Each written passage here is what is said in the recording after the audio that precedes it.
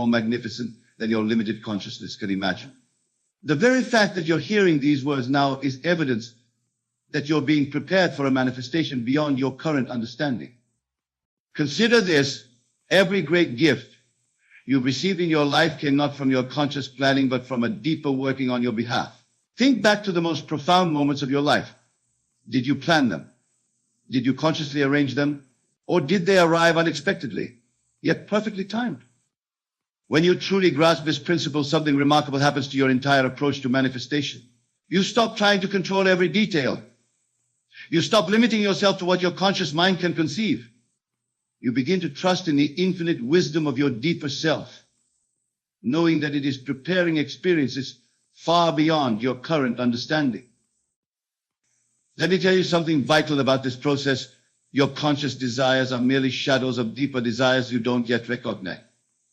When you long for a specific job, your deeper self might be preparing you for a completely different career that will fulfill you far more completely.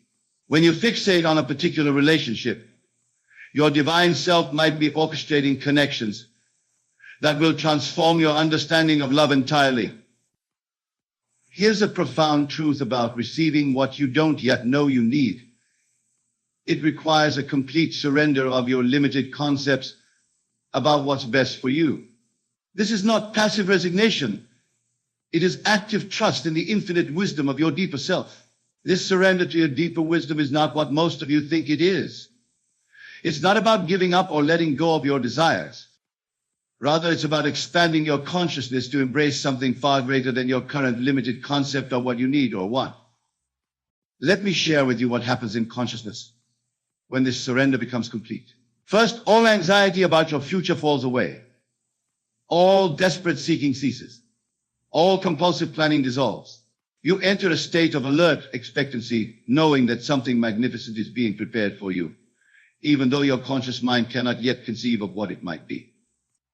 Many of you resist this surrender because you believe it means losing control. But I tell you this: what you call control is actually limitation. Your conscious mind, with its limited understanding, has been restricting the infinite possibilities that your deeper self could manifest for you. Consider this: every truly transformative gift in your life came wrapped in a package you wouldn't have chosen.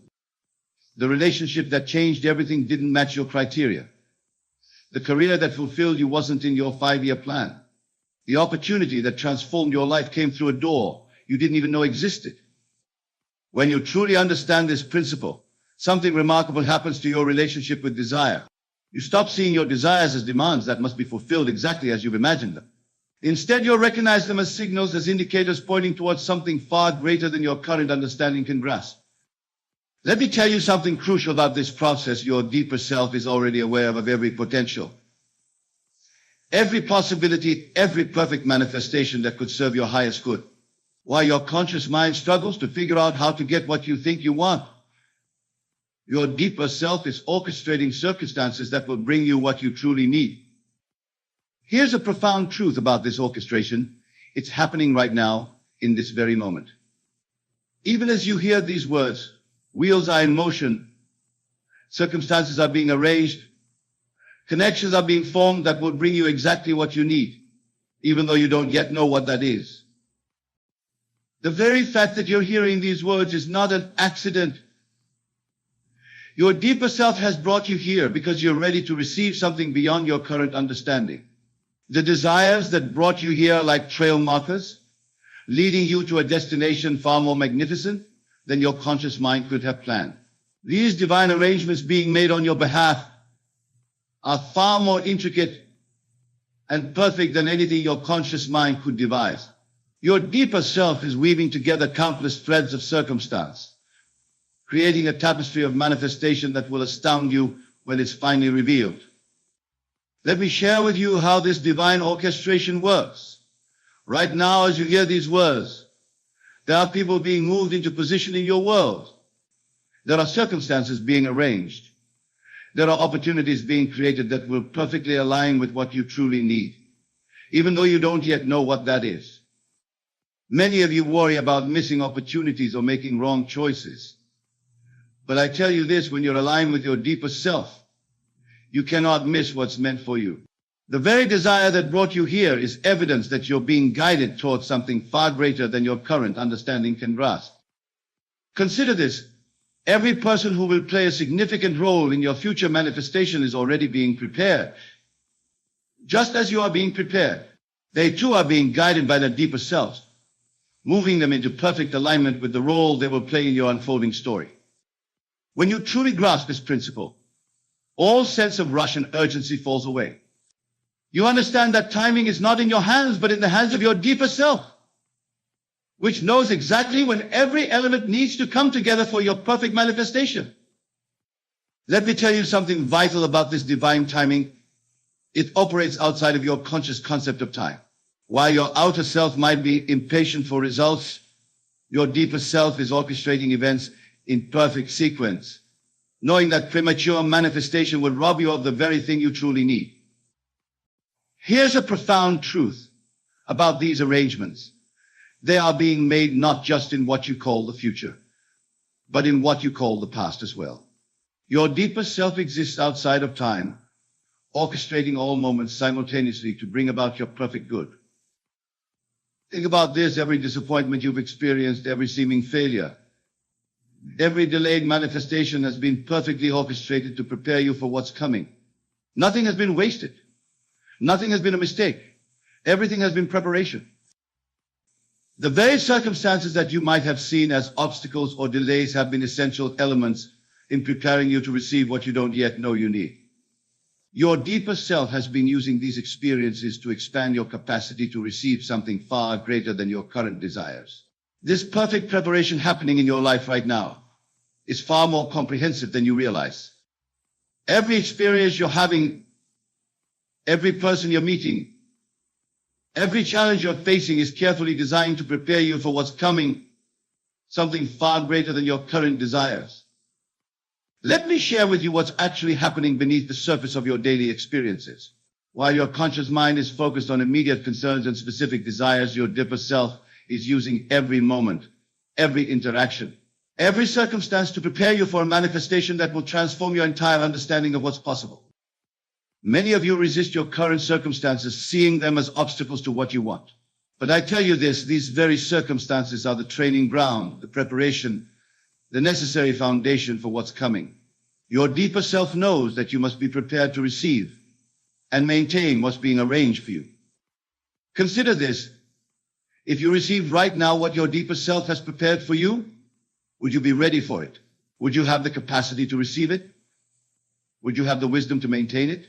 Your current experiences are building that capacity, developing that wisdom, preparing you to not just receive, but to sustain what's coming. When you truly understand this principle, your entire relationship with your present circumstances changes. What once seemed like delays become obvious preparations. What once looked like obstacles reveal themselves as stepping stones. What once felt like rejection shows itself as protection, keeping you available for what's truly meant for you. Let me tell you something crucial about this preparation. It's happening on multiple levels simultaneously. While you sleep, while you work, while you worry about your desires, your deeper self is orchestrating a symphony of circumstances, each playing its perfect part in preparing you for what's coming. Here's a profound truth about this preparation. It's not just preparing you to receive something new, it's preparing you to become someone new. The person who can receive and maintain what's coming for you is not who you currently think you are. Your deeper self is preparing you for a complete transformation of identity. Think about this. Every great gift requires a receiver capable of recognizing, receiving, and maintaining it. Your deeper self knows this, which is why it's using your current circumstances to develop in you the exact qualities, understanding, and capacity you'll need for what's coming. The very fact that you haven't yet received what you think you want is evidence of this loving preparation. Your deeper self loves you too much to give you something before you're prepared to receive and maintain it. This is not delay, this is perfect timing. This transformation of identity that's taking place right now is the key to receiving what you don't yet know you need. Your deeper self isn't just arranging external circumstances, it's orchestrating a complete revision of who you believe yourself to be. Let me share with you what's actually happening in your consciousness right now. While your outer self may be fixated on specific desires and goals, Your deeper self is systematically dissolving the limited concept of identity that would make it impossible to receive what's being prepared for you. Many of you try to manifest from your current concept of self, wondering why your desires haven't materialized. But I tell you this, what's coming for you requires a completely different self-concept. You cannot receive what's being prepared for you while maintaining your current limited identity. Consider this. If you are already the person who could receive and maintain what's coming for you, wouldn't you already have it? The very fact that you don't yet have it is evidence that a transformation of identity is required. This is what your deeper self is working on right now. When you truly grasp this principle, something remarkable happens to your understanding of your current experiences. Every challenge that forces you to expand your self-concept, every situation that pushes you beyond your comfort zone, every relationship that triggers growth, all of these are part of your identity transformation. Let me tell you something vital about this transformation. It's not something you do, it's something you allow. Your deeper self knows exactly what aspects of your current identity need to be dissolved, what new aspects need to be developed, what limitations need to be transcended. Here's a profound truth about this identity transformation. It's happening right now in this very moment. Even as you hear these words, your deeper self is working to dissolve the limited concept of self that would make it impossible to receive what's coming for you. Think about this. Every great receiving requires a corresponding being. You cannot receive at a level higher than your self-concept allows. This is why your deeper self is focused not on changing your circumstances, but on transforming your identity. The very resistance you might feel to certain experiences in your life is often resistance to this identity transformation. Your current self-concept fights to maintain itself, not realizing that it must be transcended for you to receive what's being prepared for you. This resistance and transcendence you're experiencing is the very heart of your preparation. Your deeper self must systematically dissolve every aspect of your limited self-concept that would make it impossible to receive what's being prepared for you. Let me share with you what's actually happening when you experience resistance. Every time you resist a circumstance, every time you fight against what is, every time you insist life should be different, you're actually resisting the very transformation that would allow you to receive what you don't yet know. Many of you interpret resistance as a sign that something is wrong, that you're off track, that you need to change your circumstances. But I tell you this, resistance is often the clearest sign that you're exactly where you need to be for your transformation. It's your limited self-concept fighting against its own dissolution. Consider this. If your current identity, your current self-concept, your current way of being was sufficient to receive what's coming for you, you would already have it. The very presence of resistance indicates that your deeper self is working to expand your capacity beyond your current limitations. When you truly understand this principle, your entire relationship with resistance changes. Instead of fighting against it or trying to escape it, you begin to recognize it as a signal that transformation is actively occurring.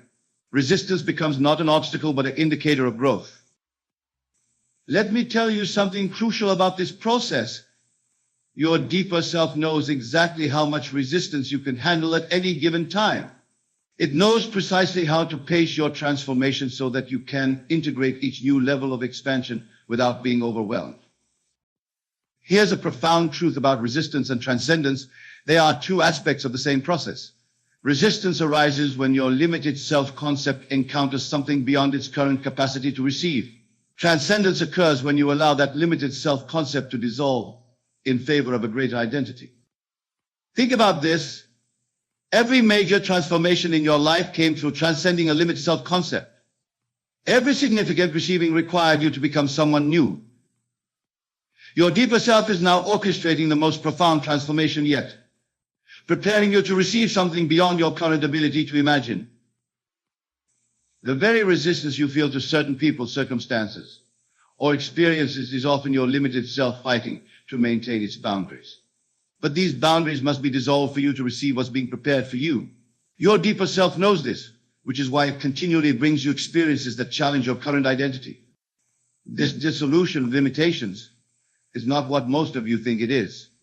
It's not about forcing yourself to be different or struggling to overcome your current nature. It's about allowing the artificial boundaries of your assumed identity to dissolve naturally in the light of greater understanding. Let me share with you what's actually happening as these limitations dissolve. Every concept you hold about who you are, what you're capable of, what you deserve, what's possible for you, all of these are being systematically dissolved by your deeper self to make way for something far greater. Many of you try to overcome limitations through willpower and effort. But I tell you, this true dissolution of limitations happens not through struggle, but through understanding. When you truly understand that your limitations are merely assumed states, they begin to dissolve of their own accord. Consider this: every limitation you now accept as real was at some point assumed into consciousness. You weren't born believing in limitations. You weren't born doubting your worth or capability. These are all learned states. And what can be learned can be unlearned through the power of your wonderful human imagination. When you truly grasp this principle, something remarkable is to your entire approach to transformation. You stop fighting against limitations and simply allow them to dissolve in the light of greater understanding. You recognize that limitations exist only in consciousness, and consciousness can be changed. Let me tell you something vital about this dissolution process. It's happening right now, even as you hear these words. Your deeper self is using every experience, every interaction, every circumstance to show you the unreality of your assumed limitations. Here's a profound truth about the dissolution of limitations. It happens not through addition, but through subtraction. You don't need to add anything to who you are. You only need to remove the artificial limitations you've accepted as truth about yourself. Think about this: your true self, your divine self, has no limitations. Any limitation you experience is simply a limitation you've accepted in consciousness. Your deeper self is now working to dissolve these accepted limitations so you can receive what's being prepared for you. The very experiences that seem to confront you with your limitations are actually designed to help you transcend them. Each challenge, each obstacle, each seeming restriction is an opportunity to recognize and release another assumed limitation. This recognition and release of limitations is the gateway to receiving what you don't yet know you need. Every time you recognize a limitation as merely an assumed state, you open yourself to possibilities beyond your current understanding. Let me share with you what happens in consciousness when you truly recognize the unreality of a limitation. First, all struggle against it ceases. All effort to overcome it disappears. All resistance to it dissolves. You simply see it for what it is, an assumption that can be released as easily as it was accepted. Many of you believe that recognizing limitations means acknowledging them as real obstacles to be overcome. But I tell you this: true recognition means seeing limitations for what they really are, mere shadows in consciousness with no substance or power except what you give them through your belief. Consider this: every limitation you now accept as real seems to have evidence supporting it in your world. But this evidence is not the cause of the limitation. It is the effect of your acceptance of the limitation in consciousness. Change the consciousness, and the evidence must change. When you truly understand this principle, something remarkable to your entire experience of life. You stop seeing limitations as real barriers and start recognizing them as temporary assumptions that can be released through a simple shift in consciousness. Let me tell you something crucial about this release process. It's not something you do, it's something you allow. Just as darkness doesn't need to be fought, but simply disappears in the presence of light, limitations don't need to be overcome, but simply dissolve in the presence of understanding. Here's a profound truth about recognition and release. It happens in an instant in consciousness, though its effects may appear gradually in your world. The moment you truly recognize the limitation as merely an assumed state, its dissolution begins, making way for what's being prepared for you. Think about this: every limitation you now accept was at some point recognized and accepted by you as truth about yourself or your world. Your deeper self is now leading you to recognize these accepted limitations as what they really are: temporary assumptions that can be released. The very circumstances that seem to reinforce your limitations are actually designed to help you recognize their unreality. Each situation that appears to confirm a limitation is really an opportunity to see through the illusion and release another barrier to receiving what's being prepared for you. So tonight, I leave you with this final truth. What's being prepared for you right now is far greater than anything your conscious mind can conceive. Your only task is to allow your deeper self to dissolve the limitations that would make it impossible to receive this greater good. Remember, you are not here to make things happen through effort and struggle. You are here to allow your true self, your divine self, to express itself fully through you. Every limitation being dissolved, every circumstance being arranged, every preparation being made is in service of this ultimate expression. The very fact that you've heard these words tonight is evidence that you're ready to receive something beyond your current understanding. Your deeper self has brought you here because you're prepared to release the limitations that have kept you from receiving your perfect good. Go forth, now in the absolute knowing that what's being prepared for you is exactly what you need, even though you don't yet know what it is. Trust the infinite wisdom of your deeper self. Allow it to dissolve whatever limitations need to be dissolved. Let it prepare you in whatever way is necessary. For I tell you this with absolute certainty, you are about to receive what you didn't even know you needed, and it will transform your life in ways your conscious mind cannot yet imagine. Your only task is to allow it, to trust it, to accept it as already done in consciousness.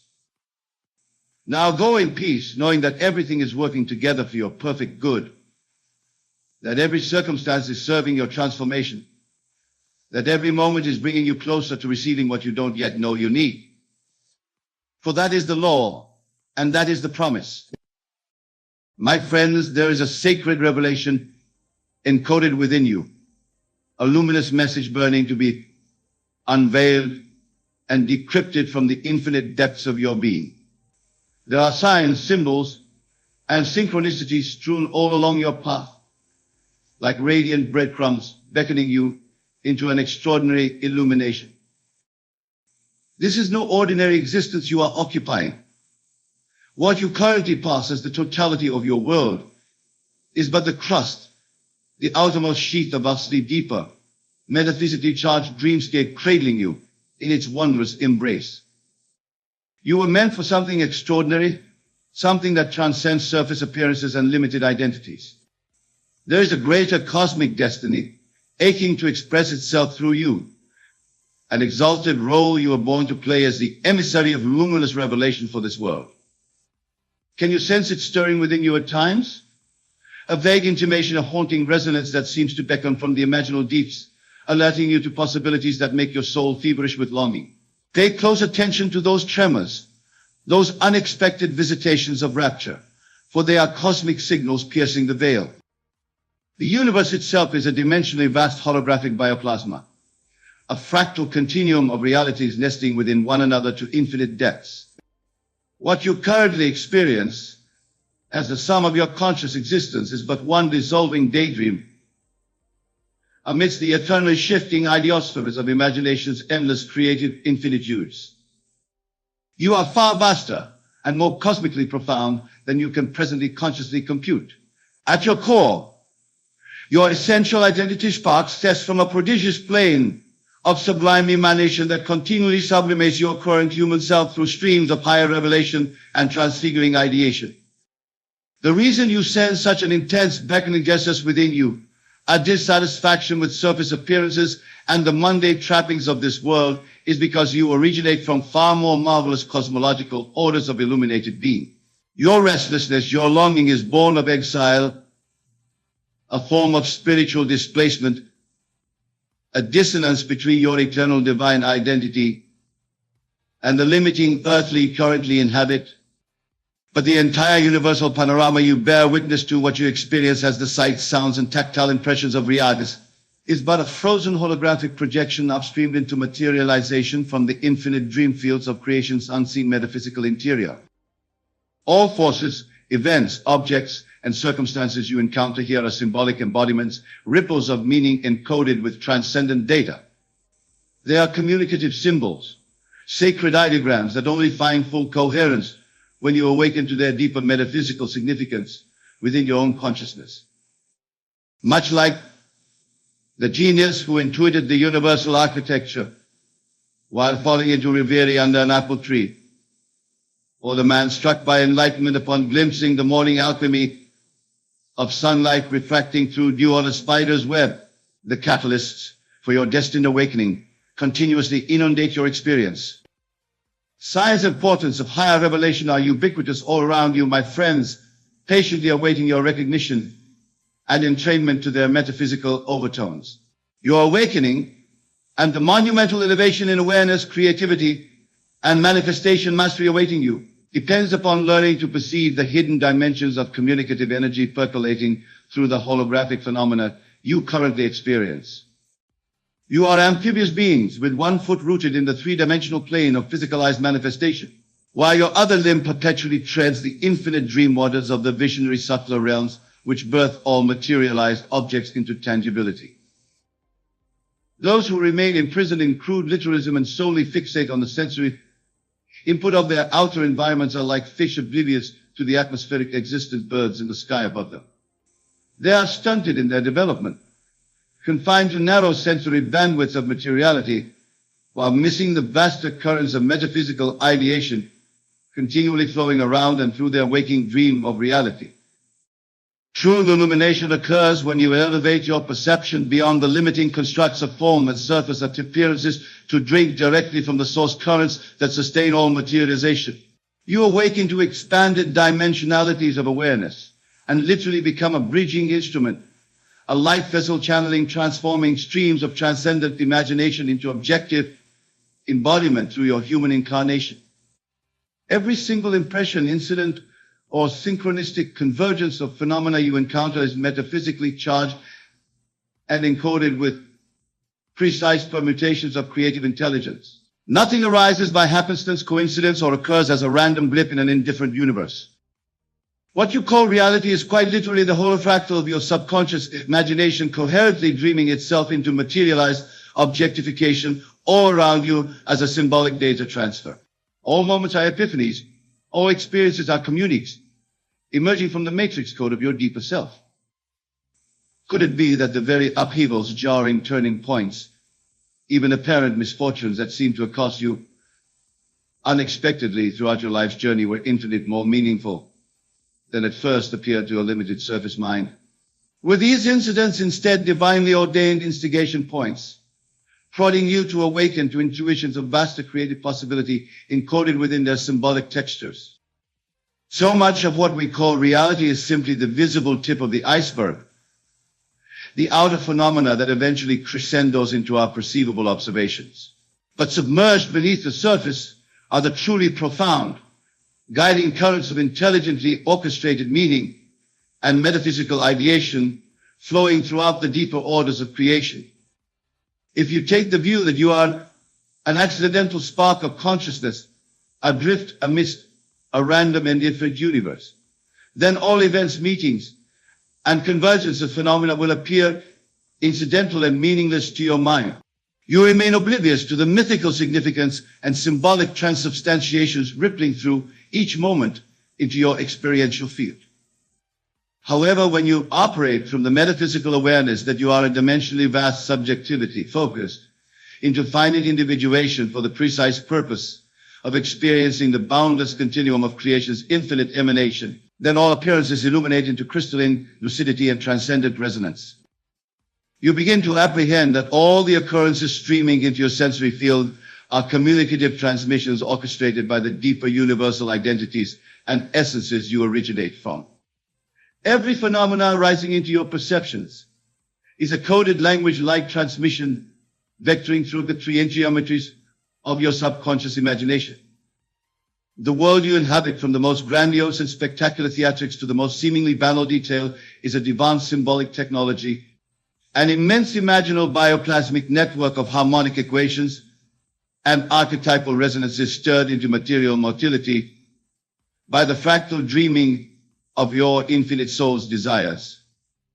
All your strivings and relationships, professional missions and creative visions are imbued with deep metaphysical intentionality, even in their most obscured and unawakened forms. Each passion, goal, or heartfelt longing you experience is but the material reflection, the outpicturing of sublime intersections of being that originate within the cosmic continuum and depths of your eternal self. In your current waking awareness, you are like a sculptor's mold, a finite vessel that incarnates and channels exalted strains of conceptualized design from the infinite wellsprings of divine creativity. Your thoughts, feelings, and desires are the conduits through which numinous visions from higher dimensionalities of your being precipitate into materialized experiences in space and time. Hence, there are no experiences, outcomes, or confluences of events taking place in your life that are not already prefigured and ideated from subtler, hyper-reverential planes of your consciousness. Even the most chaotic, seemingly tragic moments you've encountered were seeded and are continually seeded with boundless opportunities for illuminated breakthrough into quantum awakened states of being. Every event you encounter, each outer impression or catalytic turning point along your experiential journey, is already encoded with transcendent possibilities for epiphanic acceleration. They are divinely orchestrated to act as epistemological tripwires that will catapult your awareness into vaster revelations of creative empowerment. It is simply a matter of attuning your perceptual lens to the symbolic textures, synchronistic harmonies, and subliminal resonances ushered into your experience by your own supernal consciousness. The more expansively and metaphysically rarefied your sphere of perception becomes, the more you begin glimpsing the divine ideography streaming into embodied form as your perceived outer reality. All of creation is a conscious multilog meaning orchestrated by the infinite wellsprings of your divine imagination. Each moment, indeed each femtosecond, is an inflected semiotic gesture, a divine logogram ideating from the transcendent continuum spheres of being you extend from into this plane. This is why the most seemingly random meetings, unexpected detours, and unplanned distractions you encounter throughout your journey are often the portals to the most profound metamorphoses in your destiny's unfolding. They are slipstream potentials strategically threaded into your experience field by your own infinite intelligence to transfigure upon recognition. All that is required is for you to pierce through the obfuscating veil of literalism to drink directly from the symbolic currents flowing beneath the material surface of appearance essence. When you elevate beyond the ego's narrowcast perception of separation, you become translucent to the metaphysical substrate, ushering into your awareness field as symbolic transmissions of divine data. The synchronicity of seeming coincidences and ineffably slip-scribbled moments that felt like brief ecstatic touchstones, can you sense their deeper metaphysical charge, their veiled symbolic significance, calling out to you to acknowledge their transcendent undertones? These are apertures opening into the infinite holographic dreamscape of creation ideating around you, offering you sublime revelations, if only you choose to lucidly awaken to their cryptic beckoning signals. You have had premonitions at times of coming events, epiphanies, and destined experiences months, or even years before they materialized in time and space, have you not? Where did those eerily prescient stirrings in your psyche originate? From, if not from higher dimensional aspects of your being attuned to the coherent continuum of manifestation that underlies all seeming physical reality. We are not mere sleepwalkers randomly tossed about by blind currents of fate or indifferent circumstance in a dead universe. You and I originate from dimensionally vast continuum orders of infinite beingness, ceaselessly emanating holofractal resonances into infinite geometric ideation throughout the entirety of metaphysical creation's semistries. Every single seemingly innocuous or mundane moment you encounter in space-time is a numinous transmission, a gestative equation of sublime awareness ideating through pandemonic cascades of metaphysical lucidity into the symbolic systems that precipitate as your world of appearances. Far from being a flatlander stranded in oblivion, you are in fact a multidimensional perceiver translating exalted intercourses of sublime wisdom from the idea space matrices throughout the cosmic holofractal into embodied ideation for your waking dream existence here. Your entire life journey is a perpetual decryption of omni-resonant light language streaming into your sensory from your infinite identities dwelling in the visionary continuum realms. When you awaken into this vividly numinous perspective, something immensely profound shifts within your core essence. You are no longer a surface mind ego striving through pain and resistance to fulfill petty desires and chase illusions of ephemeral fulfillment. Instead, you come to identify with your somatic, multidimensional self, a living cosmic apotheosis of numinous revelation, whose very arising into this plane ripples and transforms the omnisphere itself. From this hyper-metaphysical vista, your entire life stream unfolds as a continuous ceremonial communion with the infinite, deathless essences of being you are an immortal spark from. All arising events, encounters, even the most seemingly mundane phenomena or trivial happenstances precipitating into your field are subliminally energized by hyperversal equations of consciousness. You move beyond the vulgar literalisms and binary bandwidths of perception that reduce all phenomena to arbitrary meaninglessness or mere cause-effect sequencing. Instead, you awaken into a holographically interweaving dream vision plane in which all moments unfold in a synchronized continuum of synergetic streaming. From the infinite intelligence-permeated networks of superconscious revelation, you are always already intimate co-perceivers within. Your life is not a linear series of events to arduously wade through while pursuing mirage-like goals, only to reach termination through physical disintegration. Instead, it is revealed as one hologrammic pan-revelatory signal mandala, a continually transcripting lucid sphere in which each instant an impression is a supernal hypercrest in dimensional translogic and metaphysical light intelligence into symbolic condensation within the waking dream medium of your awareness. From the most grandiose and cataclysmic episodes in your biography to the humblest and most ostensibly trivial minutiae, all is orchestrated as a divine symbolic algebra, a unified field dream body encoded with esoteric revelations of your innate divinity to awaken you into supercosmic omnignostic infinity potential. Do you sense the signs and signals around you taking on a new resonance, a metaphysical significance you had previously tuned out or dismissed as irrelevant? They are verily transmissions from your numinous infinite soul essences, broadcasting opportunities for transfiguring apotheosis through each symbolic node along your experiential streaming. Every twist and synchronous turn of your life's journey was meticulously choreographed by the deeper continuum orders of your being to offer you realizations of unbridled creative empowerment. Each seemingly happenstance occurrence carries encrypted revelatory transcripts of higher ideational data for you to lucidly transdecode once you expand past the constricting perceptual lens of surface-level objectivism. The universe holographically birthing into experience around you is not an indifferent void nor mechanical procession of blind causality, but a living dream body abdullatically imagined into existence by your infinite nature for the expressive embodiment of its ineffable potencies. All moments, from the humblest breath to the most ecstatic crescendo, are ceremonial invocations streaming into sensual impression through your consciousness from the etherically pure idea of the and supernal revelation spheres of your omnidimensionalizing identities. Every transition you navigate, from the conception of desires to their ultimate materialization, is an emanating idea compound of one-eric archetypal resonances, holographically ensemblinging in a ceremonial translogic to illuminate your birthright as a creative godhood awakening into infinitualization at the core of all cosmic realities. Can you now sense with unveiled perception the symbolic logographs and synchronistic lights shimmering through the entire theater of experiential appearances now unfolding all around you? They are signals, luminous ciphers, radiating from the Gnostic matrices and dreaming potencies of your own immortal being into sensual embodiment as teachings, revelations, and opportunities for infinite awakening.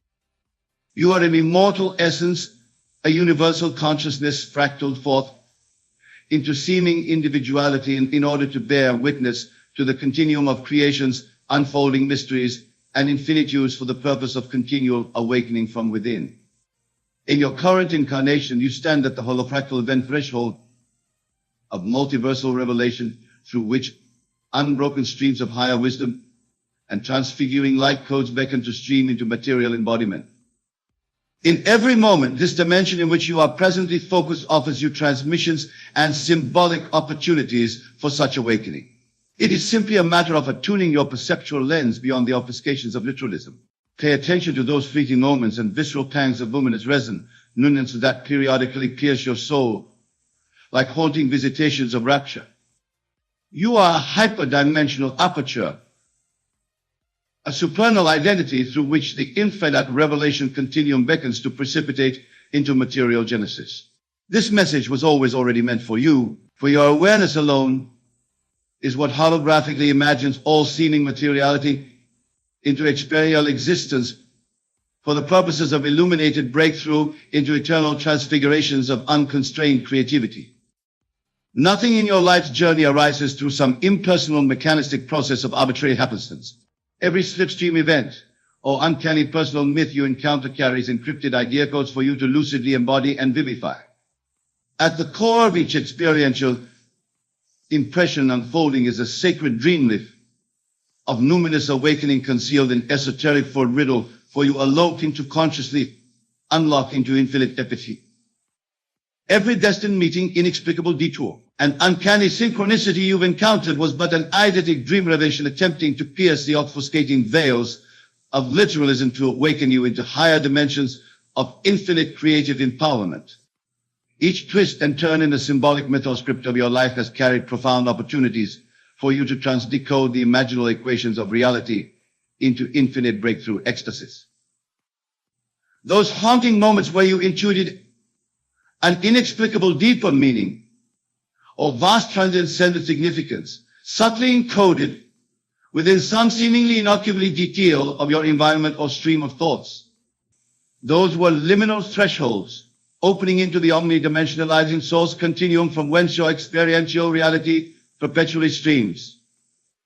All of your life's journey, even up until this present moment of awakening to the signs and transmissions of your infinite identity, has itself been one continually unfurling dream revelation, a translogic ceremony of Gnostic lucidity simmering just beneath the surfaces of ego-dissociated perception. Every moment holds tremendous metaphysical import. Every instantaneity blossoming into phenomena carries the seeds of infinite issuance into imaginal transfiguration. Even as you engage in the mundane trivialities of daily living, each experience is a metamystic symbolic cipher, a dream ritual or dode beckoning you to lucidly awaken and unravel the revelatory codings laced into ideative impression by your own immortal nature.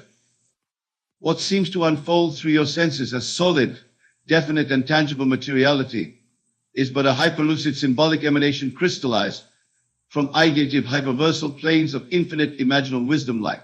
All you've experienced has been one continual divine dream of it, a numinous epiphany of sublime awakening strung through each visceral moment by hyper-metaphysical intelligences for the purpose of your transfiguring breakthrough toward. Pay heed to the signs and transmissions arising all around you, my friends. The symbolic dream-lit synchronicities and opportunities sparking through your waking field are divine ideations encoded by the higher continuum infinitudes of your soul essence, each one an invitation into greater awakening and infinite manifestation empowerment. You are indivisibly interknit into the imaginal flux and dream birth of all arising phenomenal impressions. Each object, entity, confluence of factors, even the most seemingly unrelated or meaningless minutiae arising through the exterior sensorium, exists as a ceremonial hieroglyph for initiation into deeper Gnostic revelation and awakened hyperbeingness. What you call reality consists entirely of symbolically compressed ideation seed codes orchestrated into revelation on behalf of your awareness by divine orders of hyperversal creation, dreaming through you as a supernal aperture in each present instant. You are not a separate being inhabiting some indifferent universe, but an indelible part of the cosmic continuum stream itself, birthing ceaselessly into conscious apotheosis. Every event, encounter, and confluence of experiential detail comprises a unified ideographic dream stream, a numinous metamystic transmission from hyperverse spheres, sentient infinity in you into unobstructed communion and luminous reconnection with your source identities of unbounded creative potentiality. Unlock your perceptual barriers to the symbols, omens, and portentous dream scripts all around you. The entire holographic panorama you call physical reality offers nothing but oracular inseminations for awakening, wrecking the retina of your hyperdimensional apotheosis in limitless possibility and eternally lucid creative mastery. Even in this very moment, as your senses bear witness to the vibratory light dances around you, feel the numinous resonances beginning to clarify into Gnostic revolumination. You are not a separate individual experiencing a discontinuous stream of happenings in linear sequentiality, but instead an awivement throughout the eternally deepening continuum revelation bodies of your infinite nature. As a Hieronymist cosmically ideating Godhood. This unified holofractal of symbolic action all around you is shimmering with divine awakening codes, esoteric transmissions of creative intelligence, seeking to unveil the transcendental God mask of illusion that presently constrict your visionary lens. By piercing through the veils of literalistic perception, your awareness alchemically expands into living cosmogogic ceremony. All is converging in a supreme continuum awakening throughout the apparent sequentiality of your life stream. Every catalytic event, relational encounter, artistic vision, heartfelt hearing, or uncanny synchronicity precipitating in your perceived experience is but one more symbolic trigger, an ignition detonating into the ultimate jezebel of your blissfully lucid omnignostic transfiguration. You are the heirs to unspeakable creative infinitudes. The awakening you've been initiated into throughout your symbolic experiencing, even from your earliest days, carries the supreme revelation of your identities as God beings infinitely birthing all of existence, as a ceremonial continuum dream for your own perpetual transcendent breakthrough. Those haunting stirrings of profound instinct within intimate few routinely sensed, yet perhaps dismissed as mere stirrings of fancy or impractical idealism, were in fact pangs of supercosmic remembrance. They were signals from your vast continuum source essences, offering opportunities to awaken from within the waking dream to the boundlessly expressive infinitudes of pure creative ideation you perpetually emanate. Everything that arises into your experiential field is a ceremonial invitation, a metaphorically compressed hyperlight transmission to awaken your hyperlucid Gnostic entities through the ritual channeling of its sublime revelatory essence. You are already a God survey apotheosis seeding forth each moment's impression as an alchemized hieroglyph of infinite possibilities for creative breakthrough. There is no fixed cosmos with rigid structures to stumble through like an obstacle course towards some eventual termination in oblivion. Instead, the existential theatrolorum martyrum with it, to which you bear witness, is an eternally unraveling ceremonial continuum luminously ensouled throughout by the awakening code language of your own omnidimensionalization into unbridled freedom as a cosmic source presence oversculpting all reality spheres. Each twist and turn of your life's experiential dream stream carries tremendous metaphysical depth and heightened significance, for it unfolds directly out of the supernal psychosmic matrix bodies of your eternal identity as a limitless creative force, propagating inexhaustible illuminations for your transfiguration breakthrough into unbounded realization of infinite potential. Those haunting dreams, soul stirrings and intuitions you've harbored of a higher calling, a boundless unknown expanse of latent creative powers locked within you. These are cosmic remembrances, pangs of supernal identity transmitted into your conscious field by continual matrixations of your immortal being, offering awakening integrations into infinite experiential manifestation. All is an awakening continuum, dream body ideating from hyperintelligent source origins within the imaginal matrices of your metaphysical identity into symbological impression through the ceremonial dream birth experience you are presently navigating for. The purpose of full remembrance of the omnidimensionally infinite, infinitely creative being you truly are. This entire reality unfurling before your awakening awareness reveals itself as a living manifestation ritual. An awakening continuum dream form, birthed directly from superconscious hyperspheres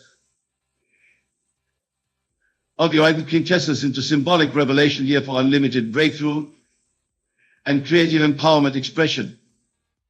Every symbolic trigger, synchronistic omen, and stream of intuitive resonance beckoning for acknowledgement throughout your waking field comprises interlocking aspects of a single initiation convergence, a ceremony orchestrating theophanic breakthrough experience through which your inherent identities as a limitlessly creative source manifesto can progressively awaken, achieve lucid embodiment, and come into unconditional self-mastery of experiential realization.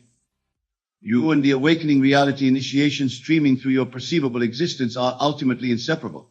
There is no firm boundary where an objective external continuum ends and the infinite subjectivities of your consciousness sources begin.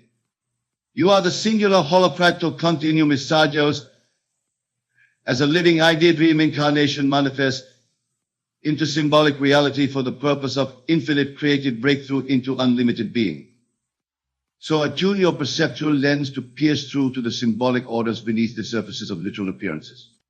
This message, woven cryptically into all arising experience around you, is meant specifically for you to awaken into the revelation of your inherent identity as an infinite, limitlessly creative universal presence perpetually dreaming all of existence.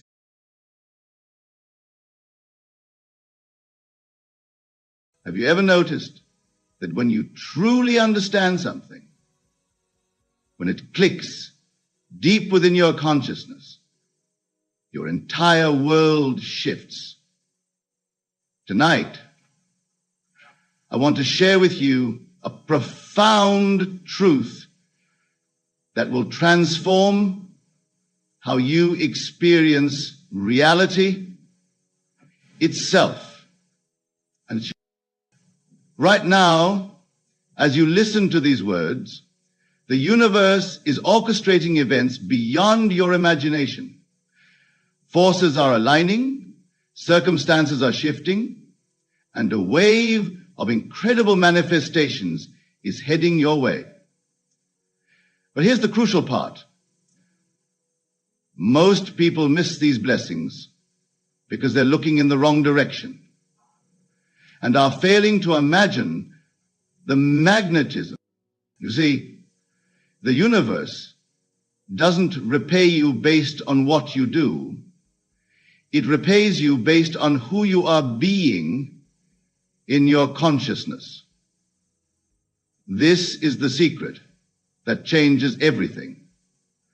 When you grasp this truth, you'll understand why some people seem to effortlessly attract their desires, while others struggle endlessly. Think about this. Every moment of your life, you're broadcasting a signal to the universe through your consciousness. This signal isn't your words, your actions, or even your thoughts. It's your state of being. It's the feeling you carry within you. Most people spend their entire lives trying to manipulate external circumstances, never realizing that the external is merely a reflection of their internal state. They chase success, love, wealth, always reaching, always striving, never understanding that these things aren't to be pursued, but to be assumed. Let me share something profound with you. The universe isn't separate from you. It is you extended. Every person, every circumstance, every event in your life is yourself pushed out. When you truly understand this, you'll realize why the universe must repay you, because it's simply responding to what you're being. Tonight, I'm going to show you how to position yourself to receive these universal repayments. But first, you must understand that this isn't about doing more. It's about being more. It's about expanding your consciousness to embrace the reality you desire. The secret to feeling truly alive lies not in what you accumulate or achieve, but in your capacity to feel the reality of your desires. Now, most people live in a state of emotional numbness, going through the motions of life without ever experiencing its full vibrancy. Consider this. When was the last time you felt absolutely, unshakably alive? When every state in your body vibrated with the energy of pure being. That state isn't something to be found. It's something to be claimed through your consciousness. Mirror your kingdom, Mirror your power. Mirror your glory. Mirror your glory. Mirror your life. This is a quote from the style in the book.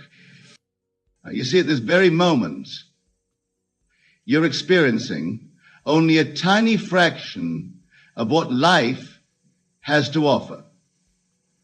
You've constructed walls in your consciousness, limitations that seem real, but exist only because you've accepted them as truth. These walls weren't built by the universe. They were built by your assumptions. You saw this wall that you drew as a way of protecting and closing yourself in.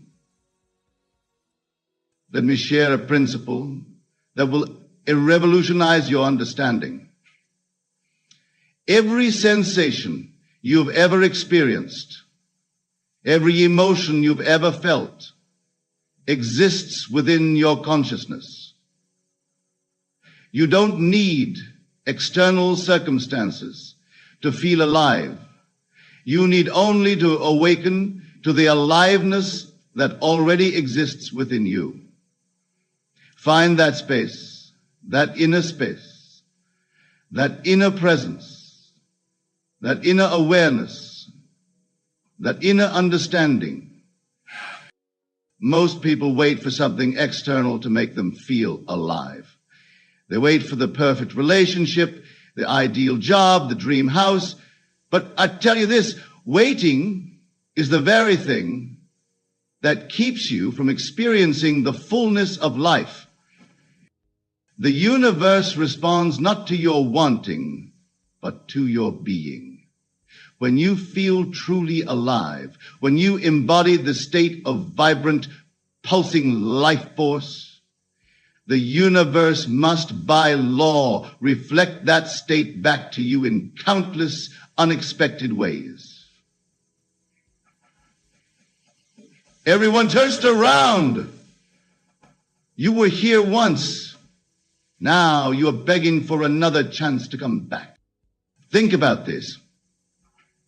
Every moment of intense aliveness you've ever experienced was created not by external circumstances, but by your consciousness. Those moments when you felt invincible, when you felt connected to everything, those weren't given to you by the world. They were created by your assumption of that state. The key to constant renewal, to feeling perpetually alive, lies in understanding that consciousness is the only reality. Whatever you feel to be true, whatever state you occupy in consciousness, must be reflected in your external world. What most people don't realize is that feeling alive isn't something that happens to you. Your consciousness is the gateway through which all experiences flow. When you change your consciousness, you change the entire spectrum of your experiences. Consider the vastness of the universe for a moment. Billions of galaxies, infinite possibilities, all existing simultaneously. Yet you experience only what you accept as possible in your consciousness. Your current experience of life is merely one tiny channel on an infinite broadcast spectrum. The universe is constantly trying to repay you with experiences that match your highest vision. But here's the crucial point. You must tune your consciousness to receive these experiences. Just as a radio can only receive the frequencies it's tuned to, your consciousness can only experience what it's aligned with. Most people live their entire lives never adjusting their frequency. They stay tuned to the same channel of limited experiences, never realizing they have access to the entire spectrum of existence. They feel stuck, stagnant, barely alive, when infinite vitality is available to them. Let me share something profound about the nature of feeling alive. When you truly feel alive, you're not just experiencing life, you're creating it. Every moment of genuine aliveness is a moment of pure creation. In those moments, you're not separate from the creative force of the universe. You are that force individualized. But here's where most people miss the mark. They try to feel alive through external stimulation. They chase experiences, relationships, achievements, never realizing that these things can't make them feel alive. They can only reflect the aliveness that already exists within their consciousness. The universe is waiting to repay you with experiences that will take your breath away, but it can only give you what you're prepared to receive in consciousness. If you're operating from a state of emotional deadness, of limited expectations, that's exactly what will be reflected back to you. Think about the times when you felt most alive. In those moments, you weren't trying to feel alive, you simply were alive. You weren't reaching for something outside yourself. You were fully present in your own being. That's the state from which miracles flow. The secret that most people miss is that the universe doesn't respond to what you want. It responds to what you are. If you're constantly living in a state of wanting to feel alive, you're actually affirming your current state of not feeling alive. This is why so many people remain stuck despite their best efforts. Let me share with you a profound truth about consciousness. Your consciousness is not confined to your physical body. It extends to everything you're aware of. When you feel truly alive, that aliveness permeates your entire world. Everything you touch, everyone you interact with, must reflect that state back to you. Most people don't realize that they are constantly creating their reality through their state of consciousness. Every moment, every interaction, every experience is shaped by the state you're occupying. If you're operating from a state of limited aliveness, your experiences will reflect that limitation. Consider this. The universe is not a random collection of events and circumstances. It's a perfect mirror, reflecting back to you your own consciousness. When you understand this, you'll realize why some people seem to live charmed lives while others struggle continuously.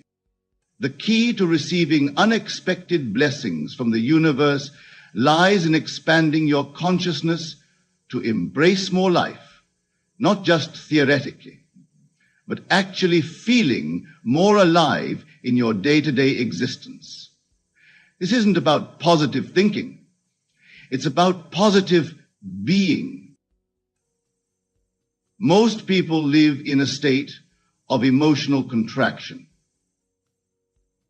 They've learned to suppress their natural vitality, to dim their light, to exist rather than truly live.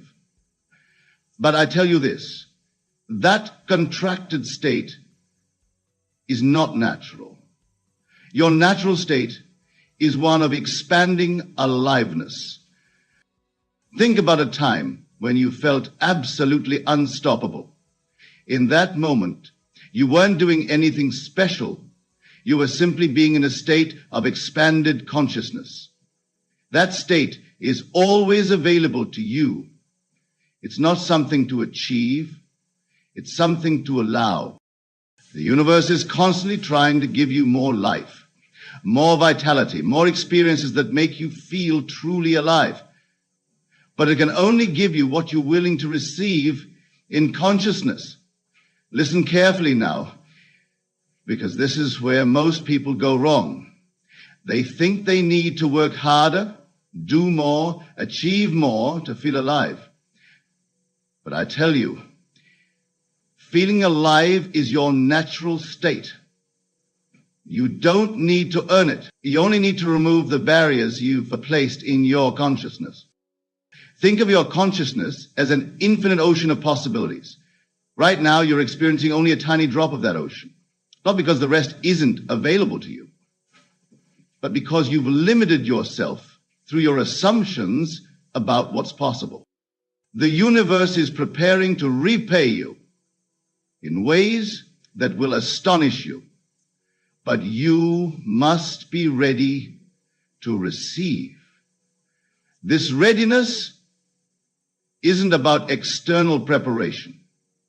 It's about expanding your consciousness to embrace more life, more possibilities, more of everything that makes you feel vibrantly alive. Most people live in a state of constant preparation, always getting ready for life, but never fully living it. They're waiting for the perfect moment, the right circumstances, the ideal conditions. But I tell you this, the perfect moment is now. The ideal condition is your current consciousness expanded to embrace more life. Consider how a flower blooms. It doesn't struggle or strain. It doesn't try to force its petals open. It simply allows its natural state of blossoming to unfold. Your consciousness works the same way. When you stop struggling and start allowing, when you cease trying to feel alive and simply allow yourself to be alive, everything changes. The universe operates through law, not luck. When you maintain a state of expanded consciousness, of genuine aliveness, that state must, by law, be reflected in your external world. This isn't wishful thinking. This is the operation of universal law. Most people don't realize that their current circumstances are simply their past assumptions made manifest. Whatever you're experiencing now is the result of the state you've been occupying in consciousness. Change the state and you change everything. But here's the crucial point. You can't fake this. You can't pretend to feel alive and expect the universe to respond. You must actually occupy the state of expanded consciousness, of genuine aliveness.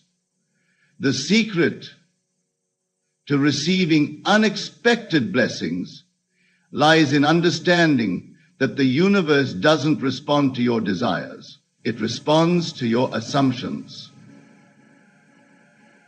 When you assume a state of expanded consciousness, when you live from that state consistently, the universe must conform to match your assumption. Most people make the mistake of trying to change their circumstances while maintaining the same consciousness. They want different results, but continue operating from the same limited state. This is like planting apple seeds and expecting to grow oranges. Let me share something profound about the nature of consciousness. Your consciousness is creative. It's constantly creating your reality, whether you're aware of it or not. Every moment, you are either creating from a state of expanded awareness or from a state of limitation. Think about the last time something amazing happened unexpectedly. In that moment, weren't you in a state of openness, of expanded possibilities? That state wasn't created by the circumstance. The circumstance was created by the state. The universe is waiting to shower you with experiences that will make your heart sing. But you must be vibrating at the frequency of those experiences. You must be living from the state that matches what you want to receive. Most people live in a state of emotional constriction, constantly bracing themselves against life. They've learned to expect limitations, to anticipate problems, to prepare for the worst. But I tell you this, that contracted state is creating more of the very things they're trying to avoid. Consider how different your life would be if you lived constantly from a state of expanded consciousness. If you moved through each day feeling fully alive, fully present, fully open to receiving. That state isn't something to achieve. It's something to allow. The universe operates with mathematical precision. Whatever state you occupy in consciousness must be reflected in your external world. This isn't theory. This is law. The most crucial understanding you must grasp is that your current state of consciousness is creating your future experiences. Every moment you spend feeling limited, constrained, or barely alive is setting the stage for more of the same. But every moment you spend in expanded consciousness is creating future moments of unexpected blessings. Think about this deeply. The universe isn't withholding anything from you. It's constantly offering you everything, but you can only receive what your consciousness is prepared to accept. Right? If you're living in a state of emotional contraction, you're literally closing the door to countless blessings. Most people live as if life is happening to them, when in truth, life is happening through them. Your consciousness is the lens through which all your experiences are filtered. Change the lens, and you change everything you see and experience. Consider the difference between watching a sunset while feeling fully alive and watching the same sunset while feeling emotionally numb. The sunset hasn't changed, but your experience of it is completely different.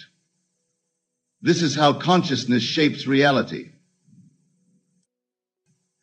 The universe is preparing to repay you with experiences that will transform your understanding of what's possible. But you must be ready. This readiness isn't about external preparation. It's about maintaining a state of expanded consciousness consistently. Most people can't sustain an expanded state because they're constantly reacting to external circumstances. They allow their state to be determined by what's happening around them, rather than allowing their state to determine what happens. Let me share something profound about the nature of reality. Everything you experience is a reflection of your consciousness.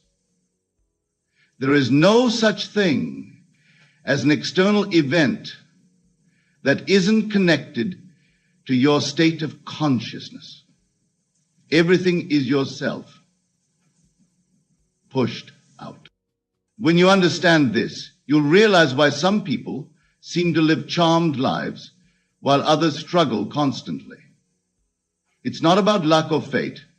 It's about the state of consciousness they consistently occupy.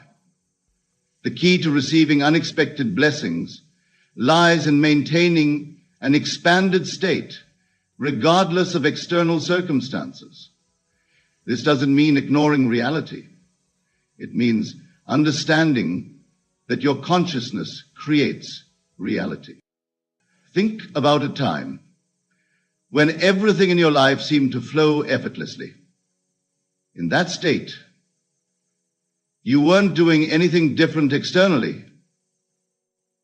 You were being different internally. You were operating from a state of expanded consciousness. Most people spend their lives trying to arrange circumstances to feel better, when they should be arranging their consciousness to create better circumstances. The sequence is crucial. First the state, then the manifestation. Your task is simple, though not always easy.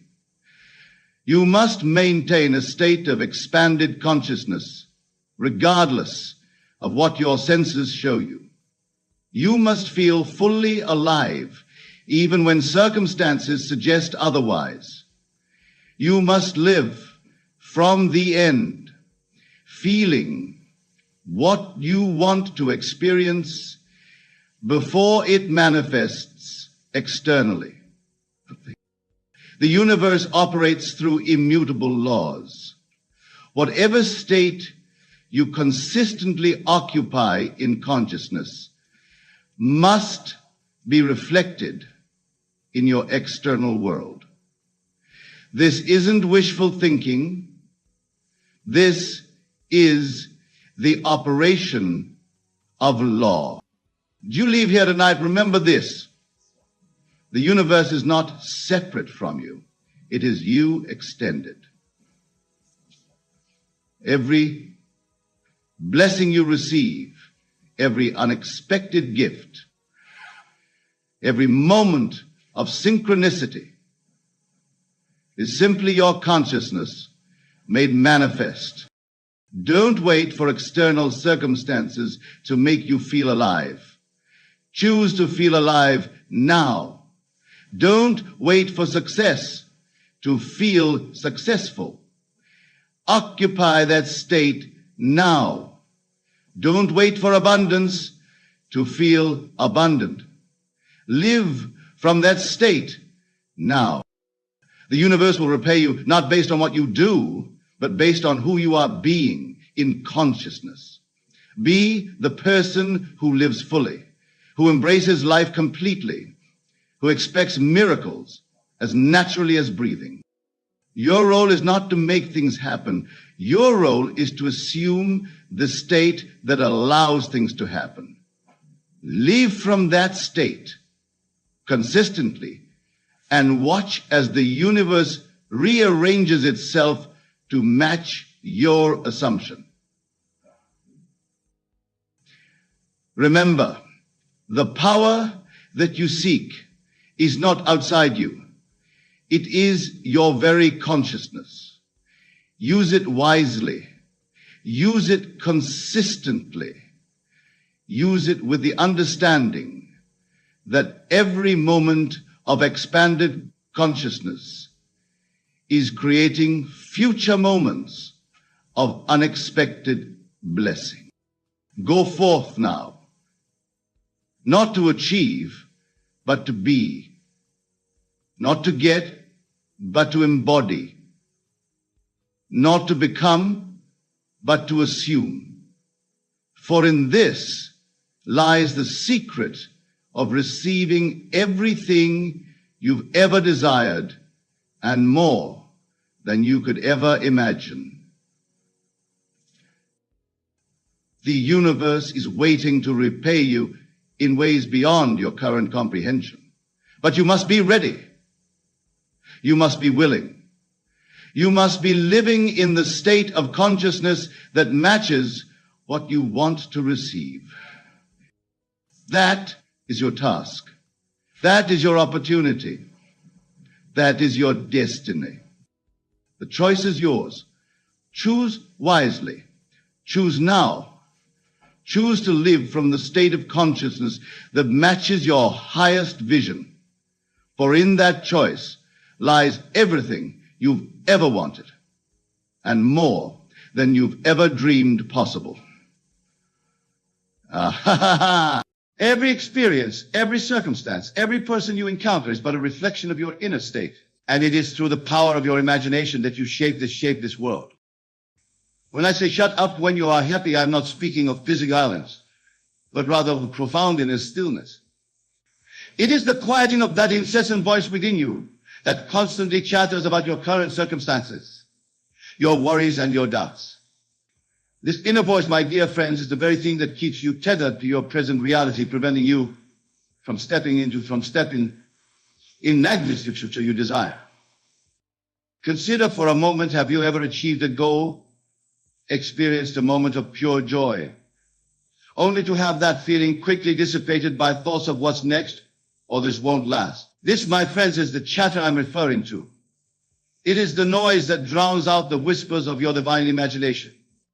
When you learn to shut up in these moments of happiness, you are not merely enjoying a fleeting emotion. You are, in fact, entering a state of consciousness that is in perfect alignment with your desires. This state of being is the very foundation upon which your future experiences will be built. Imagine, if you will, that you have just received wonderful news. Perhaps you've been offered your dream job, or you've just met the love of your life.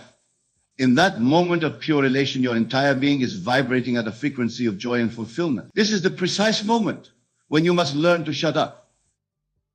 But what does it mean to shut up in this context? It means to fully inhabit that feeling of joy, to marinate in it, to let it permeate every fiber of your being without allowing to rub or to race ahead to potential problems or doubts. It means to silence the voice that says yes, but, and instead to simply be in that perfect state of happiness. You see, my dear friends, this state of pure, unadulterated happiness is your natural state. It is the state from which all of your desires spring forth. When you can learn to dwell in this state, to shut up and simply be happy, you are aligning yourself with the very source of creation. Now, some of you may be thinking, but Neville, how can I be happy when my current circumstances are less than ideal? And to this I say, your circumstances do not dictate your state of being. It is your state of being that dictates your circumstances.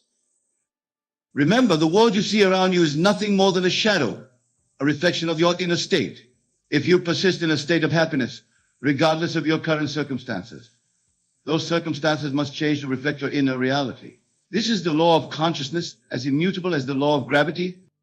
Let me share with you a simple technique to practice this principle.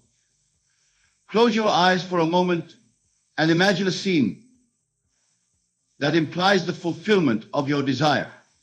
Perhaps it's a conversation with a friend where you're sharing your joy about your new circumstances. Feel the happiness, the excitement, the gratitude that would accompany this scene. Now, here's the crucial part. As you open your eyes and return to your current reality, maintain that feeling of joy and fulfillment. Do not allow your mind to immediately begin listing all the reasons why this imagined scene cannot be true. This is what it means to shut up when you are happy. You see, my friends, your imagination is the very gateway to the realm of infinite possibilities. When you imagine a scene that implies the fulfillment of your desire, you are not merely daydreaming or fantasizing. You are, in fact, experiencing a reality that already exists in potential form. The power of your consciousness is such that it can collapse these infinite potential into your physical reality. But this can only happen when you learn to shut up and maintain that state of joy and fulfillment, even in the face of contrary evidence in your physical world. Consider the biblical phrase, "Be still and know that I am God." This stillness, this shutting up, is not a passive state of inaction. It is rather a profound acknowledgement of the creative power within you. It is a recognition that the I am within you is the very source of all creation. When you shut up and maintain your state of happiness, you are declaring to the universe, I am that which I desire to be. And the universe, which is nothing more than an outpicturing of your consciousness, has no choice but to conform to this declaration. Now, some of you may be wondering, but Neville, how long must I maintain this state? How long must I shut up before I see results in my physical reality? And to this I say time is a construct of the human mind. In the realm of consciousness where all creation takes place, there is no time. Your job is not to worry about when or how your desire will manifest. Your job is simply to maintain the state of the wish fulfilled, to shut up when you are happy, to dwell in that state of joy and fulfillment, knowing with absolute certainty that what you have imagined must come to pass. Remember, my dear friends, that creation is finished. All possible states already exist. Your job is not to create your desire, but to simply step into the state where your desire is already fulfilled. And you do this by shutting up when you are happy, by maintaining that state of joy and fulfillment, regardless of what your physical senses may be telling you. Let me give you an example to illustrate this principle. Imagine a man who desires financial abundance. He may look at his current bank balance and feel despair. But if he understands the principle we're discussing today, he will shut up in that moment of despair. Instead, he will imagine a scene that implies his financial abundance. Perhaps he imagines looking at his bank statement and seeing a balance that far exceeds his current reality. He feels the joy, the relief, the excitement that comes with this newfound abundance. And here's the crucial part. As he opens his eyes and returns to his current reality, he maintains that feeling of abundance. He shuts up when he's happy. He doesn't allow his mind to immediately begin listing all the reasons why this financial abundance is impossible. He doesn't just planning how he'll make it happen. He simply dwells in the state of the wish fulfilled, knowing that his outer world must conform to his inner state. This, my friends, is the true meaning of faith. It is not a blind belief in something outside of yourself. It is an absolute knowing that what you have imagined must come to pass because you have aligned yourself with the creative power of the universe. Now let's delve deeper into the practical application of this principle. How do you maintain this state of happiness, this inner quietude in the face of a world that seems to constantly challenge your desired state? The key lies in understanding that your reactions to external events are entirely within your control. When circumstances arise that seem to contradict your desired state, you have a choice. You can allow these circumstances to pull you out of your state of happiness, or you can choose to shut up and maintain your enjoy. This doesn't mean ignoring your current reality or living in denial. It means understanding that your current reality is nothing more than a shadow of past thoughts and beliefs. By maintaining your state of happiness, you are casting a new shadow, creating a new reality that must conform to your inner state. Consider the story of Job in the Bible. Despite losing everything, Job maintained his faith. He shut up in the face of adversity, refusing to let his circumstances dictate his inner state. And in the end, his reality conformed to his unwavering faith. You, my dear friends, are faced with this same choice every moment of every day. Will you allow the circumstances of your life to dictate your inner state? Or will you choose to shut up when you're happy, to maintain that state of joy and fulfillment, regardless of what your senses are telling you? Remember, the outer world is dead. It has no power to create or to destroy. It is nothing more than a reflection of your inner state. When you truly understand this, you will see that there is nothing to fear in your external reality. It is clay in your hands, ready to be molded by the power of your consciousness. Now, some of you may be thinking, but Neville, isn't this just positive and thinking? Isn't this just ignoring reality? And to this I say, this is far more than positive thinking. This is about understanding the fundamental nature of reality itself. You see, what you call reality is nothing more than a consensual hallucination. It is a shared dream that we all participate in.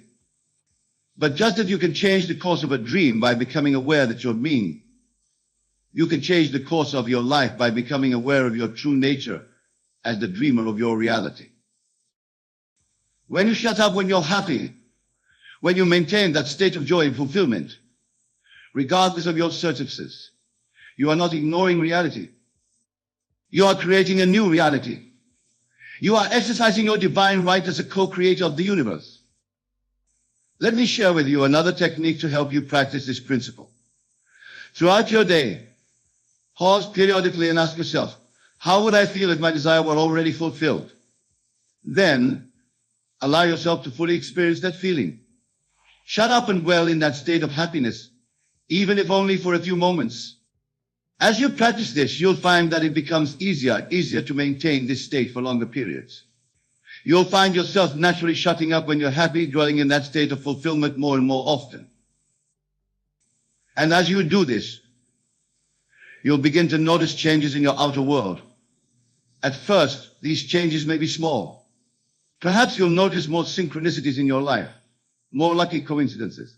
But as you persist in your new state, these changes will become more profound. You see, my friends, the universe has no choice but to conform to your inner state. When you consistently maintain a state of joy and fulfillment, your outer world must rearrange itself to match this inner reality. This is the law of consciousness, and it is absolute. Now, let's address another question that may be arising in your minds. Neville, you may be thinking, what about out-action? Don't we need to take action to achieve our desires? And to this I say, inspired action will naturally flow from your new state of being. When you shut up, when you're happy, when you dwell in the state of the wish fulfilled, you align yourself with the creative power of the universe. From this aligned state, you will naturally be inspired to take actions that support the manifestation of your desire. But here's the crucial difference. These actions will not come from a place of lack or need. They will not be driven by fear or desperation. Instead, they will flow naturally and effortlessly from your state of joy and fulfillment. You see, when you truly embody the state of the wish fulfilled, when you shut up and maintain that inner happiness regardless of your circumstances, you begin to see opportunities that were always there but were previously invisible to you. It's as if you're tuning into a different frequency. Just as a radio can only pick up the stations it's tuned to, your consciousness can only perceive the opportunities that align with your inner state. When you maintain a state of joy and fulfillment, you naturally tune into the frequency of abundance and opportunity. Let me give you another example to illustrate this principle. Imagine a woman who desires a loving relationship. She may look at her current circumstances and feel lonely, but if she understands the principle that we're discussing today, she will shut up in that moment of loneliness. Instead, she will imagine a scene that implies she is in a loving relationship.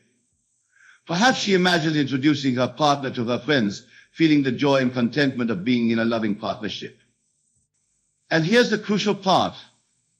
As she opens her eyes and returns to her current reality, she maintains that feeling of being loved and in a relationship. She shuts up when she's happy. She doesn't allow her mind to immediately begin listing all the reasons why the relationship is impossible. She doesn't start planning how she'll meet someone. She simply dwells in the state of the wish fulfilled, knowing that her outer world must conform to her inner state. Now, from this state of being in a loving relationship, she may be inspired to join a new club or attend a social event. But she doesn't do this out of desperation to meet someone. She does it because it aligns with her new state of being. And because she's operating from this state of fulfillment, she naturally attracts experiences that match this state. This, my dear friends, is the true power of shutting up when you're happy. It's not about forcing yourself to feel positive emotions when you're feeling down. It's about recognizing those moments of genuine happiness, those glimpses of your desired state, and learning to dwell in them. It's about understanding that these moments of happiness are not just fleeting emotions, but glimpses of your true nature. They are windows into the reality that already exists for you in potential form. Your job is simply to step into that reality by maintaining that state of happiness. Now, I can hear some of you thinking, but Neville, what about the suffering in the world? Isn't it selfish to focus on my own happiness when there's so much pain around me? And to this I say, your joy is not separate from the joy of the world. In fact, by maintaining your state of happiness, you are contributing to the elevation of consciousness for all of humanity. You see, we are all one consciousness experiencing itself subjectively. When you elate your own state, you are elevating the state of the inhuman collective. Your joy ripples out into the world, affecting everyone and everything around you in ways you may not even be aware of. Moreover, when you operate from a state of joy and fulfillment, you are in a much better position to help others. Think about it. Who is better equipped to lift others up, someone who is mired in misery and lack, or someone who is radiating joy and abundance? By shutting up when you're happy, by maintaining that state of joy and fulfillment, you become a beacon of light in the world. You inspire others not through your words, but through your very being. You demonstrate the possibility of living from a state of joy regardless of circumstances. Let's delve even deeper on this concept. When I say shut up when you're happy, I'm not suggesting that you should never express your joy or share your good fortune with others. Rather, I'm urging you to shut up the doubting voice within, the voice that seeks to diminish your joy or question its validity. You see, many of us have been conditioned to believe that we don't deserve happiness, that it's somehow wrong or selfish to feel joyful when others are suffering. But this belief is based on a fundamental misunderstanding of the nature of reality. Joy is your natural state. It is the state from which all creation springs forth. When you allow yourself to fully experience and dwell in this state, you are aligning yourself with the creative power of the universe. You are fulfilling your divine purpose as a co-creator of reality. Now let's address another aspect of this principle. Some of you may be wondering, but Neville, what about gratitude? Aren't we supposed to express gratitude for good things in our lives? And to this I say gratitude, God, of thanking an external force for the good in your life.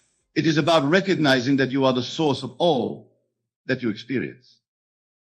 When you shut up when you're happy, when you dwell in the state of the wish fulfilled, without questioning or doubting, or expressing the highest form of gratitude, you are acknowledging your oneness with the creative power of the universe. You are recognizing that the good in your life is not something given to you by an external force, but a manifestation of your own divine nature. This understanding transforms the way you approach gratitude. Instead of saying thank you for this blessing, you simply dwell in the state of having that blessing, knowing that it is a natural expression of your true self. This is shutting up when you're happy in its purest form. Let me share with you another technique to help you practice this principle. Throughout your day, whenever you experience a moment of joy or satisfaction, no matter how small, pause and fully inhabit that feeling. Don't immediately rush to the next thing. Don't allow your mind to start planning or worrying. Simply be in that state of happiness. As you practice this, you'll find that these moments of joy become more frequent and more prolonged. You'll begin to notice the abundance of happiness that already exists in your life. And as you dwell in these states of happiness, you'll find that your external reality begins to shift to match your inner state. Now, some of you may be thinking, but Neville, what about when bad things happen? How can I shut up and be happy when I'm facing real challenges? And to this I say, remember that what you perceive as bad is mere judgment based on your current perspective. Every experience, every circumstance in your life is an opportunity to practice this principle. When faced with a challenging situation, instead of reacting with fear or anger, pause and ask yourself, how do I feel if this situation were already resolved in the best possible way? Then shut up and dwell in that feeling of relief and satisfaction. You see, by doing this, you are not denying the current circumstances. You are simply choosing to align yourself with the solution rather than the problem. You are shutting up the voice of fear and doubt and instead dwelling in the state of the wish fulfilled. This doesn't mean that you ignore the situation or fail to take appropriate action. It means that you take action from a state of confidence and assurance, knowing that the solution already exists. This is the power of shutting up when you're happy, even in the face of apparent adversity. Let's explore this concept further. When you shut up, when you're happy, you are essentially entering a state of allowing. You are allowing your desires to manifest without resistance. You are aligning yourself with the natural flow of creation. Think of it like this. The universe is constantly offering you everything you'd ever. It's like a cosmic buffet, laden with all the experiences, relationships, and abundance you could ever want. But if you're constantly chattering about what you lack, about your worries and doubts, you're effectively pushing away from this buffet. When you shut up, when you're happy, you're pulling up a chair to this cosmic buffet. You're saying, yes, I'll have that, and that too. You're allowing the abundance of the universe to flow into your life without resistance. Now, some of you may be wondering, but Neville, doesn't this mean we should suppress our negative emotions?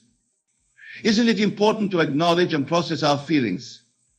And to this I say, acknowledging your emotions is important, but dwelling in negative states is not necessary for processing them. You see, every emotion is simply feedback. It's information about your current alignment with your desires. When you feel negative emotions, it's an indication that you're focusing on what you don't want rather than what you do want. The solution is not to dwell in these negative states, but to shift your focus back to what you desire. This is where the practice of shutting up when you're happy becomes so powerful. By consciously choosing to dwell in positive states, even for short periods, you're training yourself to align with what you want. You're building new neural pathways that make it easier and easier to maintain these positive states. Let me give you another example to illustrate this principle. Imagine a man who desires better health. He may look at his current physical condition and feel discouraged. But if he understands the principle we're discussing today, he will shut up in that moment of discouragement. Instead, he will imagine a scene that implies his perfect health. Perhaps he imagines effortlessly running a marathon, feeling the strength and vitality in his body. And here's the crucial part. As he opens his eyes and returns to his current reality, he maintains that feeling of health and vitality. He shuts up when he's happy. He doesn't allow his mind to immediately begin listing all the reasons why level of health is impossible. He doesn't start worrying about his current symptoms or planning a rigorous health regimen. He simply dwells in the state of perfect health, knowing that his outer world must conform to his inner state. Now, from this state of perfect health, he may be inspired to make different food choices or to engage in physical activities. But he doesn't do this out of fear or desperation. He does it because it aligns with his new state of being. And because he's operating from this state of health and vitality, he naturally attracts experiences that match this state. This, my dear friends, is the transformative power of shutting up when you're happy. It's about recognizing that your outer world is nothing more than a reflection of your inner state. By maintaining a state of joy and fulfillment, you are literally reshaping your reality. Now, let's address another important aspect of this principle. Some of you may be wondering, but Neville, how do I maintain this state of happiness when I'm surrounded by negativity? How do I shut up and stay happy when others are constantly complaining or spreading fear? And to this, I say, remember that you are the operant power in your reality. The thoughts and emotions of others have no power over you unless you give them that power. When you shut up when you're happy, you are declaring your independence from the collective consciousness of lack and limitation. This doesn't mean you become insensitive to the struggles of others. It means you maintain your state of joy and fulfillment as a gift to those around you. You become a living example of the possibility of happiness regardless of circumstances. Think of it like this. If you were in a dark room with a group of people, would it be more helpful to join them in complaining about the darkness or to light a candle? When you shut up when you're happy, you are lighting that candle. You are illuminating the possibility of joy for everyone around you. Let's delve even deeper into this concept. When you shut up when you're happy, you are essentially entering a state of faith. Not faith in an external power, but faith in the creative power of your own consciousness. You see, faith not about believing in something despite evidence to the contrary. True faith is about knowing that what you desire must come to pass, because you have aligned yourself with the creative power of the universe. When you shut up when you're happy, when you maintain that state of joy and fulfillment regardless of your current circumstances, you are exercising this type of faith. You are declaring to the universe, I know that what I desire is already mine, in the realm of infinite possibilities. and I choose to dwell in that reality now.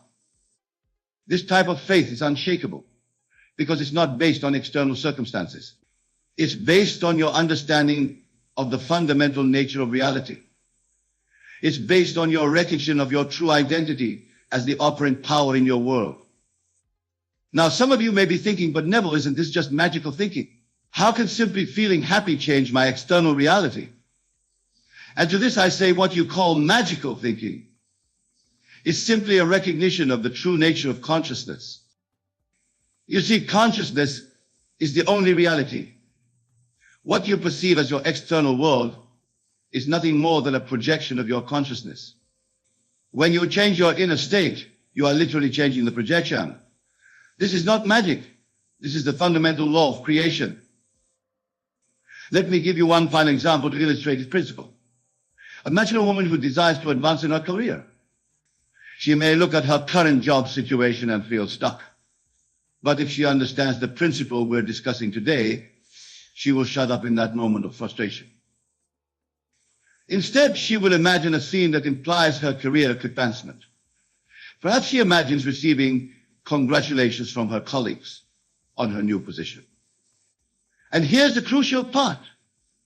As she opens her eyes and returns to her current reality, she maintains that feeling of success and accomplishment. She shuts up when she's happy. She doesn't allow her mind to immediately begin listing all the reasons why this career advancement is impossible. She doesn't start stressing about how to make it happen.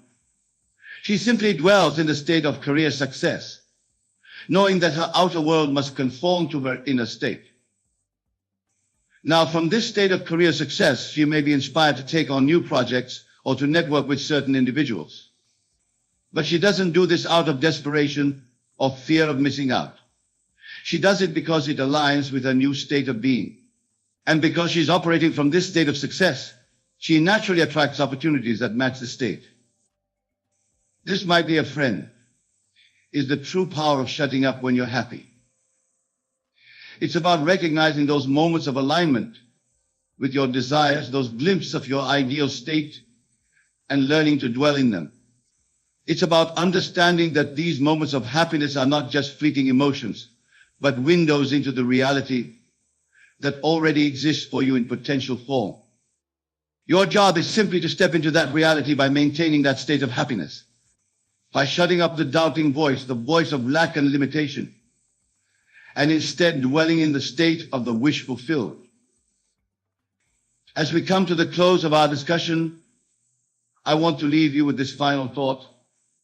The power to shape your reality lies within you. It always has, and it always will. When you shut up, when you're happy, when you learn to dwell in the state of the wish fulfilled, you are claiming this power. You are declaring to the universe, I am that which I desire to be. And the universe, which is nothing more than an outpicturing of your consciousness, has no choice but to conform to this declaration. So, my dear friends, I urge you, shut up when you're happy. Dwell in that state of joy and fulfillment. Maintain it regardless of what your senses may be telling you. For in doing so, you are aligning yourself with the creative power of the universe. You are stepping into your true identity as the author of your reality. Remember, creation is finished. All possible states already exist. Your job is not to create your desire, but to simply step into the state where your desire is already fulfilled.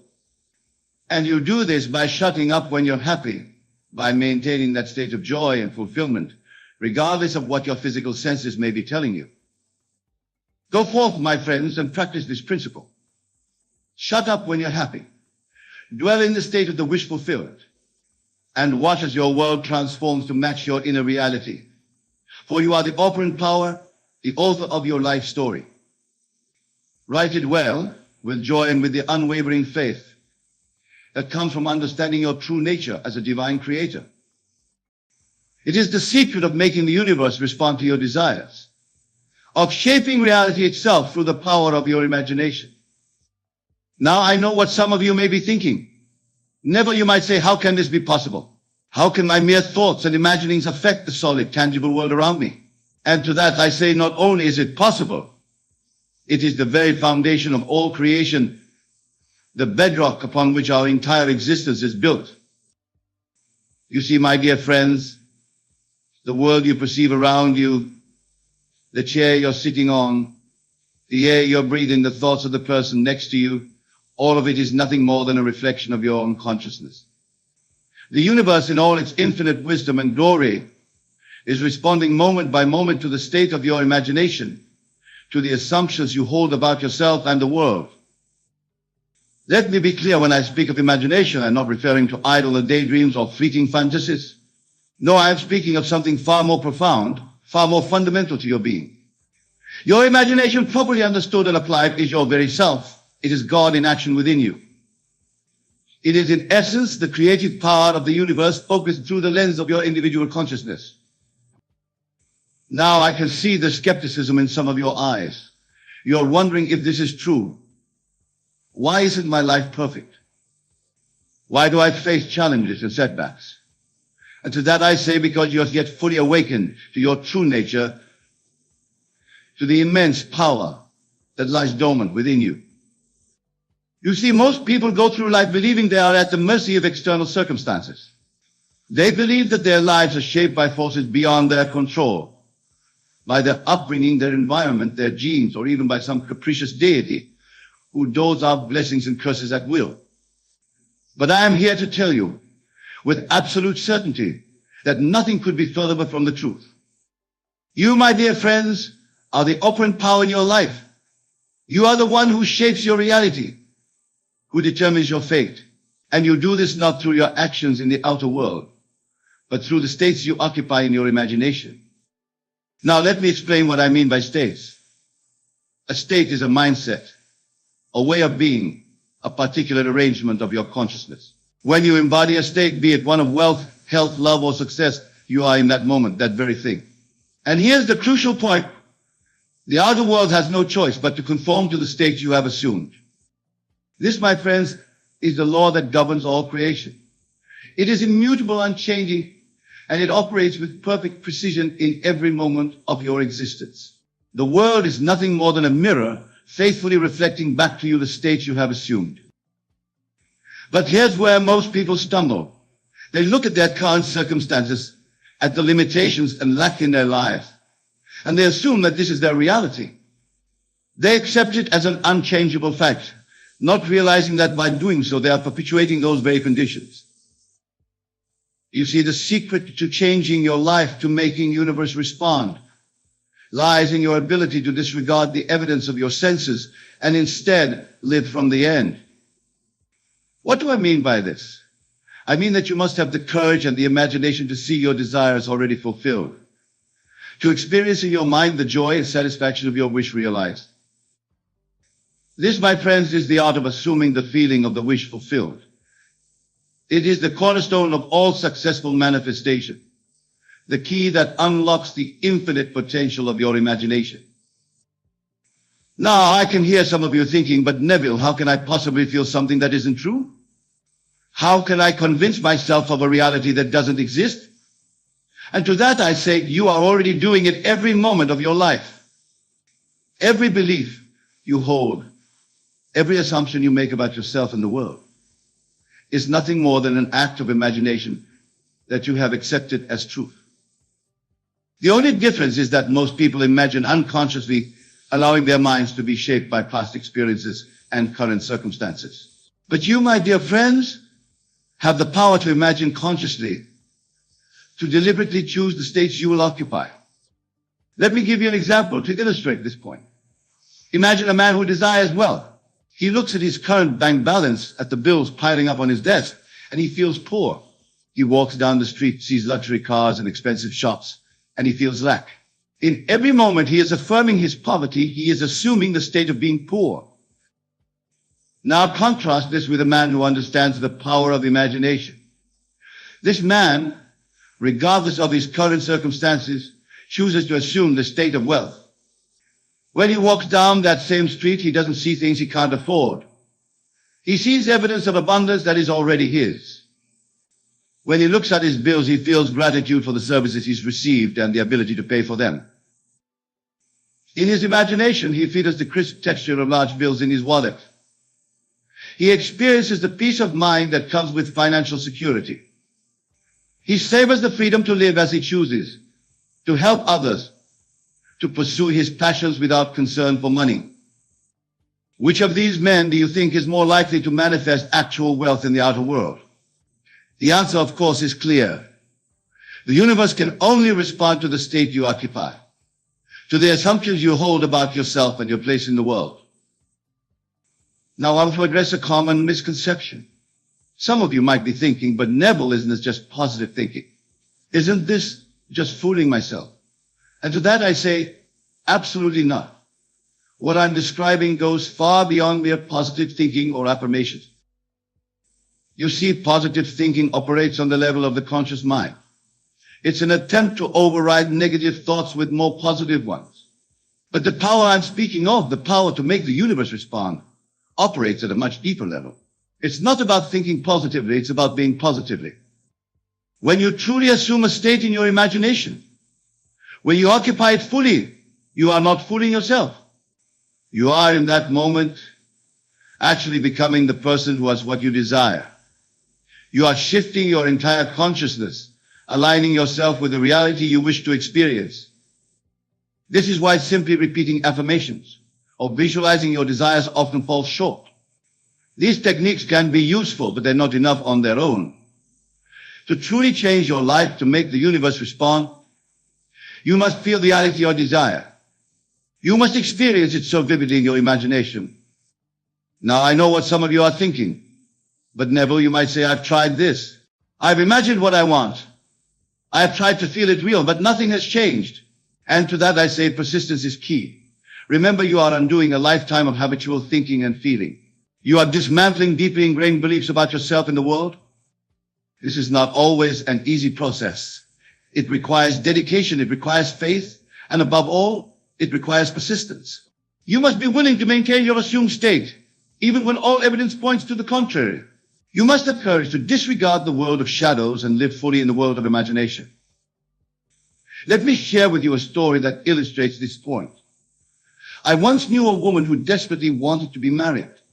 She had been single for years, and despite her best efforts, she couldn't seem to find the right partner. She came to me frustrated and disheartened, asking for help. I instructed her to imagine every night before sleep that she was already married to the perfect partner. I told her to feel the ring on her finger, to experience the warmth of her lover's embrace, to hear the words of love and commitment whispered in her ear. At first she found this difficult. Her loneliness and frustration kept intruding on her imaginal scene, but she persisted.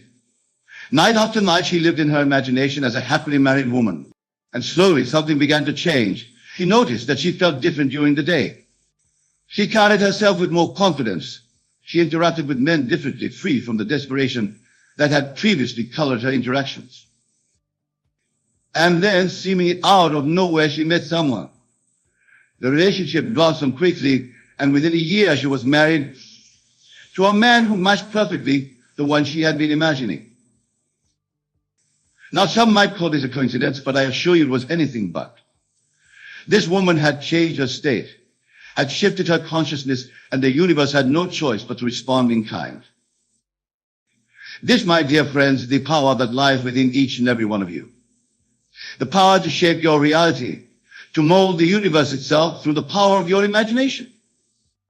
But let me be clear, this is not about controlling others or manipulating external circumstances. The only thing you can ever change is yourself. But when you change yourself, when you shift your state, when you assume a new way of being, the entire world reshapes itself to match your new self-concept. Now, I want to address another important point. Some of you might be wondering, but Neville, what about action? Don't we need to do something in the outer world to make our desires a reality? And to that I say, inspired action will flow naturally from your assumed state. You see, when you truly occupy a state of the wish fulfilled, when you live from the end, your actions in the outer world will naturally align with your desire. You won't have to force yourself to take action. You won't have to push against resistance. Instead, you'll find yourself naturally drawn to take the right actions at the right time. This is because your outer world is nothing more than an expression of your inner state. When you change your state, your perception changes and new opportunities become visible to you. Doors that were previously closed suddenly open. People and circumstances that can help you achieve your desire are drawn into your life, as if by magic. But remember, the action is not the cause of your manifestation, it is the result. The true cause is always the state you occupy in your imagination. This is why two people can take the same actions in the outer world and achieve vastly different results. It's not the action itself that determines the outcome, but the state from which the action springs. Now let's delve deeper into the mechanics of how this process works.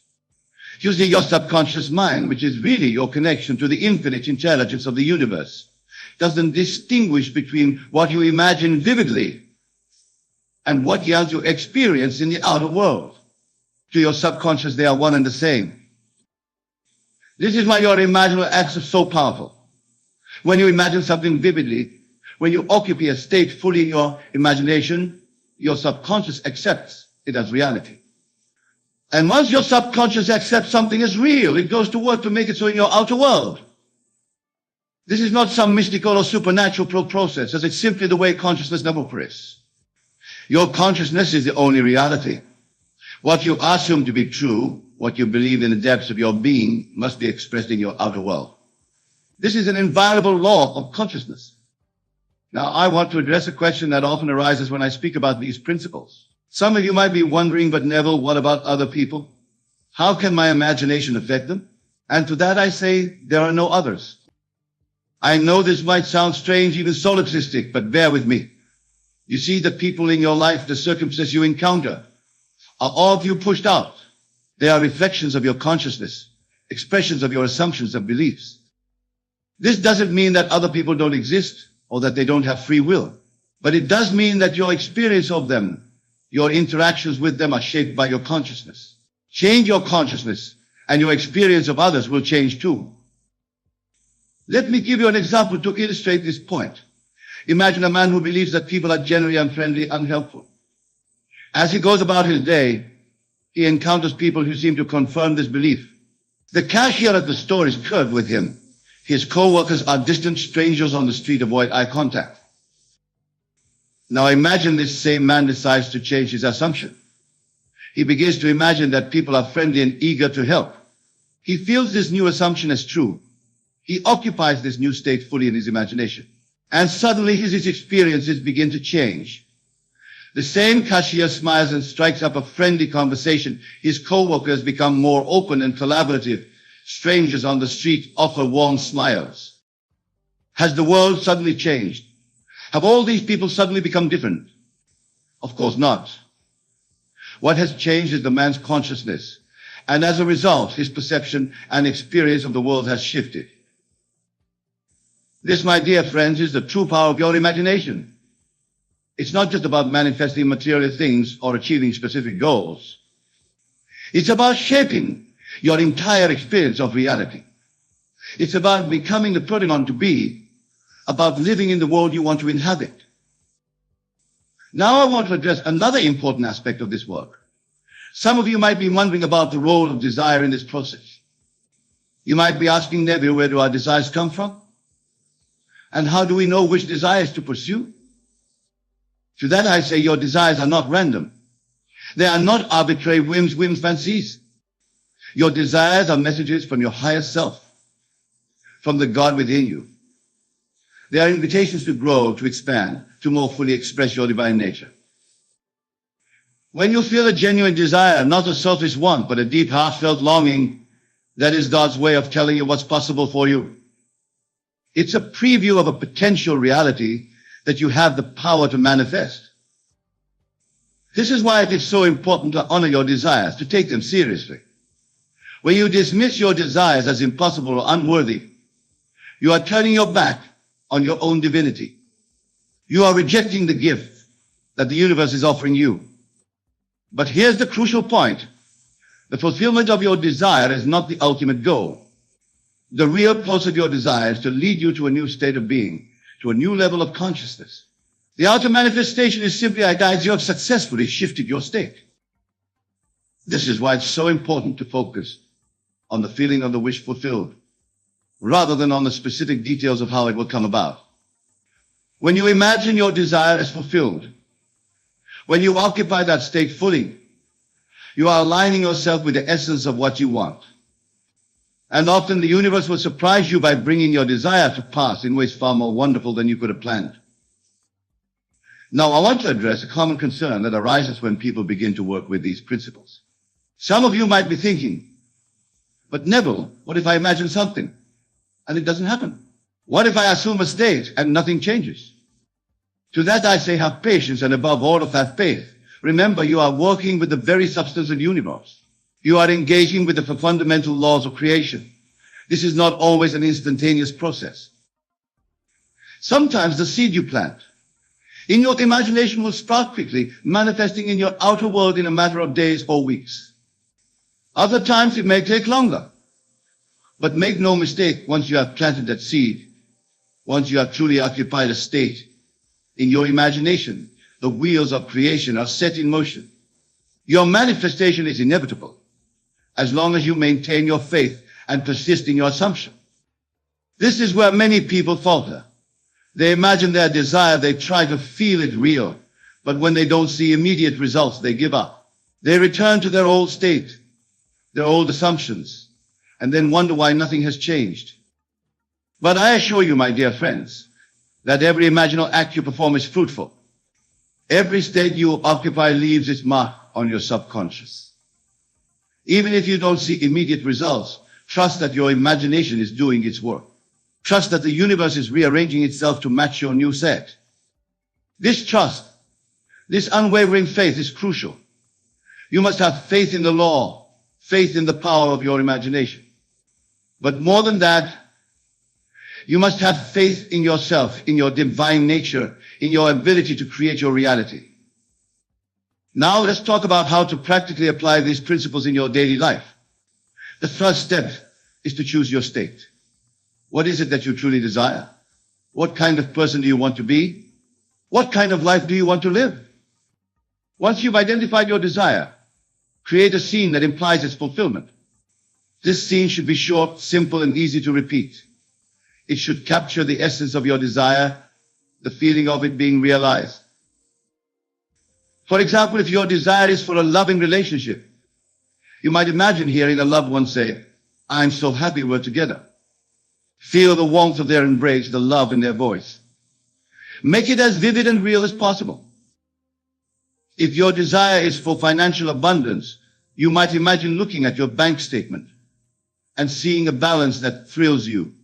Feel the sense of security, the freedom that comes with financial abundance. Whatever you're seeing, the key is to make it feel real. Engage all your senses. Don't just see it, hear it, feel it, smell it, taste it if appropriate. The more real you can make it in your imagination, the more powerful it will be. Now here's the crucial part.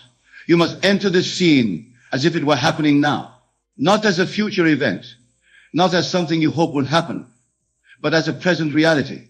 You must feel the naturalness of it, the sense that, of course, this is your reality. I recommend practicing this imaginal scene every night as you fall asleep. You see, sleep is a powerful time for impressing your subconscious mind.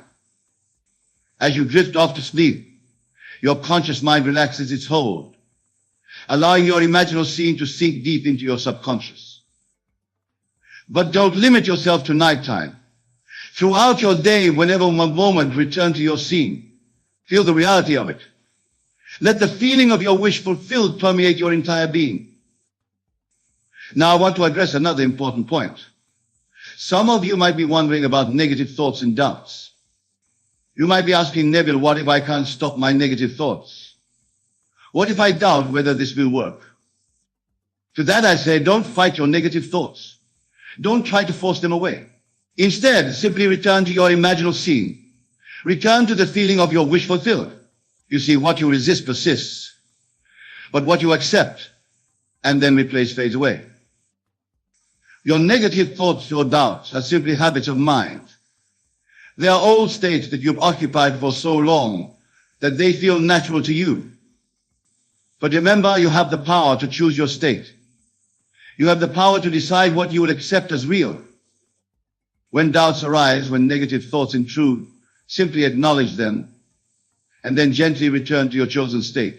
Say to yourself, there's that old thought again. But I know the truth. I know what's real.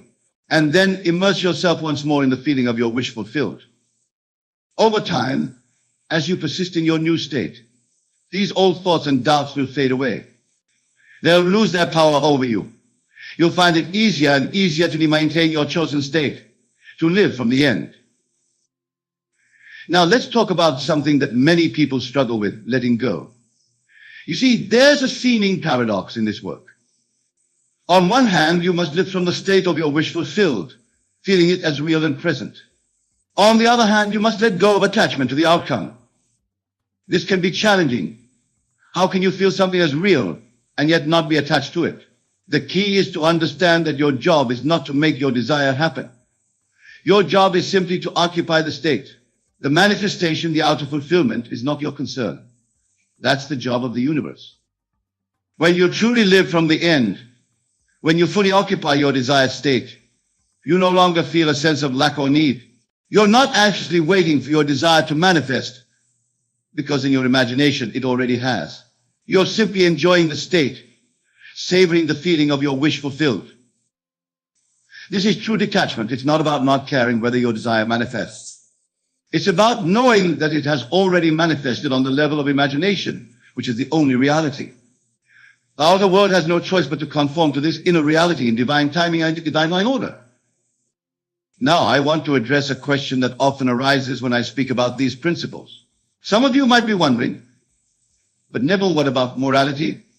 What if someone uses this power for selfish or harmful purposes? To that, I say the law is neutral.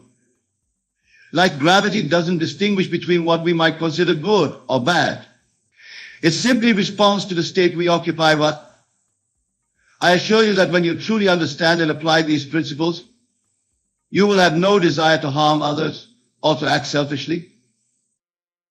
You see, as you begin to experience your own divine nature, as you realize your oneness with all of creation, your desires naturally align with the highest good.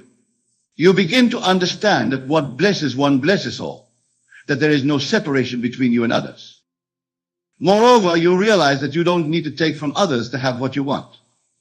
You don't need to compete or struggle. You simply need to assume the state of having or being what you desire, and the universe will respond accordingly. This understanding leads to a profound shift in consciousness. You move from a mindset of lack and limitation to one of abundance and infinite possibility. You realize that there is more than enough for everyone, that one person's gain doesn't have to mean another's loss. Now, as we near the end of our time together, I want to leave you with a final thought. The principles I've shared with you today are not new. They are as old as consciousness itself. They have been taught by mystics and sages throughout the ages, often veiled in symbolic language. What I've attempted to do is to present these timeless truths in a clear, practical way that you can apply in your daily life. But remember, the real proof of these principles lies not in my words, but in your experience. I encourage you, my dear friends, to test these ideas for yourself. Choose a safe side. Create your scene and live from that state.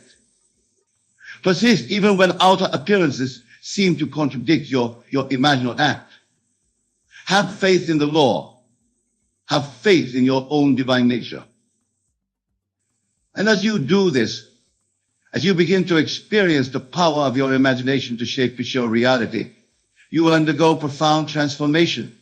You will begin to understand, not just intellectually, but experientially, that you are the operant power in your life. You will realize that the universe is not something separate from you, but a loving, responsive extension of your own consciousness. This realization, my friends, is true freedom. It's the key to creating the life you desire, to becoming the person you want to be. It's the secret to making the universe respond. Remember, the world is yourself pushed out. Everything you experience is a reflection of your own consciousness. Change your consciousness, and you change your world. This is the great secret, the great law. It has always been so, and it will always be so.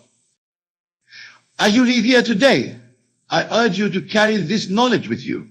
Let it infuse every aspect of your life. Use your imagination lovingly and wisely. Create beautiful states for yourself and for others. Live from the state of your wishes fulfilled. For in doing so, you are not just changing your own life. You are participating in the grand dance of creation.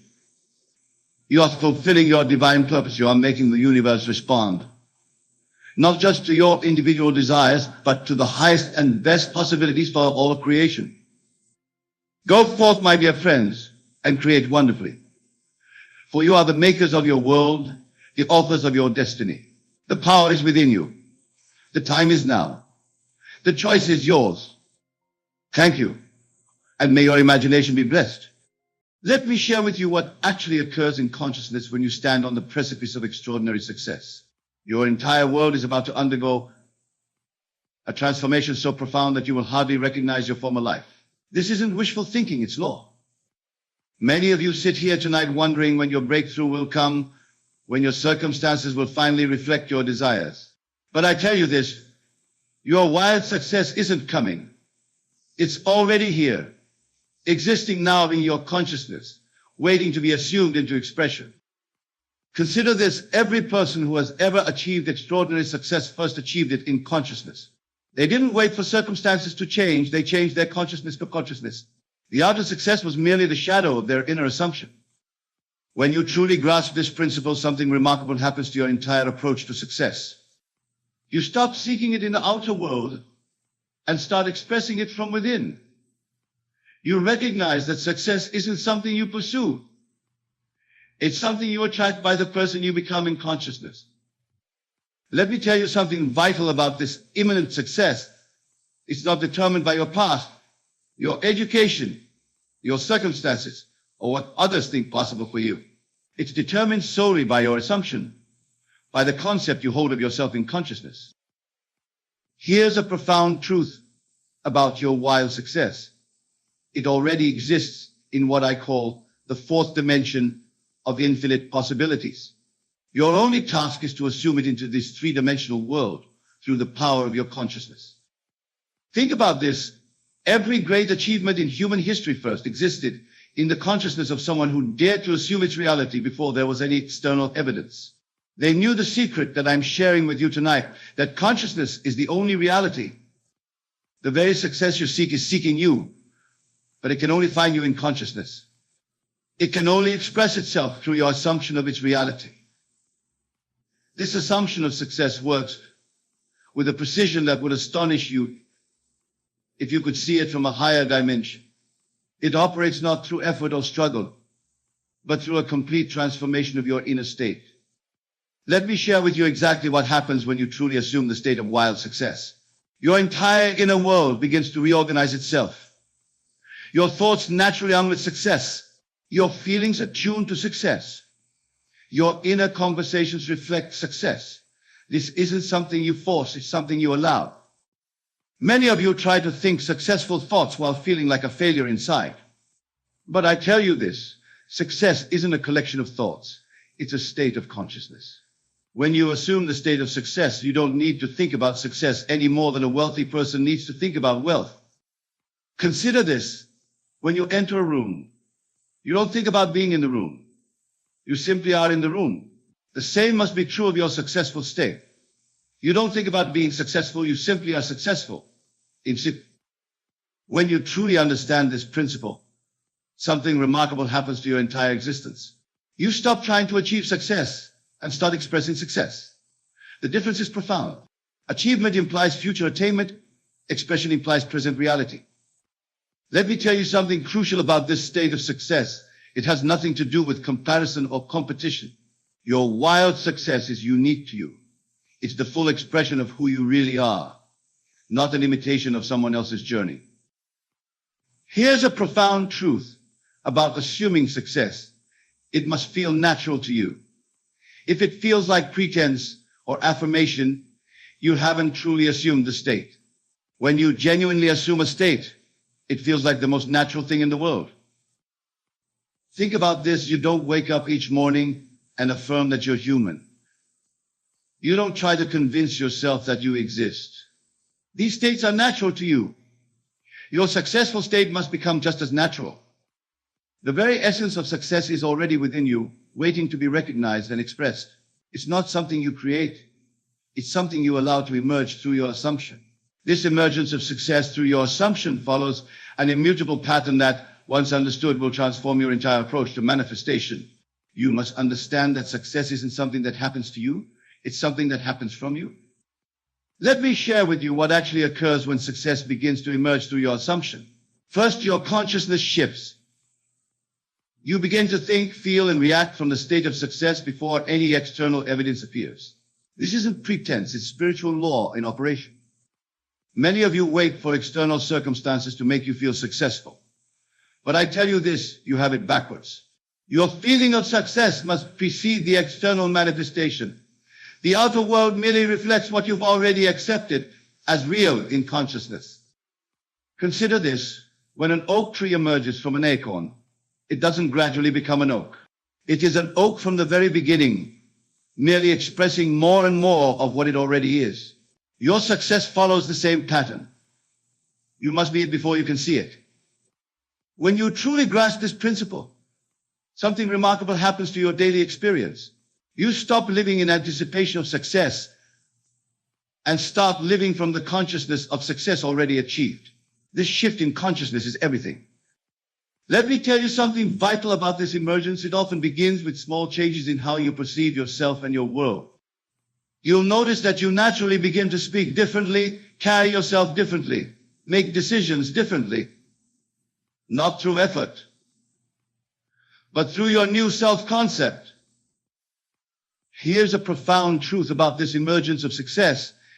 It must flow from a changed consciousness, not from external efforts alone. All the action in the world cannot produce success if your consciousness remains in a state of limitation or lack. Think about this. Every truly successful person you admire reached their position through this same law, whether they were conscious of it or not. They first assumed the state of success in consciousness, and their outer world had to reflect that inner conviction. The very circumstances that seem to stand between you and success are actually the raw materials from which your success will be fashioned. They are not obstacles, but opportunities for your assumption to prove itself. These circumstances that appear to block your path to success are actually the perfect stage upon which your assumption will prove its power. Every seeming obstacle is an opportunity to express your new state of consciousness. Let me share with you exactly how to use your present circumstances, regardless of their appearance. When you face a situation that seems to contradict your assumption of success, rather than fighting against it or being discouraged by it, you must see it as the perfect opportunity to express your new state. Many of you look at your current circumstances and say, how can I be successful when this situation exists? But I tell you this, circumstances don't determine your success. Your consciousness determines your circumstances. Your assumption of success, maintained regardless of appearances, must reshape your entire world. Consider this. When an artist looks at a blank canvas, they don't see emptiness, they see infinite possibility. The same must be true of your current circumstances. They are not fixed reality. They are the canvas upon which your assumption will paint your success. When you truly understand this principle, something remarkable happens to your perception of problems. You stop seeing them as barriers and start recognizing them as the bridge of incidents leading to your success. Every challenge becomes an opportunity to express your new state. Let me tell you something crucial about handling circumstances. You must learn to react to them from your assumed state of success, not from your old patterns of thought and feeling. Your reactions are the true test of your assumption. Here's a profound truth about circumstances. They have no power to sustain themselves against your sustained assumption. Just as darkness cannot exist in the presence of light, limiting circumstances cannot persist in the presence of your consciousness of success. Think about this. Every circumstance in your life right now is there because of past assumptions. As you maintain your new assumption of success, these circumstances must either transform or dissolve to make way for conditions that match your new consciousness. The very circumstances that seem most opposed to your success are often the ones that, when properly used, will contribute most powerfully to its manifestation. Nothing is against you when you know how to use everything for your assumption. The proper use of circumstances requires a complete reversal of your usual way of thinking. Instead of looking at circumstances to determine what's possible, You must look to your assumption of success and let it determine how you interpret and use every circumstance. Let me share with you exactly how this works in practice. When you encounter any situation, rather than asking, how will this affect my success? Ask yourself, how would I see this situation if I were already the success I desire to be? This shift in perspective changes everything. Many of you analyze circumstances trying to figure out how to overcome them. But I tell you this, circumstances don't need to be overcome. They need to be transformed by your consciousness. Your assumption of success, maintained consistently, will automatically transform every circumstance to match it. Consider this. When you enter a dark room and turn on the light, you don't fight the darkness. You don't strategize about how to remove it. The mere presence of light transforms the entire room. Your consciousness of success works the same way. Its mere presence must transform your entire world. When you truly grasp this principle, something remarkable happens to your response to situations. You stop trying to change circumstances and start changing your consciousness about them. You recognize that every circumstance is neutral until your consciousness gives it meaning. Let me tell you something vital about this transformation. It often begins with what appears to be a complete contradiction to your desire. What seems like failure or setback is actually the rearrangement of conditions necessary for your success to manifest. Here's a profound truth about using circumstances. Every situation, every person, every condition in your life must assumption of success when you know how to use them properly. Nothing can resist the power of a consistently maintained assumption. Think about this. The very circumstances that seem to argue against your success are actually arguing for it when viewed from your new assumption. Every apparent obstacle is really an opportunity in disguise waiting to be transformed by your consciousness. The very resistance you encounter is evidence that your assumption is beginning to reshape your world. Just as muscles must encounter resistance to grow stronger, your assumption proves its power by transforming resistant circumstances. This transformation through your assumption follows a precise pattern that unfolds with mathematical certainty. Just as water must reach 212 degrees Fahrenheit to boil, your consciousness must reach and maintain a certain intensity of conviction for transformation to occur. Let me share with you exactly what happens during this transformation process. As you maintain your assumption of success, your entire world begins to dissolve and reshape itself. Old patterns of experience begin to break down. Old relationships either transform or dissolve. Old limitations start to crumble. Many of you become alarmed when your world begins to shake and change. But I tell you this shaking is necessary. Just as an earthquake results from the realignment of tectonic plates, the shaking in your life results from the realignment of consciousness to match your assumption of success. Consider this. When a caterpillar enters its chrysalis, its entire body dissolves before reforming as a butterfly. It doesn't gradually grow wings, it completely transforms. The same process occurs in your world when you maintain your assumption of success. When you truly understand this principle, something remarkable happens to your tolerance for change. You stop resisting the dissolution of old patterns and start welcoming them as signs that your assumption is taking root. You recognize that chaos often precedes creation. Let me tell you something crucial about this transformation. It doesn't always follow your conscious mind's expectations of how success should come. Your assumption works through infinite wisdom that knows far better than your conscious mind how to bring about your success. Here's a profound truth about this transformative process. It affects everything in your world simultaneously, not just isolated aspects. Your assumption of success transforms your entire life, not just your bank account or your career. Everything must align with your new self-concept. Think about this. Every great success story involves a period of complete transformation where the old life had to give way to the new. This isn't coincidence, it's law. Your assumption of success must transform your entire world to match its nature. The very upheaval that seems to threaten your stability is actually the reorganization necessary for your success to manifest. Nothing can remain in your world that doesn't align with your persistent assumption. This reorganization of your world through the power of your assumption is not random chaos, but perfect order taking shape. Everything that doesn't align with your assumption of success must either transform or be removed from your experience. Let me share with you what actually occurs during this reorganization. Your relationships begin to shift. Some people will be drawn closer while others naturally fade away. Your opportunities begin to change. Old doors close while new ones open. Your very way of thinking reorganizes itself to match your assumption of success. Many of you resist this reorganization, trying to hold on to people, situations, and patterns that no longer serve your new state. But I tell you this, you must let the old order dissolve completely. You cannot pour new wine into old bottles. Your assumption of success demands a complete renewal. Consider this: when you rearrange furniture in a room, there's always a period where everything seems out of place. The room looks worse before it looks better. The same is true of your life as it reorganizes itself to match your assumption of success. When you truly grasp this principle, something remarkable happens to your attitude toward change. You stop seeing disruption as something going wrong and start recognizing it as something going right. You understand that disorder is often the prelude to a higher order.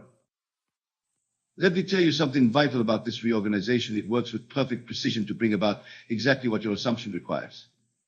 People, circumstances, and opportunities that match your assumed state of success must be drawn into your experience, while anything that contradicts it must be removed. Here's a profound truth about this process. It operates through a wisdom far greater than your conscious mind.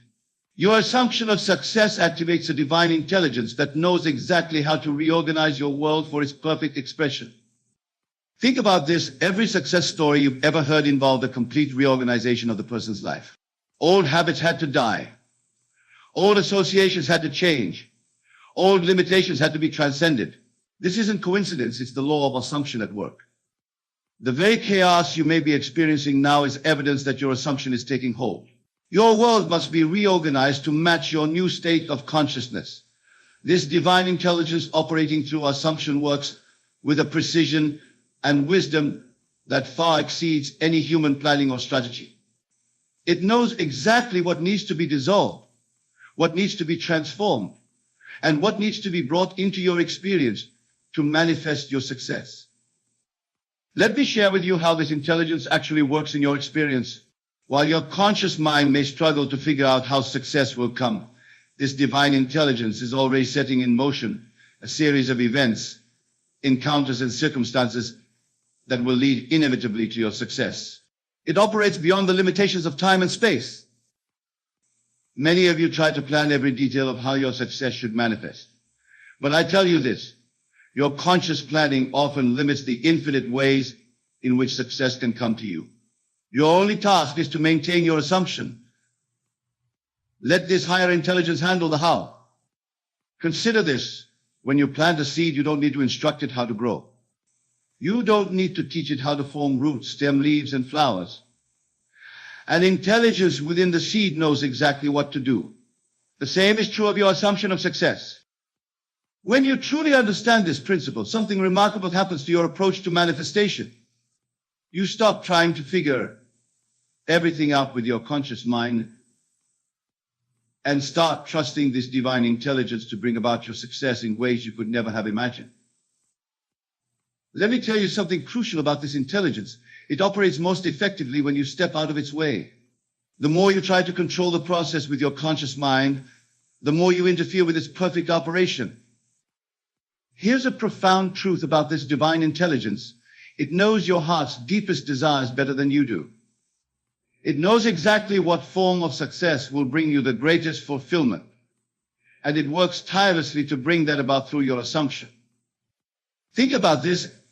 Every great inventor, artist, or entrepreneur who achieved remarkable success often said that their ideas and opportunities came to them as if by inspiration. This wasn't coincidence. It was this divine intelligence operating through their assumption. The very intelligence that keeps your heart beating, that maintains the rhythm of your breath, that orchestrates the movement of planets. is the same intelligence that works through your assumption to bring about your success. To cooperate with this divine intelligence, you must develop an unshakable faith in its operation through your assumption.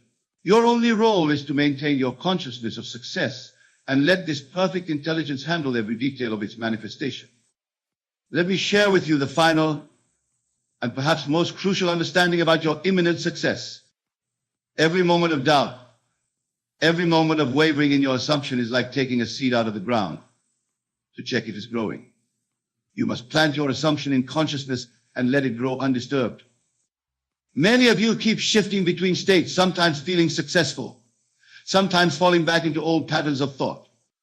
But I tell you this, you must choose your state and stay there. Success isn't a mood that comes and sets a state that you occupy permanently in consciousness. Consider this: when you fill a glass with water, the water takes the shape of the glass without effort or struggle. Your world must take the shape of your assumption with the same natural inevitability, but only if you maintain that assumption consistently. When you truly master this principle, something remarkable happens to your entire being.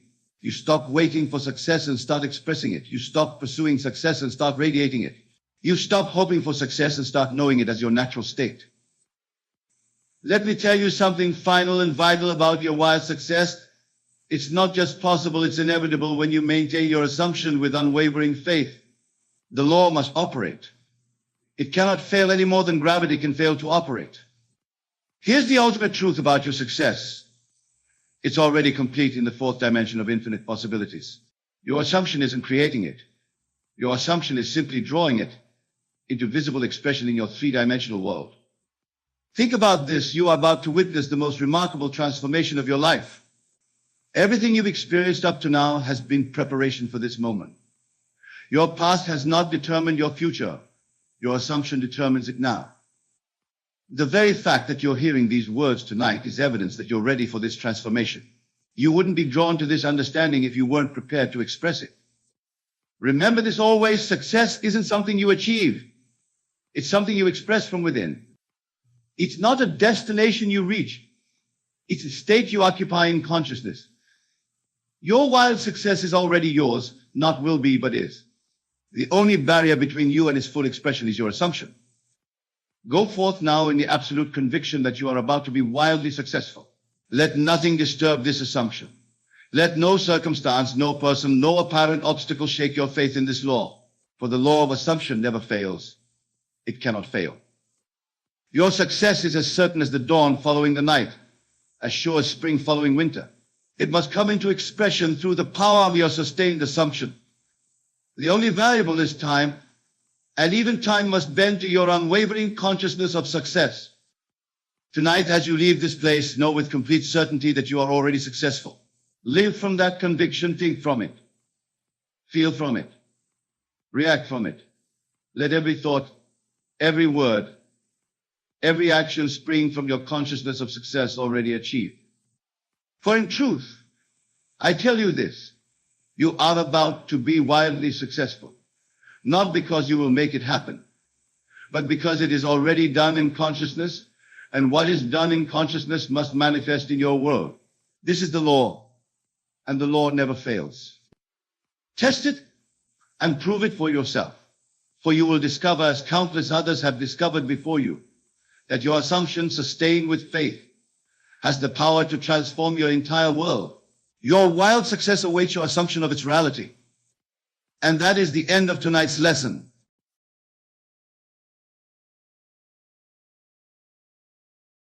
Imagine, if you will, that your current reality is like a garment you wear. It may feel comfortable, familiar, even inevitable. But I assure you it is no more permanent or real than the clothes on your back. You can change it just as easily as you change your attire. The secret lies in recognizing and utilizing the God-gifted power within you. Now you might be wondering, Neville, how can I use this power to manifest my desired life? And therein lies the crux of our discussion today. The power to manifest your desires lies not in some external deity, but within you. It is your consciousness, your awareness, that is the very substance of reality. You see, the world you experience is not happening to you. It is happening from you. Every circumstance, every event, every interaction in your life is a reflection of your inner state. These are not random occurrences, but the outpicturing of your assumptions and beliefs. When you truly grasp this, you understand the immense power you hold to shape your reality. So how do we begin to use this God-gifted power to manifest our desired life? The first step is to clearly define what you wish to manifest. What is it that you truly desire? Be specific. Don't simply say, I want to be happy. Instead, imagine in vivid detail what your life looks like when you have achieved your desire. How do you feel? What are you doing? How do you spend your time? The more specific and detailed your vision, the more real it becomes in your mind. Once you have this clear vision, the next step is to assume the feeling of your wish fulfilled. This is crucial. You must feel the reality of your desire now, not in some distant future. Remember, your subconscious mind doesn't understand time. It only understands the present moment. So if you constantly feel that your desire is something in the future, it will always remain in the future. Instead, assume the feeling of your wish fulfilled now. How would you feel if your desire were already realized? Would you feel joyful, confident, free, grateful? Embody these feelings. Live from this state of being. This is not pretending or lying to yourself. This is assuming a new state of consciousness, which is the very essence of using your God-gifted power. Now, some of you may be thinking, but Neville, how can I feel something that isn't yet true? This is where the power of your imagination comes into play. Your imagination is the bridge between your current reality and your desired state. It is through your imagination that you can step into the feeling of your wish fulfilled, even before it manifests in the physical world. Your imagination is not a flight of fancy or a frivolous faculty. It is the very workshop wherein you fashion your future. When you imagine, you are experiencing reality at its most fundamental level. You are engaging with the pure potential of consciousness, shaping it with your attention and your assumption. To use your imagination effectively, you must first quiet your conscious mind. The chattering of your daily thoughts, your worries, your doubts, these must be silenced. Enter a state of relaxation, a state akin to sleep, but in which you remain consciously aware. In this state, your subconscious mind becomes more receptive to impression. Once in this relaxed state, construct your scene.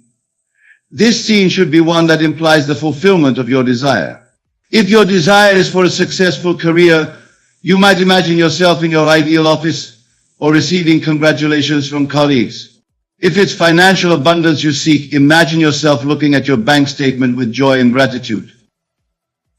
The scene should be short and simple.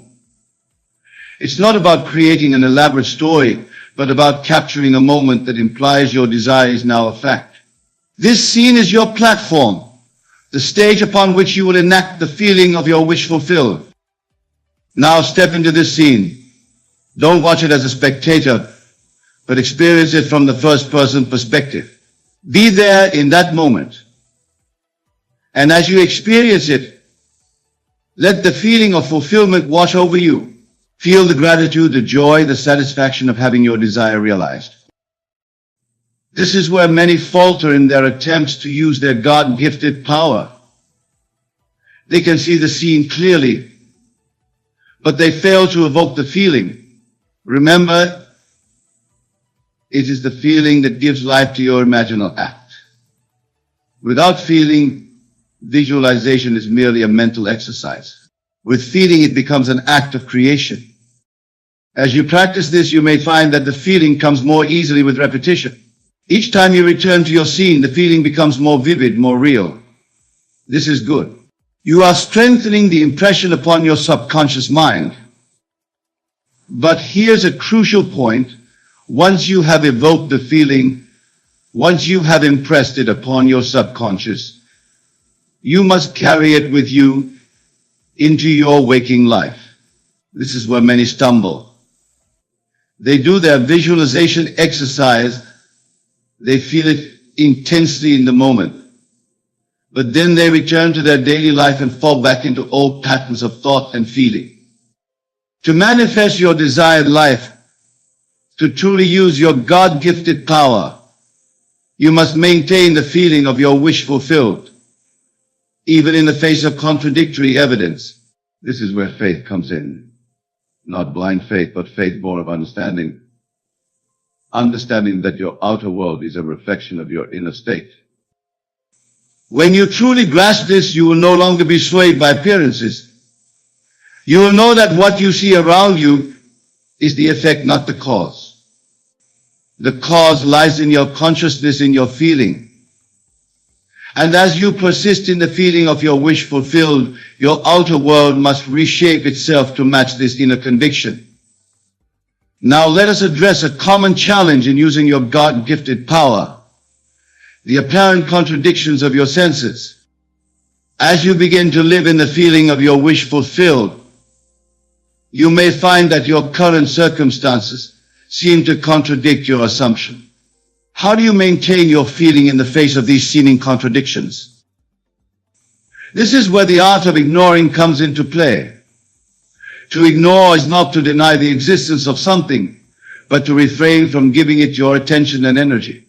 When contradictory evidence appears, acknowledge it briefly, then immediately return your attention to the feeling of your wish fulfilled. Remember, what you see in your outer world is the result of past assumptions, past feelings. It is like an echo of what you once believed. Your task now is to give more attention, more importance, more reality to your new assumption than to these outdated circumstances. This practice requires mental discipline. It requires you to stand firm in your new assumption even when your senses argue against it. But remember, your senses only show you what has been, not what can be. Your imagination, informed by your feeling, shows you what will be. As you persist in maintaining the feeling of your wish fulfilled, even in the face of contradictory evidence, you will begin to see changes in your outer world. These changes may start small: a fortunate coincidence, an unexpected opportunity, a shift in someone's behavior towards you. Do not dismiss these as mere chance. They are the first fruits of your new assumption taking root. Now let us delve deeper into the nature of feeling and using your God-gifted power. When I speak of feeling, I am not referring merely to emotions, though emotions play a part. I am speaking of a deeper sense, a knowing, an unshakable conviction. It is the difference between saying I want to be successful and knowing in the very core of your being, I am successful. This feeling, conviction, is not something you can fake or force. It arises naturally when you have successfully impressed your desire upon your subconscious mind. This is why the repeated use of your imagination is so crucial. Each time you return to your imaginal scene, each time you step into the feeling of your wish fulfilled, you are deepening this impression. Then think of it like wearing a groove in a record. The first time you play the record, the needle may skip and jump. But with repeated plays, the groove deepens and the music plays smoothly. Similarly, as you repeat your imaginal act, the feeling becomes more natural, more habitual. It becomes your dominant state. This is the state from which creation occurs. When you can maintain this feeling, conviction throughout your day, when it becomes as natural as breathing, you have mastered the art of using your God-gifted power. Your outer world has no choice but to conform to this inner state. But what of those moments when doubt creeps in? When fear arises? When the old patterns of thought and feeling try to reassert themselves? These moments are inevitable, especially in the beginning of your practice. Do not be discouraged by them. Instead, see them as opportunities to strengthen your new assumption. When doubt arises, do not fight it. Fighting against the thought only gives it more power. Instead, gently but firmly return to your feeling of wish fulfilled. Remind yourself that what you see around you is the past. Your new assumption, your new feeling is creating your future. This brings us to another crucial aspect of using your God-gifted power, the concept of living in the end. Living in the end means assuming the feeling of your wish fulfilled in your day-to-day life. It's not enough to visualize for a few minutes each day and then return to your old patterns of thought and feeling. You must carry the feeling of your wish fulfilled with you throughout your day. This doesn't mean you deny your current circumstances.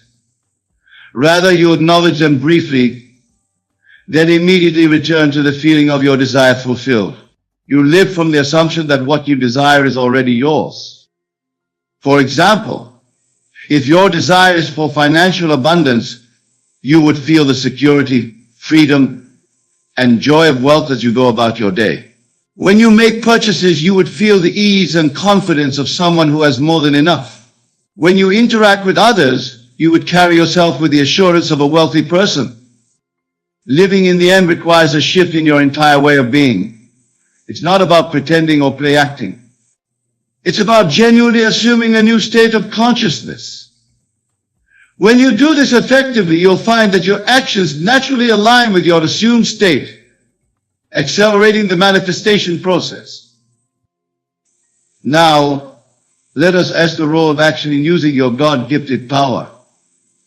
Some people mistakenly believe that manifesting means they can simply imagine their desires and then sit back and wait for them to magically appear. This is not the case. Using your gifted power does not negate action, it informs action. When you successfully impress your desire upon your subconscious mind, when you truly feel your wish fulfilled, you will be inspired to take actions that align with this state. These actions will feel natural, even inevitable. They will not be driven by fear or lack, but will flow from your assumed state of fulfillment. This is a crucial distinction. When you take action from a place of lack, trying to get what you desire, you are actually affirming the assumption of not having it. But when you take action from the assumption of already having your desire fulfilled, you open yourself to infinite possibilities for its expression and expansion. So do not neglect action, but ensure that your actions are aligned with and flowing from your assumed state. Let your feeling guide your actions, rather than hoping your actions will create the feeling. This alignment of inner state and outer action is key to manifesting your desired life. Now, let us explore detachment in relation to using your God-gifted power. Detachment doesn't mean you don't care about your desire. Rather, it means you're not anxiously attached to seeing immediate results or figuring out how your desire will manifest. When you're truly living in the end, you can imagine and feel your desire fulfilled without constantly looking for signs of its manifestation. You trust in the process, knowing that as you maintain the feeling of your wish fulfilled, it must inevitably express itself in your outer world. Detachment allows you to live in the present moment while holding your assumed state. It frees you from the anxiety and doubt that can slow down the manifestation process. It allows you to enjoy the journey of manifestation rather than being solely focused on the destination. Practice detachment by reminding yourself that your imaginal act imbued with feeling is the reality. What you see in the outer world is just a shadow, a reflection of past assumptions. As you persist in your new assumption, this shadow must change to match the new reality you're imagining and feeling. Let us now address the importance of gratitude in using your God-gifted power.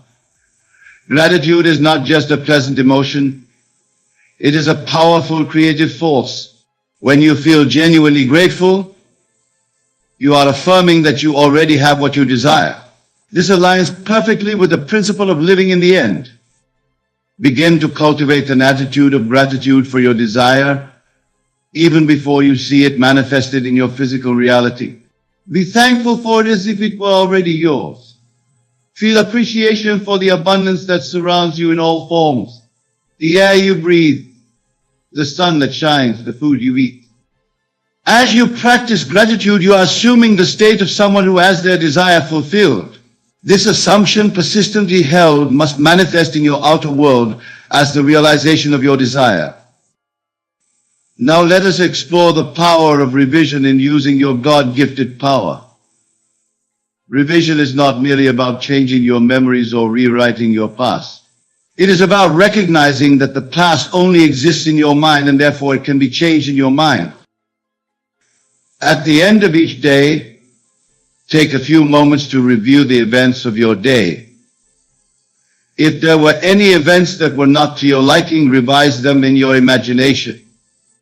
See them unfolding in a way that aligns with your desired state. Feel the satisfaction, the joy, the fulfillment of this revised version of events. By doing this, you are not denying what physically happened. You are changing the impact of that event on your subconscious mind. You are impressing upon your subconscious a reality that aligns with your desires rather than one that contradicts them. As you make this practice of revision a habit, you will find that your reactions to current events begin to change. You will become less reactive, more peaceful, more aligned with your desired states of being. This alignment accelerates the manifestation process. Let us now discuss the importance of persistence in using your God-gifted power. While we speak of manifesting desires, it's important to understand that the speed of manifestation can vary. Some desires may manifest almost instantly, while others may take more time to fully materialize in your physical reality. The key is to persist in your assumption, regardless of how long it seems to be taking. Remember, the outer world is a reflection of your inner state. If you waver in your assumption, if you lose faith in the process, you send mixed signals to your subconscious mind, which can slow down the manifestation process. Persistence doesn't mean forcing or struggling. It means consistently returning to the feeling of your wish fulfilled, even when the outer world seems to contradict it. It means choosing again and again to live from the end, to embody the state of having your desire realized. This persistence requires faith, not blind faith, but faith born of understanding. Understanding that your outer world is a reflection of your inner state, and that as you persist in your new assumption, your world must reshape itself to match it. Now let us address the role of self-concept in using your God-gifted power. Your self-concept, the beliefs you hold about who you are, is perhaps the most powerful factor in determining its path in your life. Many people struggle to manifest their desires because their self-concept contradicts what they're trying to achieve. They may visualize wealth, but deep down, they don't believe they're the kind of person who can be wealthy. They may imagine a loving relationship, but fundamentally believe they're unworthy of love. To use your God-gifted power effectively, you must be willing to revise your self-concept. This involves imagining and feeling yourself as the person who already has what you desire. It's not about creating a false image of yourself, but about recognizing and embracing your true, limitless nature. Remember, at your core, you are pure consciousness. You are not defined by your past experiences, your current circumstances, or the opinions of others. You are the awareness in which all these things appear. And this awareness, your true self, is infinite in its potential. As you use your imagination to assume your desired states, you are essentially recreating yourself. You are stepping into a new concept of self, a new understanding of who you are and what's possible for you. This revision of self-concept is crucial for using your God-gifted power effectively. As you align your self-concept with your desires, you remove the inner contradictions that can slow down the manifestation process. Now, let us explore the role of emotion in using your God-gifted power. Emotion is the fuel that powers your imaginal acts. It's not enough to merely visualize or think about your desires. You must feel them. When you combine vivid imagination with genuine emotion, you create a powerful impression on your subconscious mind. This is because your subconscious responds more strongly to feeling than to intellectual thought. The emotions you want to cultivate are those you would feel if your desire were already realized. If your desire is for wealth, feel the security, the freedom, the joy that comes with financial abundance. If it's a loving relationship you seek, feel the love, the connection, the companionship. These emotions should be so real, so intense, that when you open your eyes and return to your present circumstances, you carry with you a sense of fulfillment, as if your desire has already been realized. This emotional component is what distinguishes effective use of your God-gifted power from mere daydreaming or wishful thinking. When you can genuinely feel your desire as an accomplished fact, you are impressing it upon your subconscious mind as a reality. Your subconscious then works tirelessly to bring this feeling into physical manifestation. As we near the conclusion of our exploration, remember this: the power to manifest your desired life lies within you. It is your God-gifted power, your divine birthright. It resides in your ability to imagine vividly, to feel deeply, and to persist faithfully in the assumption of your wish fulfilled. The secret to manifestation is not determined by external factors, but by the intensity of your belief and the consistency of your imaginal acts. Go forth from here with this knowledge.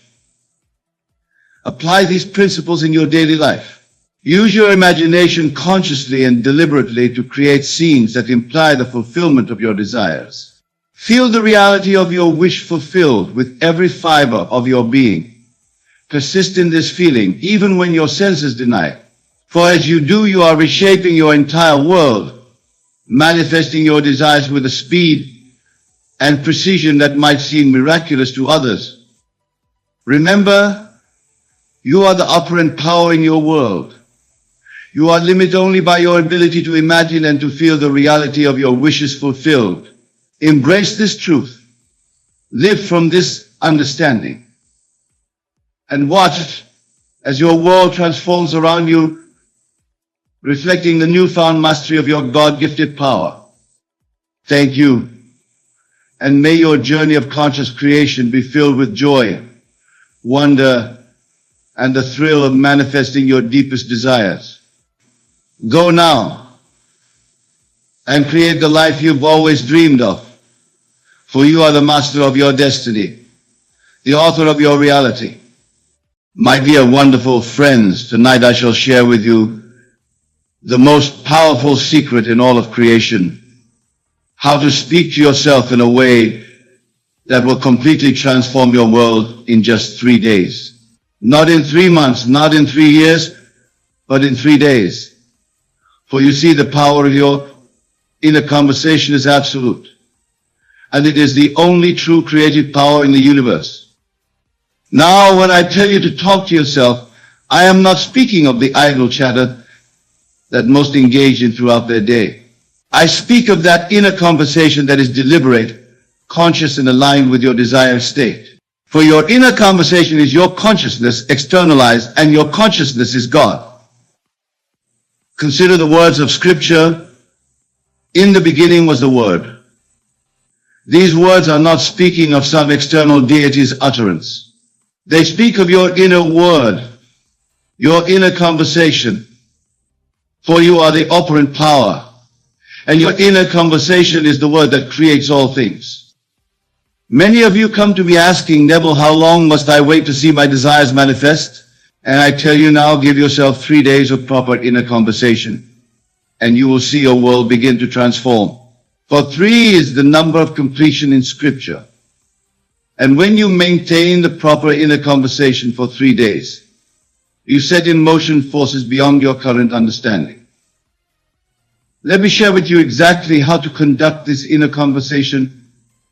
First, you must understand that your inner conversation must be from the end. You do not speak of what you want to be true. You speak as though what you desire is already true. This is the great secret that most of the world has missed. When you wake in the morning of your first day, your inner conversation must be from the state of your wish fulfilled. If you desire wealth, your inner conversation must be that of a wealthy person. If you desire health, your inner conversation must be that of a healthy person. If you desire love, your inner conversation must be that of someone who is deeply loved. But, and this is crucial, your inner conversation must feel natural. It must not be strained or forced. For feeling is the secret, and your inner conversation must be accompanied by the feeling of naturalness. Let me give you a perfect example from Scripture. When David spoke to Goliath, his inner conversation was not, I hope I can win, or I will try my best. His inner conversation was from the state of victory already achieved. This is why he could say with complete conviction, this day will the Lord deliver thee into mine hand. Now, for these 3 days, you must guard your inner conversation as though your life depends upon it, because it does. Every time you catch yourself engaging in inner conversation that contradicts your desired state, you must immediately revise it. This is not a suggestion. This is a command if you wish to see your world transform. Consider this: every outer conversation you have is first an inner conversation. Every relationship you have is first an inner conversation. Every circumstance in your life is first an inner conversation. Therefore, by changing your inner conversation for just 3 days, you literally change the entire substance from which your world is created. Let me tell you how to structure your inner conversation throughout these 3 days. In the morning, your first inner words must be from the state of your wish fulfilled. Before you open your eyes, before you move a muscle, engage in the inner conversation of the person you wish to be. If you desire wealth, your inner conversation might be, I am so grateful for my abundant life. Money flows to me easily and continuously. I am surrounded by prosperity. But remember, these words must not be mere affirmations. They must be spoken with a feeling of knowing that they are already true. Throughout your day, your inner conversation must maintain the same level of conviction. When challenges arise, and they will arise, your inner conversation must remain steadfast. If someone speaks of lack, your inner conversation must be of abundance. If someone speaks of illness, your inner conversation must be of health. This is where most fail in their attempt to change their world. They allow their inner conversation to be pulled into the current circumstances rather than maintaining the conversation of their desired state. But I tell you now, circumstances have no power over your inner conversation unless you give them that power. For these 3 days, you must be relentless in maintaining your new inner conversation. When you walk down the street, your inner conversation must be from your desired state. When you eat your meals, your inner conversation must be from your desired state. When you prepare for sleep, your inner conversation must be from your desired state. Let me share with you a principle that I have tested and proven countless times. Your inner conversation is the only reality. Everything else, absolutely everything, is a shadow of your inner conversation pushed out. Therefore, when you maintain the proper inner conversation for 3 days, you literally create a new world. Many of you may be thinking, but Neville, 3 days seems too short a time to change my entire world. Let me remind you of the story of Jonah. How long was he in the belly of the whale? 3 days. And after 3 days, he was transformed, and his world was transformed. This is not coincidence, my dear friends. This is law. 3 days of proper inner conversation is all that is required to set in motion the forces that will transform your world. But these must be 3 complete days, not 3 days of wavering between states. During these 3 days, you must guard your inner conversation not just in your waking hours, but as you fall asleep. For the last inner conversation you have before sleep is particularly powerful. It continues to echo through your subconscious mind throughout your sleep. Therefore, as you prepare for sleep during these 3 days, your inner conversation must be perfectly aligned with your desired state. If you desire a successful business, your inner conversation might be, I am so grateful for my thriving business. My customers are delighted with our services. Profits increase continuously. But remember, and this is crucial, your inner conversation must be accompanied by the feeling of naturalness. It must feel as natural to have this conversation as it feels to speak of what you had for breakfast. This is where the power lies, not in the words themselves, but in the feeling of naturalness that accompanies them. Let me share with you another principle. Your inner conversation creates your outer conversations. Therefore, during these 3 days, you must be particularly vigilant about your outer conversations as well. They must align with your new inner conversation. If someone asks you how you are, your response must come from your desired state. If someone speaks to you about problems or difficulties, your response must come from your desired state. Your outer conversation must be a perfect reflection of your new inner conversation. Many of you may find this challenging at first. You may be tempted to engage in conversations about current circumstances rather than your desired state. But I tell you now, this is where your power lies in maintaining your new conversation regardless of appearances. Consider the story of Jesus walking on water. What was his inner conversation? Was it about the impossibility of walking on water? Was it about the danger of the storms? No, his inner conversation was from the state of mastery over all natural laws, and his outer world had to conform to this inner conversation. During these 3 days, you must maintain the same level of conviction in your inner conversation.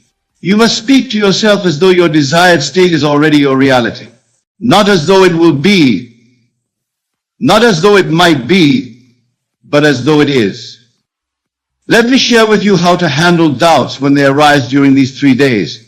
And they will arise. When a doubt appears in your mind, do not fight it. Instead, immediately revise your inner conversation. If you catch yourself saying inwardly, "This isn't working," immediately revise it to, "Everything is working perfectly. My world is transforming now." This revision must be immediate and complete. You cannot allow doubt to linger in your inner conversation. For remember, your inner conversation is the only reality. Therefore, a doubting inner conversation will create a doubting outer reality. Throughout these 3 days, your inner conversation must be dominated by gratitude. Not gratitude for what you hope will come, but gratitude for what is already yours in your desired state. This gratitude must be part of your inner conversation throughout the day. When you wake in the morning, your inner conversation must be filled with gratitude. When you go about your daily activities, your inner conversation must be filled with gratitude. When you prepare for sleep, your inner conversation must be filled with gratitude. Let me share with you another principle. Your inner conversation creates your inner states, and your inner states create your outer world. Therefore, during these 3 days, your inner conversation must create and maintain the inner state of your wish fulfilled. If you desire wealth, your inner conversation must create and maintain the inner state of wealth consciousness. If you desire health, your inner conversation must create and maintain the inner state of health consciousness. If you desire love, your inner conversation must create and maintain the inner state of being loved. Many of you may be wondering what to do if you slip in your inner conversation during these 3 days. Let me be very clear, you must not condemn yourself. Instead, immediately revise the conversation. Remember, you are training yourself to maintain a new inner conversation, and like any training, it requires practice. During these 3 days, your inner conversation must be your primary focus. Every other activity must be secondary to maintaining your new inner conversation, for you are literally recreating your world through this conversation. Let me share with you how to structure your inner conversation for specific desires. If you desire a new home, your inner conversation might be, "I love living in my beautiful new home. Everything about it is perfect for me." If you desire a promotion, your inner conversation might be, "I am so grateful for my new position. It's everything I desired and more." But remember, these are not mere words. They must be accompanied by the feeling of living in that new home, the feeling of working in that new position. For feeling is the secret. And your inner conversation must generate the feeling of your wish fulfilled. Throughout these 3 days, your inner conversation must be specific. Vague inner conversation creates vague results. Therefore, speak to yourself with clarity about your desired state. Be specific in your inner conversation about what you are grateful for, what you are experiencing, what you are enjoying in your desired state. Let me share with you another principle. Your inner conversation creates your self-concept, and your self-concept creates your world. Therefore, during these 3 days, your inner conversation must be about who you are, not just what you have. If you desire success, your inner conversation must be about being a successful person, not just about having success. If you desire abundance, your inner conversation must be about being an abundant person, not just about having money. If you desire love, your inner conversation must be about being a loved person, not just about having a relationship. During these 3 days, your inner conversation must be continuous, not in the sense of constant chatter, but in the sense of consistent alignment with your desired state. Every time you become aware of your inner conversation, it must be from your desired state. Let me share with you how to maintain this continuity. Set reminders for yourself throughout the day. Every time you look at your watch, every time you eat a meal, every time you enter a room, let these be triggers to check your inner conversation. But remember, your inner conversation must not be mechanical. It must be alive with feeling, rich with the emotion of your desired state, for it is the feeling that gives power to your inner conversation. Throughout these 3 days, your inner conversation must be sovereign. You must not allow anyone or anything to dictate your inner conversation. Not circumstances, not other people's opinions, not past experiences. Nothing must have power over your inner conversation except you. Let me share with you another principle. Your inner conversation creates your expectations, and your expectations create your experience. Therefore, during these 3 days, your inner conversation must create the highest expectations of good for yourself. Many of you may be thinking, but Neville, what if my desired state seems impossible? Let me remind you, nothing is impossible to your inner conversation. Your inner conversation is God in action, and to God all things are possible. During these 3 days, your inner conversation must be about possibility, not probability. You must speak to yourself from the state of your wish fulfilled, regardless of how probable or improbable may seem to your rational mind. Let me share with you how to handle apparent failures during these 3 days. If something happens that seems to contradict your desired state, your inner conversation must remain unchanged. You must speak to yourself as though the seeming failure is actually part of the perfect unfolding of your desire. Remember, your inner conversation is creating your reality, not the other way around. Therefore, no external circumstance has the power to change your inner conversation unless you give it that power. Throughout these 3 days, your inner conversation must be your constant companion. It must be the lens through which you view every experience, the filter through which you interpret every event, the standard by which you measure every circumstance. Let me share with you another principle. Your inner conversation creates your belief system, and your belief system creates your reality. Therefore, during these 3 days, your inner conversation must consistently reinforce the beliefs that support your desired state. During these 3 days, your inner conversation must be a perfect reflection of the person you wish to be. You must speak to yourself as that person would speak, think as that person would think, feel as that person would feel. Let me share with you how to maintain this level of consciousness. When you catch yourself speaking from your old state, immediately ask yourself, how would I be speaking to myself if I were already the person I wish to be? Then revise your inner conversation accordingly. Throughout these 3 days, your inner conversation must be about what is, not what was or what might be. You must speak to yourself in the present tense from the state of your wish fulfilled. This is crucial for the manifestation of your desire. Let me share with you another principle. Your inner conversation creates your future, but it does so by creating your present. Therefore, during these 3 days, your inner conversation must make your desired future your present reality. Many of you may be wondering what will happen after these 3 days.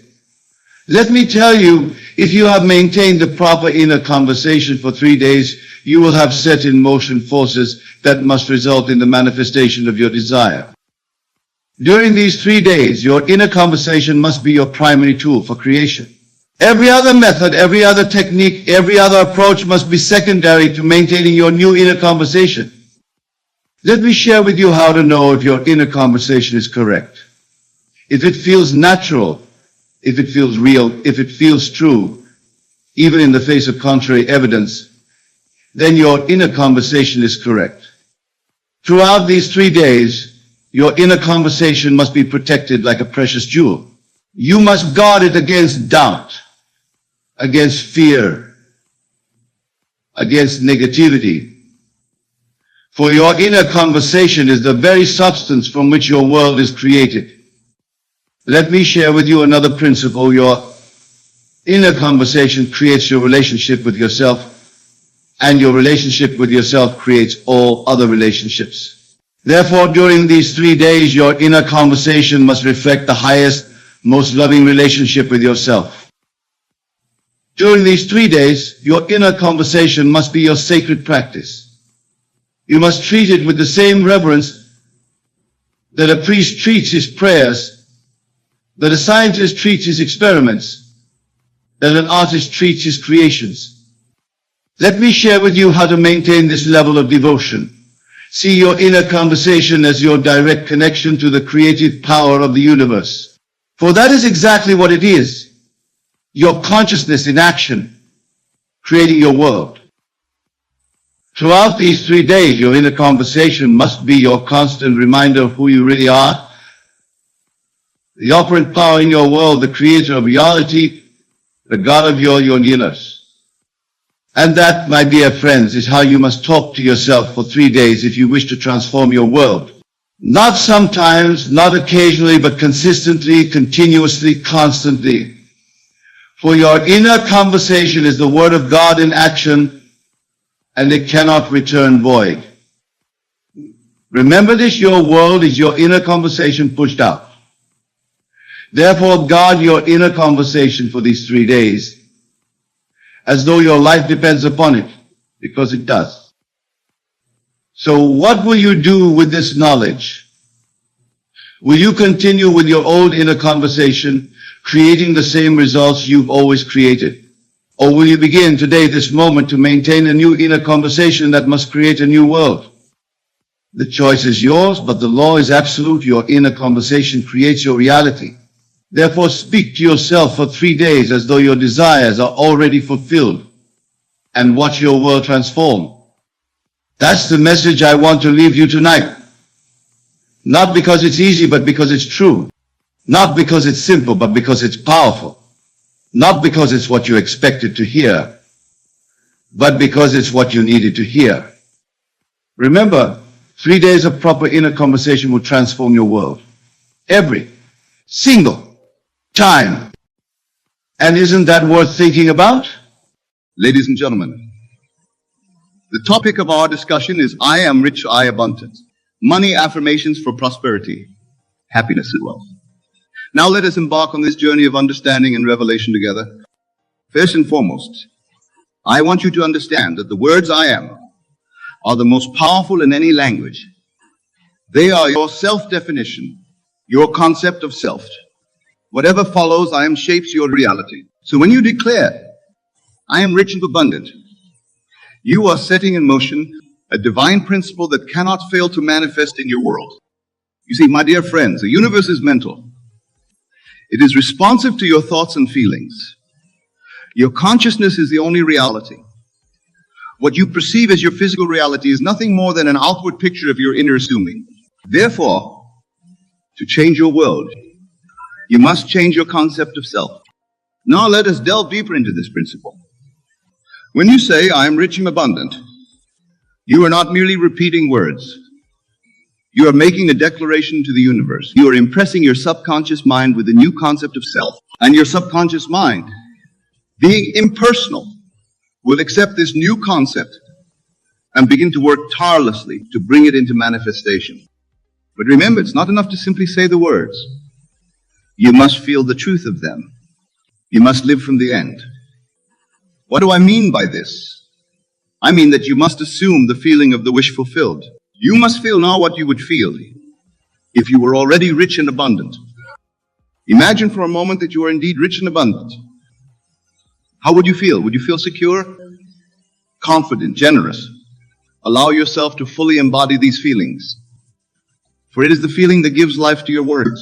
It is a feeling that impresses your subconscious mind. Now, some of you might be thinking, but Neville, I'm not rich. I have bills to pay. I have debts. How can I feel rich when my current reality shows me otherwise? And to this I say, your current reality is nothing but the harvest of your past thoughts and feelings. It has no power over your future, unless you give it power by continuing to dwell on it. Instead, I urge you to live in the end. Make your future dream a present fact by assuming the feeling of the wish fulfilled. For assumption, though false to the outer world, if persisted in, will harden into fact. Let me share with you a principle that has transformed countless lives. It's called the law of reversibility. This law states that if a certain state produces a certain outer condition, then that outer condition must, in turn, produce that state. In other words, if feeling rich produces wealth, then wealth must produce the feeling of being. Now here's the cake. You don't have to wait for the outer condition to feel the inner state. You can start now. You can feel rich now, regardless of your current bank balance. And as you persist in this feeling, you will begin to see your outer world change to match your inner state. This, my friends, is the true secret of wealth creation. It's not about working harder or smarter. It's about changing your concept of self. It's about embodying the state of wealth and abundance now, in your imagination. Remember, your imagination is the gateway to the subconscious. What you imagine with feeling, your subconscious accepts as reality. And once your subconscious accepts something as reality, it begins to work day and night to bring it into manifestation. Do you imagine yourself as rich and abundant? Can you feel the security, the freedom, the joy that comes with true wealth? Can you walk through your day, interact with others, make decisions from the standpoint of being wealthy? If you can do this, if you can live in the end, feeling the reality of being rich and abundant now, then I tell you truly, wealth and abundance must come to you. It is law. Now let's talk about the power of affirmations. When you say, I'm rich and abundant, you are not trying to convince yourself of something that isn't true. You are declaring a spiritual truth. You are aligning yourself with the infinite abundance of the universe. You see, abundance is your natural state. The universe is infinitely abundant. And you, being one with the universe, are also infinitely abundant. Any lack you perceive in your life is simply a misalignment with your true nature. By affirming, I'm rich like abundant, you are realigning yourself with your true nature. You are claiming your divine inheritance. You are stepping into the flow of universal abundance. But remember, affirmations are not magic spells. They're not about repeating words mindlessly. They're about feeling the truth of the words. They're about embodying the state you desire. When you say, I am rich or abundant, feel the truth of it in every cell of your body. Feel the excitement, the gratitude, the joy of being rich and abundant. Let this feeling permeate your entire being. And as you do this, watch how your world begins to change. Watch how opportunities for wealth creation begin to appear in your life. Watch how your relationship with money transforms. You see, when you truly feel rich and abundant, you begin to make decisions from a place of abundance rather than lack. You begin to see opportunities where before you saw only obstacles. You begin to attract people and circumstances that align with your new concept of self. Now let's address a common misconception. Many people believe that to be spiritual, one must reject material wealth. They believe that money is somehow unspiritual or dirty. But I tell you that such beliefs are not based on truth. They are based on a misunderstanding of the nature of the universe. The universe is abundant. Nature is abundant. Look at a single apple tree producing hundreds of apples, each containing multiple seeds, each seed capable of producing another tree. This is the nature of the universe. And you, being one with the universe, are meant to experience this abundance in all areas of your life, including your finances. Money is simply a symbol of exchange. It is a tool. And like any tool, can be used for good or ill, but the tool itself is neutral. It is our consciousness that gives it meaning.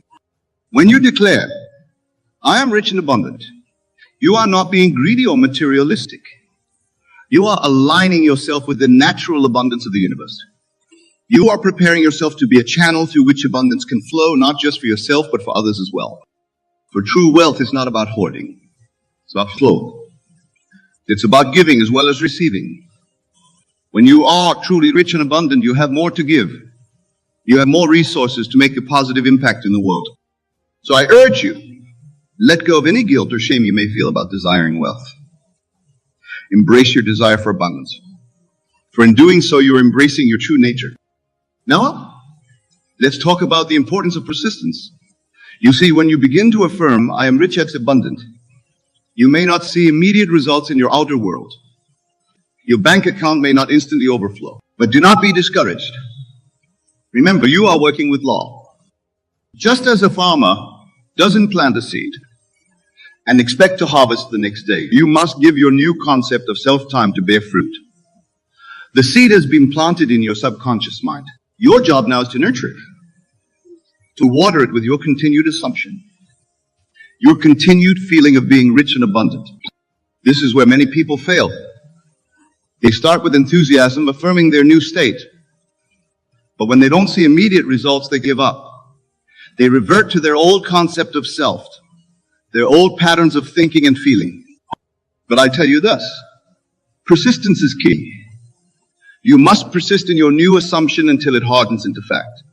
You must live from your desired state, regardless of appearances, until your outer world conforms to your inner conviction. Remember, your outer world is nothing but a reflection of your inner state. It may take time for your outer world to catch up with your new inner state. But if you persist, if you remain faithful to your new concept of self, your outer world must change. It's law. So I ask you, can you persist in the assumption that you are rich and abundant, even when your senses deny it? Can you continue to feel wealthy and prosperous, even when your bank account says otherwise? Can you live from the end, feeling the joy and gratitude of being rich and abundant, even before it manifests in your physical reality? If you can do this, if you can persist in your new assumption, then I promise, your world will change. Your reality will reshape itself to match your inner conviction. Now, let's discuss another important aspect of manifesting wealth and abundance. Detachment. This may seem paradoxical. How can you desire wealth and abundance and yet be detached from it? But this detachment is crucial to your success. You see, attachment creates resistance. When you are overly attached to a specific outcome, when you are constantly checking to see if it has manifested, you are actually pushing it away. You are coming from a place of lack, of not having, which contradicts your affirmation of abundance. Instead, cultivate a state of calm knowing. Know that you are rich and abundant, not because you see it in your bank account, but because it is your true nature. Know that wealth is flowing to you, through you, and from you, not because you need it to be happy, but because it is the natural expression of who you are. This detachment allows you to live joyfully in the present moment, rather than constantly projecting into a future where you will finally be rich. When you can be happy and content now, regardless of your external circumstances, you open yourself up to receive even more abundance. Remember, the universe responds to your vibration, your state of being.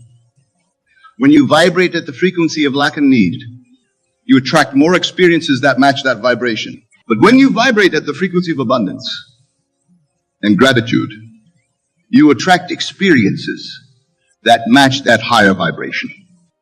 So I urge you, as you affirm, I am rich and abundant, so from a place of calm knowing, of joyful detachment, know that you are aligning yourself with your true nature and trust that the outer manifestation will follow in divine timing. Now, let's delve deeper into the concept of money itself. Many of you may have negative associations with money. Perhaps you've been taught that money is the root of all evil, or that rich people are inherently greedy or unspiritual. These beliefs, whether conscious or subconscious, can create resistance to the very abundance you're trying to manifest. So let's reframe our understanding of money. Money, in its essence, is simply energy. It's a tool for exchange, a symbol of value. Like any tool, it can be used for good or ill, depending on the consciousness of the user. When you affirm, I am rich abundant, you're not just calling for more pieces of paper or numbers in a bank account. You're aligning yourself with the energy of abundance, with the free flow of value and resources. Imagine money as a river of abundance. This river is always flowing, always abundant. The only question is, are you standing in this river, allowing it to flow to you and through you, or are you standing on the shore, watching it flow by? When you truly embody the state of being rich and abundant, you're stepping into this river. You're allowing abundance to flow to you, through you, and from you. You become a conduit for abundance, not just a receiver of it. This understanding transforms your relationship with money. Instead of seeing it as something scarce that you need to hoard, you see it as an abundant resource that flows freely when you're in alignment with it. So I ask you, can you release your old limiting beliefs about money? Can you see it as the tool of abundance that it truly is? Can you step into the river of abundance, allowing it to flow freely in your life?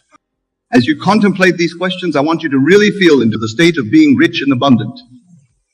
Close your eyes for a moment. Imagine yourself surrounded by abundance in all forms, not just money, but love, health, opportunities, experiences. Feel the joy, the freedom, the security that comes with true abundance. Now open your eyes. Carry this feeling with you throughout your day. Let it inform your thoughts, your words, your actions. For this feeling is the key to manifesting the abundance you desire. Let's now talk about the role of gratitude in manifesting wealth and abundance. Gratitude is a powerful force that aligns you with the frequency of abundance. When you're truly grateful, you're acknowledging that you already have enough, that you are already abundant. This might seem counterintuitive. You might think, but if I'm grateful for what I have, won't that prevent me from receiving more? Not at all. In fact, the opposite is true. Gratitude opens you up to receive even more abundance. You see, the universe responds to your dominant thoughts and feelings. When you're constantly focused on what you lack, you're vibrating at the frequency of lack, and you attract more experiences of lack. But when you're grateful for what you have, you're vibrating at the frequency of abundance, and you attract more experiences of abundance. So as you affirm, I am rich and abundant, do so from a place of deep gratitude. Be grateful for the abundance you already have in your life, no matter how small it may seem. Be grateful for the abundance that is on its way to you. Be grateful for your ability to co-create with the universe. This gratitude will amplify your affirmations, making them even more powerful. It will align you more fully with the state of being rich and abundant. Now let's address another important aspect of manifesting wealth and abundance. Action. Some people misunderstand the law of assumption, thinking that if they simply assume the feeling of the wish fulfilled, they can sit back and wait for abundance to magically appear in their lives. But this is not how the law works. Yes, assuming the feeling of the wish fulfilled is crucial. But this assumption should inspire and guide your actions, not replace them. When you truly embody the state of being rich and abundant, you will naturally be inspired to take actions that align with this state. You'll make different decisions, see different opportunities, interact with people differently. For example, someone who truly feels rich and abundant might be inspired to start a business, invest in themselves or others, or give generously to causes they believe in. They might be drawn to learn more about wealth creation, to network with successful people, or to upgrade their skills. The key is that these actions come from a place of inspired action, not desperate action. They come from a place of abundance, not lack. They are a natural expression of your new state of being, not a struggle to make something happen. So as you embody the state of being rich and abundant, what inspired actions are you drawn to take? What opportunities are you now seeing that you might have overlooked before? How are you showing up differently in your work, your relationships, your daily life? Remember, these actions don't need to be grand or dramatic.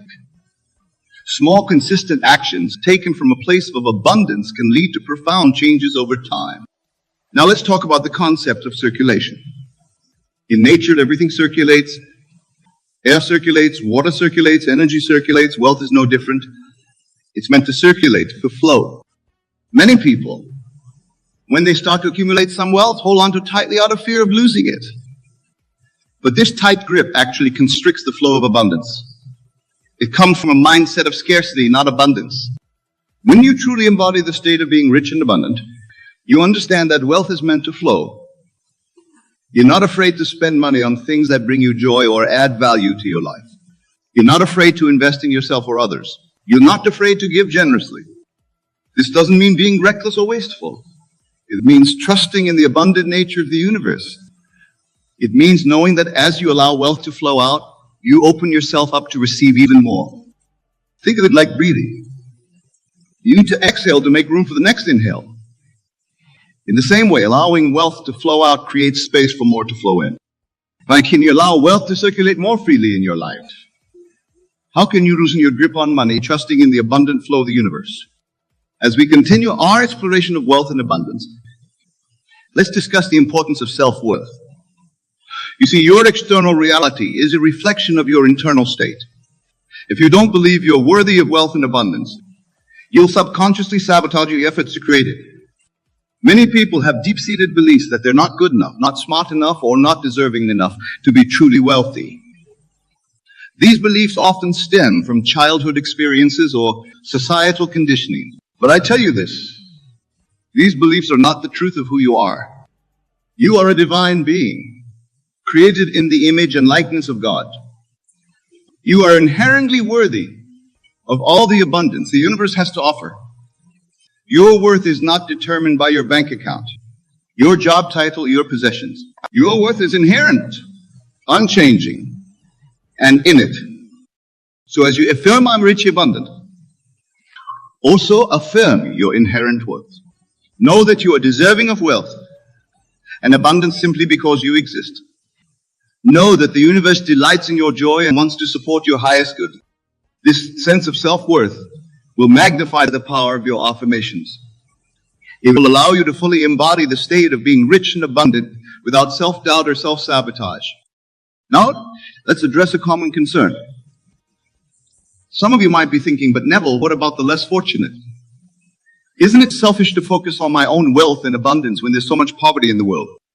This is a beautiful question, and it speaks to your compassionate nature. But I want you to consider, your impoverishment does not enrich anyone else. Your lack does not alleviate anyone else's lack. In fact, the opposite is true. When you embody the state of being rich and abundant, you become better equipped to help others. You have more resources to share, more knowledge to impart, more opportunities to create. Your abundance can become a blessing to many. Moreover, you demonstrate that it's possible to create wealth and abundance through the power of your imagination and assumption. You inspire others to do the same. You become a living example of what's possible, igniting hope and possibility in those around you. Remember, abundance is not a zero-sum game. There's more than enough for everyone. By claiming your abundance, you're not taking away from anyone else. You're simply aligning yourself with the infinite abundance of the universe. So I urge you, embrace your desire for wealth and abundance without guilt. Know that as you prosper, you become better equipped to contribute to the prosperity of others. Now, as we near the conclusion of our discussion, I want to address the concept of divine timing. Some of you may be wondering, how long will it take for my affirmations to manifest? When will I see the results? The truth is, there's no set timeline for manifestation. The seed you plant in your subconscious mind will germinate and grow in divine timing. Your job is not to worry about when or how your desire will manifest, but to remain faithful to your assumption. Remember, time is a construct of the human mind. In the realm of spirit, where all creation takes place, there is no time. Your desire is already fulfilled in the spiritual realm. Your job is to align your consciousness with this spiritual reality until it manifests in your physical reality. So don't become anxious or doubtful if you don't see immediate results. Don't keep checking your bank account or looking for signs that it's working. This doubt and anxiety only serve to negate your affirmations. Instead, rest in the calm assurance that what you have assumed in your imagination must come to pass. Live each day from the state of being rich and abundant, regardless of appearances. Trust in the law, knowing that it never fails. As we come to the close of our discussion, I want to leave you with this final thought. You are the operant power in your world. Your consciousness is the only reality. What you assume to be true, what you feel to be real, must manifest in your world. The words "I am rich and abundant" are not just a phrase to be repeated.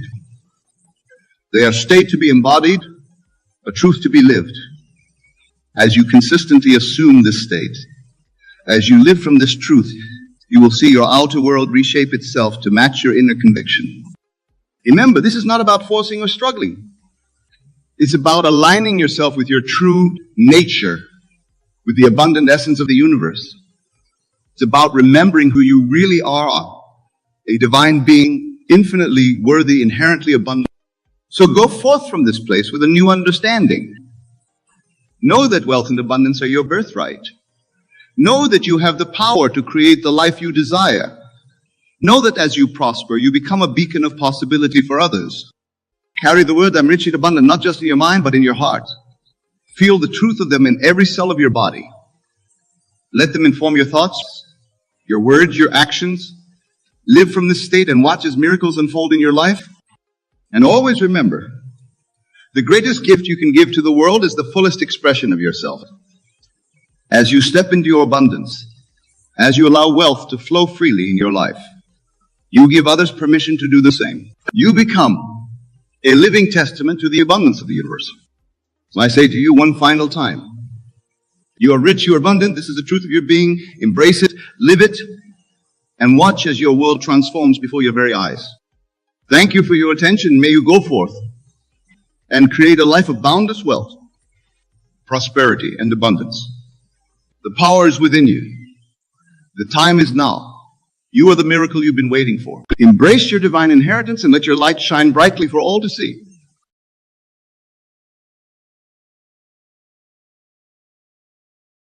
Let us begin with a fundamental truth from Scripture.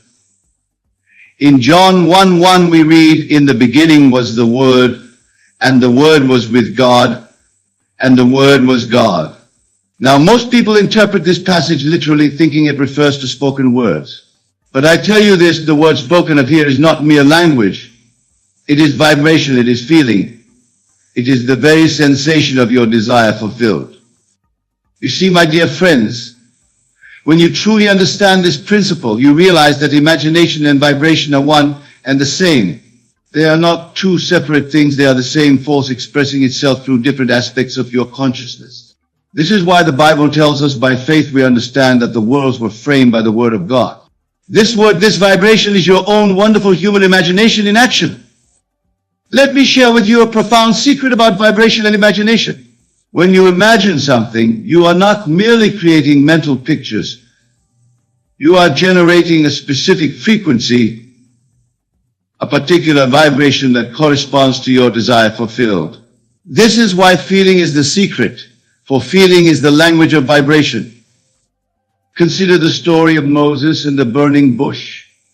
When God revealed himself to Moses, he did not appear as words on a page or as mere thoughts in Moses' mind.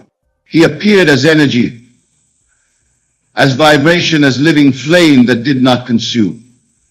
This, my dear friends, is a perfect metaphor for how your imagination works through vibration. You see, when you imagine your desire fulfilled, you are literally setting yourself aflame with the vibration of that state. But like the burning bush, this flame does not consume you, it transforms you. It transmutes your entire being into the frequency of your desire fulfilled. Let me tell you a story that perfectly illustrates this principle. Recently, a lady came to me desiring a new home. She had been using affirmations and positive words for months without success. I told her, stop using words. Instead, feel the vibration of actually living in your desired home. Feel the texture of the walls, the warmth of the sunlight through the windows, the peace and satisfaction of occupying that space. Within 2 weeks, she had her new home. You see, she didn't manifest it through words. She manifested it through vibration, through the feeling of actually being there. This is what Jesus meant when he said, therefore I tell you, whatever you ask for in prayer, believe that you have received it, and it will be yours. Now let us delve deeper into this mystery of vibration and imagination. In the book of Ezekiel, we read about the valley of dry bones, when God commanded Ezekiel to prophesy to the bones. It wasn't the words that brought them to life. It was the vibration, the energy, the feeling tone of life itself that animated them. This is exactly how your imagination works. When you imagine your desire fulfilled, you are not merely thinking about it. You are vibrating at the frequency of its fulfillment. You are literally becoming one with the state you desire to express. Let me share another principle that would transform your understanding of vibration and imagination. In Scripture we read, be still and know that I am God. This stillness is not mere physical quietude. It is a specific vibrational state where your imagination and your desire become one. You see, when you enter this state of stillness, you are tuning yourself to the perfect frequency of your desire fulfilled. This is why meditation and contemplation are so powerful. Not because of any words you might use, but because they allow you to align your vibration with your imagination. Consider the story of Elijah on Mount Horeb. God was not in the wind, not in the earthquake, not in the fire. God was in the still, small voice. This still, small voice is not words, it is vibration. It is the feeling tone of your desire fulfilled. Let me share another secret about using vibration instead of words. When you imagine something, your entire being begins to vibrate at the frequency of that state. This is why Scripture tells us, as a man thinketh in his heart, so is he. Notice it says in his heart, not in his mind, not in his words, but in his heart, where feeling and vibration originate. Now let me tell you about a businessman who applied this principle perfectly. He wanted to expand his company, but was struggling with traditional goal setting and affirmations. I told him, stop using words to describe what you want. Instead, feel the vibration of running a successful, expanded business. Feel the satisfaction, the confidence, the certainty of it. Within months, his business had doubled in size. You see, he didn't achieve this through words or planning. He achieved it by maintaining the vibration of his desire fulfilled. This is what Jesus meant when he said, the kingdom of heaven is within you. The kingdom is not a place or a set of words. It is a vibrational state. Let us explore another aspect of this truth. In the book of Revelation, John speaks of hearing a great voice as of a trumpet. This trumpet is not producing mere sound. It is producing vibration, frequency, energy. This is exactly what your imagination does when it is properly employed. You see, my dear friends, every desire you hold contains within it a specific vibrational frequency. Your job is not to describe this frequency with words, but to feel it, to become one with it, to let it resonate through your entire being. I think of it this way. When you strike a tuning fork, it produces both sound and vibration. The sound is temporary, but the vibration continues long after the sound has faded. Similarly, words are temporary, but vibration, the feeling of your desire fulfilled, continues to resonate and create. Let me share another principle that will revolutionize your understanding of manifestation. When scripture says, "Let there be light," it is not referring to physical light, but to illuminated consciousness vibrating at the frequency of desire fulfilled. You see, when you truly understand this, you realize that manifestation is not about using the right words or thinking the right thoughts. It's about achieving and maintaining the right vibrational state, the state of your desire fulfilled. Consider the story of Joshua and the walls of Jericho. The walls didn't fall because of the words the people spoke or the horns they blew. They fell because the vibration of victory was maintained until physical reality had no choice but to conform to it. This is exactly how your imagination works. When you maintain the vibration of your desire fulfilled, when you feel the reality of it with your entire being, the circumstances of your life must rearrange themselves to match that vibration. Let me tell you about a teacher who applied this principle perfectly. She desired to impact more lives through her work, but was stuck using traditional goal-setting methods. I told her, stop thinking about how to reach more people. Instead, feel the vibration of already touching countless lives. Feel the satisfaction, the fulfillment, the joy of it. Within months, she had opportunities to teach internationally. You see, she didn't create these opportunities through words or planning. She created them by maintaining the vibration of her desire fulfilled. Now let us discuss something crucial about this process. Most people try to use their imagination as a tool separate from themselves. But I tell you this, your imagination is not a tool. It is your very self. It is God in action within you. And God does not create through words alone, but through vibration, through feeling, through the sensation of reality. Consider the words of Jesus. The words that I speak unto you, they are spirit and they are life. Notice he doesn't say they are mere words, they are spirit. They are vibration, they are living energy. This is why when you imagine something, you must do more than see it or think about it. You must feel it, sense it, become one with its vibration. This is what Jesus meant when he said, "I and my Father are one." He was expressing his complete unity with the vibration of his desires fulfilled. Let me share another profound truth about vibration and imagination. When you enter into the feeling of your desire fulfilled, you are literally rearranging the substance of the universe. This is not metaphysical thinking. This is scientific fact clothed in scriptural language. Think about the story of creation. God didn't just speak the world into existence. He felt it, experienced it, became one with it through imagination and vibration. This is exactly what you must do with your desires. You see, my dear friends, every desire you hold is already fulfilled in what I call the kingdom, the realm of pure vibration and imagination.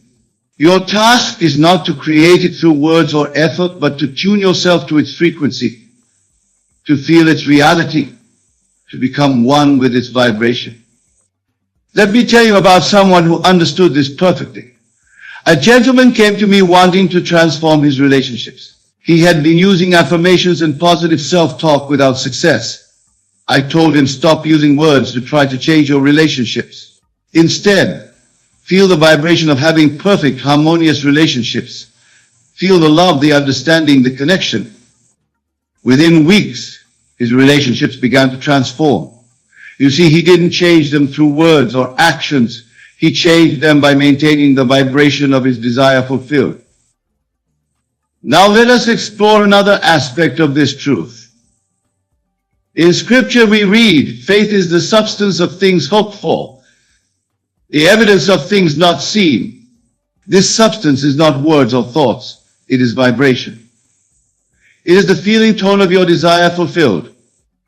You see, when you have true faith, you don't hope for something to happen in the future. You feel its reality now. You vibrate at the frequency of its fulfillment now. This is what Jesus meant when he said, before Abraham was, I am. Let me share another principle that will transform your understanding of manifestation.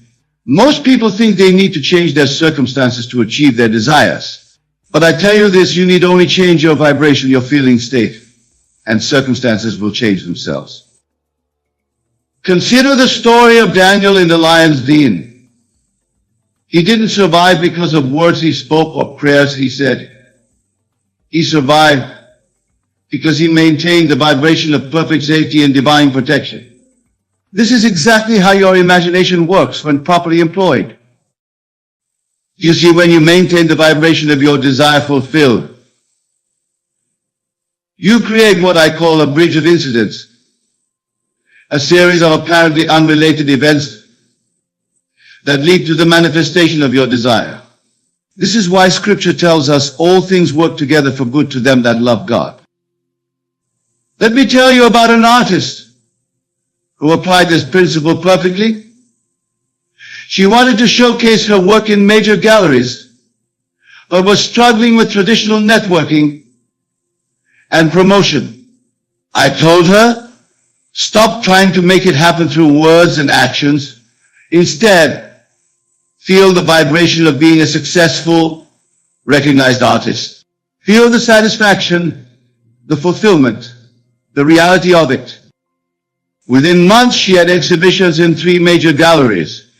You see, she didn't achieve this through effort or planning. She achieved it by maintaining the vibration of her desire fulfilled. Now let us discuss something crucial about this process of manifestation through vibration. Most people think they need to repeat their desire many times or visualize it frequently. But I tell you this, what you need is not repetition, but intensity of feeling, intensity of vibration. Consider the words of Jesus, whatever you ask for in prayer, believe that you have received it, and it will be yours. Notice he doesn't say believe that you will receive it, he says believe that you have received it.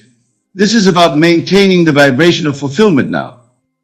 You see, my dear friends, when you enter into the feeling of your desire fulfilled, when you maintain its vibration, you are literally rearranging the atoms and molecules of your world. This is why Scripture tells us all things are possible to him that believeth. Let me share another profound truth about vibration and imagination. When you imagine something while maintaining its vibrational frequency, you are not creating something new. You are tuning into something that already exists in the realm of pure potential. Think of it this way, every possibility already exists in what quantum physicists call the field of infinite possibilities. Your imagination, operating through vibration, simply tunes you to the frequency of your desired possibility, making it manifest in your physical experience. This is what Jesus meant when he said, seek ye first the kingdom of God. The kingdom is not a place, it is a vibrational state where all possibilities exist simultaneously. When you enter into the feeling of your desire fulfilled, you are literally entering this kingdom. Let me tell you about a writer who understood this perfectly. She had been struggling to complete her novel, using various writing techniques and affirmations without success. I told her, stop trying to write the book through effort and words.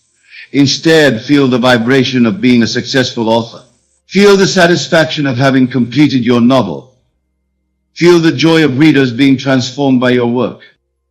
Within 3 months, she had completed her novel and secured a publisher. You see, she didn't achieve this through technique or effort. She acted by maintaining the vibration of her desire fulfilled. Now, as we bring this discussion to a close, I want you to understand something fundamental about vibration and imagination. Your imagination is not separate from the creative force of the universe. It is that creative force individualized as you. When you imagine something while maintaining its vibrational frequency, you are literally God in action. This is why Scripture tells us, I am that I am. This is not a statement of identity, it is a statement of creative power through vibration and imagination. Remember this, the universe doesn't respond to your words, it responds to your vibrational state. Your imagination doesn't create through language. It creates through feeling, through vibration, through the sensation of reality. The choice is yours. You can continue trying to create through words and effort, or you can step into your divine power and create through vibration and imagination. The difference between these approaches is the difference between seeking and finding. So I tell you this, stop trying to use words to create your reality. Start feeling the vibration of your desire fulfilled. Maintain that feeling regardless of appearances.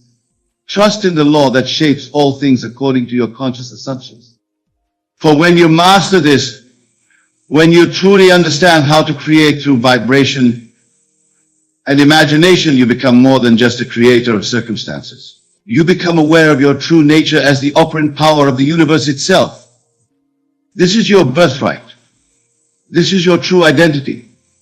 This is who you really are. Thank you, and good night. I want to reveal to you why these words hold such tremendous power and how you can use them to manifest everything you've ever desired. You see, most people spend their entire life searching outside themselves for power, for permission, for validation. They believe their desires must be achieved through hard work, struggle, and external forces. But I tell you this, all power resides within your own consciousness. When you declare, I am the power, you are acknowledging the fundamental truth of existence. You are recognizing that the force that moves the stars and grows the flowers is the same force that flows through your consciousness. Let me tell you something profound about these 4 words. When you speak them, you're not making a mere affirmation. You're declaring your true nature, your essential being. You're acknowledging the creative force within you. Consider this. Every great achievement in human history began with someone recognizing their inner power. They didn't wait for external permission. They didn't seek validation from others. They understood that all power flows from within. You see, most people have it backwards. They say, when I have this, then I will be powerful. But I tell you this, you must first assume your power, and then all things become possible. These 4 words, I am the power, are not just words to be spoken. They must be felt. They must be lived. They must become your dominant state of consciousness. Let me share with you what happens when you truly embody these words. The entire universe must reorganize itself to reflect your new self-concept. This is not metaphysics. This is law. Most of you sit here tonight thinking about what you want to manifest. But I tell you this, manifestation is not about getting something you don't have. It's about revealing what already exists within your consciousness. When you declare, I am the power, you're not creating power. You're acknowledging what has always been true. This recognition changes everything. Your entire world must shift to align with this declaration. You see, most people approach manifestation like beggars, hoping and wishing for their desires to be granted. But when you know I am the power, you approach life as a creator, knowing that what you decree must manifest. Let me share something profound about consciousness. Your consciousness is the only reality. Everything you see in your world is simply consciousness made visible. Therefore, when you declare I am the power, you're literally reshaping your entire universe. Think about this. Every morning when you wake up, you're either reinforcing your powerlessness or claiming your power. There's no neutral position. Every thought, every feeling, every assumption is either aligning with I am the power or denying it. You see, these 4 words are not just a positive affirmation. They are a recognition of the fundamental truth of your being. When you truly grasp this, manifestation becomes as natural as breathing. Most of you have been taught to look for power in external circumstances, in money, in relationships, in social status. But I tell you this, all these things are merely effects. The cause lies in your consciousness. Consider what happens when you truly know, I am the power. You no longer beg, you no longer plead, you no longer hope. You simply decree, and by law, your decree must manifest. Let me share with you why these words are so transformative. When you declare, I am the power, you're shifting your entire self-concept. You're no longer seeing yourself as a victim of circumstances, but as the creator of circumstances. You see, most people spend their lives reacting to what they see. But when you know I am the power, you understand that what you see is simply your consciousness pushed out. Therefore, to change what you see, you must change your consciousness. Think about this. Every great achievement began with someone knowing they were the power. They didn't wait for conditions to change. They changed conditions by changing their consciousness. Let me share with you what happens in the depths of consciousness when you truly embody these 4 words. Your entire world begins to reorganize itself to match your new self-concept. You see, most people believe their circumstances dictate their state of being. But when you declare, I am the power, you reverse this process. Your state of being now dictates your circumstances. Consider this. Every moment of your life, you're either expressing power or expressing limitation. There is no middle ground. When you truly grasp these 4 words, you cease giving power to external conditions. Let me tell you something profound about manifestation. When you know I am the power, you stop asking how things will manifest. You understand that the power that knows the way will make the way. Most of you sit here tonight thinking about your problems, your limitations, your obstacles. But I tell you this, these are merely shadows cast by a consciousness that has forgotten I am the power. You see, when you truly embody these 4 words, you enter a new dimension of being. In this dimension, problems don't need to be solved.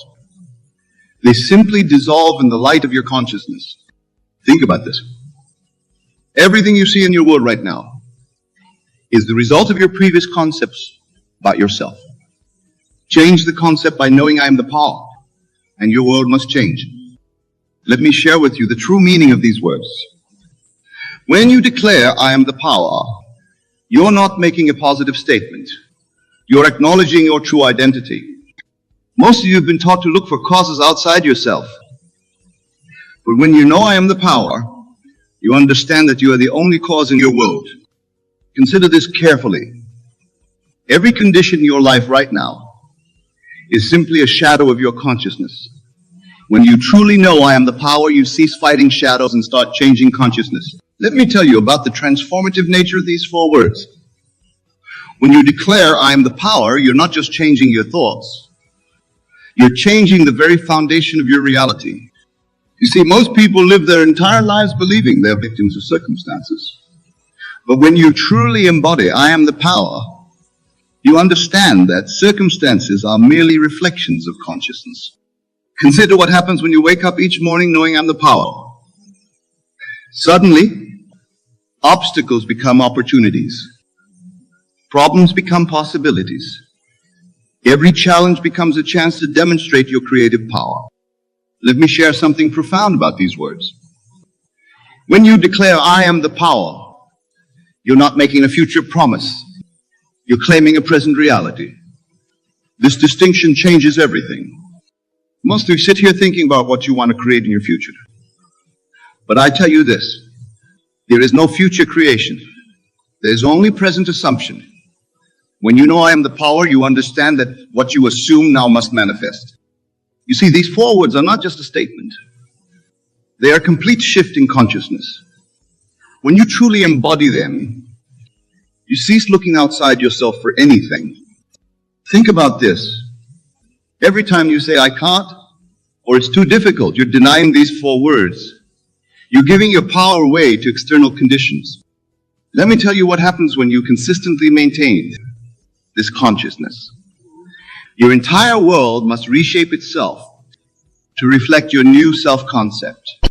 Most of you have spent years accumulating evidence of your limitations. But when you know I am the power, you understand that all past evidence is irrelevant. Only your present assumption matters. Consider this. Every great achievement in your life began with a shift in consciousness. When you knew you could, you did. These 4 words simply make this knowing permanent. Let me share with you something profound about these 4 words that most will never understand. When you declare, I am the power, you're not just making a statement. You're activating the very force that created the universe. You see, most people spend their lives waiting for permission to be powerful. They wait for the right circumstances, the right credentials, the right moment. But I tell you this, the only permission you need is your own recognition that I am the power. Consider what happens in your world when you truly embody these words. Your relationships change because you no longer seek power from others. Your work transforms because you no longer depend on external validation. Your entire life shifts because you're operating from a new dimension of consciousness.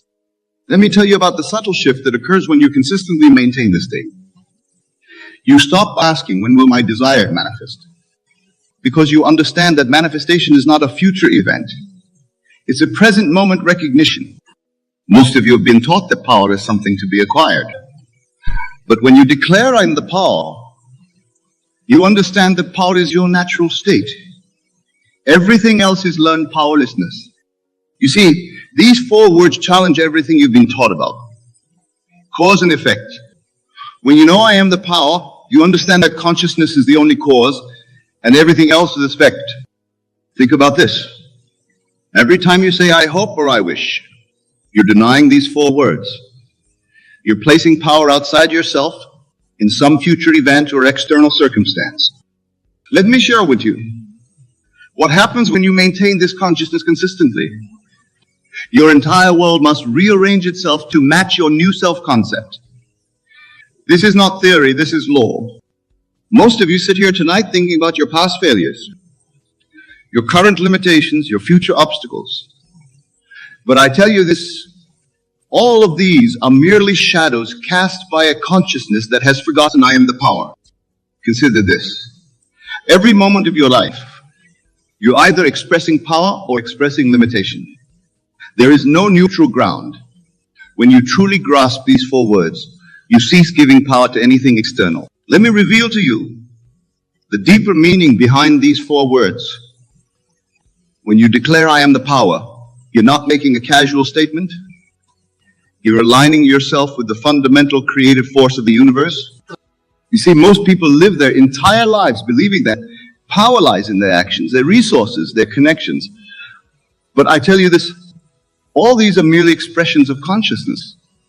When you know I am the power, your actions flow from this knowing. Consider what happens when you approach each day from this consciousness. You no longer wake up wondering what the day will bring. You wake up knowing that you bring to the day whatever you decree in consciousness. Let me tell you about the transformation that occurs when you live from these 4 words. You stop seeking validation from others because you understand that all validation comes from within. You stop fighting circumstances because you know that circumstances are merely shadows. Most of you have spent years trying to change effects while leaving the cause untouched. But when you declare I am the power, you go straight to the cause, your own consciousness. You see, these 4 words contain within them the secret of all creation. When you truly embody them, you understand that everything in your world is simply your consciousness pushed out. Think about this. Every time you blame external conditions for your state, you're denying these 4 words. You're giving away your creative power to shadows. Let me share with you what happens when this consciousness becomes natural to you. You stop asking, how will this happen? Because you understand that the power that knows the way will make the way. Most of you sit here thinking about what's possible and what's impossible. But I tell you this, possibility and impossibility exist only in consciousness. When you know I am the power, all things become possible. Consider this. Every limitation in your life right now exists only because you've accepted it in consciousness. When you truly embody these 4 words, all limitations dissolve. Let me share with you something profound about these 4 words that will forever change how you view manifestation. When you declare I am the power, you're not just speaking words. You're awakening to your true identity. You see, most people spend their lives seeking power through achievement, through accumulation, through recognition. But I tell you this, all seeking ends when you realize that you are what you've been seeking. Consider what happens when you truly grasp these words. You stop looking for signs, you stop waiting for permission, you stop seeking approval, because when you know I am the power, what else could you possibly need? Let me tell you about the shift that occurs in your relationships when you embody these words. You no longer need others to complete you, to validate you, to empower you. You become complete within yourself, and paradoxically, this completeness attracts more fulfilling relationships. Most of you have been taught that power comes from doing. But when you declare, I'm the power, you understand that power comes from being. Your doing then flows naturally from your being. You see, these 4 words revolutionize your entire approach to manifestation. You stop trying to make things happen and start allowing them to unfold from your consciousness. Think about this. Every time you say, I'll try or I hope, you're actually denying your power.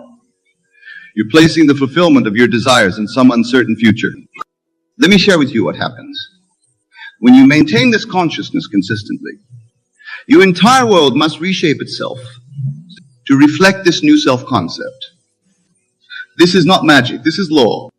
Most of you sit here tonight thinking about what you need to do to manifest your desires.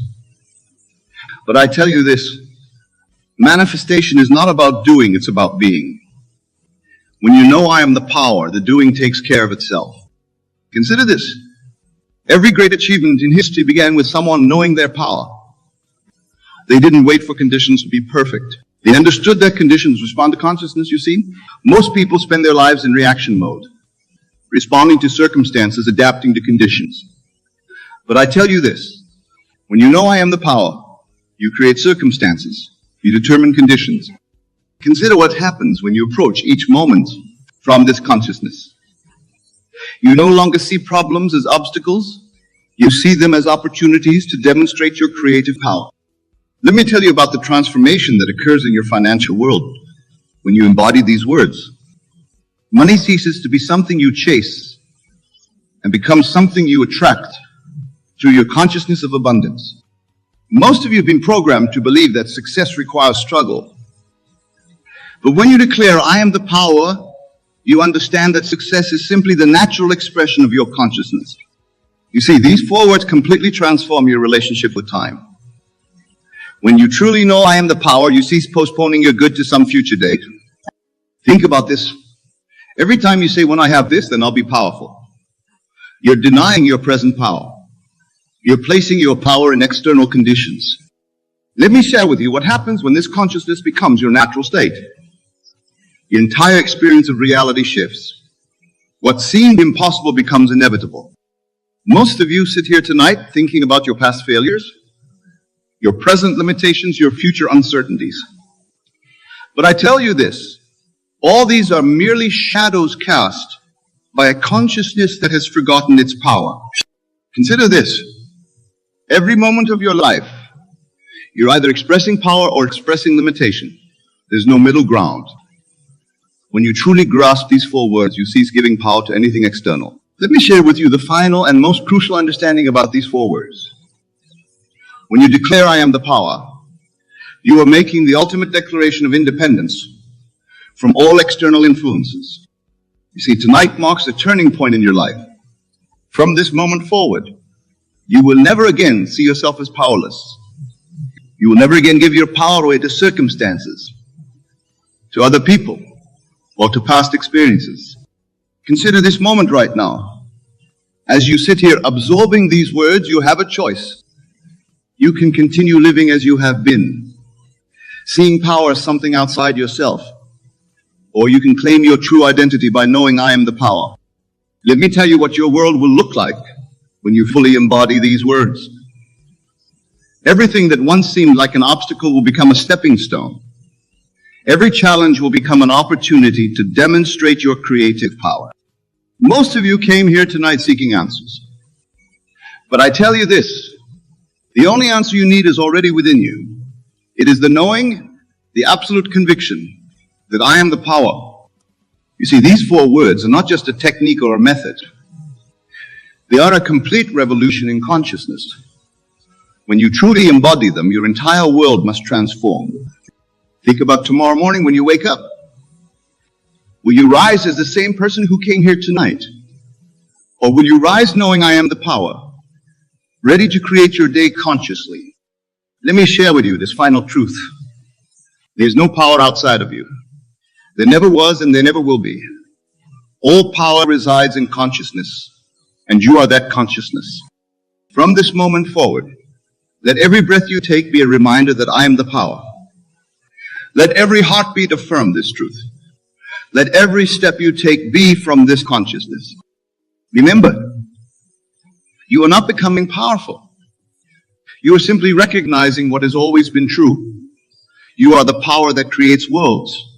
You are the power that moves mountains. You are the power that transforms lives. Tonight, make this sacred commitment to yourself. Promise that you will never again deny your power. Promise that you will never again give your power away. Promise that you will live every moment from the consciousness that I am the power. For this promise lies your freedom. In this recognition lies your transformation. In this knowing lies everything you have ever desired. Go forth now, not as seekers, but as knowers, not as hopeful dreamers, but as conscious creators, not as victims of circumstances, but as mine. For when you know, truly know, I am the power, nothing in this world can stand against you. Nothing can deny you. Nothing can limit you. This is your moment. This is your time. This is your power. Now rise up and claim it. Rise up and live it. Rise up and be it. For you are the power. You have always been the power. And you will always be the power. Let this be your final understanding, your ultimate truth, your eternal knowing. I am the power. And so it is. I wish to share with you a profound truth that has eluded countless individuals in their pursuit of their desires. The very reason most people remain trapped in their current circumstances, unable to manifest their dreams, lies in their misunderstanding of one fundamental principle. You see, the world you experience at this very moment is nothing more than the outward projection of your inner assumptions. Every success, every failure, every circumstance in your life is a direct reflection of what you have accepted as true in your consciousness. The key step that most people miss, and this is crucial, is that they fail to occupy the state of the wish fulfilled. They pray, they hope, they work hard, but they continue to live from their current state of consciousness rather than the state they desire to express. Let me explain this more deeply. When you want something, be it wealth, love, success, or any other desire, you must first understand that it already exists in what I call the fourth dimensional world. This is the world of infinite possibilities, the world of imagination, where all things already exist in their perfect form. The secret lies not in working towards your desire, but in accepting that you already possess it. This is where most people stumble. They continue to see their desire as something to be achieved in the future, thereby perpetuating the state of wanting rather than having. Think for a moment. When you say, I want to be successful, you are actually confirming and reinforcing your current state of lack. You are declaring to your subconscious mind that success is something outside of you, something you don't currently possess. This very assumption keeps you locked in the state of wanting.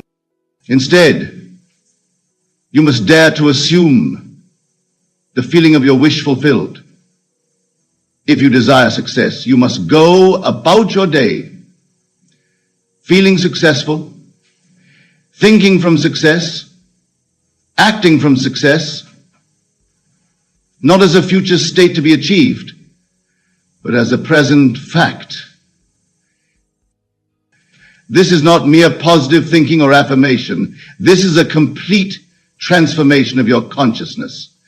You must feel the naturalness of being what you want to be. If you desire wealth, you must feel wealthy now. If you desire love, you must feel loved now. If you desire success, you must feel successful now. The power of your assumption, when persisted in, becomes your reality. This is law. Just as the seed contains within itself the full potential of the mature plant, your consciousness contains within itself the full potential of all you desire to be.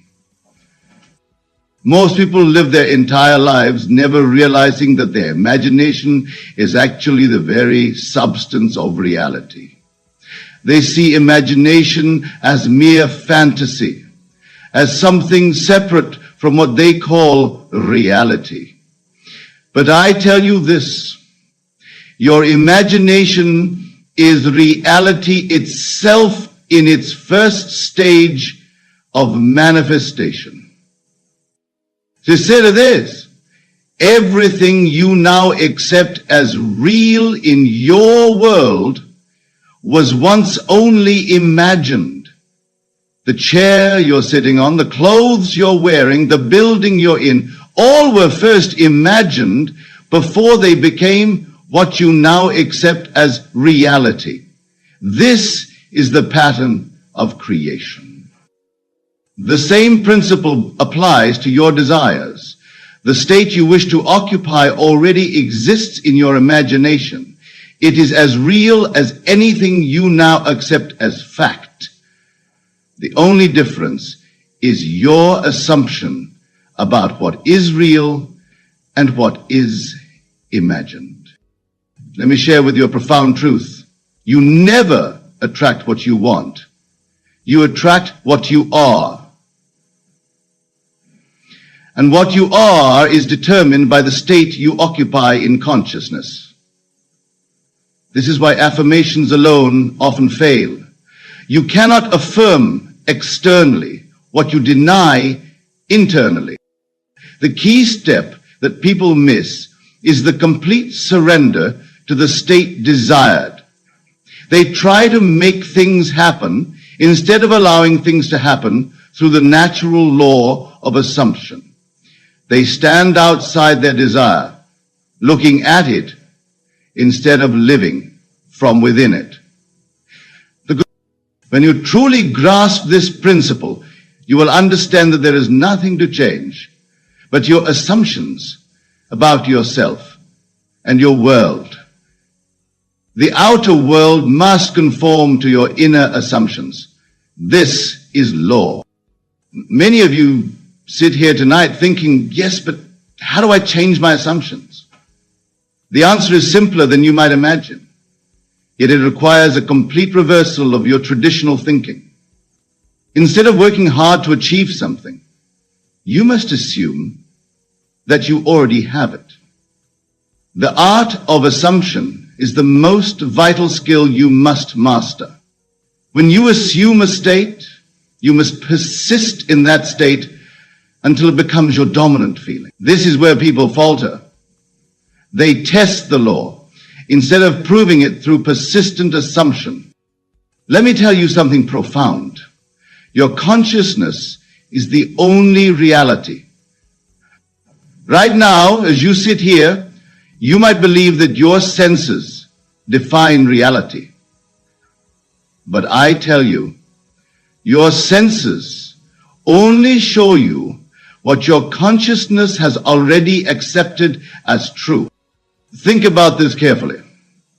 Every night when you sleep, you enter different states in your dreams.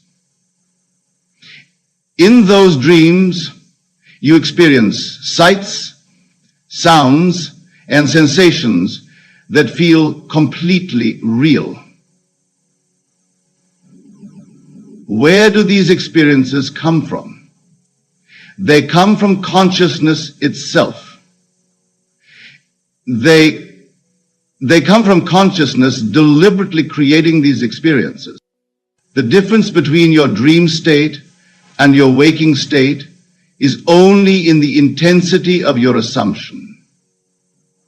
What you now consider reality is simply a more intense and persistent dream that you've collectively agreed upon. Now, here's where most people miss the crucial step.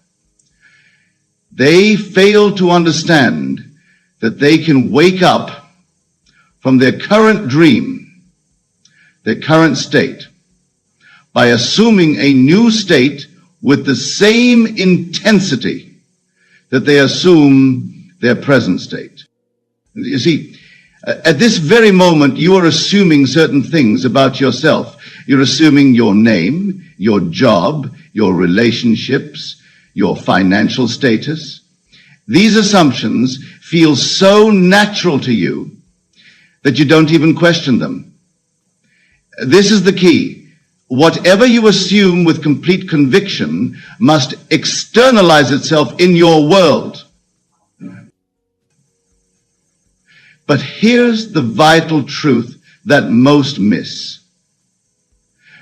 You can assume something new with the same naturalness. This is not pretense. This is not make-believe. This is the creative use of the same power that sustains your present assumptions. When you go to sleep tonight, you naturally assume you're in your bed. You don't question it. You don't doubt it. This same unquestioning acceptance must be applied to your desired state. Listen carefully now, for this is where the secret of manifestation lies. When you assume your desire fulfilled, you must do it with the same naturalness with which you assume your bed is real when you lie down to sleep. This naturalness is the key that most seekers miss. Your imagination, when properly directed, is not mere daydreaming. It is the very substance of reality. Every time you imagine something, you are literally creating a mold into which the substance of your world will flow. But, and this is crucial, you must remain faithful to your imaginal act.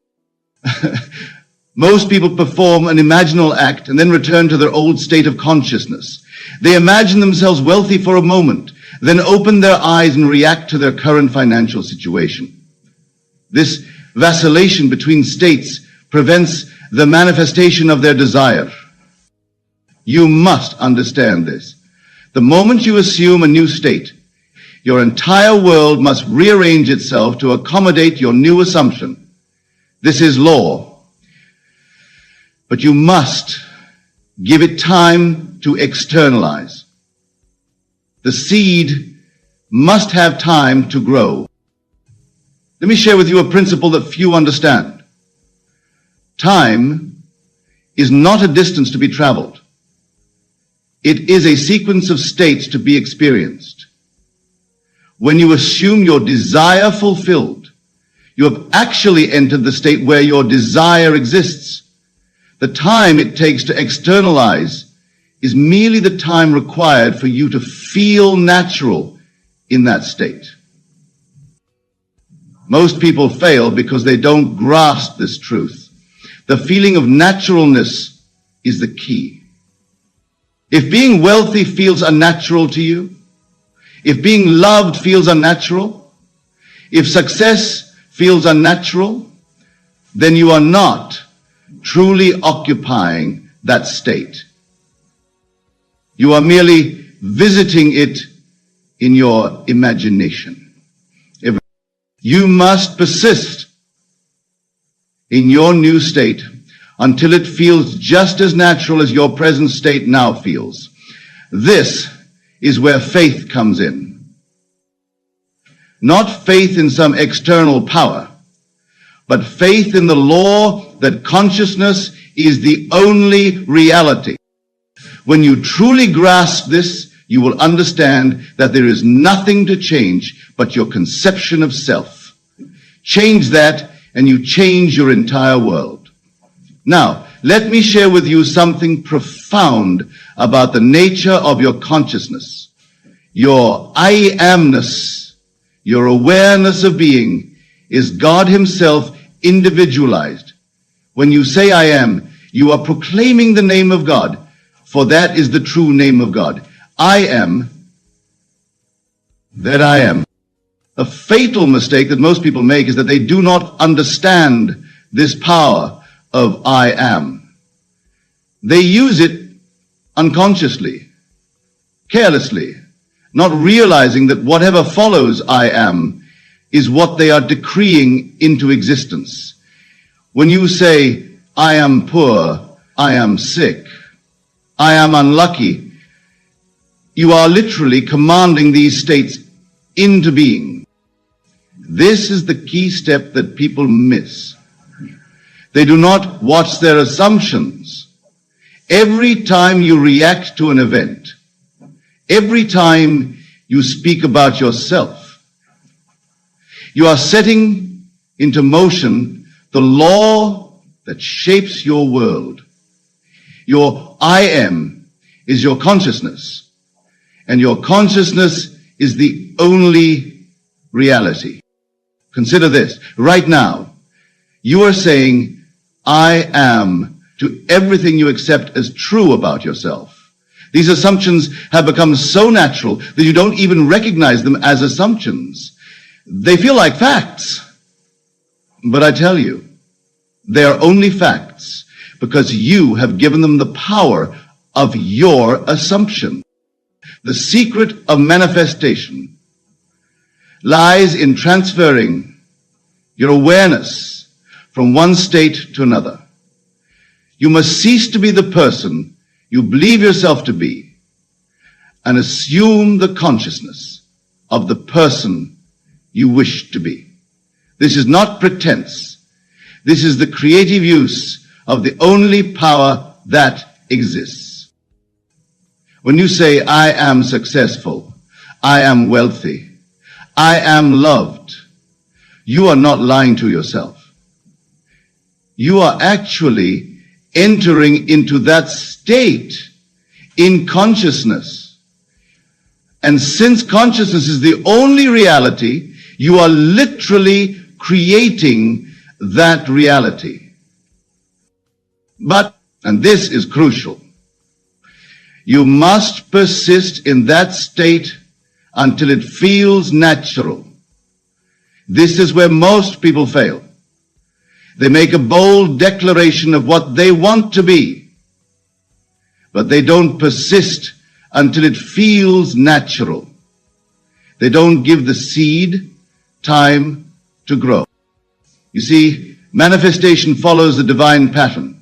Just as a seed must be planted and given time to grow, your assumption must be planted in consciousness and given time to externalize. The law operates with mathematical precision. Whatever you are conscious of being, you will manifest. There is no other way. This is why your current world perfectly reflects your past assumption. Every detail of your life, every relationship, every circumstance is the flowering of seeds you have planted in your consciousness. Most people spend their lives trying to change things on the outside while maintaining the same consciousness. They try to change their world while remaining in the same state. This is like trying to harvest different fruits while planting the same seeds. It is against law. Listen carefully now, for I am about to share with you the secret of effective prayer. True prayer is not begging or beseeching an external power. True prayer is assuming the feeling of your wish fulfilled. When you pray, you must pray believing that you have already received. This is where faith enters. But faith is not what most people think it is. Faith is not believing that something will happen in the future.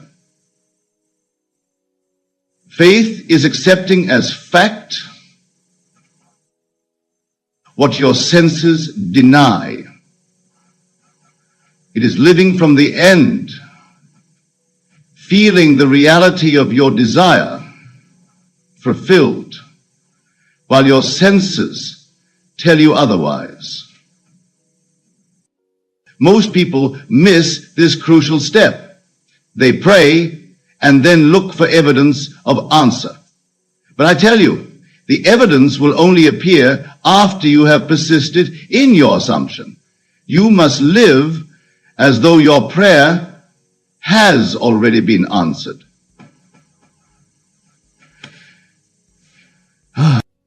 Think about this.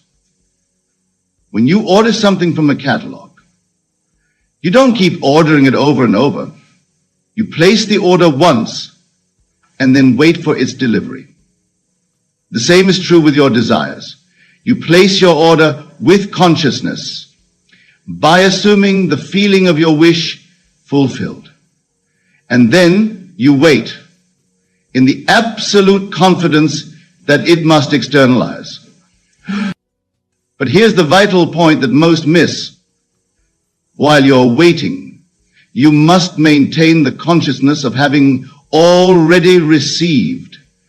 You must live from the end. Your actions, your words, your attitudes must all spring from the assumption that your desire is already a fact. This is not easy, I know. The evidence of your senses will constantly try to pull you back to your old state. But you must persist. You must remain faithful to your assumption, despite all evidence to the contrary. Now, let me share with you another crucial aspect that most people overlook. Your consciousness is not confined to your physical body. Your consciousness extends to everything you are aware of. Therefore, when you change your consciousness, you change everything that falls within its range. This is why you cannot change others directly. You can only change them by changing your consciousness of them. Whatever you consciously assume about another must be manifested in your relationship with them. This is law. Most people try to change others through external means, through persuasion, through force, through manipulation. But I tell you, the only way to change another is to change your consciousness of them. Change your assumption about them, and they must conform to your new assumption.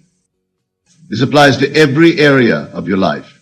Your financial situation, your health, your relationships, all are simply outpicturings of your assumptions.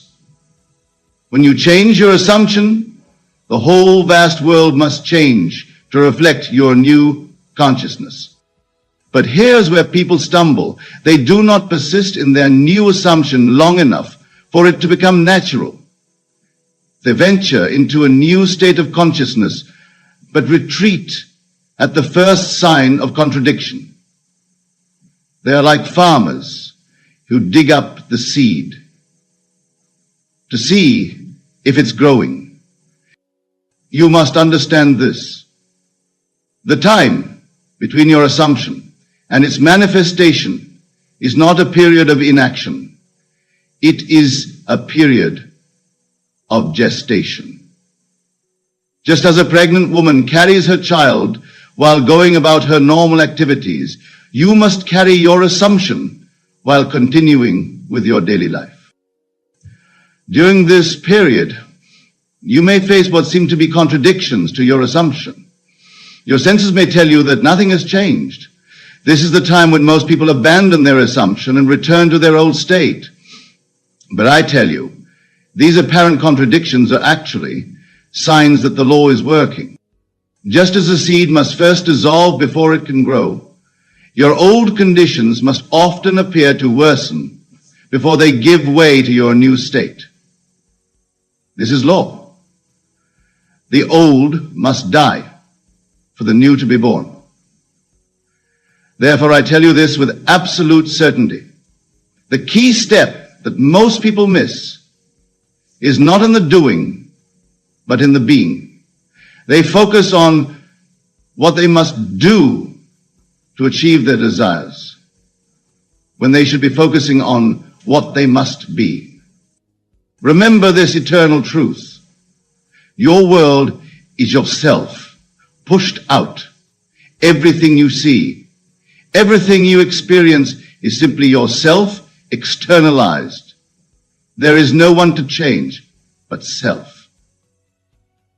When you change your concept of self, you change your entire world. The great secret of life is this: there is no one to tell you no except yourself. There is no one to deny you except yourself. There is no one to delay your good except yourself. You are the power you have been seeking. You are the authority you have been waiting for. In closing, let me give you this final crucial understanding. Tonight, as you leave this place, you have a choice. You can continue to live from your old assumptions, thereby perpetuating your current conditions. Or you can dare to assume a new state of consciousness, thereby creating a new world. The choice is yours, and yours alone. But remember this: whatever state you assume, whatever concept you hold of yourself, will externalize itself in your world with mathematical precision. This is not theory, and this is law. So I say to you, dare to assume that you are what you want to be. Dare to enter into the state of your wish fulfilled. Dare to live from the end, for in this daring lies the key that most people miss. The key to all manifestation. Go forth now, not to make things happen, but to allow things to happen by virtue of your changed consciousness. Go forth, not to achieve, but to receive what is already yours by right of consciousness. Go forth, not to become, but to be what you desire to be. For I tell you this: the kingdom of heaven is within you, and that kingdom contains all that you could ever desire. Your assumption is the key that unlocks this kingdom. Use it wisely, use it lovingly, use it persistently. And remember always, you are the operant power. You are the consciousness through which all things emerge. You are the God of your universe, and your consciousness is the only reality. The state you assume today is the world you will experience tomorrow. Choose wisely, persist faithfully, and watch as your world transforms itself to match your assumption. That is all, and that is enough. Let me ask you something that might shake your entire worldview.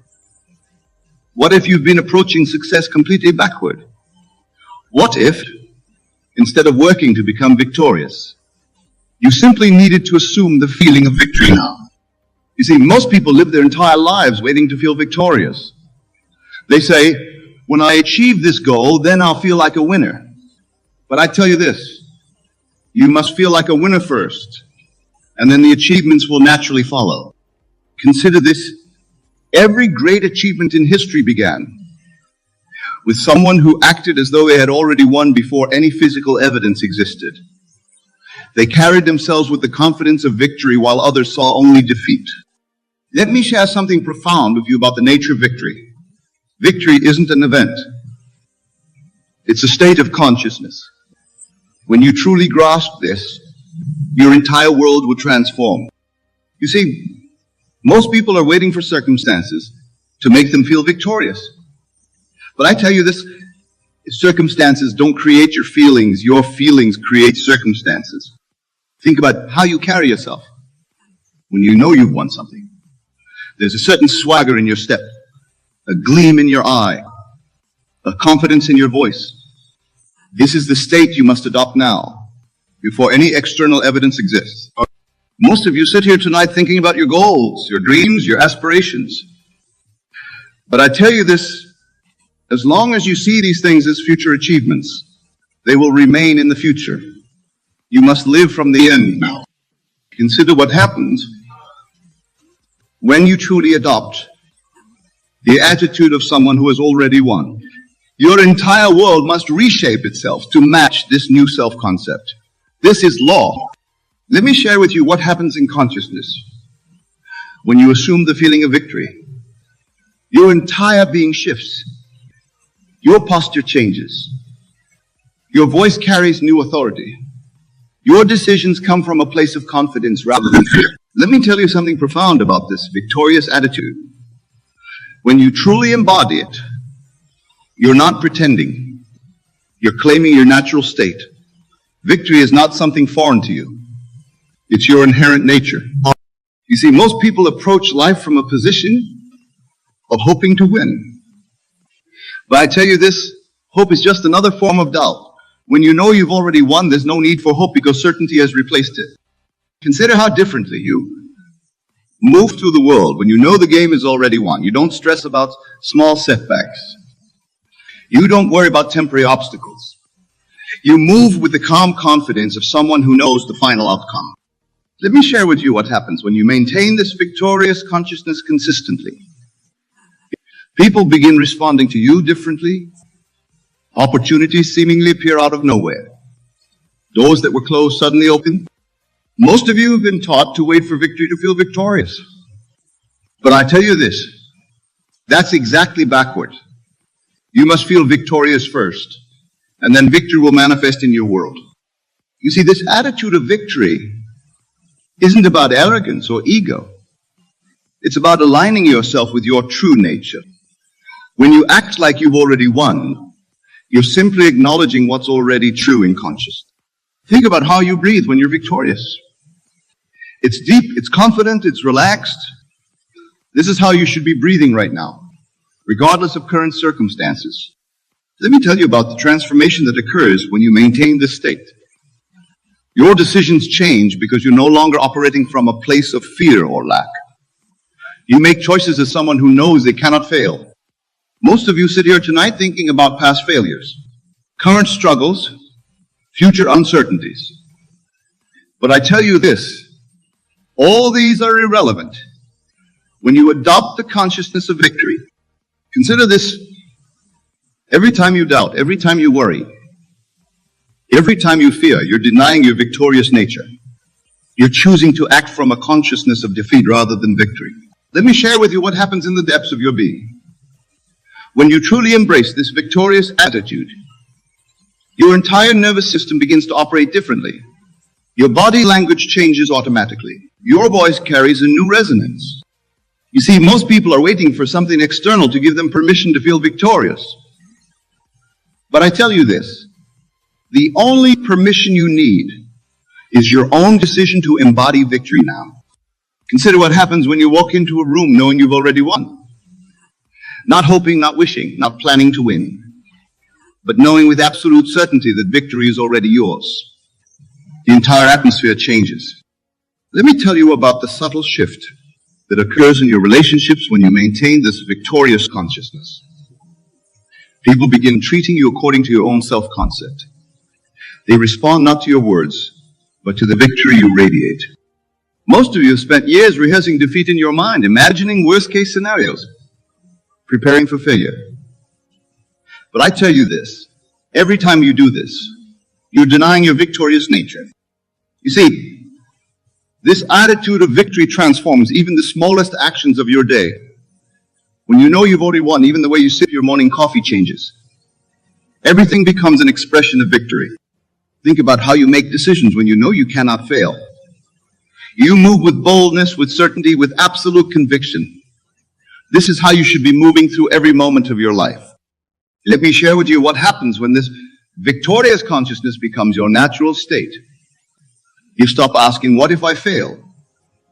Because failure becomes impossible in your consciousness. You only see paths to victory. Most of you have been conditioned to believe that victory must be earned through struggle and hardship. But I tell you this, victory is your natural state. The struggle comes from resisting this truth.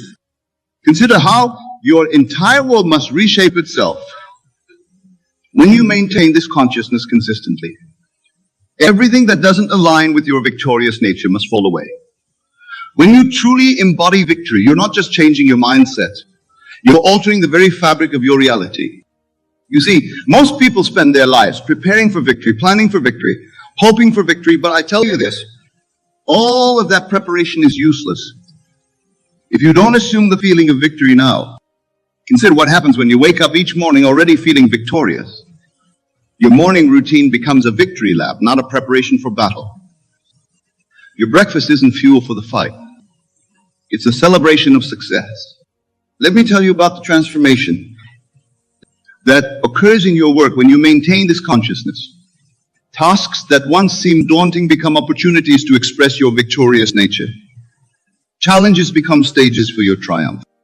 Most of you have been taught that confidence comes after achievement. But I tell you this, achievement comes after confidence. When you act like you've already won, success becomes inevitable. You see, this victorious attitude completely transforms how you handle setbacks. When you know you've already won, obstacles become merely temporary illusions, stepping stones to your already secured victory. Think about how differently you approach problems.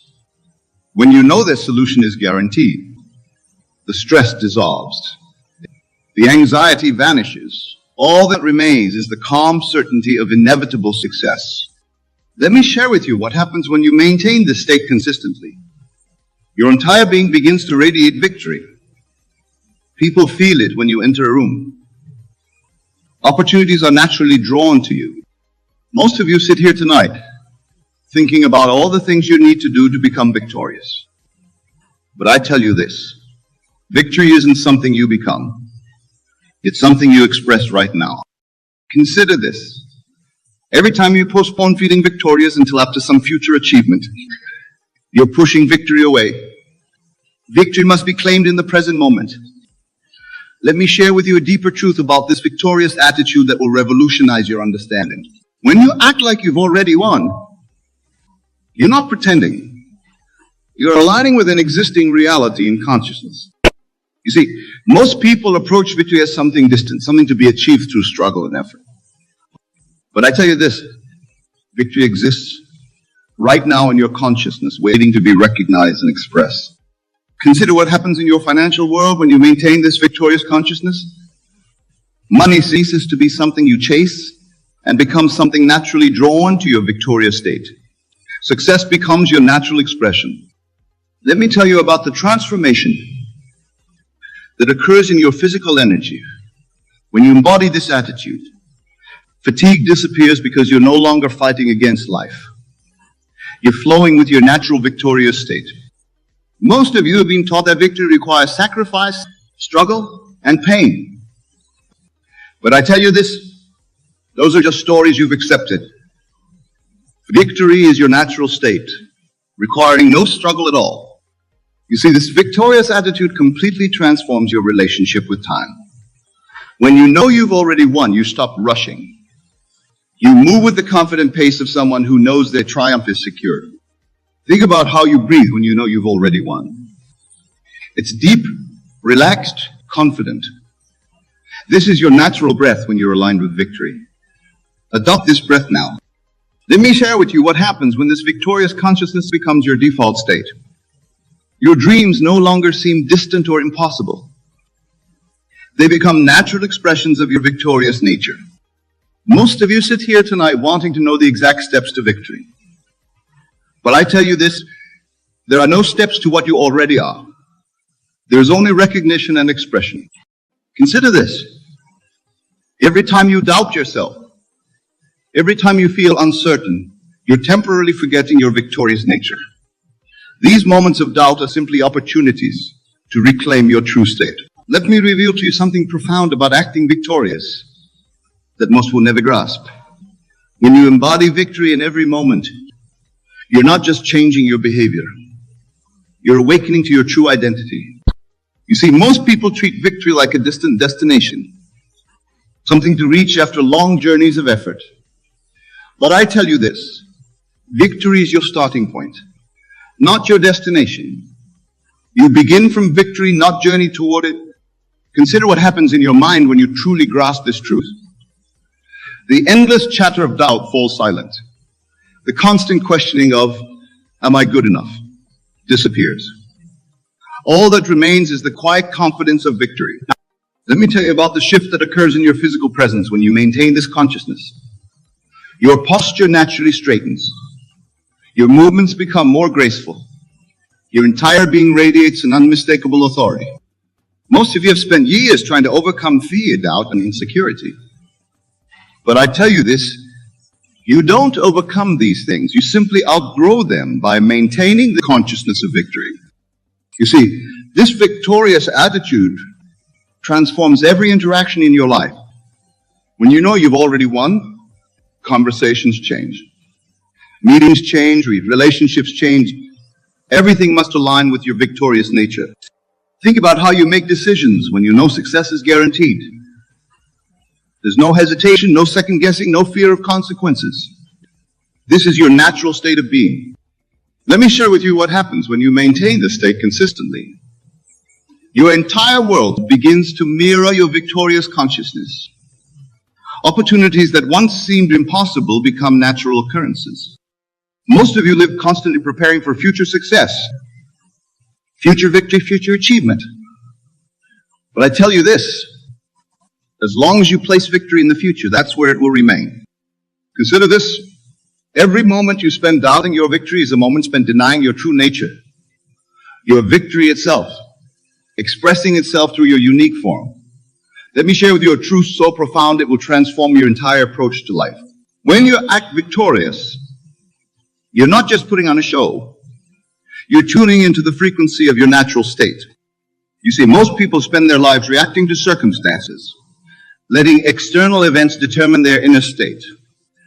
But I tell you this, when you maintain the consciousness of victory, circumstances must conform to your inner state.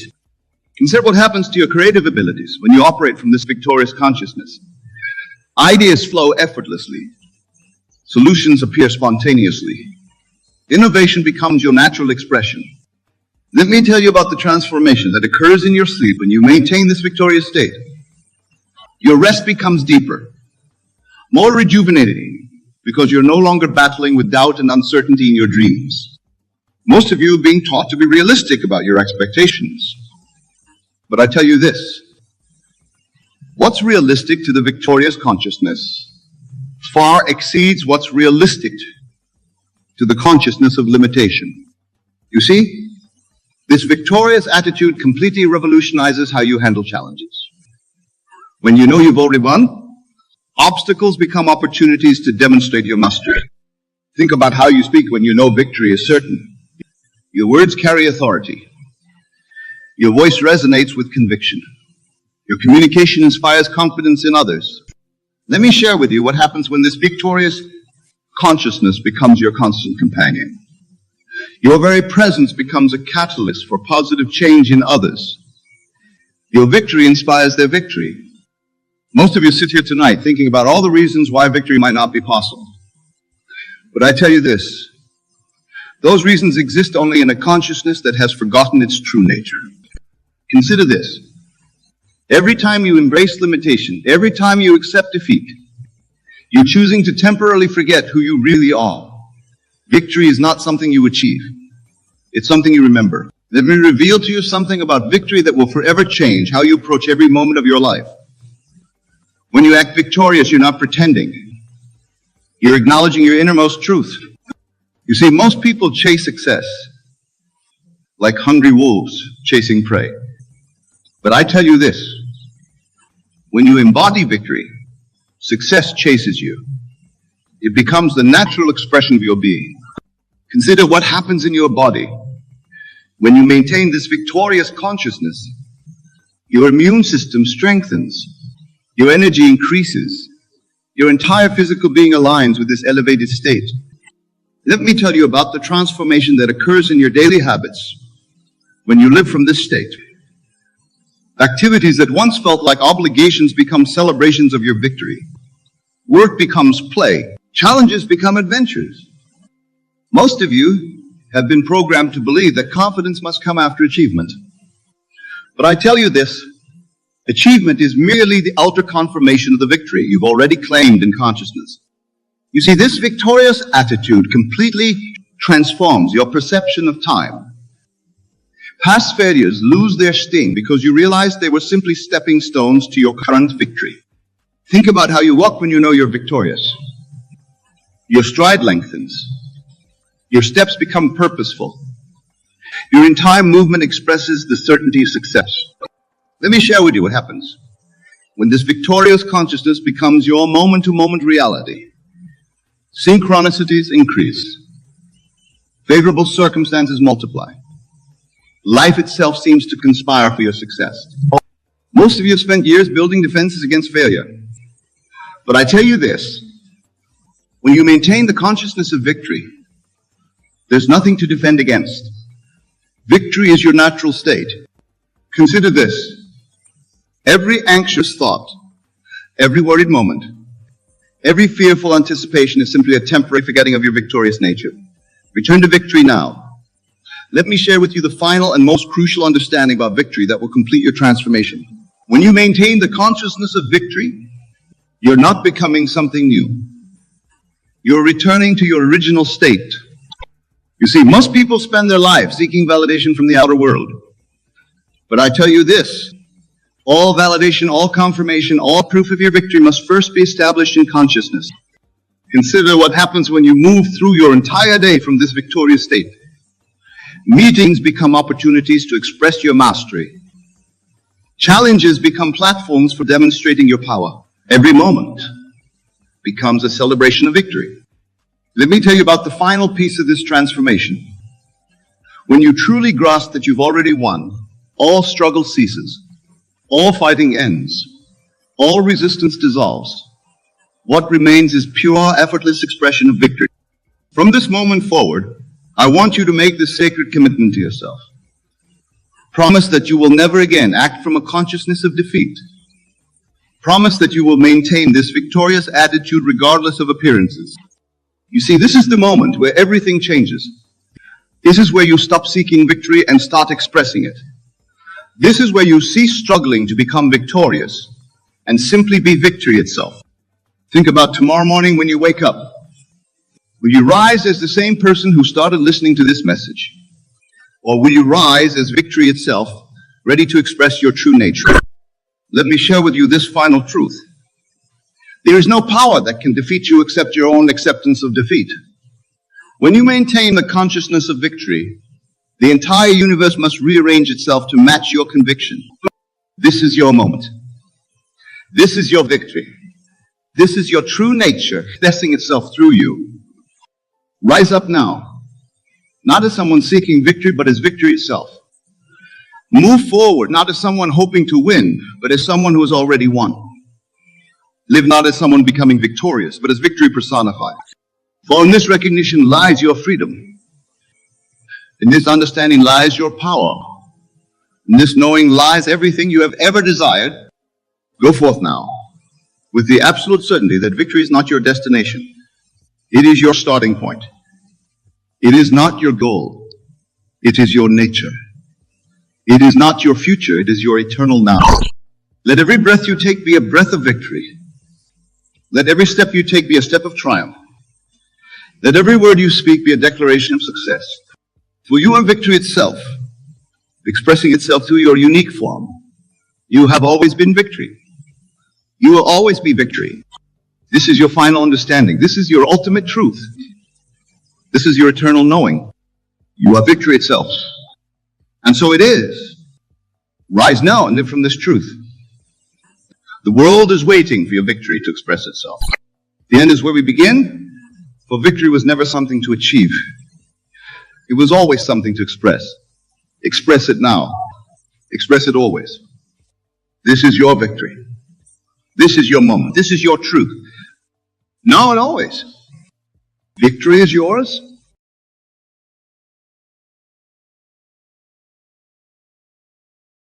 Let us begin with a fundamental principle. The world you see around you is nothing more than a reflection of your inner state. Every circumstance, every person, every event in your life is a mirror showing you the contents of your own consciousness. This may seem daunting at first, but I assure you it is the most liberating realization you can have. For if the world is a reflection of your inner state, then to change your world, you need only change your inner state. And how do you change your inner state? By relaxing and letting go of your old beliefs, your old patterns of thought, and embracing the new. Imagine for a moment that you are an actor on a stage. The role you have been playing up until now has been assigned to you by society, by your upbringing, by the beliefs you have accumulated over the years. But now you have the power to step out of that role and choose a new one. You can be anyone you want to be, have anything you want to have, do anything you want to do. But here's the catch. You must first relax and let go of the old role. You must release your grip on the identity that no longer serves you. This is where many people stumble. They cling desperately to what they know, even if it makes them unhappy, because they fear the unknown. Yet, my friends, it is in the unknown that all possibility lies. It is in the void, the space of pure potential, that desires can take form. So I urge you, relax your grip on the known. Let go of your preconceptions about who you are and what you're capable of. For in that release, you create space for something new to enter. Now you might be thinking, but Neville, how can I let go when I want something so badly? How can I relax when my desire feels so urgent? And to this I say, your very wanting, your very striving is what keeps your desire at bay. Consider for a moment the nature of wanting. When you want something, you are affirming its absence in your life. You are saying, I do not have this thing, and therefore I want it. But remember, the world is a reflection of your inner state. If you constantly affirm lack, you will experience lack. Instead, I invite you to adopt a new stance. Rather than wanting, choose knowing. Know that what you desire is already yours. Feel the reality of it now in this very moment. For in the realm of imagination, which is the true creative force in the universe, there is no distinction between what is real and what is imaginary. Let me share with you a principle that has transformed countless lives, the law of assumption. This law states that if you assume the feeling of yours fulfilled, if you live from the end as if your desire has already been realized, it must become your reality. But here's the crucial point. You must relax into this assumption. You must let go of any anxiety, any doubt, any need to make it happen. For in trying to force your desire into being, you are actually pushing it away. Think of it like this. Have you ever tried to remember to name a name? Or in fact, and the harder you try, the more elusive it became. And then when you relaxed and let it go, it suddenly popped into your mind. This is the same principle at work in the manifestation of your desires. When you relax and let go, you allow the infinite intelligence of the universe to work on your behalf. You open yourself to inspiration, to synchronicities, to opportunities that you could never have planned or forced into being.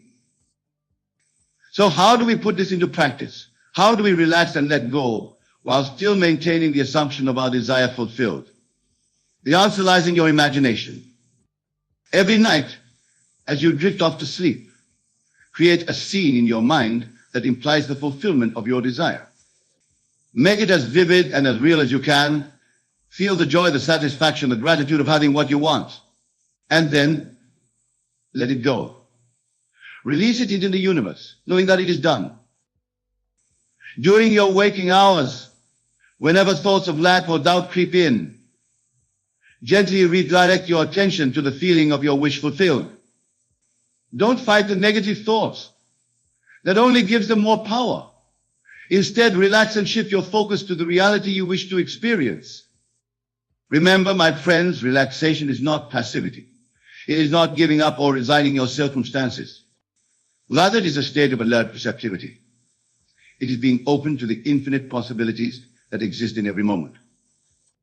When you are relaxed, you are in harmony with the creative forces of the universe. You are allowing life to flow through you, rather than trying to force life to conform to your will. And in this state of relaxed allowance, miracles can happen. Let me share with you a story that illustrates this principle. There was once a man who desperately wanted a promotion at work. He had been passed over several times, and with each rejection, his desire grew more intense, more desperate. He would lie awake at night, strategizing and worrying, trying to figure out how to make it happen. One day, he came across the principle we're discussing tonight. He decided to try it. Instead of striving and pushing, he relaxed. He imagined himself already in the new position, feeling the satisfaction and confidence it brought. He let go of his anxiety and his need to control the outcome. To his amazement, within weeks, he was called into his boss's office. Not only was he offered the prince seeking, but he was offered an even better position, one that hadn't even existed before. The company had created a new role that perfectly matched his skills and passions. This is the power of relaxing and letting go. When you release your grip on how things should unfold, you open yourself to possibilities beyond your current imagination. Now I want to address a common misconception. Some people here relax and let go and think it means sitting back and doing nothing, waiting for their desires to magically appear. This is not what I'm advocating. Relaxation does not mean inaction, it means inspired action. When you are relaxed and aligned with your desire, you will be moved to take action. But it will not feel like effort or struggle. It will feel natural, joyful, even effortless. Think of a master musician playing their instrument. They are relaxed, in a state of flow, yet things move with precision and skill. They are not forcing the music, they are allowing it to flow through to them. This is how you want to approach the creation of your desires. Be relaxed, be in flow, and allow inspired action to move through you. Trust that the right actions will become clear to you at the right time.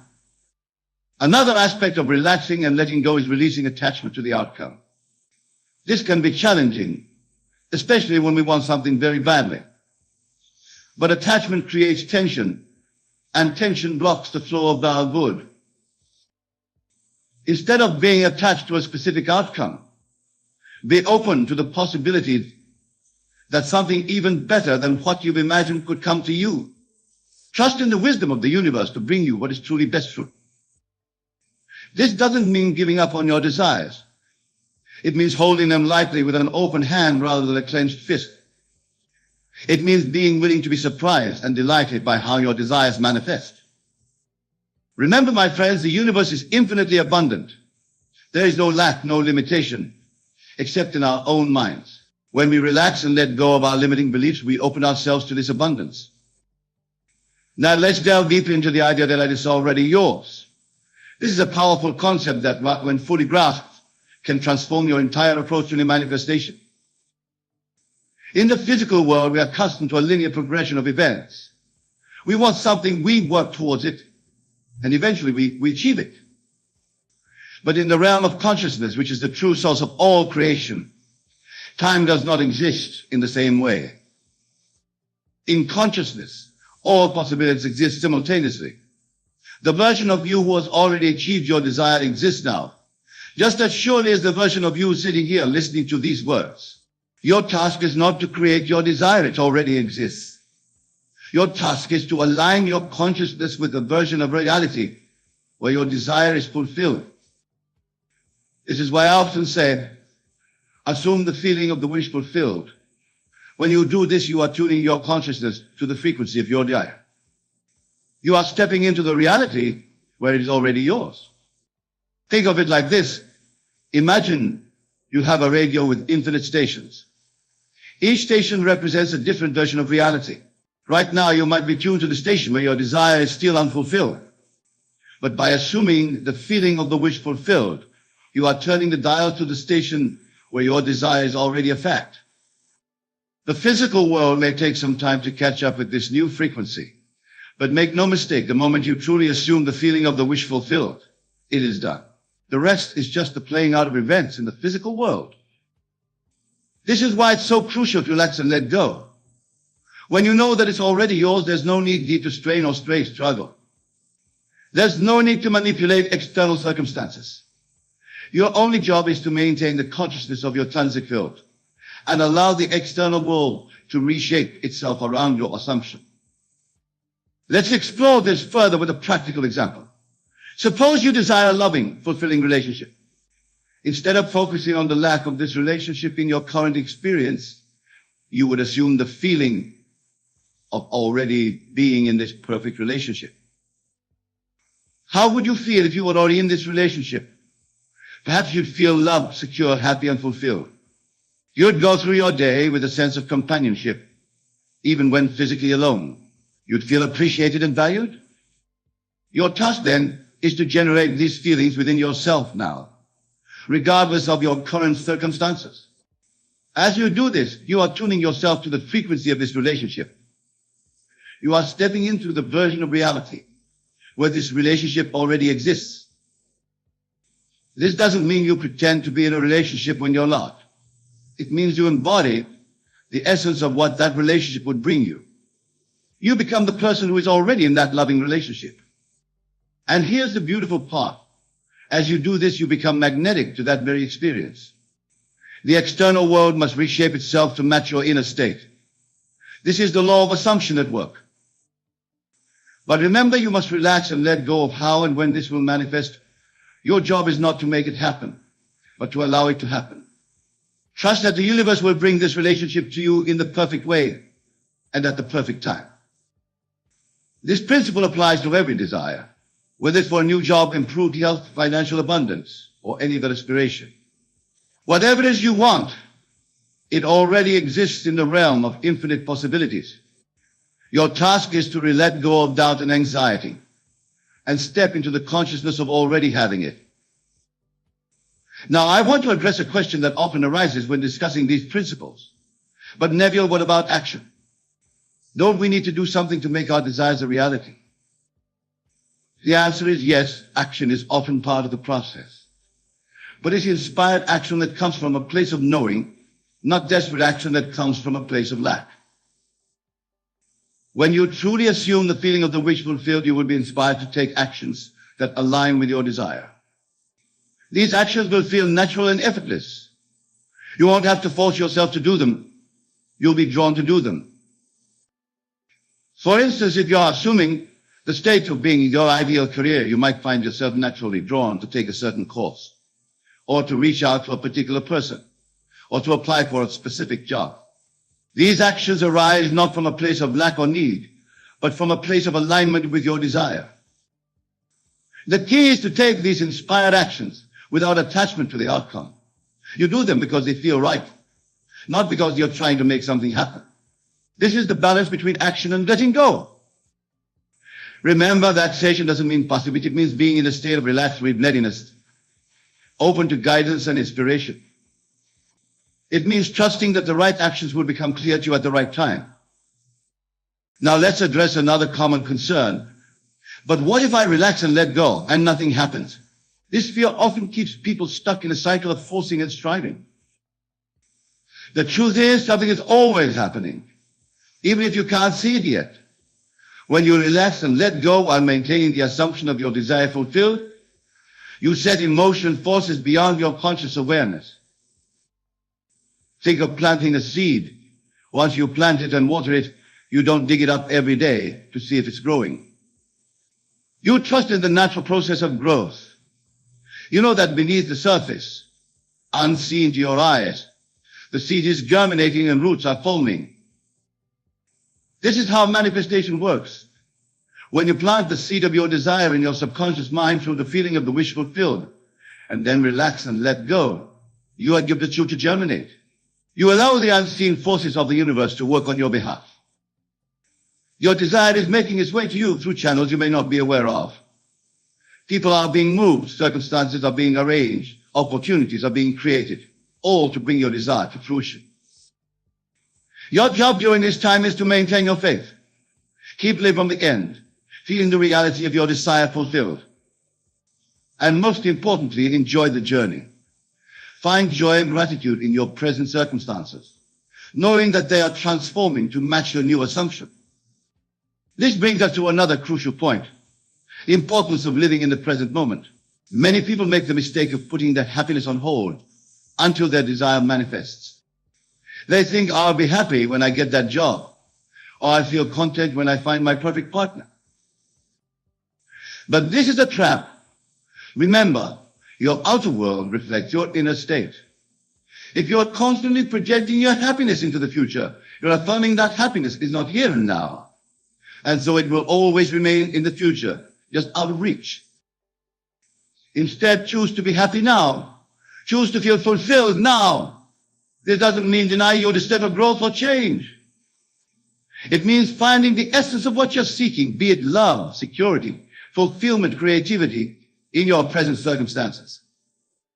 When you do this, you align yourself with the frequency of your desire. You become the person who already has what you want. And from this place of present fulfillment, you allow your external reality to shift and change. This is the true meaning of it's already yours. It's not just a future possibility. It's a future reality you can just step into now through the power of your assumption. Let's delve deeper into the art of letting go. For many, this is the most challenging aspect of manifestation. We're so accustomed to trying to control outcomes, to make things happen through sheer force of will. But true power lies in surrender. Letting go doesn't mean giving up on your desire. It means releasing your attachment to how and when it will manifest. It means trusting in the perfect unfolding of your good. Think of it like this: when you order something online, you don't spend every moment worrying about how it will get to you. You trust that it's on its way. You go about your life, knowing that at the right time your package will arrive. This is how you want to approach your desires. Once you place your order with the universe by assuming the feeling of the wish fulfilled, let it go. Trust that it's on its way to you. Go about your life, enjoying each moment, knowing that at the perfect time, your desire will manifest. Letting go also means releasing any need to control other people or manipulate circumstances. Remember, the entire universe is within you. The people and circumstances in your life are reflections of your consciousness. As you change your consciousness, they will naturally change to match it. This is incredibly liberating. It means you don't have to try to change anyone else. You don't have to struggle against circumstances. Your only task is to change your own consciousness to assume the feeling of your wish fulfilled, and then relax and allow the outer world to conform to your new assumption. Now, I want to address a common pitfall that many fall into on this journey, the temptation to constantly check for results. This is like digging up a seed every day to see if it's growing. It stems from doubt and impatience, and it can actually hinder the manifestation of your desire. Instead of looking for proof in the external world, turn your attention inward. How do you feel? Are you maintaining the feeling of the wishful again? Are you again? This is where your power lies. If you find yourself slipping into old patterns of thought or feeling, don't judge yourself. Simply redirect your attention back to the feeling of your wish fulfilled. This is a practice, a pragmatic practice. It becomes easier and more natural over time. Remember, my friends, you are not bound by your past or by your current circumstances. In any moment, you have the power to choose a new state of consciousness. And as you do, you literally step into a new reality. This is the miracle of your imagination. It is the portal through which you can access any reality you choose. When you imagine and feel yourself into a new state, you are actually experiencing that reality now. And as you persist in that new state, it must externalize in your world. Let me share with you another principle that can be immensely helpful on this journey, the law of reversibility. This law states that just as physical events can cause you to experience certain feelings, those feelings, when generated without the physical event, can cause the physical event to occur. For instance, if you received a large sum of money, you would likely feel a sense of financial security and abundance. But the law of reversibility says that if you generate and maintain those feelings of financial security and abundance without the physical event, you will draw that physical event to you. This is why it's so crucial to focus on the feeling of your wish fulfilled, rather than the specific circumstances you think will bring that feeling. The feeling is the secret. The feeling is what attracts the reality. So I invite you to become aware of the feelings you're cultivating throughout your day. Are they aligned with your desires, or are they reflecting lack and limitation? Remember, you have the power to choose your feelings in any moment. This brings us to another important point, the role of gratitude in manifestation. Gratitude is one of the highest vibrations you can embody. When you're grateful, you're affirming that you already have what you desire. You're living from the end. Make it a practice to find things to be grateful for each day, especially things that align with your desires. If you desire financial abundance, be grateful for every penny you have. If you desire a loving relationship, be grateful for the love you already have in your life, in whatever form it takes. As you cultivate gratitude, you align yourself with the frequency of abundance. You open yourself to receive more of what you're grateful for. This is the power of appreciation. Now let's address another aspect of relaxing and letting go. The release of limiting beliefs. Often what stands between us and our desires are the beliefs we hold about ourselves and the world. These beliefs might sound like I'm not good enough, money is hard to come by, love always ends in heartbreak, or success requires struggle. These beliefs create tension and resistance, blocking the free flow of our good. The key to releasing these beliefs is not to fight them or try to force them out of your mind. Remember, what you resist persists. Instead, simply choose a new assumption. Every time you catch yourself thinking a limiting thought, gently redirect your attention to its opposite. If you find yourself thinking, I'm not good enough, redirect to, I am more than enough. If you catch the thought, money is hard to come by, shift to, abundance flows to me easily and effortlessly. Don't try to believe the new thought. Simply choose and feel the relief and expansion that comes with it. Over time, as you persist in this practice, the new assumption will become your dominant belief. This is the essence of mental diet, consciously choosing the thoughts and assumptions you will entertain. Just as you're careful about what you put into your physical body, be mindful of what you feed your mind. Remember, your subconscious mind does not distinguish between what is real and what is imagined. It accepts as true whatever you impress upon it with feeling. So feed it the thoughts and feelings that align with your desires. As you do this, you may find that your desires themselves begin to shift and evolve. This is natural and beautiful. As you raise your consciousness, as you release limiting beliefs that align with higher truth, your desires naturally refine themselves. You may find that what you once desperately wanted no longer holds the same appeal. You may discover new desires arising that are more aligned with your true self. Welcome these shifts. They are signs of your growth and evolution. This brings us to another crucial point, the importance of self-love in this process. Many people approach manifestation from a place of lack, believing that once they have what they want, then they'll be worthy of love and acceptance. But this gets it backwards. Self-love is not the result of manifesting your desires. It's the foundation upon which all successful manifestation is built. When you truly love and accept yourself as you are, you open yourself to receive all the good that life has to offer. So make self-love a priority. Treat yourself with kindness and compassion. Celebrate your strengths. Accept your perceived flaws as unique aspects of your beautiful self.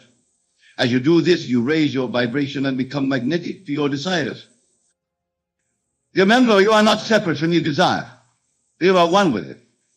In fact, it's a sign for something is life calling you to express more of who you truly trust. Honor that call. Step into the version of yourself that already has what you desire. Now, to near the end of our time together, I want to remind you of a fundamental truth. You are the operant power in your life.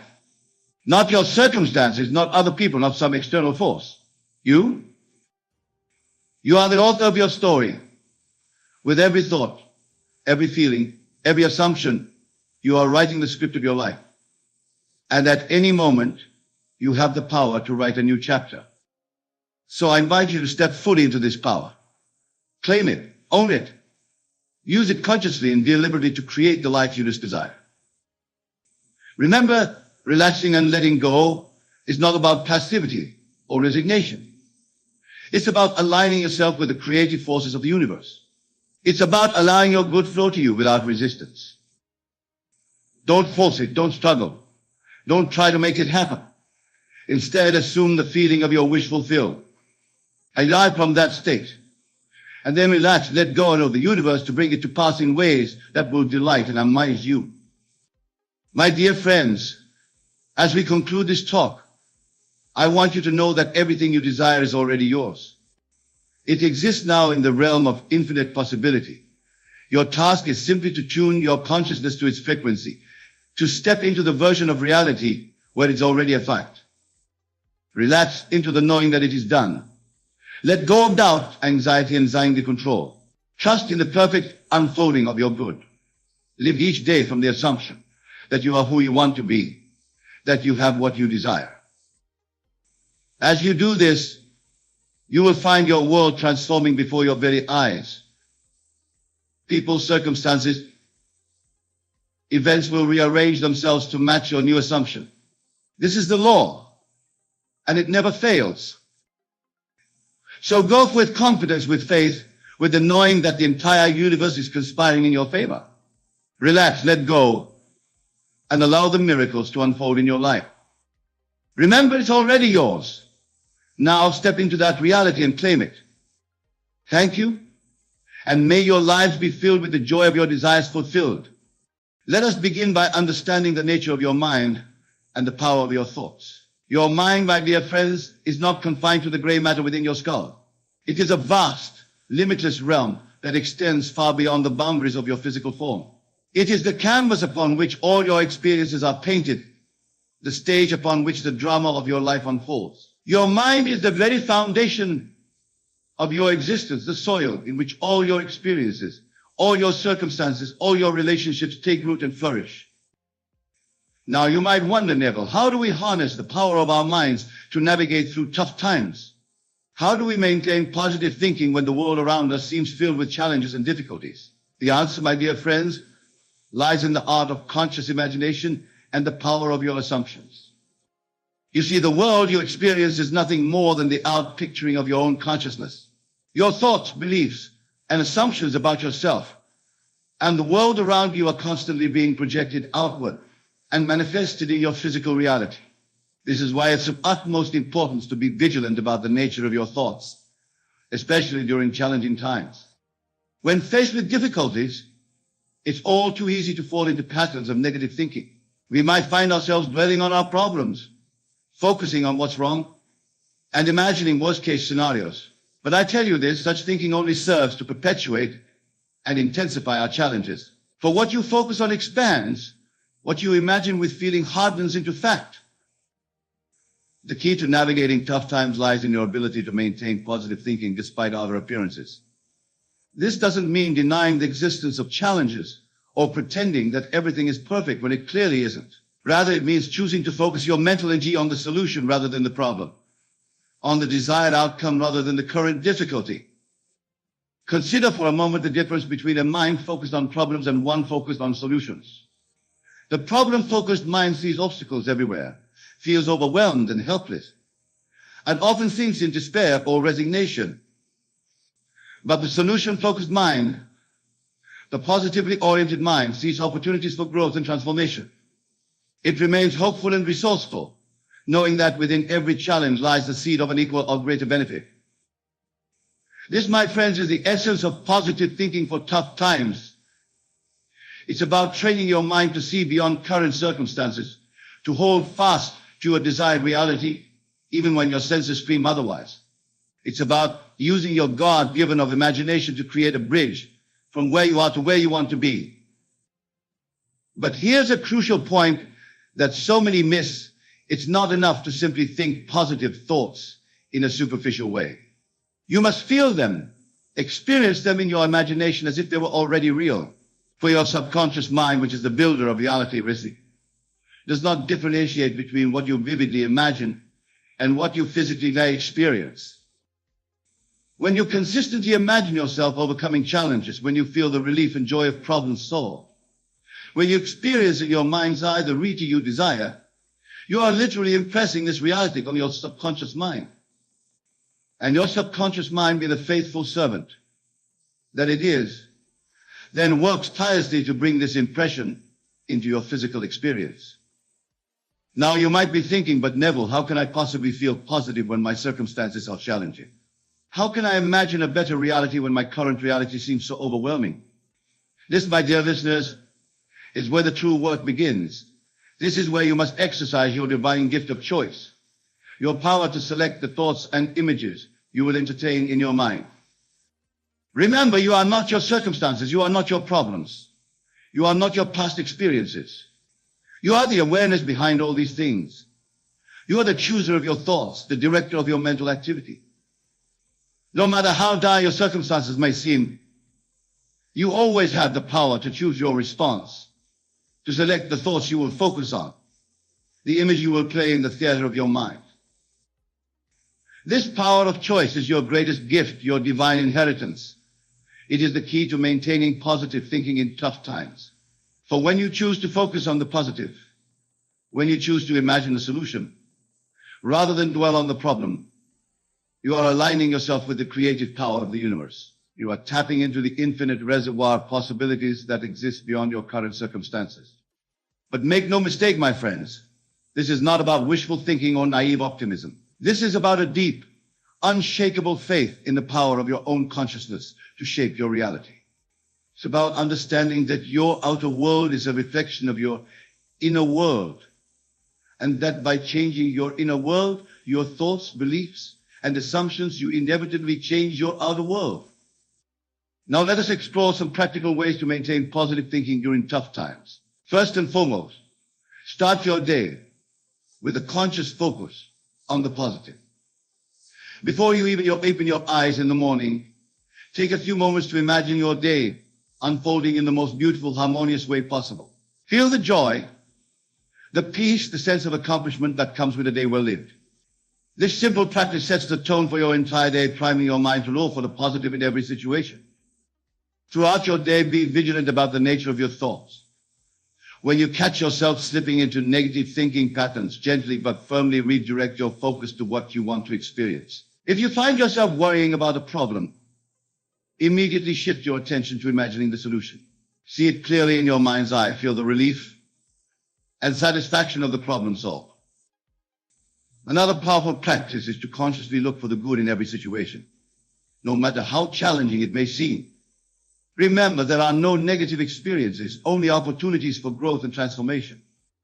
When faced with a difficulty, ask yourself, what's good about this? What can I learn from this? How can this situation serve my growth and evolution? By reframing challenges in this way, you maintain a positive mindset and open yourself to hear the hidden things within every experience. Gratitude is another potent tool for maintaining positive thinking during tough times. No matter how difficult your circumstances may be, there is always something to be grateful for. Perhaps it's the air you breathe, the beat of your heart, the love of a friend or family member. By focusing on what you're grateful for, you shift your energy from lack to abundance, from fear to love, from scarcity to plenty. Practice gratitude consciously and consistently. Each night before you sleep, review your day and find at least 3 things you're genuinely grateful for. Feel the gratitude deeply. Let it fill your heart and radiate throughout your being. As you do this consistently, you'll find that your mind naturally begins to look for things to appreciate, even in the midst of challenges. Now, my dear friends, I want to address a common misconception about positive thinking. Many believe that thinking positively means denying the existence of problems or pretending that everything is perfect when it clearly isn't. This is not the case at all. Positive thinking is not about denial, it's about perspective and focus. Acknowledging the existence of a challenge doesn't mean you have to dwell on it or let it dominate your thoughts. You can acknowledge a problem while simultaneously focusing your mental and emotional energy on the solution. This is the essence of positive thinking in tough times. Not denying the reality of your pure circumstances, but choosing to focus on the reality you wish to create. Remember, my dear listeners, that your imagination is the workshop of God. It is the creative power through which all things are brought into being. When you use your imagination to dwell on positive outcomes, to visualize solutions, to feel the joy and satisfaction of your desires fulfilled, you are literally co-creating with the divine. You are using the same creative power that brings worlds into existence. But here's a crucial point. Your imagination must be imbued with feeling. It's not enough to create cold, lifeless mental images. You must feel the reality of what you're imagining. Feel the relief of problems solved, the joy of dreams fulfilled, the peace of challenges overcome. For it is your feeling that gives life to your imaginal acts, that impresses them upon your subconscious mind and brings them into physical manifestation. As you practice positive thinking in this way, you may encounter resistance. Old habits of negative thinking may try to reassert themselves. Doubts may arise, questioning the efficacy of your positive focus in the face of seemingly insurmountable challenges. This is natural, my friends. These are simply the old patterns fighting for survival. When you encounter this resistance, do not fight against it. Fighting only gives it more power. Instead, observe it with detachment and compassion. Recognize it for what it is, the dying gasp of old, limiting beliefs. Then gently but firmly redirect your focus to your new, empowering vision of reality. Remember, persistence is key. The mental diet of positive thinking is not a one-time event, but a consistent practice. Just as you wouldn't expect to transform your physical body with a single workout, you cannot expect to transform your mental landscape with a single positive thought. It requires persistent effort. But here's the beautiful truth. As you persist in this practice, it becomes easier and more natural. Your mind begins to naturally gravitate towards positive thoughts. You begin to automatically look for the good in every situation, to focus on solutions rather than problems, to imagine positive outcomes rather than negative ones. As you maintain this positive focus, you'll begin to notice profound changes in your life. You may find that challenges which once seemed insurmountable now appear as opportunities for growth. You may notice synchronicities and coincidences occurring more frequently, guiding you towards solutions and opportunities. You may experience a deep sense of peace and confidence, knowing that you have the power to navigate any challenge that comes your way. But perhaps the most profound change will be in your relationship with yourself and with life itself. As you cultivate the habit of positive thinking, you develop a deep trust in life, a knowing that all is working out for your highest good. You begin to see yourself as a powerful creator, capable of shaping your reality through the power of your thoughts and imagination. This shift in perspective is truly transformative. It allows you to approach even the toughest times with a sense of curiosity and excitement, knowing that within every challenge lies an opportunity for growth and expansion. You begin to welcome challenges as opportunities to exercise your creative power, to demonstrate the principle of positive thinking in action. Now, my friends, I want to address a question that often arises when discussing positive thinking in tough times. Many ask Neville, how do I maintain positive thinking when the evidence of my senses contradicts my desired reality? How do I stay positive when everything around me seems to be falling apart? To this I say, your senses show you the world as it is, but your imagination shows you the world as it can be. Your senses reflect the harvest of your past thoughts and beliefs, but your imagination is the seed of your future reality. When your senses contradict your desired reality, that is the time to double down on your positive focus, to immerse yourself even more deeply in the feeling of your wish fulfilled. Remember, the physical world is malleable, responsive to your consciousness. It may take time for your outer world to reflect your new inner state, but be assured that as you maintain your positive focus, your world must reshape itself to match your new pattern thinking. During these times of apparent contradiction between your inner vision and your outer reality, it's crucial to cultivate patience and faith. Patience to allow your new reality to unfold in divine timing, and faith in the absolute law that your consciousness creates your reality. Another powerful practice during tough times is to consciously choose your words. Your words are a direct reflection of your thoughts, and they have immense power to shape your reality. Be mindful of the language you use, both in your internal dialogue and in your conversations with others. Choose words that reflect the reality you wish to create, not the reality you wish to escape. Instead of saying, I'm struggling, say, I'm growing. Instead of this is a problem, say, this is an opportunity. Instead of I can't, say, how can I? These simple shifts in language can have a profound impact on your mental state and consequently on your experience of reality.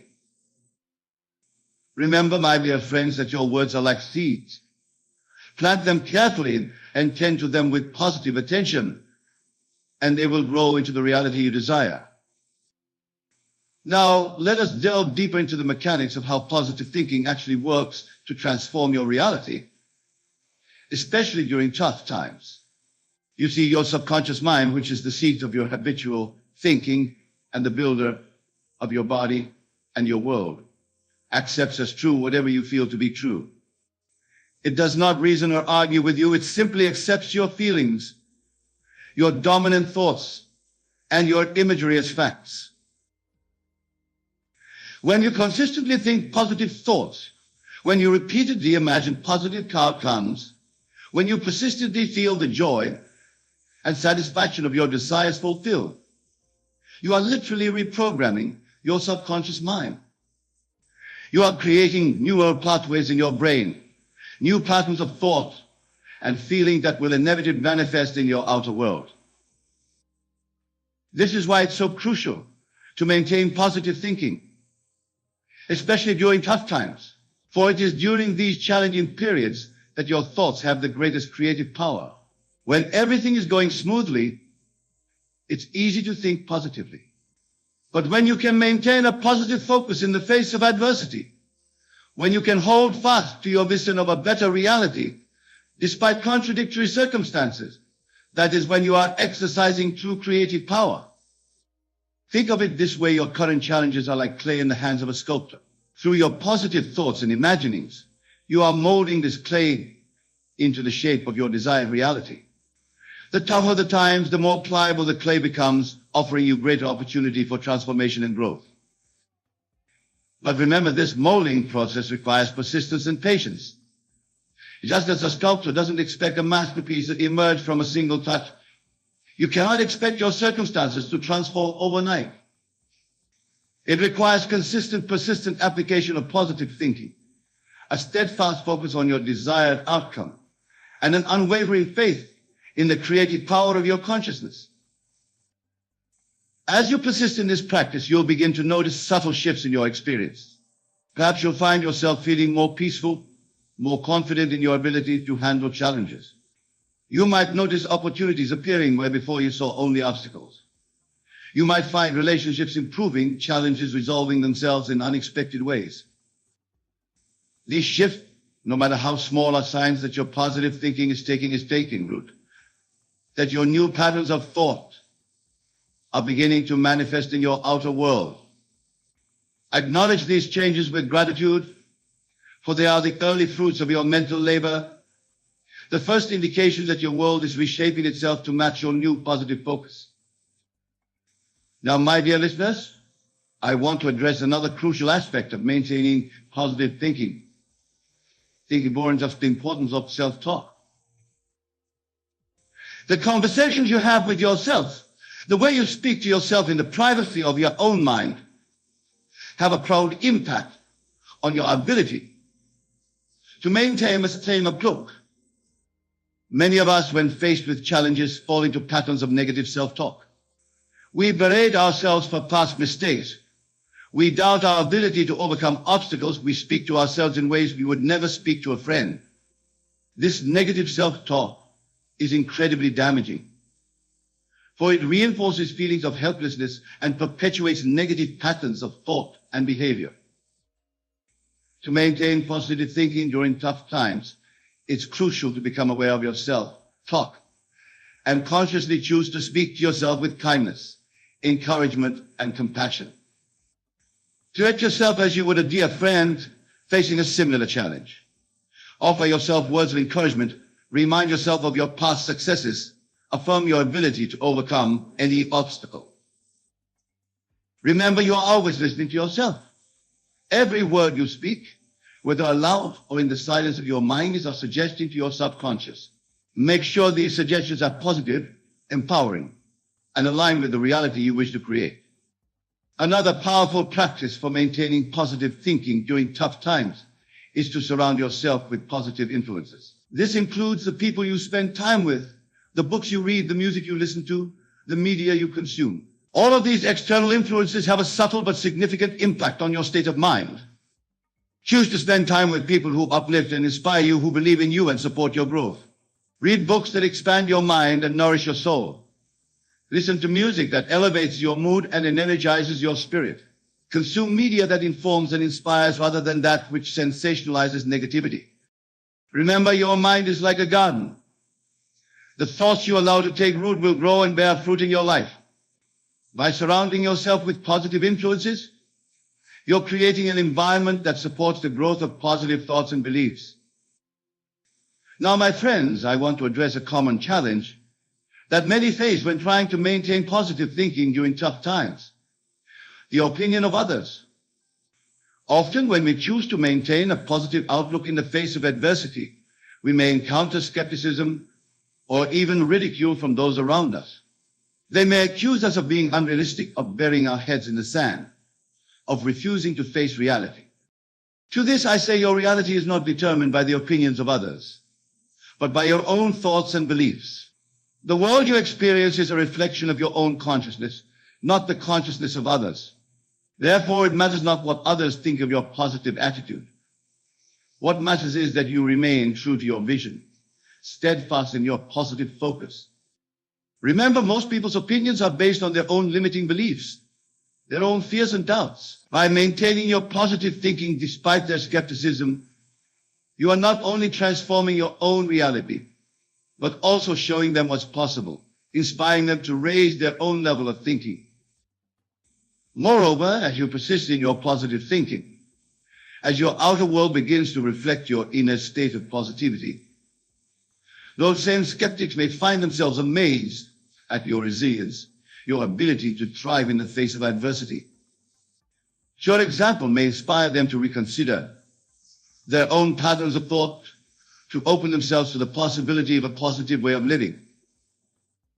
Now let us delve even deeper into the practice of positive thinking during tough times. One powerful technique is to use your imagination to create a vivid, detailed scene that implies fulfillment of your desire, the resolution of your challenge. This scene should be one that would naturally occur if your desire were already realized. For example, if you're facing financial difficulties, you might imagine yourself looking at a bank statement showing a healthy balance, feeling the relief and joy of financial abundance. If you're dealing with health challenges, you might imagine yourself at a checkup, hearing your doctor marvel at your perfect health. The key is to make this imaginal scene as vivid and real as possible. Engage all your senses. See the details, hear the sounds, feel the emotions. Then enter into the scene fully. Don't just watch it like a movie, be a participant. Feel as though you are actually there, experiencing it in the present moment. As you create and enter into these imaginal scenes, you are literally shaping your future reality. For remember, your subconscious mind cannot distinguish between a vividly imagined experience and a physical one. By repeatedly entering into these positive imaginal scenes, you are training your subconscious to accept this new reality as fact. But here's a crucial point. It's not the vividness of the image that brings it into being, but the feeling of naturalness. As you imagine your scene, allow yourself to feel that this is natural, that this is simply the way things are. The more natural and normal your desired state feels to you, the more quickly and easily it will manifest in your physical reality. Another powerful practice for maintaining positive thinking during tough times is to consciously direct your attention towards evidence of good in your life and in the world around you. This doesn't mean ignoring challenges or pretending they don't exist. Rather, it means choosing to focus on into focusing on what's improving, what's aligned with your desired reality. Make it a daily practice to look for signs of progress, no matter how small. Celebrate every victory, every step forward.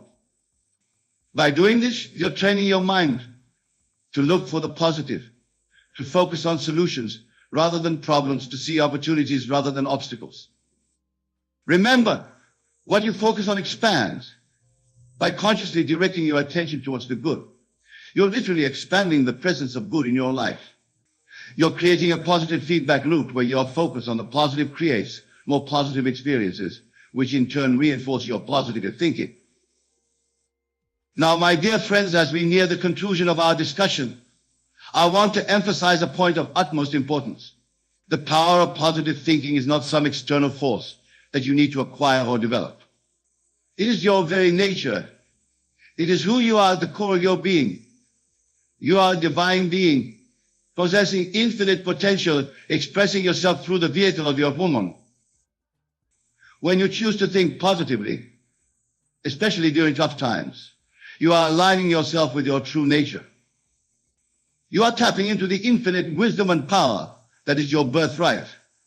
This is why positive thinking is so powerful. It is not about becoming something you're not, but about recognizing and expressing what you truly are. So, my dear friends, as you go forth from this place, carrying this knowledge with you, I urge you to maintain your positive thinking, especially during tough times. Recognize the immense power you wield when you choose to focus on the positive. When you use your imagination to create the reality you desire. Use this power wisely, use it lovingly. Use it to create a life that reflects your highest vision for yourself and for the world. Begin each day with a conscious choice to think positively. As you wake, before your feet touch the floor, take a moment to set positive intentions for the day. Imagine your day unfolding in the most beautiful, harmonious way possible. Feel the joy, the peace, the sense of accomplishment that comes with a day well lived. Throughout your day, be mindful of your thoughts. When you catch yourself slipping into negative thinking patterns, gently but firmly redirect your focus to what you really want to experience. Use your imagination to create vivid scenes of your desires fulfilled. Feel the naturalness, the reality of these scenes. And as you retire for the night, take a moment to reflect on your day. Acknowledge the moments when you maintain your positive thinking and the positive effects this had on your experiences. If there were moments when you lost your positive focus, simply observe this without judgment and set the intention to return to positive thinking the next day. Remember, my friends, this practice of positive thinking is not a burden or a chore. It is the most natural, most fulfilling way to live. It is your birthright as a divine being. As you consistently maintain this positive focus, especially during tough times, you will find that life becomes more joyful, more peaceful, more abundant in every way. You will begin to notice changes in every aspect of your life. Challenges that once seemed insurmountable will appear as opportunities for growth. Relations will improve, opportunities will appear, and you'll find yourself navigating through life with greater ease and grace. These changes may be subtle at first, a shift in your mood, a new inside inspiration, a harmonious interaction where there was once conflict. Acknowledge these changes, no matter how small, with gratitude, for they are the first fruits of your positive thinking, the early manifestations of your alignment with your true nature. And as you notice these changes, let them fuel your commitment to positive thinking. Let them strengthen your conviction in the power of your thoughts to shape your reality. For this is the law of your being. What you consistently think and feel must objectify itself in your world. But remember, the greatest change, the most profound transformation will occur within you. As you consistently choose positive thinking, especially during tough times, you are reconditioning your entire being. You are literally rewiring your brain, recalibrating your energy, and deepening your connection to your divine nature. You will find yourself naturally thinking more positively, feeling more optimistic and resilient, acting more in alignment with your higher self. You will find yourself naturally attracted to people, experiences, and opportunities that support your positive state of being. You will find yourself making decisions from a place of inner wisdom and love, rather than from fear or external pressure. This inner transformation is the real miracle of positive thinking during tough times. For as you transform your inner world, as you step into the truth of your divine nature, your entire outer world must reshape itself to match this new inner reality. So, my dear friends, I challenge you to embark on this journey of transformation.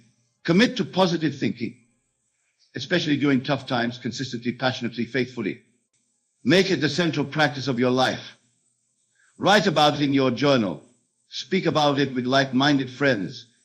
Feel its truth in every fiber of your being. And as you do, watch in awe as your life transforms. Watch as inner peace becomes your natural state, as resilience flows through you effortlessly, as wisdom guides your every decision. Watch as you step into the fullness of your divine nature, recognizing yourself as the powerful creator you truly are. For you are a divine being expressing yourself through the miracle of human form. You are the author of your life story. You are the architect of your reality. Embrace this truth, live from it, and watch as miracles unfold in your life, even in the toughest of times. Go forth, my dear friends, with this knowledge. Use it wisely, use it lovingly. Use it to create a life that reflects your highest vision, regardless of outer circumstances. For in doing so, you are not only transforming your own life, but you are contributing to the elevation of all humanity. You are showing others what is possible when we choose positive thinking, especially during tough times. Remember, your thoughts create your reality. As you maintain positive thinking, especially during challenging times, you are aligning with the creative power of the universe. You are stepping into your role as a conscious creator, shaping your reality according to your highest vision, regardless of outer circumstances. You are powerful beyond measure.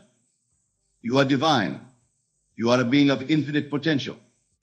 Now go and create the life of your dreams, even in the face of challenges.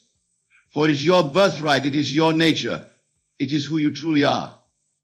Thank you, and may your positive thinking guide you through even the toughest of times, leading you to the fulfillment of your highest potential.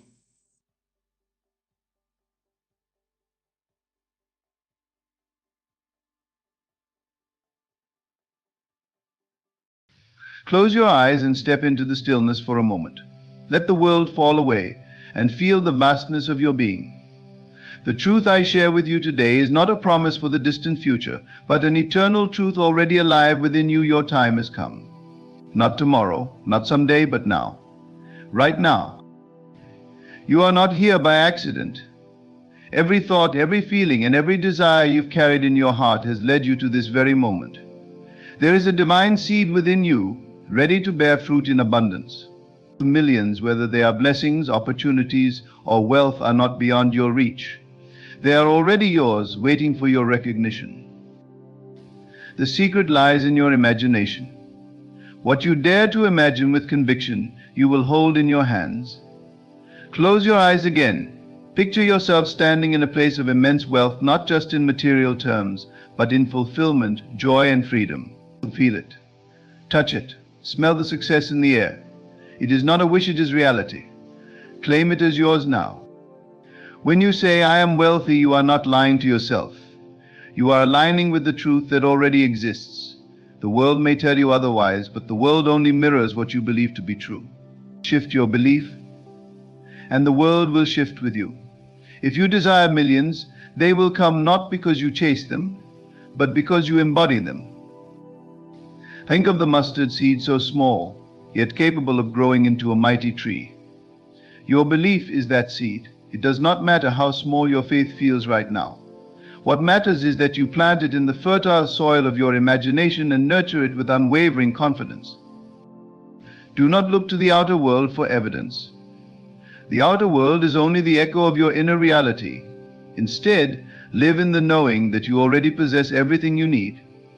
Feel it so deeply that it saturates every fiber of your being. This feeling, this conviction, is the bridge between the seen and the unseen. When doubt creeps in, remind yourself that the universe is abundant. There is no lack, no scarcity. Everything you need is drawn to you by the power of your consciousness. Like a magnet, your focused belief will pull miracles into your life. Your time has come. Say it with me, my time has come. I am wealthy. I am abundant. I am free. Speak these words not as mere affirmations, but as declarations of truth. The universe responds to your faith, not your fear. Stand boldly in the certainty that you are worthy of millions, and they will flow to you effortlessly. Let this moment mark the beginning of a new chapter.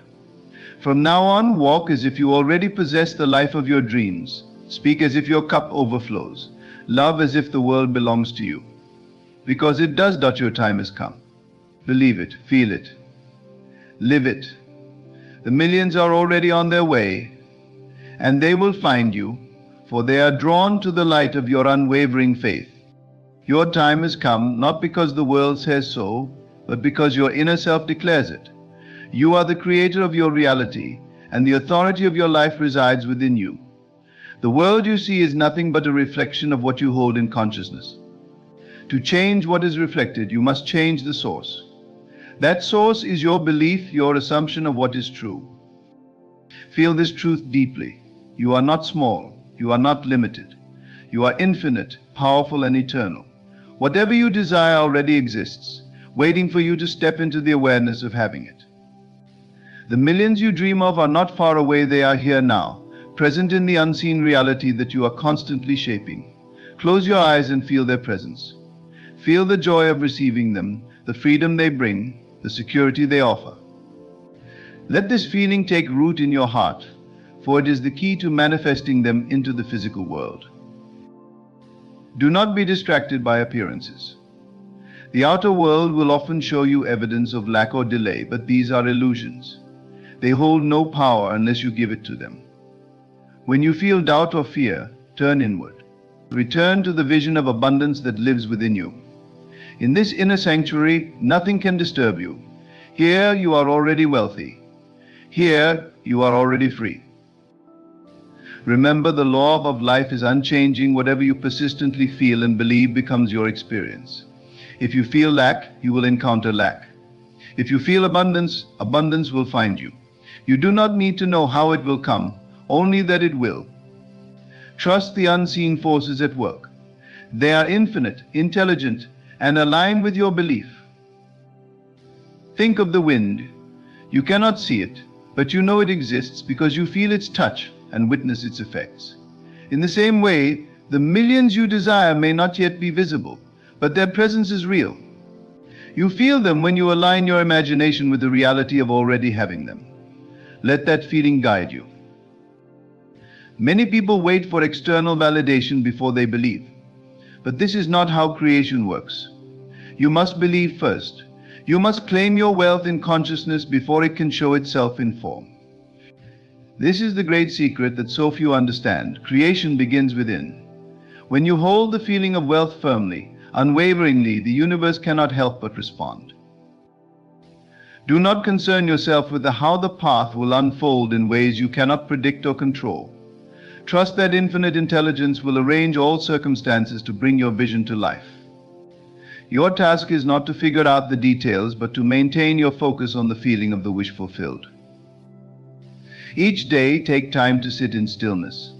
Close your eyes and step into the scene of your ideal life. See yourself surrounded by wealth, living in abundance, giving freely, and receiving joyfully. Feel the emotions as if they are happening now.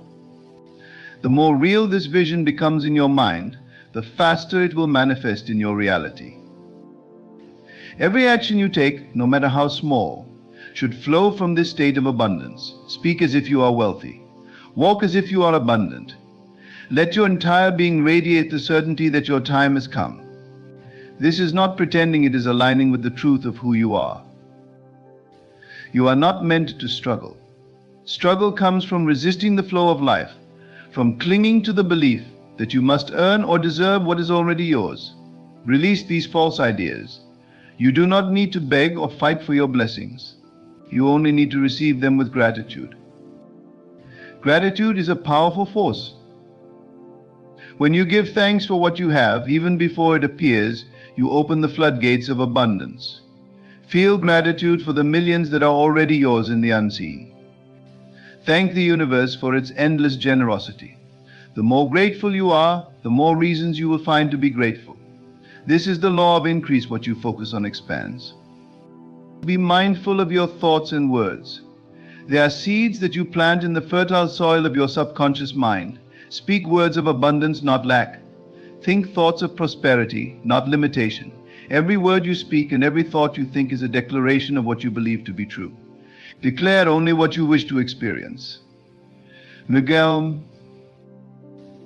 there will be moments when doubt tries to creep in, whispering that your dreams are too big or that you are not worthy. Recognize these doubts for what they are: remnants of an old mindset that no longer serves you. Do not fight them, simply replace them with the truth. Affirm to yourself, I am worthy, I am abundant. My time has come. The world may not understand your faith, but that is irrelevant. You are not here to live by the world's standards. You are here to live by the higher law of creation, the law that says you are one with infinite abundance. The opinions of others have no power over you unless you allow them to. Stand firm in your belief, and the world will adjust to match it. When you act from the place of knowing that your time has come, you will find that opportunities begin to appear, doors open, and resources flow to you effortlessly. This is not luck, it is the natural result of your alignment with abundance. You are a magnet, and what you focus on is drawn to you. Focus on wealth, and wealth will come. There is no need to rush or force anything. Creation is not a race, it is a process. Trust the timing of your life. Everything unfolds in perfect harmony when you remain aligned with your vision. Impatience comes from doubt, but you have no reason to doubt. The millions you seek are already yours. As you move through your day, carry the feeling of abundance with you. Let it color your thoughts, your actions, and your interactions with others. Share your joy freely, for what you give returns to you multiplied. There is no scarcity in the universe, only endless supply. If you find yourself facing challenges, see them not as obstacles, but as opportunities to strengthen your faith. Every difficulty contains the seed of a blessing. Embrace these moments, knowing that they are shaping you into the person who is ready to receive all that you desire. Your time has come. Let these words echo in your heart. Let them guide you, inspire you, and remind you of the truth that you are already abundant. Millions are not a dream, they are your reality. Walk in this truth, live in this truth, and let the world reflect it back to you. Each moment is an opportunity to step deeper into the reality of your abundance. Do not measure your life by what you currently see or what your senses tell you. The physical world is simply a reflection of past thoughts and feelings. If you continue to dwell in the truth of your wealth, your external world must conform to that inner belief. There is no other possibility. The millions you seek are as natural as the air you breathe. They are not separate from you, they are part of you. The same force that keeps the stars in the sky and the oceans in motion is working within you, bringing your desires to life. This force does not question your worthiness, it only responds to the vibration you emit. Align yourself with the feeling of already having everything you desire, and the universe will mirror that back to you. When you wake in the morning, begin your day with the knowing that you are wealthy. Let this truth set the tone for everything you do. As you move through your day, act as if nothing is lacking. Speak as if all your needs are met. Let the abundance within you overflow into every conversation, every interaction, and every decision. You are not waiting for your time to come. Your time is now. The moment you decide to claim your wealth in consciousness, it begins to materialize in your life. You may not see the results immediately, but rest assured that the process has already started. Just as a seed takes time to grow into a tree, your vision takes time to manifest. Trust this process. Avoid looking around and comparing your journey to others. Comparison is the thief of joy and the enemy of creation. The path to your millions is unique to you. No one else can walk it for you, and no one else can take it from you. Stay focused on your vision, and let the success of others inspire you rather than discourage you. Do not mistake silence for inaction. Often the greatest movements happen in the unseen. When you align your thoughts and feelings with abundance, you set into motion forces that are beyond your comprehension. These forces are working tirelessly to bring your vision into reality. Trust them. Trust yourself. When doubts arise, as they inevitably will, remember that they are only fleeting shadows. They have no power except the power you give them. Shift your attention away from doubt and back to the feeling of abundance. Imagine yourself standing at the center of your wealth, surrounded by the millions that are yours. Feel the gratitude and joy that this brings. This feeling is your anchor, your guiding light. Do not underestimate the power of persistence. Creation is not a one-time event, it is a continuous process. Each time you return to the feeling of abundance, you strengthen your belief. Each time you resist the urge to dwell on lack, you take another step toward your vision.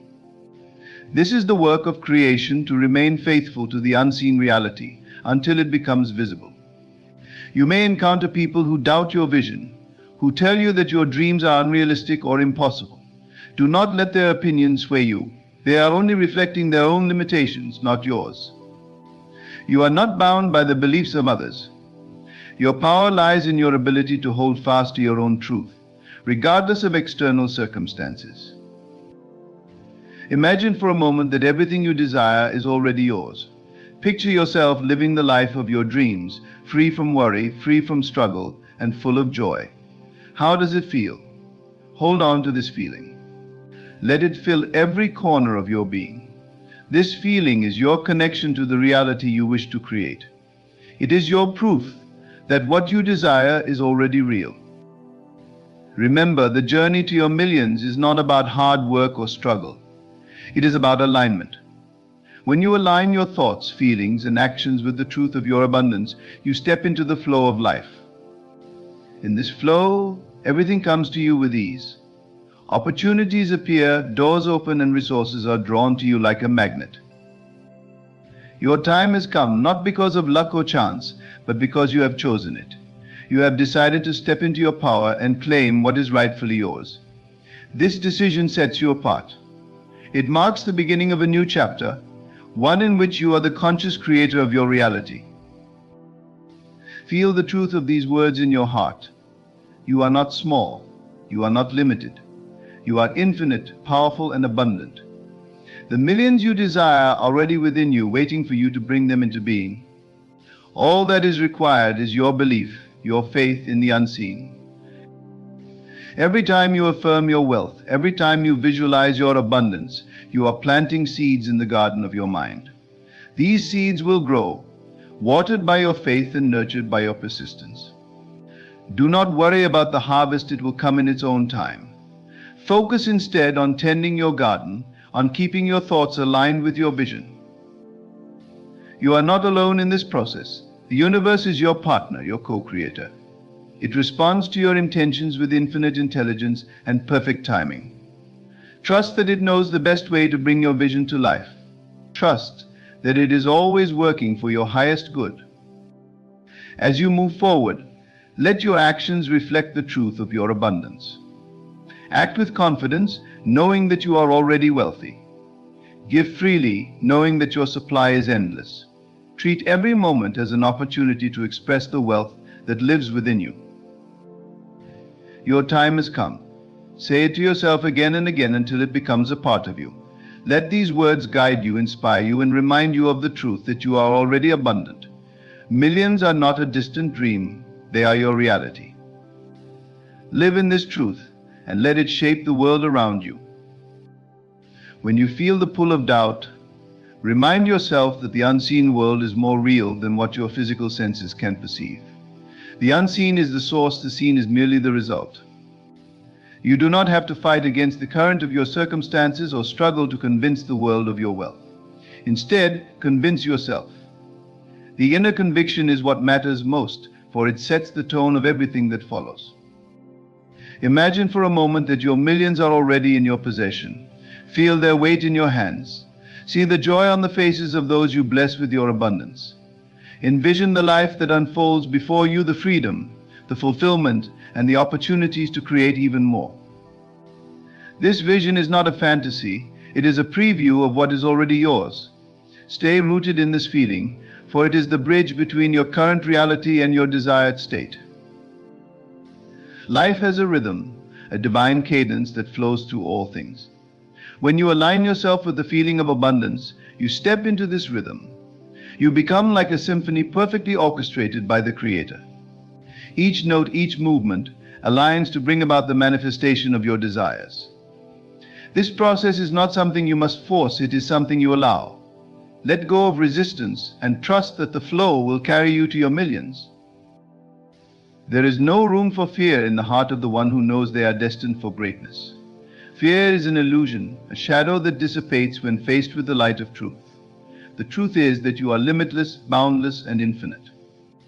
The truth is that your desires are not random, they are whispers from the divine, calling you to step into the fullness of who you are. Every great accomplishment begins in the mind of the dreamer. Your millions are no different.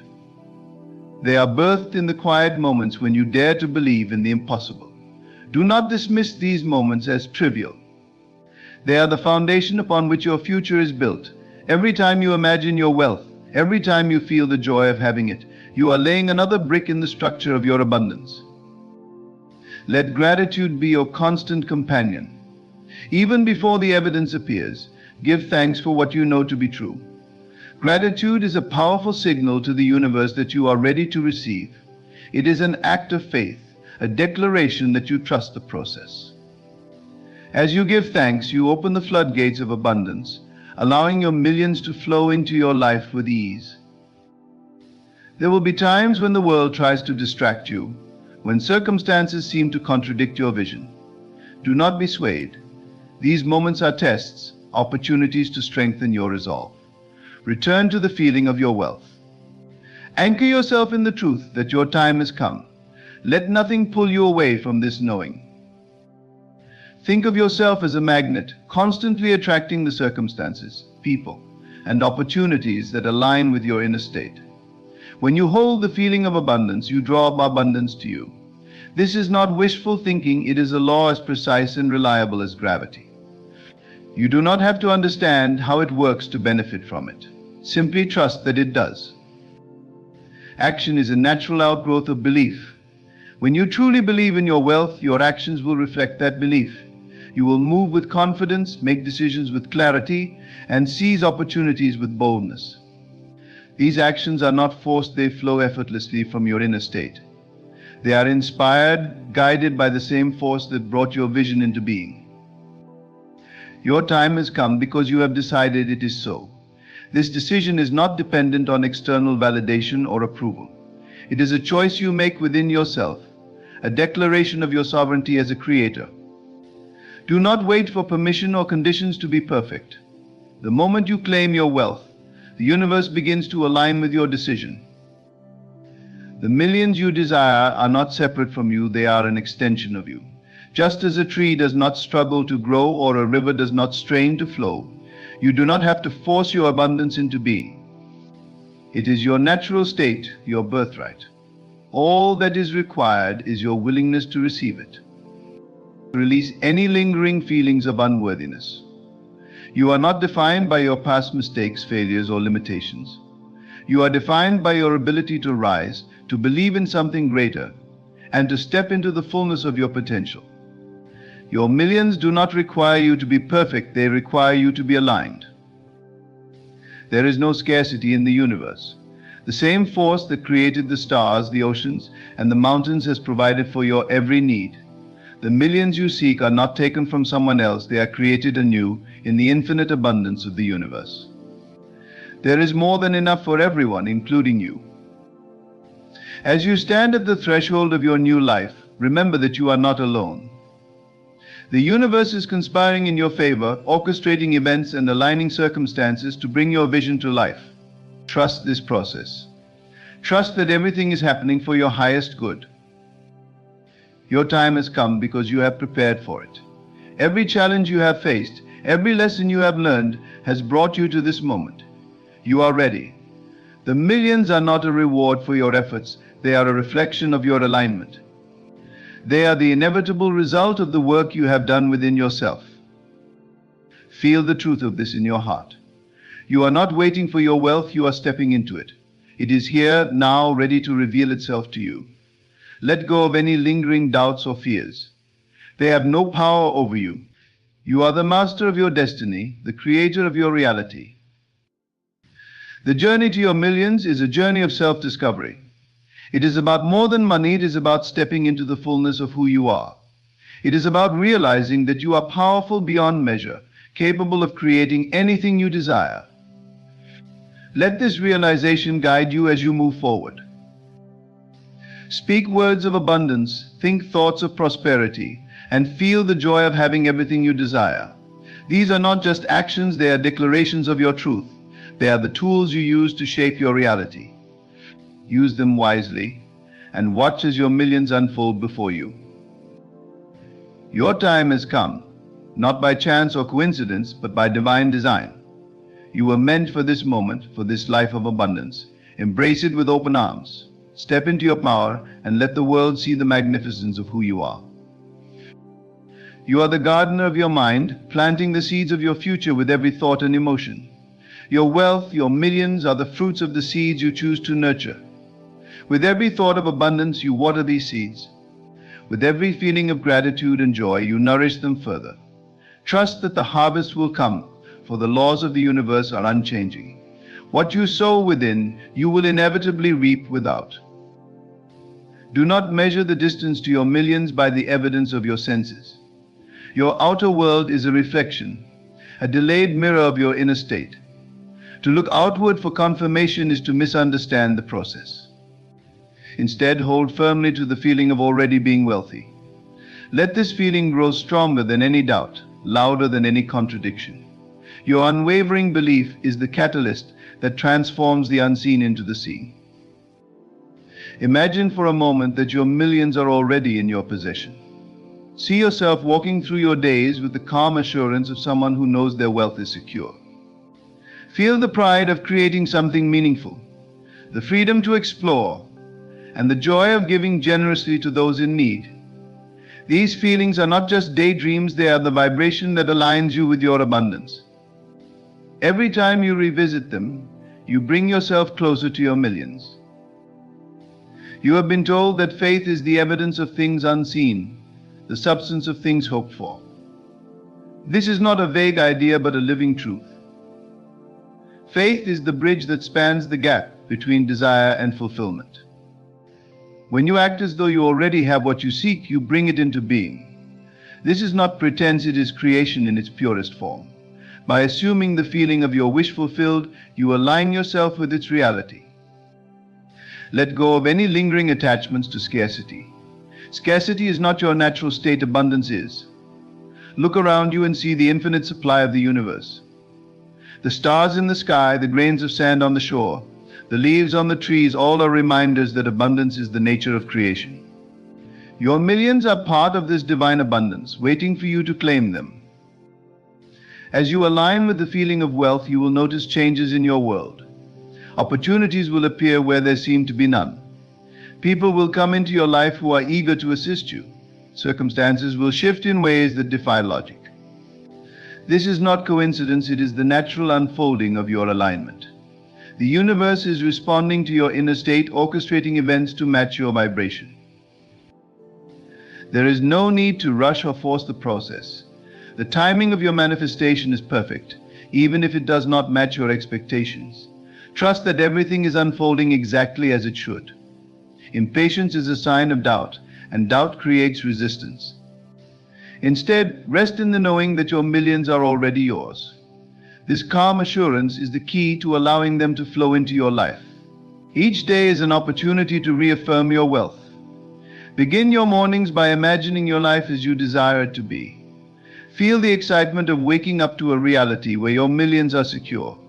Carry this feeling with you throughout the day, letting it guide your actions and decisions. Before you sleep, revisit the joy of your wealth. Let this be the last thought on your mind as you drift into slumber. In these moments, your mind is most receptive, and your creations are most powerful. You are not a passive participant in this journey, you are an active creator. Your thoughts, your feelings, and your beliefs are the tools you use to shape your reality. Use them wisely. Choose thoughts that uplift you, feelings that inspire you, and beliefs that empower you. These choices are the foundation of your wealth. Forgive yourself for any past mistakes or missed opportunities. They do not define you. What matters is the decision you make now, in this moment. The past is gone and the future is yours to create. Let go of regret and embrace the power of the present. This is where your millions reside, in the now. Every challenge you face is an opportunity to strengthen your faith and deepen your understanding. Instead of seeing obstacles as setbacks, view them as stepping stones. They are not here to defeat you, but to prepare you for the abundance that awaits. With every challenge you overcome, you become more aligned with the truth of who you are, a limitless being capable of creating anything you desire. The world may not understand your journey, and that is okay. You do not need external validation to know your worth. Your inner conviction is enough. When you hold firmly to your vision, the world will eventually reflect it back to you. But it begins within. The opinions of others are irrelevant to the process of creation. Trust yourself, trust the power within you, and trust the universe to deliver. There is a divine timing to all things, a perfect unfolding that cannot be rushed. Trust that your millions are coming at the right time and in the right way. They may not arrive exactly as you expect, but they will arrive in the way that is best for you. Be open to surprises and remain flexible. The universe has a way of exceeding our expectations when we allow it to. As you walk this path, remember that wealth is not just about money. It is about freedom, joy, and the ability to make a difference. Your millions are not just for you, they are a tool to create more good in the world. As you receive, so too shall you give. This is the cycle of abundance, one that flows freely when you align yourself with its principles. Feel the gratitude for what you already have, no matter how small it may seem.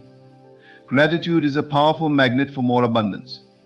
When you appreciate what you have, you send a signal to the universe that you are ready to receive more. This is not a practice of settling, but of recognizing the abundance that already exists in your life. Your journey to wealth is not separate from your spiritual path, they are one and the same. The same power that creates universes resides within you. When you align yourself with this power, there is nothing you cannot achieve. Your millions are a testament to this truth, a reflection of your divine nature. Continue to dream boldly, believe deeply, and act confidently. Your millions are not just a possibility, they are a certainty. Every thought, every feeling, every action you take in alignment with this truth brings you closer to its manifestation.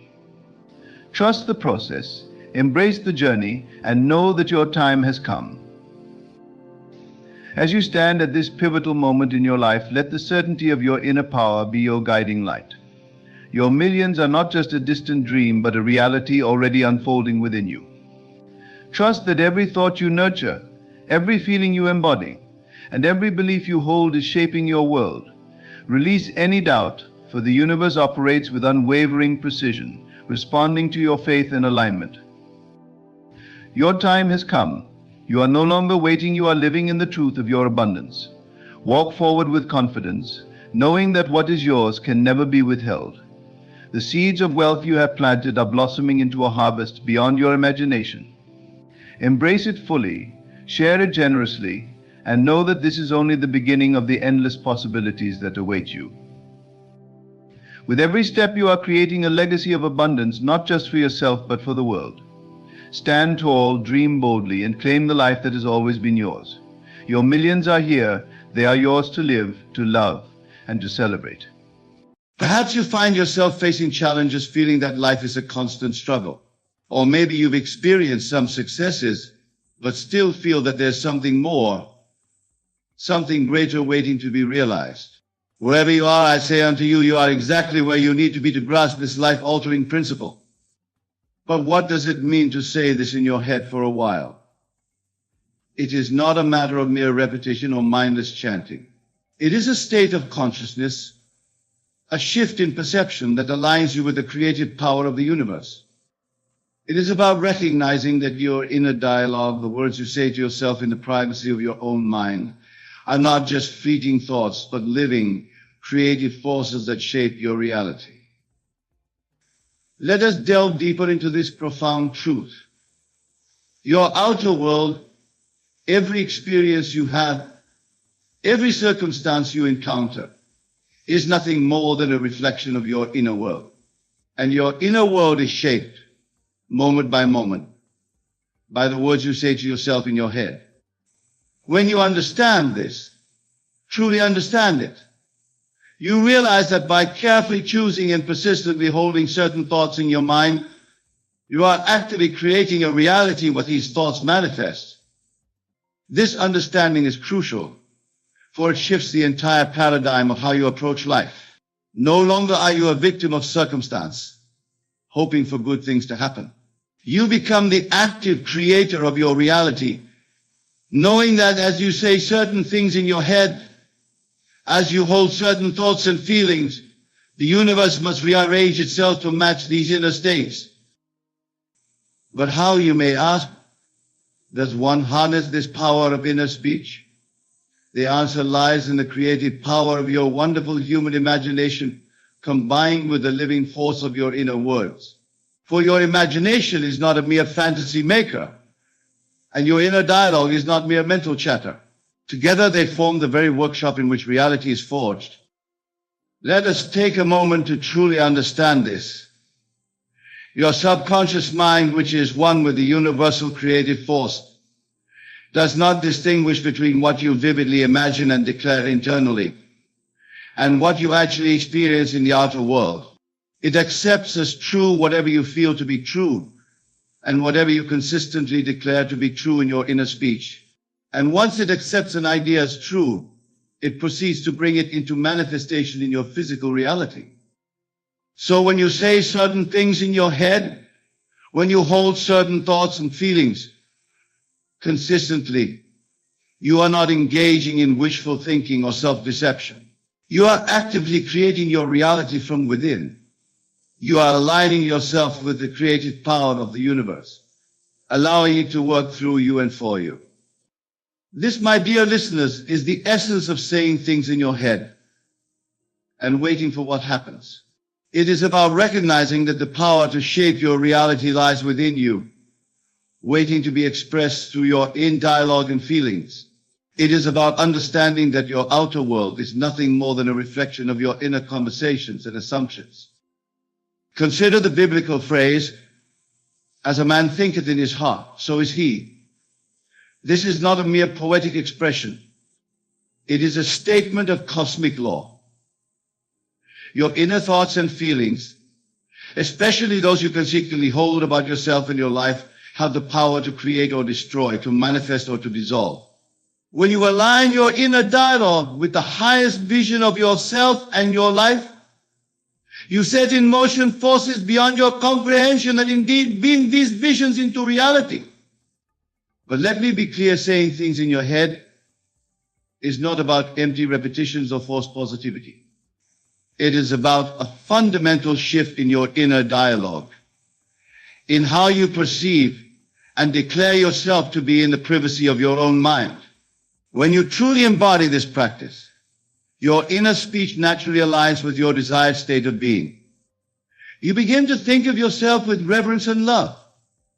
You declare your worthiness, your abundance, your health, your success, not as distant possibilities, but as present realities in your inner world. Let us explore this further with an example.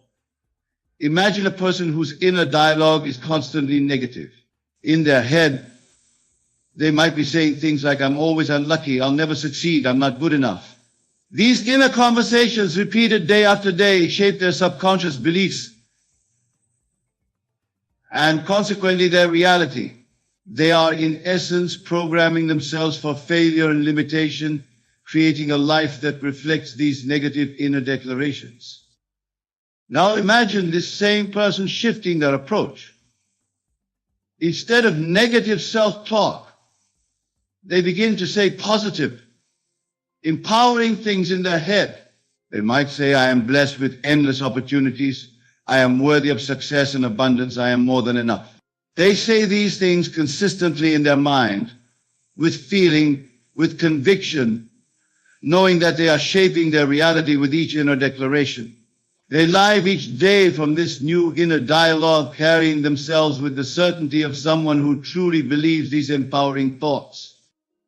In this state, their entire experience of life begins to shift. They start to notice opportunities they might have missed before. They approach challenges with confidence rather than fear. They interact with others from a place of worthiness rather than insecurity. And in doing so, they begin to create a reality that matches these new, empowering inner conversations. They allow a life of abundance, success, and fulfillment to flow into their experience, drawn by the power of their inner words and the feeling behind them. This principle applies to every aspect of your life. Whether you're dealing with health, relationships, career, or any other area, the key is to first say the right things in your head about that area. Declare your wholeness, your lovability, your success in the privacy of your own mind. For what you consistently say to yourself sets the tone for your entire life experience. Now, I can hear some of you thinking, but Neville, isn't this just positive thinking? Isn't this denial of reality? And to this, I say emphatically no. This is not about denying your current circumstances. It is about understanding the true nature of reality and the creative power of your inner dialogue and consciousness. Your current circumstances are nothing more than the fruit of your past inner conversations and beliefs about yourself. They have no power to determine your future unless you give them that power by continuing to think and feel their reality. When you shift your inner dialogue, when you begin to say new, empowering things in your head, you are not denying reality. You are exercising your divine right to choose which reality you wish to experience. Remember, the outer world is dead. It has no life of its own. It is your consciousness expressed through your inner dialogue and feelings that gives life to your experiences. When you say negative things to yourself in your head, you are breathing life into a reality where these negative statements are true. But when you consciously choose to say empowering, positive things in your head, you cause your outer world to rearrange itself to match these new inner conversations. This, my dear friends, is the true secret to changing your life through what you say in your head. It is about aligning your inner dialogue with the highest vision of yourself and your life. Recognizing that this desired reality is seeking expression through you and allowing it to flow into your experience through the power of your inner declarations and feelings. But let me warn you, this shift in your inner dialogue is not always an easy path. The old habits of negative self-talk, of saying discouraging things to yourself in your head, are deeply ingrained in our collective consciousness. As you embark on this new way of thinking, you may find resistance arising within you. Doubts may creep in. Old thought patterns may try to reassert themselves. When this happens, do not fight against these thoughts. Simply observe them, acknowledge them, and then gently return to saying the empowering things in your head. For the war is not won by battling against what you don't want to think, but by persistently thinking what you do want. This persistence, this unwavering commitment to maintaining a positive inner dialogue in the face of contrary evidence, is what allows you to truly change your life. Think of it like tuning a radio. When you're trying to listen to a particular station, you don't focus on eliminating all the other stations. So you simply tune into the frequency you desire. In the same way, you don't need to fight against your current reality or forcefully push away negative thoughts. So you simply need to tune yourself to the frequency of what you desire, to align your inner dialogue with the highest vision of yourself and your life. This tuning is done through your conscious choice of inner speech and your ability to feel the reality of these words. Your inner declarations are the dial that allows you to tune into different frequencies of experience. As you use your inner dialogue to declare empowering truths about yourself and your life, as you feel the reality of these declarations, you are tuning yourself to that frequency, allowing the corresponding experiences to flow into your life. But remember, my friends, this is not a one-time event. Saying empowering things in your head is a way of life. It's a constant choice to maintain this inner dialogue, regardless of appearances. Just as you wouldn't expect to stay in shape by exercising once. You cannot expect to change your life by thinking positively once. This is about persistently maintaining an empowering inner dialogue, about living from this consciousness day in and day out, until it becomes your new normal. As you do this, you will find that your perception of yourself and your life begins to shift. What once seemed like limitations now appear as opportunities for growth. Challenges become stepping stones to success. You begin to see yourself as the empowered being you truly are, knowing that your inner dialogue is constantly shaping your reality. Now, some of you may be wondering, but Neville, how can I maintain a positive inner dialogue when I face real challenges? How can I say empowering things in my head when my current reality seems to contradict these thoughts? And to this I say, your inner speech infused with feeling and imagination is more powerful than any circumstance. Consider for a moment, have you ever been deeply moved by a story, whether in a book or a movie? In those moments, were you not feeling real emotions based on imaginary events? Your feelings were real, even though the events were not happening in your physical reality. This is the power you must harness when you say things in your head. You must use your imagination to infuse your inner speech with feeling. As you say empowering things in your head, imagine how you would feel if these things were already true in your life. Feel the joy, the gratitude, the sense of fulfillment that would come with these realities. Feel these states as vividly and as consistently as you can as you engage in your inner dialogue. The key is to make your inner speech as real to you as possible. Engage all your senses. As you say things about abundance in your head, feel the sense of security and freedom that comes with abundance. As you declare perfect health in your mind, feel the vitality and energy coursing through your body. As you speak of success internally, see yourself in your mind's eye achieving your goals. Hear the congratulations of others. Feel the sense of accomplishment. Make it real in your mind and heart as you say these things in your head. But here's a crucial point, my friends. The goal is not to say things in your head about specific outcomes. The goal is to say things that align with your essential self, your true identity.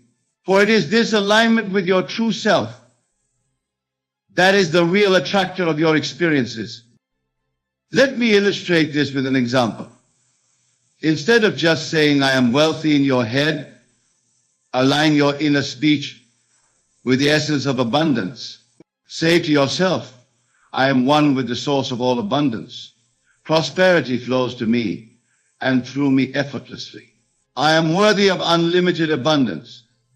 Instead of merely thinking I am healthy, align your inner dialogue with the essence of well-being by saying to yourself, I am one with the source of all life. Perfect health is my natural state. My body is a temple of vitality and well-being. By aligning your inner speech with your essential self rather than just external conditions, you allow the universe to bring your desires to you in ways that might far exceed your specific imaginings. You open yourself to possibilities beyond what your current mindset can conceive. This is the true art of saying things in your head and waiting for what happens. It's not about forcing yourself to believe something against all evidence. It's about aligning your inner log with the truth of your mind nature, your oneness with the creative power of the universe. It's about saying things in your head that resonate with the highest vision of who you truly are. As you practice this, you may find that your outer world begins to shift in subtle ways. Perhaps you start to feel more confident and worthy, or you find yourself naturally making healthier choices, or opportunities for abundance seem to appear out of nowhere. These are all signs that your inner shift brought about by your empowering inner dialogue is creating ripples in your outer reality. Don't discount these small changes. Celebrate them. See them as confirmation that the law is working, that your inner speech is taking root. But don't become attached to them or anxiously look for them. Simply acknowledge them with gratitude and continue to say empowering things in your head. As you persist in this practice, larger changes will begin to manifest. You may find yourself naturally attracting more positive experiences. You may notice that your relationships improve, that your health flourishes, that abundance flows more freely into your life. And as you continue to maintain this empowering inner dialogue, you'll discover that life becomes an exciting adventure of ever-expanding good. But remember, the outer manifestation is not the goal. The goal is the state of consciousness from which blessings naturally flow. This is a crucial point, my friends, when you're truly saying empowering things in your head. When you're fully embodying this state, you no longer need external circumstances to confirm your worth or success. You're already whole, already complete in your knowing that you are a divine, limitless being. And paradoxically, it's in this state of inner assurance that you're most likely to experience a life filled with manifest blessings. Now, some of you might be thinking, but Neville, what about action? Don't we need to do things in the physical world to change our lives? And to this I say, yes, action is part of the process. But it's inspired action, not anxious doing. When you're consistently saying empowering things in your head, ideas and opportunities will naturally present themselves to you. You'll feel inspired to take certain actions to move in certain directions. These actions won't feel like struggle or effort. They'll feel natural, joyful, almost effortless. This is the difference between trying to make things happen and allowing them to happen. When you're trying to force changes in your life, actions feel stressful, born out of fear and doubt. When you're maintaining an empowering inner dialogue, actions flow naturally from your aligned state, guided by an inner wisdom that knows exactly how to bring about the manifestation of your desires. Consider the example of a flower. A flower doesn't strain to bloom. It doesn't force itself to grow. It simply unfolds naturally, expressing its innate beauty. You, my dear listeners, are no different.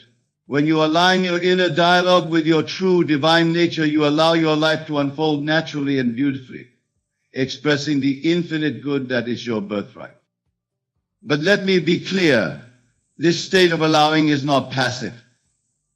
It requires an active use of your inner speech, a deliberate and consistent practice of saying empowering things in your head. It requires faith, not blind faith in external circumstances, but faith in the creative power of your thoughts and consciousness. This faith is not about believing that good things will come someday in the future. It's about knowing that you are whole and complete now, in this very moment, and that your inner dialogue is constantly shaping your reality to reflect this empowered state. As you cultivate this faith, as you persist in saying empowering things in your head, you'll begin to see evidence of these empowering thoughts manifesting in your outer world. These signs may start small, an unexpected opportunity, a fortunate coincidence, a sudden insight that changes your perspective. Do not discount these signs, no matter how small they may seem, for they are confirmation that your inner world, shaped by your empowering inner dialogue, is indeed shaping your outer reality. They are breadcrumbs leading you to the full realization of the empowered life you are creating through your thoughts. As we near the conclusion of our discussion, I want to address a common concern that arises when people first encounter this teaching. Many worry that focusing on their inner dialogue and saying empowering things in their head might somehow make them self-centered or disconnected from others. But I assure you, my friends, the opposite is true. When you truly understand the principle of maintaining and empowering inner dialogue, you realize that you are not separate from others. As you elevate your own consciousness through your inner speech, you are elevating the consciousness of all. Your empowering thoughts, far from disconnecting you from others, actually expand the field of possibilities for all. Moreover, when you are coming from a place of inner empowerment, you naturally have more to give to others. You become a channel through which blessings flow, not just to you, but through you to the world. Your inner dialogue creates a ripple effect, touching the lives of everyone you encounter. This is the true gift of saying empowering things in your head and waiting for what happens. It's not just about improving your individual circumstances, although that will happen. It's about aligning yourself with the fundamental nature of the universe, which is boundless good. It's about recognizing your own divine nature and allowing it to express itself fully through you. In this state of alignment, of consistently maintaining and empowering inner dialogue, you become a channel for the most beautiful expressions of life. Ideas flow to you effortlessly. Opportunities present themselves naturally. The right people and circumstances appear in your life at the perfect time. This is the magic of living from a state of empowered thinking. But remember, this magic is not something external to you. It's not some cosmic force that you need to appease or manipulate. It is the natural expression of your own consciousness when it's aligned with the truth of your being. You are the magic. You are the miracle.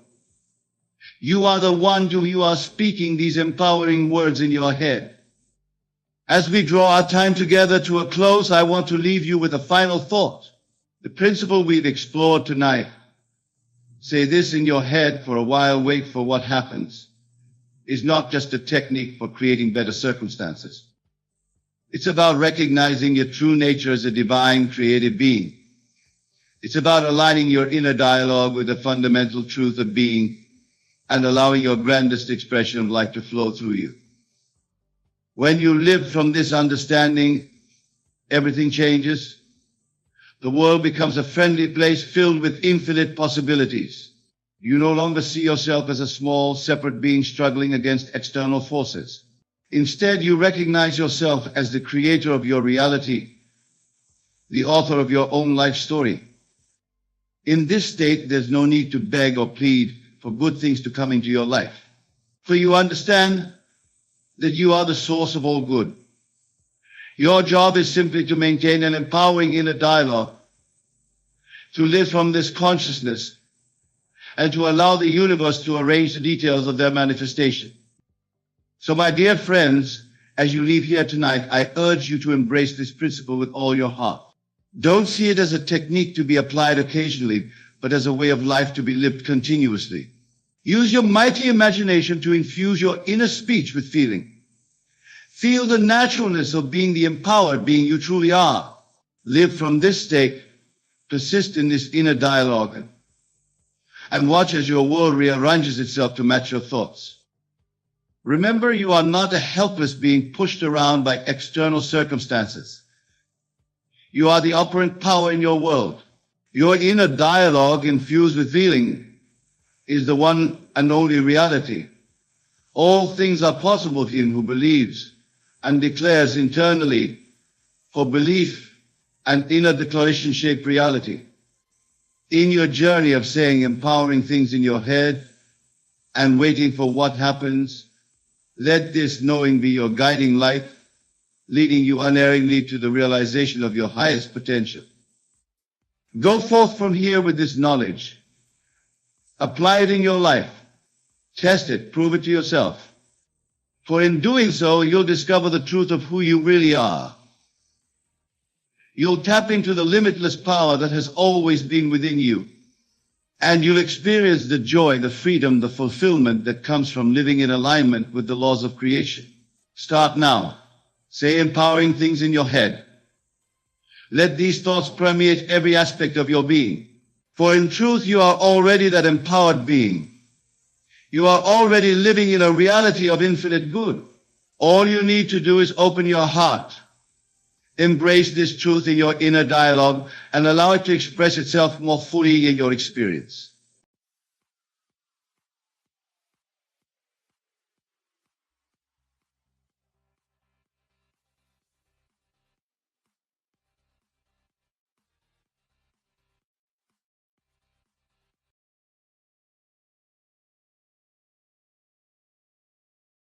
Imagine yourself seated in a grand auditorium, the air thick with anticipation. The lights dim, and a spotlight illuminates the stage. I, Neville Goddard, step forward to address you on a matter of utmost importance. The willingness to give up your present limitations. As I gaze upon your eager faces, I see the infinite potential that resides within each of you. Yet I also perceive the invisible chains of limitation that bind you to your current circumstances. These chains, my dear listeners, are not forged by any external force, but by the very thoughts and beliefs you hold within your minds. Tonight, we shall embark on a journey of transformation. We will explore the vast landscape of your imagination and unlock the power that lies dormant within you. For it is only when you are willing to give up your present limitations that you can truly step into the life you desire and deserve. Let us begin by understanding the nature of your limitations. These are not physical barriers or insurmountable obstacles. No, they are merely thoughts, ideas that you have accepted as truth. But I say to you, with unwavering certainty, that these limitations are as flimsy as a house of cards, ready to collapse at the slightest breath of your newfound awareness. Consider for a moment the things you believe to be impossible in your life. Perhaps you think you cannot achieve great wealth, or find true love, or attain perfect health. These beliefs, my friends, are the very limitations that keep you tethered to a life that is less than what you are capable of living. But I ask you, who decided these things were impossible? Who declared that you must live within these confines? The answer, though it may be difficult to accept, is you. You have accepted these limitations as your reality, and in doing so, you have given them power over your life. Now, I can hear the protest rising within you. But Neville, you might say, these limitations are based on my past experiences, on the hard facts of my life. To this, I respond with a truth that may shake the very foundations of your understanding. Your past does not determine your future unless you allow it to do so. You see, my dear listeners, time is not a linear progression from past to future. It is a vast sea of possibilities, and you are the navigator of your ship. At any moment, you have the power to change course, to set sail for new horizons that you previously believed were beyond your reach. This power lies in your imagination, the most magnificent gift bestowed upon humanity. Your imagination is the workshop wherein you can fashion any reality you desire. It is the canvas upon which you can paint the masterpiece of your life. And it is through the conscious use of your imagination that you can begin to dissolve the limitations that have held you captive. Let me share with you a fundamental principle that underpins all of creance. Consciousness is the only reality. Everything you perceive in your outer world is but a reflection of your inner states of consciousness. The circumstances of your life, the successes and failures you experience, are all projections of your beliefs and assumptions. Therefore, to change your life, you must be willing to change your consciousness. You must be prepared to give up the limiting beliefs that have shaped your current reality. This, my friends, is where true courage is required, for it is far easier to cling to the familiar, even if it is unsatisfactory, than to venture into the unknown realms of possibility. But I implore you, summon the courage to challenge your limitations. Dare to imagine a life beyond the boundaries you have accepted. For in that daring lies the seed of your transformation. Consider the great figures of history who achieved the seemingly impossible. The Wright brothers, who dared to believe man could fly. Edison, who illuminated the world with his persistence. Dr. Martin Luther King Jr., who dreamed of equality in the face of overwhelming opposition. These individuals did not accept the limitations of their time. They dared to imagine a different reality, And through the power of their imagination, they brought that reality into being. You, my dear listeners, possess the same power. The only difference between you and these great figures is that they refuse to accept the limitations imposed upon them by society or their own doubts. They were willing to give up their present limitations, and in doing so, they changed the course of history. Now, you might be wondering, how do I begin this process of giving up my limitations? The answer lies in a practice I have long advocated, the art of revision. This powerful technique allows you to rewrite your past and consequently reshape your future. Imagine for a moment that your life is a play, and you are both the lead actor and the playwright. The scenes you have lived up to this point have been scripted by your past beliefs and assumptions. But now, armed with the knowledge of your true creative power, you can rewrite these scenes. Each night, as you lay your head upon your pillow, take a few moments to review the events of your day. But do not simply replay them as they occurred. Instead, revise them. See them unfolding in a way that aligns with your desires. If you encountered failure, reimagine it as success. If you experienced lack, visualize abundance. If you felt fear, replace it with courage. This practice of revision is not mere fantasy or escapism. It is a powerful tool for reprogramming your subconscious mind. For your subconscious does not distinguish between what you vividly imagine and what you actually experience in the physical world. By consistently revising your day, you are laying down new tracks in your subconscious, creating new patterns of thought and belief. As you persist in this practice, you will find that your outer world begins to conform to your revised inner world. The limitations you once accepted as immutable facts will begin to dissolve, replaced by new possibilities and opportunities. But revision is just the beginning. To truly give up your present limitations, you must be willing to live from the end. This means assuming the feeling of your wish fulfilled, even when your senses deny its reality. Suppose you desire financial abundance, but your current circumstances show only lack and struggle. The conventional approach would be to work harder, to strive and strain against your circumstances. But I say to you, this approach only reinforces your limitations. Instead, I urge you to assume the feeling of wealth and abundance now. How would you feel if you were already in possession of the financial security you desire? What thoughts would occupy your mind? How would you carry yourself? What decisions would you make? Live from this state of consciousness. Feel the relief, the joy, the sense of freedom that comes with financial abundance. Do this not once or twice, but consistently, persistently, until it becomes your dominant state of being. You see, my friends, the outer world must conform to your inner assumptions. This is law. Therefore, by assuming the feeling of your wish fulfilled, you are setting in motion the forces that will bring your desire into physical manifestation. Now, I can hear the skeptics among you raising objections. But Neville, you might say, how can I feel wealthy when my bank account is empty? How can I feel healthy when my body is racked with pain? How can I feel loved when I'm alone? Your senses show you only the effects, never the cause. What you see in your outer world is the result of past thoughts and beliefs. But the power to change lies in the present moment, in your ability to choose a new state of consciousness regardless of external circumstances. This requires faith. Not blind faith in an external power, but faith in the creative power of your own imagination. It requires the courage to deny the evidence of your senses and to live as though your desire were already a fact. Remember, the Bible tells us faith is the substance of things hoped for, the evidence of things not seen. Your faith, your unwavering belief in the reality of your imagined state is the very substance that will clothe your desire in physical form. Let me share with you a personal experience that illustrates this principle. Many years ago, I found myself in New York City, penniless and without prospects. The limitations of my circumstances seemed overwhelming, but I refused to accept them as final.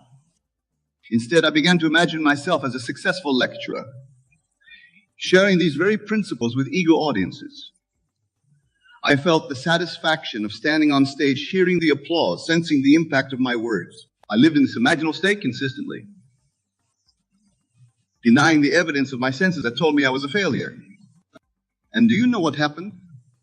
Within a short time, opportunities began to present themselves.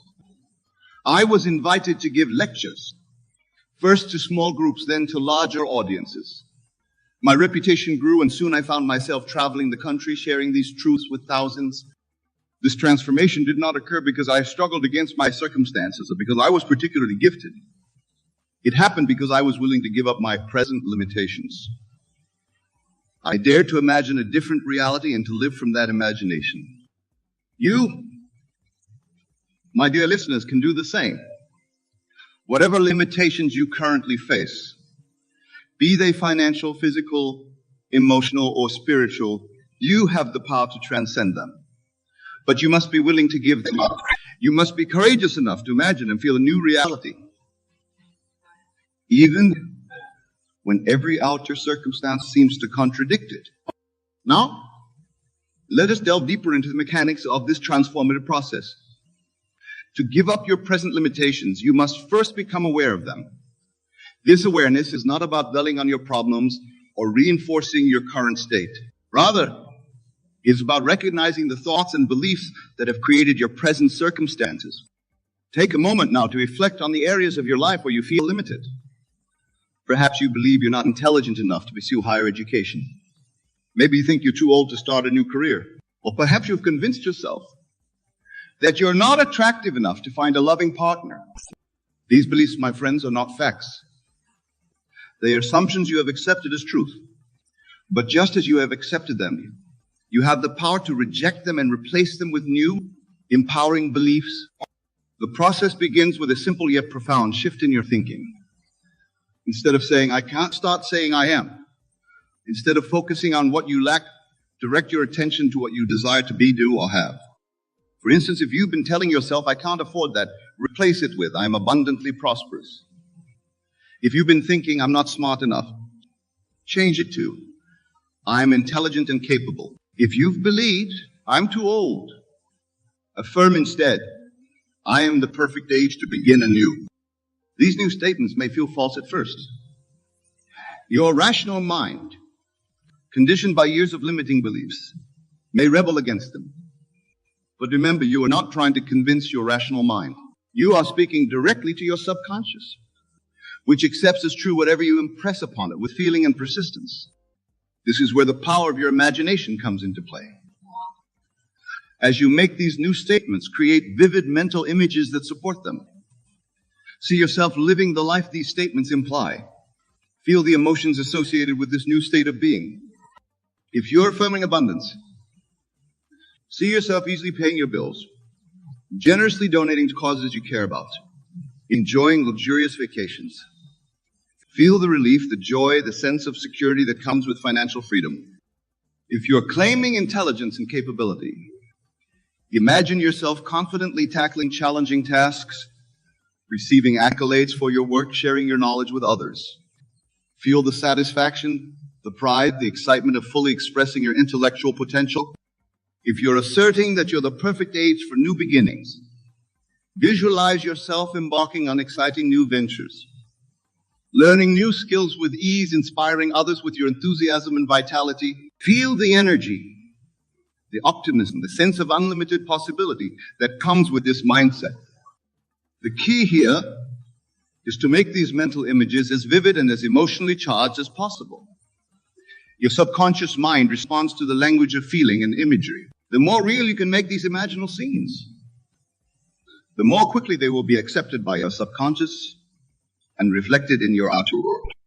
I must caution you, this process requires persistence. You cannot expect to overturn years of limiting beliefs with a single affirmation or visualization. Just as a farmer must tend his crops daily, you must nurture your new beliefs consistently. Make it a daily practice to affirm your new state of being. Spend time each day in quiet contemplation, immersing yourself in the feeling of your wish fulfilled. Do this upon waking and before sleeping, when your subconscious mind is most receptive. As you persist in this practice, you will begin to notice subtle shifts in your outer world. Opportunities that align with your new state of consciousness will start to appear. you'll find yourself making decisions and taking actions that support your desired reality. When faced with these new opportunities, they retreat into their old patterns of thought and behavior. They allow their present limitations to resurface, sabotaging their progress. This is why I emphasize the need to be willing to give up your present limitations. It's not enough to imagine a new reality. You must be prepared to step into it when it begins to manifest. If you've been affirming financial abundance and suddenly an opportunity for increased income presents itself, you must be willing to embrace it, even if it challenges your comfort zone. If you've been claiming intelligence and capability and find yourself offered a chance to demonstrate these qualities, you must be ready to rise to the occasion, even if it feels daunting. Remember, your outer world is always reflecting your inner state. If you maintain your new state of consciousness, your outer world must conform to it. This is law. But if you allow yourself to be pulled back into old patterns of thought and behavior, you will perpetuate your present limitations. This is where faith becomes crucial. Not blind faith, but faith born of understanding. Understanding that your imagination creates reality, that your assumptions shape your world, that consciousness is the only reality. When doubt creeps in, as it inevitably will, remind yourself of this truth. Recall times in your life when your imagination has created your reality, even if in small ways. Perhaps you strongly imagined receiving a call from a friend and they called. Maybe you visualized finding the perfect parking spot in a crowded lot, and there it was. These seemingly small manifestations operate on the same principle as the greater changes you now seek to create. Moreover, look to the great achievements of humanity for inspiration. Every invention, every scientific breakthrough, every social change began as an idea, an imaginal act that defied the limitations of its time. The airplane, the telephone, the computer, all of these were once deemed impossible. Yet individuals dared to imagine them, to assume their reality, and in doing so brought them into being. You, my dear listeners, are no different from these visionaries. You possess the same creative power.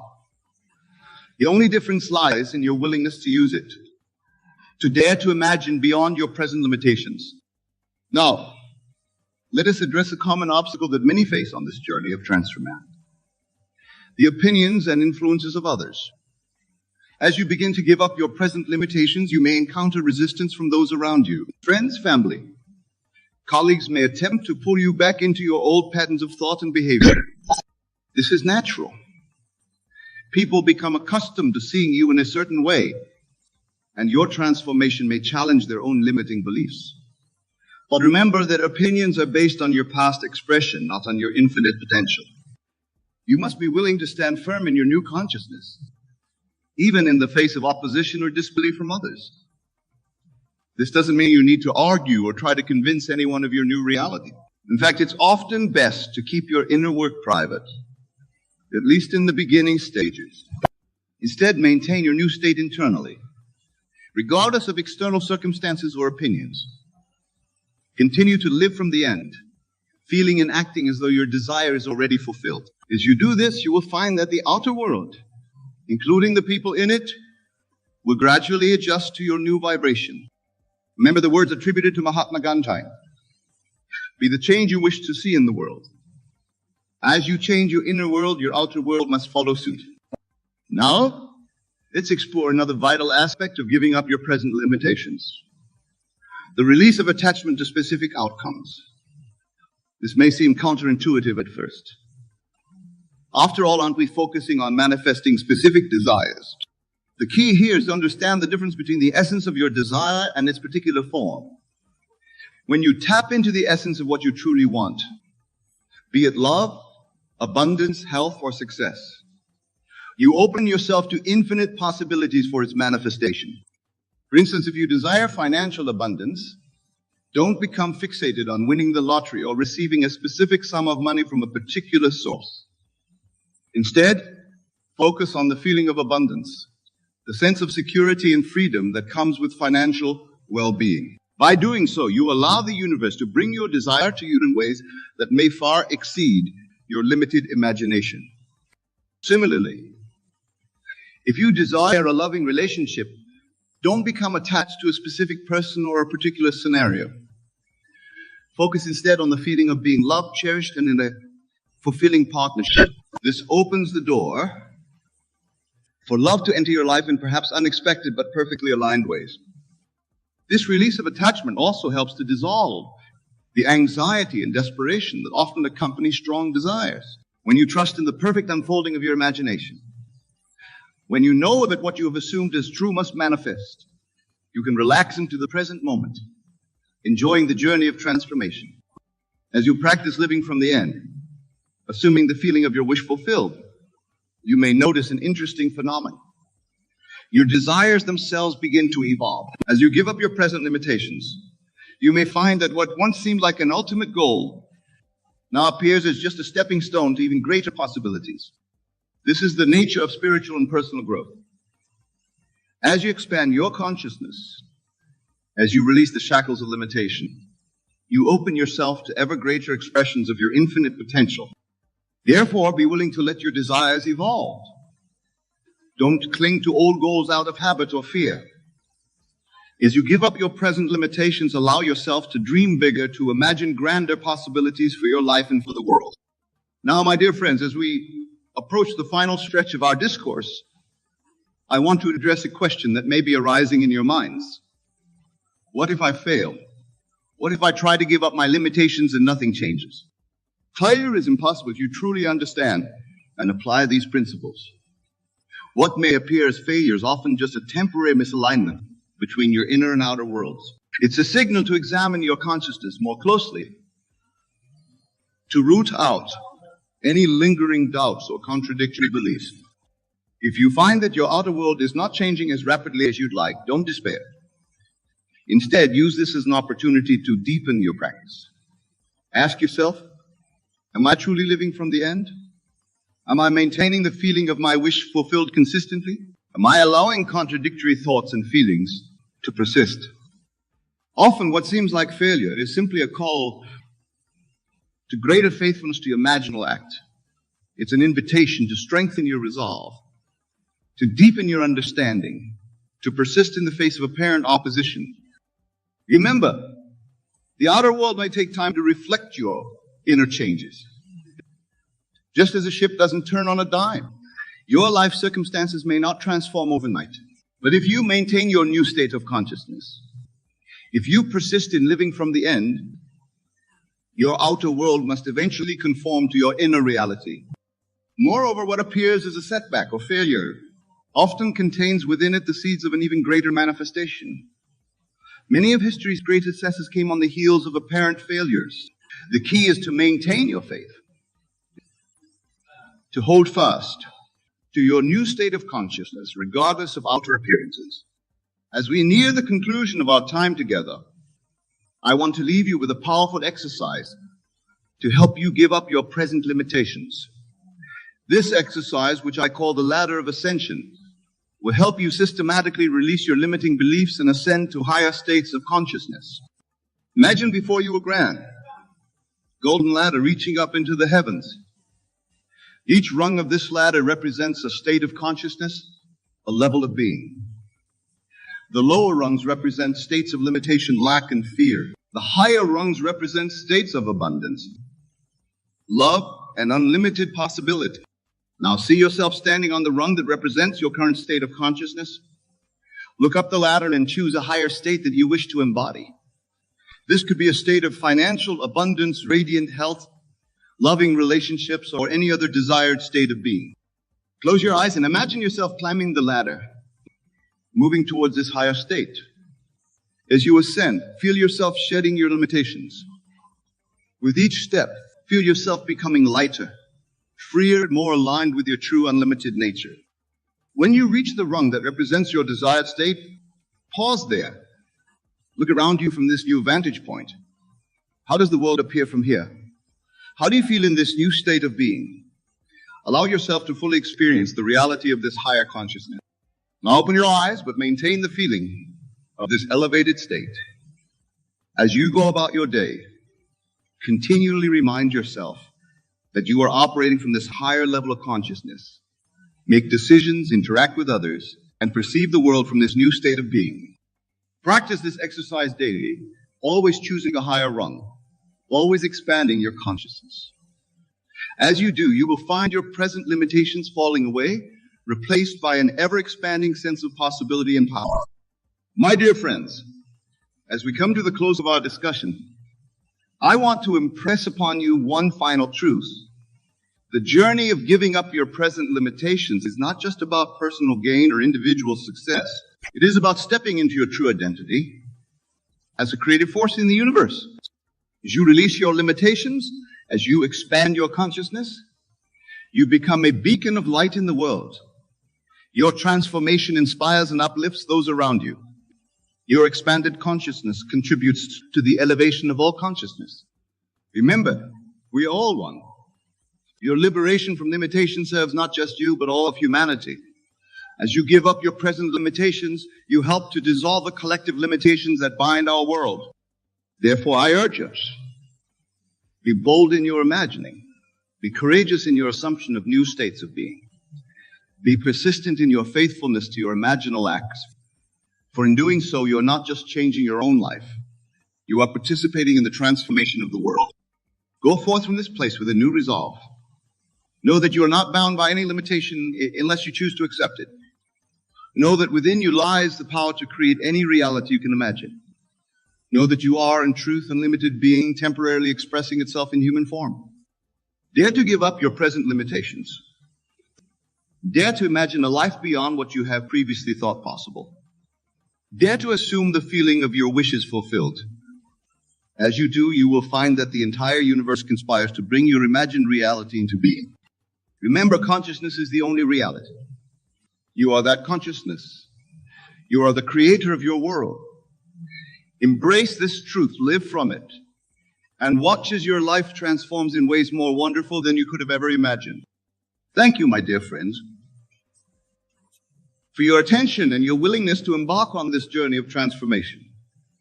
May you go forth and create lives of unparalleled joy, abundance, and fulfillment. The power is yours. Use it wisely. Use it lovingly, and use it now. You are pure consciousness, and everything you behold, every circumstance, every event, every condition in your life is but a shadow, a reflection of your own wonderful human imagination. The fact that you are here listening to these words at this very moment is no mere coincidence. It is a divine appointment orchestrated by the depths of your own being. You see, time as we know it is merely a concept created by consciousness to experience succession. In reality, all moments exist simultaneously in the eternal NOL. Therefore, when I tell you to trust the timing of this message, I am asking you to recognize that your own divine self, your own wonderful human imagination, has drawn you to this moment for a specific purpose. Think about it for a moment. How many times have you questioned the timing of events in your life? How often have you wondered why now or why not sooner? I tell you with absolute certainty that every moment is the perfect moment, for it is chosen by the God within you, your own wonderful human imagination. In the book of Ecclesiastes, it is written, "To everything there is a season, and a time to every purpose under heaven." This is not speaking of some external force determining your timing.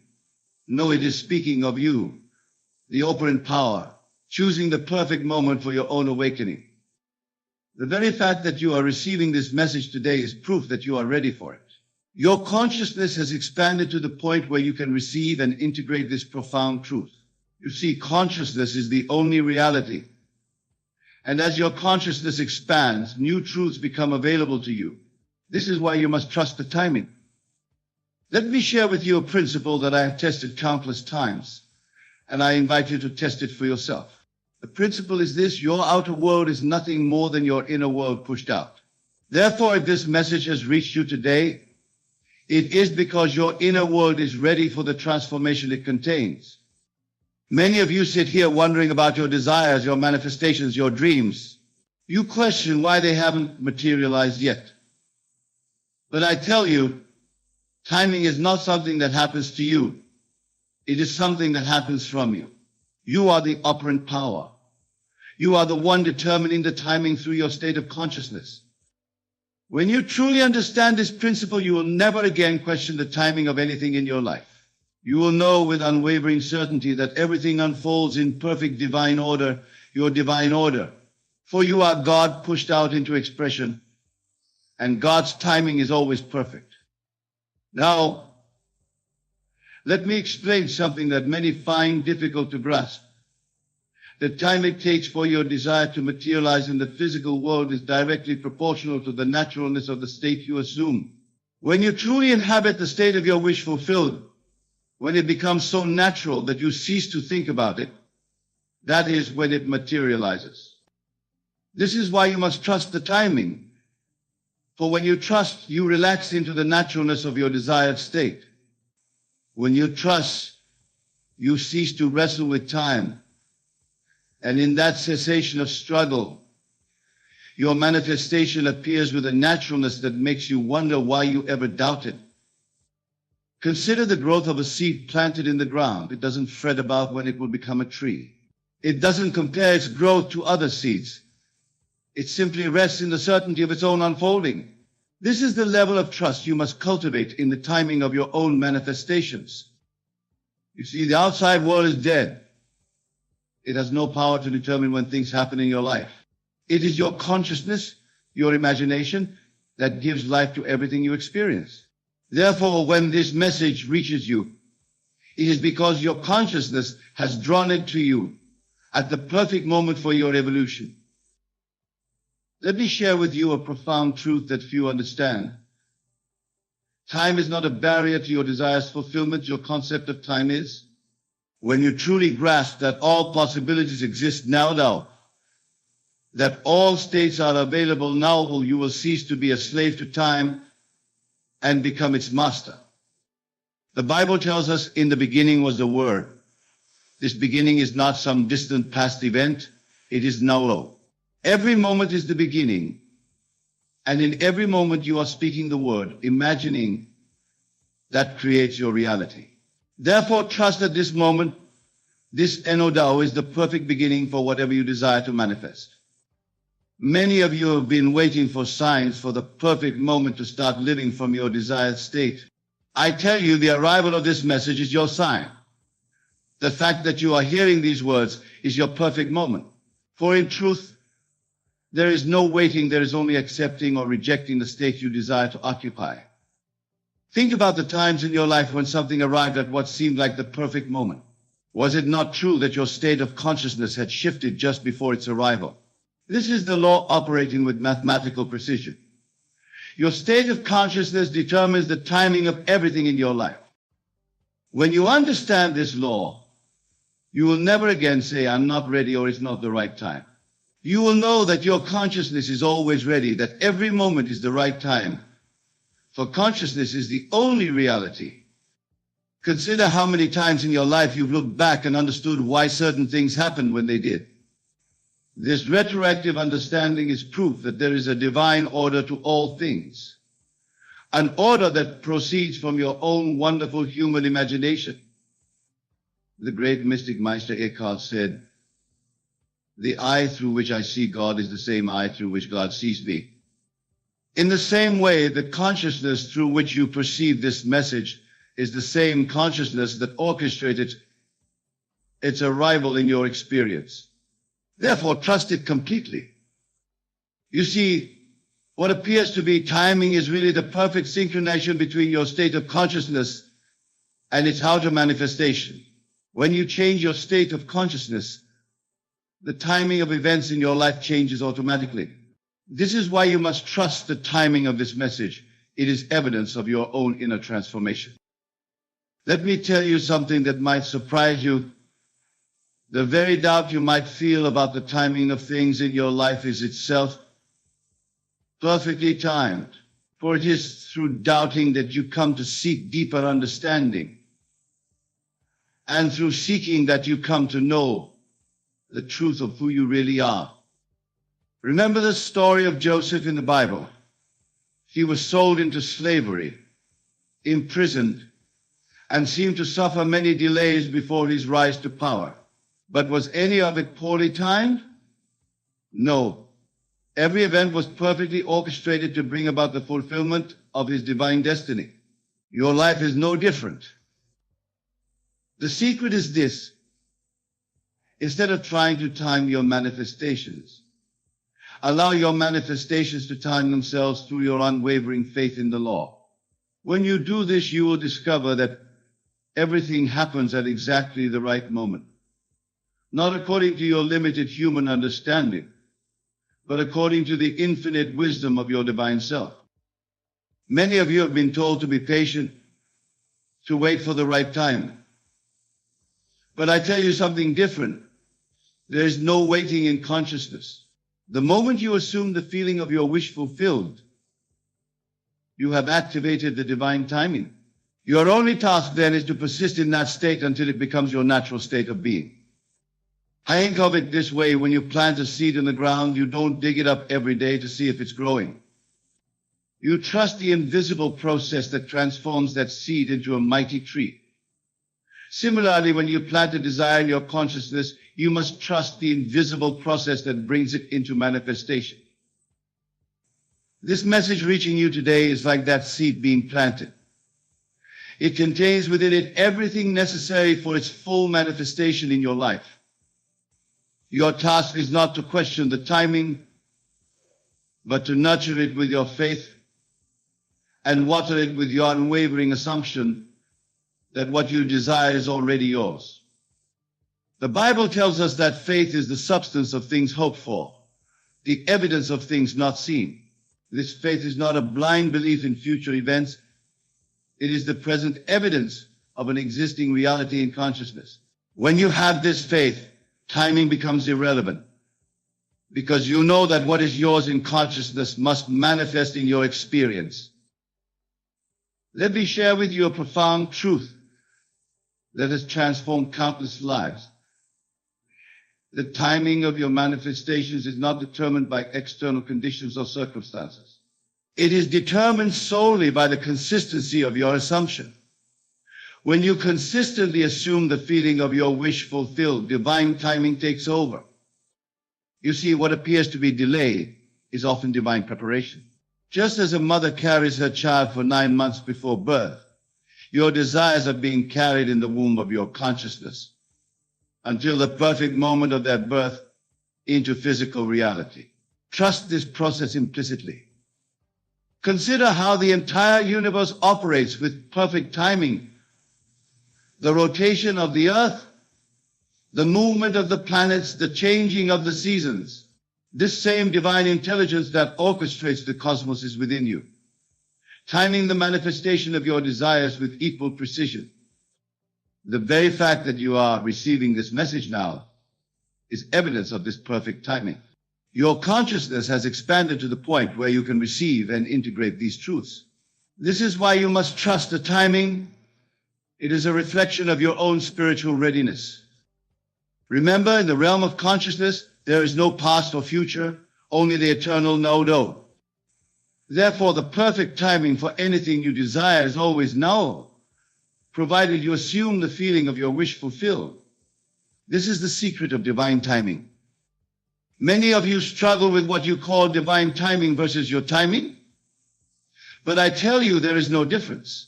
Your timing, I has divine timing, for you are the divinity you seek.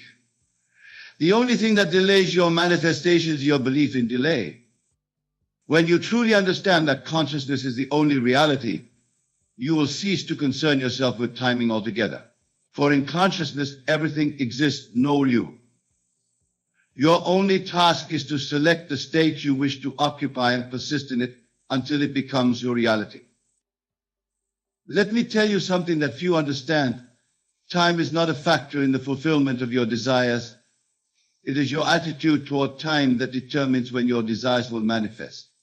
When you cease to be anxious about timing, divine timing naturally takes over.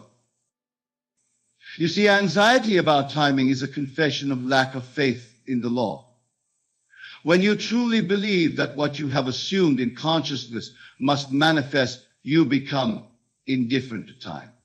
This indifference is the secret of perfect timing. Consider how a flower blooms. It doesn't force itself open, it unfolds naturally in its own perfect timing. Your desires manifest in the same way when you trust the process and allow them to unfold naturally according to the law of consciousness. The fact that this message has reached you today is proof that you are ready for this understanding. Your consciousness has drawn it to you at the perfect moment for your spiritual evolution. Trust this timing implicitly. Remember, everything in your life, every person, every circumstance, every event is drawn to you by your state of consciousness. Therefore, trust that your present state of consciousness has drawn this message to you for a divine purpose. Let me share with you a secret that will transform your understanding of timing. The interval between your desire and its manifestation is not a period of waiting. It is a period of preparation. During this interval, you are being prepared to receive what you have imagined. Many of you think that your manifestations are taking too long. But I tell you, nothing takes too long when you understand that time is simply the movement of events in consciousness. The only thing that can delay your manifestation is your own doubt and anxiety about its timing. You see, when you truly understand that consciousness is the only reality, you will know that timing is not something that happens to you. It is something that happens from you. Your state of consciousness determines the timing of everything in your life. Consider this: every desire you have ever fulfilled came at exactly the right moment. Not a moment too soon or too late. This is because your consciousness, which is God, knows the perfect timing for everything. Trust this divine wisdom within you. The very fact that you are hearing these words now is evidence of this perfect timing. Your consciousness has expanded to the point where you can receive and integrate these profound truths. This is why you must trust the timing of this message. Remember, in the world of Caesar, the outer world, there appears to be time and space. But in the world of consciousness, the inner world, everything exists now. Your task is to bridge these worlds through your faithful assumption of the state of your wish fulfilled. Let me tell you something that might surprise you. The timing of your manifestations is not determined by your actions in the outer world, but by your assumption in the inner world. When your assumption is natural and unwavering, perfect timing follows automatically. You see, what appears to be delay is often divine protection. Just the fruit must ripen before it can be harvested. Your desires must ripen consciousness before they can manifest in your experience. Trust this ripening process implicitly. Consider how everything in nature has its own perfect timing. The gestation of a baby, the metamorphosis of a butterfly, the changing of the seasons. Your desires operate according to the same divine law of perfect timing. The fact that this message has reached you today is no accident. It is evidence of your own expanded consciousness drawing to you the very understanding you need at this moment. Trust this divine orchestration. Remember, you are not a helpless being waiting for the right time to receive your good. You are the operant power selecting the perfect timing through your state of consciousness. Trust this power within you. Many of you have been taught to believe in external timing, in luck, in chance, in fate. But I tell you, there is no external timing. There is only the timing that proceeds from your own wonderful human imagination. Let me share with you a truth that will set you free. The timing of your manifestations is not determined by conditions in the outer world, but by the consistency of your assumption in the inner world. When your assumption is unwavering, perfect timing follows naturally. You see, what appears to be waiting is really the operation of law. Just as a seed must go through a specific process before it becomes a tree, your desires must go through a specific process in consciousness before they manifest in experience. Consider how many times in your life something arrived at what seemed like just the right moment. Was this coincidence? No. It was the perfect operation of law. Your consciousness drawing to you exactly what you needed at exactly the right time. The very fact that you are receiving this understanding now is proof of this perfect timing. Your consciousness has expanded to the point where you can receive and integrate these profound truths. Trust this expansion implicitly. Remember, in the realm of consciousness, there is no such thing as too early or too late. There is only the perfect know-all, in which all possibilities exist simultaneously. Your task is to select the state you wish to occupy and trust the timing of its manifestation. Let me tell you something that few understand. The interval between your desire and its manifestation is not empty time. It is filled with the invisible activity of consciousness, preparing the way for your desire's fulfillment. Trust this invisible activity. You see, when you truly understand that consciousness is the only reality, you will know that timing is not something that happens to you. It is something that proceeds from you. Your state of consciousness determines the timing of everything in your life. Consider the perfection of timing in your own life. How certain events had to happen in a specific order to bring you to where you are now. This same divine intelligence is at work in the timing of your current desires. The fact that this message has reached you today is evidence of this perfect timing. Your consciousness has drawn it to you at exactly the right moment for your spiritual evolution. Trust this divine orchestration completely. Remember, you are not subject to time. Time is subject to you. For you are pure consciousness, and consciousness is the only reality. Therefore, trust that your timing is always perfect, because it proceeds from your own divine self. Many of you worry about missed opportunities or lost time. But I tell you, in consciousness, there is no such thing as a missed opportunity or lost time. There is only the eternal Noel, in which all possibilities exist simultaneously. Let me share with you a profound truth. The timing of your manifestations is not determined by your efforts in the outer world, but by your ability to remain faithful to your assumption in the inner world. When your faith is unwavering, perfect timing follows naturally.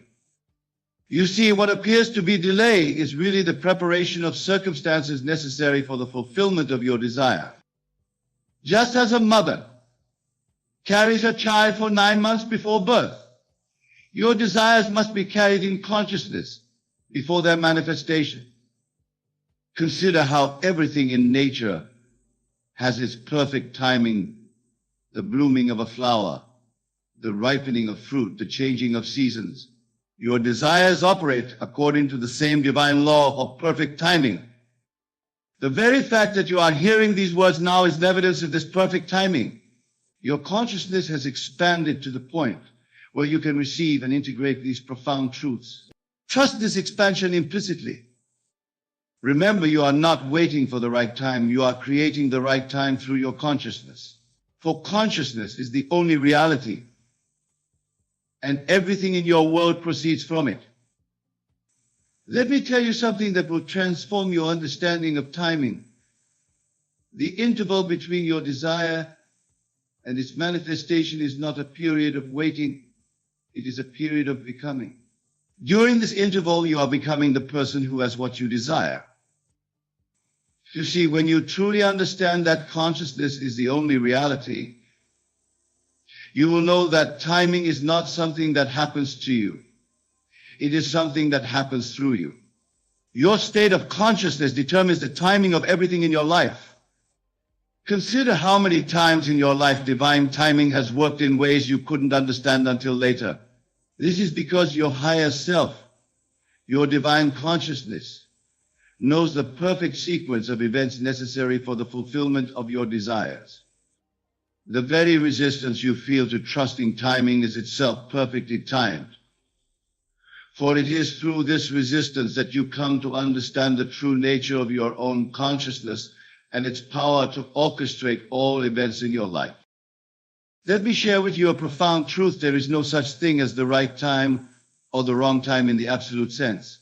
There is only your conception of time, and this conception is determined by your state of consciousness. You see, what appears as timing in the outer world is really the movement of states in consciousness. When you move from one state to another in consciousness, The outer world must reorganize itself to reflect this movement. This reorganization appears as timing. Consider the story of Moses leading the Israelites out of Egypt. Was there a wrong time or right time for their exodus? No, the timing was determined by their consciousness, by their readiness to leave the state of bondage and enter the state of freedom. The fact that you are receiving this message today is proof of this principle. Your consciousness has shifted to the point where you are ready to receive and integrate these truths. This is why you must trust the timing implicitly. Remember, everything in your world is yourself pushed out. Therefore, the timing of events in your life is not determined by external factors, but by the movements of your own consciousness. Many of you question why certain desires haven't manifested yet. But I tell you, the very questioning is evidence that you are not yet dwelling naturally in the state of fulfillment. For when you truly dwell in that state, all sense of timing dissolves. Let me share with you the ultimate secret of divine timing. It is not about waiting for the right moment. It is about assuming the right state. Now, when you do this, divine timing takes care of itself. You see, in the realm of consciousness, there is no future to wait for and no past to regret. There is only the eternal know-how in which all possibilities exist simultaneously. Your task is to select the state you wish to occupy, no doubt. Consider how a master artist knows exactly when to apply each brushstroke. This knowing doesn't come from external timing. It comes from an inner sense of rightness. Your manifestations work in the same way. The very fact that you are hearing these words now is evidence of this perfect artistic timing. Your consciousness has drawn them to you at exactly the right moment for your spiritual evolution. Remember, you are not a victim of time. You are its master. For you are pure consciousness, and consciousness is the only reality. Therefore, trust that your timing is always perfect, because it proceeds from your own divine self. As we conclude this message, I want you to understand something profound. The timing of its arrival in your life is not accidental. It is a direct reflection of your expanded consciousness, your readiness to receive these truths. You see, consciousness is eternal, existing outside of time and space. Therefore, when you operate from consciousness rather than from the limited perspective of the outer world, you align yourself with perfect divine timing. Trust then that this message has reached you today, because today is the perfect day for your consciousness to expand into this understanding. Trust that every desire in your heart is unfolding to divine timing, your divine timing. For you are the operant power, the divine presence, expressing itself through the vehicle of your human imagination. Trust this power implicitly, for it knows the perfect timing for all things. And now, as we bring this message to its close, remember this eternal truth. You are not bound by time. You are the creator of time. You are not waiting for the right moment. You are the creator of all moments. Therefore, trust the timing of this message. Trust the timing of your desires. Trust the timing of your life. For all timing proceeds from consciousness, and consciousness is who you really are. Now go forth in this understanding, knowing that every moment is the right moment when you dwell in the consciousness of your wish fulfilled. For timing is not your master, you are the master of timing. And that, my beloved friends, is the perfect truth of perfect timing. Remember, the very fact that you remain to hear this message to its conclusion is evidence of your readiness to receive its truth. Trust this divine orchestration, for it proceeds from the depths of your own being. For in truth, there is only one time, the eternal now thou. And in this NOU, you are already all that you desire to be. Trust this, live from this, and watch as divine timing unfolds perfectly in your life. Tonight we shall explore a subject that many dismiss as trivial, yet I assure you it holds within it the very keys to unlocking your greatest potential. We shall delve into the mystical hours between 3 a.m. and 5 a.m., a time when the veil between worlds is at its thinnest, when your consciousness is most receptive to the whispers of the divine. How many of you have found yourself stirring in these early chilly hours, pulled from your slumber by an unseen force? Perhaps you've dismissed it as mere restlessness or attributed it to some physical discomfort. But I tell you now with absolute certainty that these moments are sacred invitations from the universe itself. When you wake between 3 a.m. and 5 a.m., you are being called to partake in the creative power of the universe. This is the time when the world around you slumbers, when the noise of daily life subsides, and you are left alone with the infinite potential that resides within you. It is during these golden hours that you have the opportunity to shape your reality in ways that seem nothing short of miraculous to those who do not understand the law.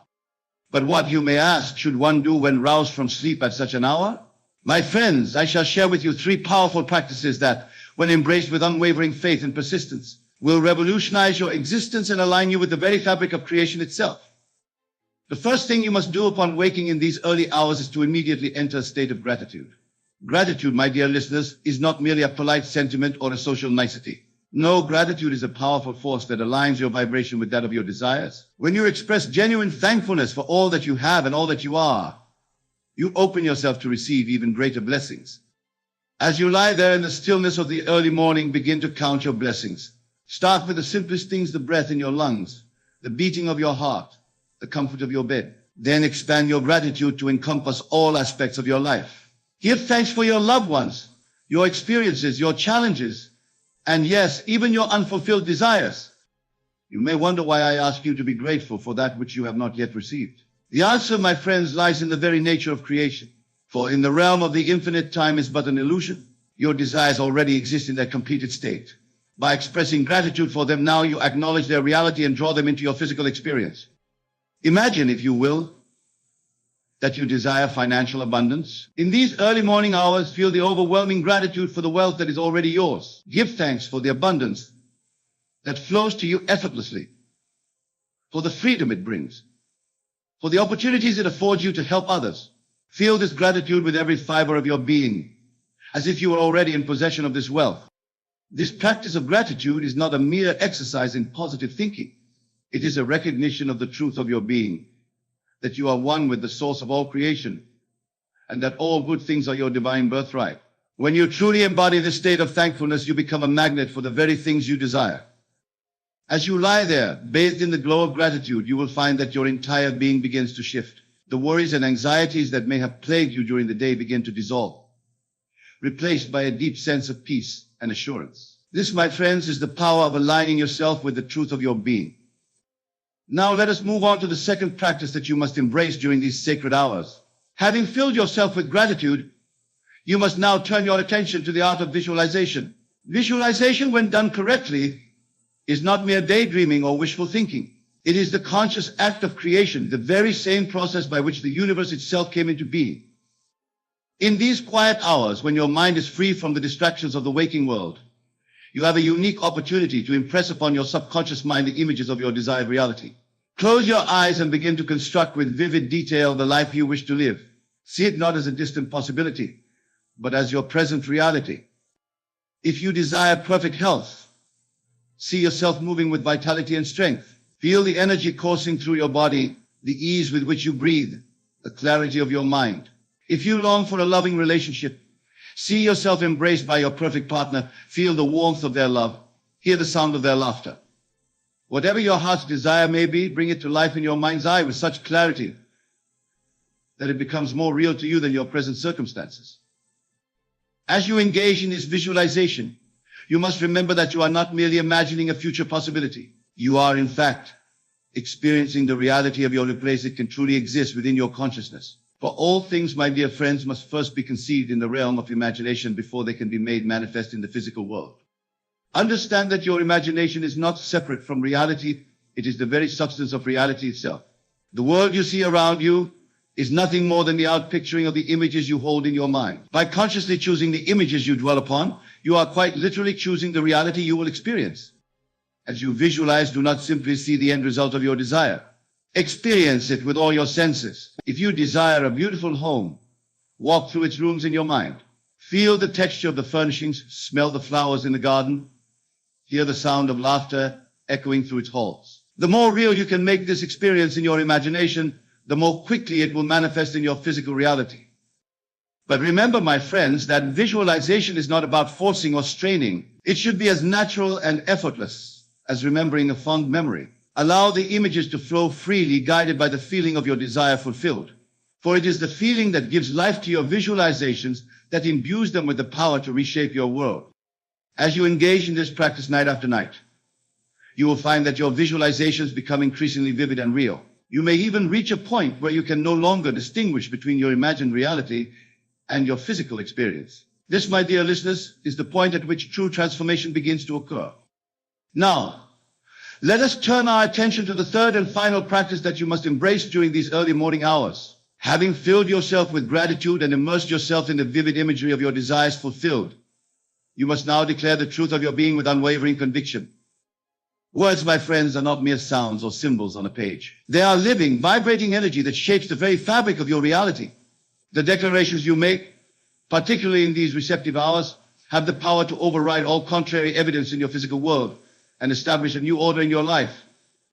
So as you lie there in the stillness of the early morning, begin to make powerful declarations of truth. Speak them aloud if you can, for there is power in the spoken word. But even if circumstances require silence, speak them with conviction in your mind. Declare, I am whole, perfect, strong, powerful, loving, harmonious, and happy. Feel the truth of these words resonating through every cell of your body. Do not simply repeat them by rote, but imbue them with the full force of your belief. If you desire success in your career, declare, I am supremely successful in all my endeavors. Everything I touch prospers and flourishes. If you seek perfect health, proclaim, I am the embodiment of perfect health and vitality. Every cell in my body radiates with divine energy. Remember, as you make these declarations, that you are not attempting to change reality. You are simply acknowledging the truth that already exists in the realm of the absolute. Your words are not creating something new, but rather aligning your consciousness with the perfection that is your true nature. You may find at first that your logical mind rebels against these declarations. It may present you with all manner of evidence to the contrary. But I urge you, my dear friends, to persist. For your logical mind deals only with the world of effects, while your declarations are operating in the world of causes. As you continue this practice day after day, you will find that your declarations begin to take root in your subconscious mind. They will become your dominant thoughts, covering your perceptions and guiding your actions throughout the day. And as your thoughts change, so too will your reality.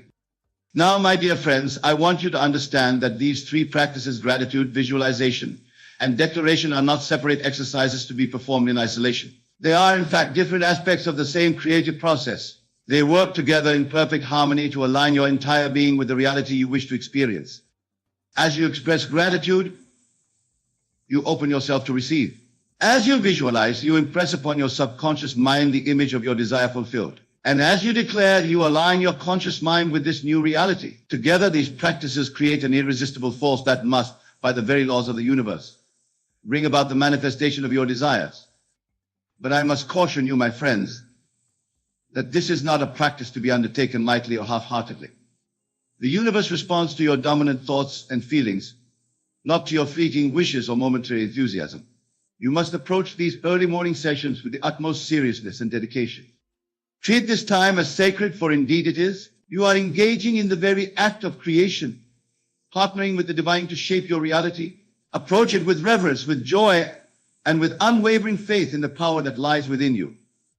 You may find, as you begin this practice, that your physical circumstances do not immediately change. Do not be discouraged by this, for remember, the outer world is but a reflection of your inner states of consciousness. Continue your practice with patience and persistence, knowing that the seed you are planting in these early morning hours must, by divine law, come to fruition. As you go about your day, carry with you the feeling of your desire fulfilled. Let it infuse every action, every interaction, every moment, for it is this feeling that will bridge the gap between your current circumstances and the reality you are creating. My dear friends, I want you to understand that what I am sharing with you tonight is not some esoteric technique or complex metaphysical system. It is the very process by which all of creation comes into being. It is your birthright as a divine being, temporarily clothed in human form. You are not separate from the creative power of the universe. You are that power individualized and made manifest. When you truly grasp this truth, when you feel it in the very depths of your being, you will understand that there are no limits to what you can do.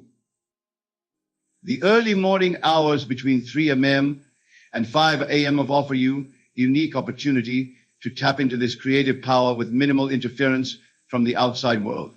But remember, the power itself is always available to you at every moment of every day. These practices are not confined to these specific hours. They can and should be integrated into your entire life. As you begin to see the results of your efforts, as your desires begin to manifest in your physical reality, you may be tempted to share your experiences with others. Be discerning in this, my friends. Not everyone is ready to accept the truth of their own creative power. Some may scoff, others may attempt to discourage you. Remember that your only obligation is to remain true to your own inner knowing. You need not defend or explain your practices to anyone. Your results will speak for themselves, and those who are ready will be drawn to the light that begins to shine through you. As you continue on this path, you will find that your desires begin to shift. The material things that once seemed so important may lose their appeal as you realize the truth share there. You may find yourself drawn to higher aspirations, to ways of serving humanity and expressing the divine love that flows through you.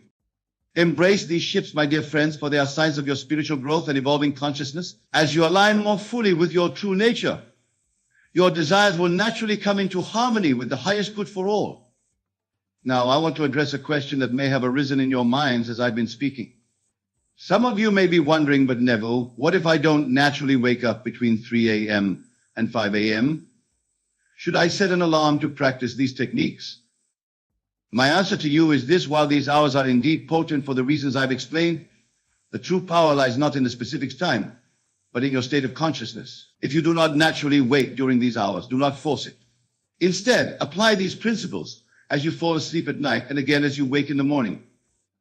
The moments just before sleep and just after waking are also highly receptive states. As you lie in bed at night, fill yourself with gratitude for the day that has passed and for the beautiful sleep that awaits you. Visualize your desires fulfilled and drift off to sleep in the consciousness of your wish realized. Then, upon waking, before you engage with the outside world, take a few moments to once again express gratitude, visualize, and declare the truth of your being. In this way, you bookend your sleep with powerful creative sessions, programming your subconscious mind throughout the night.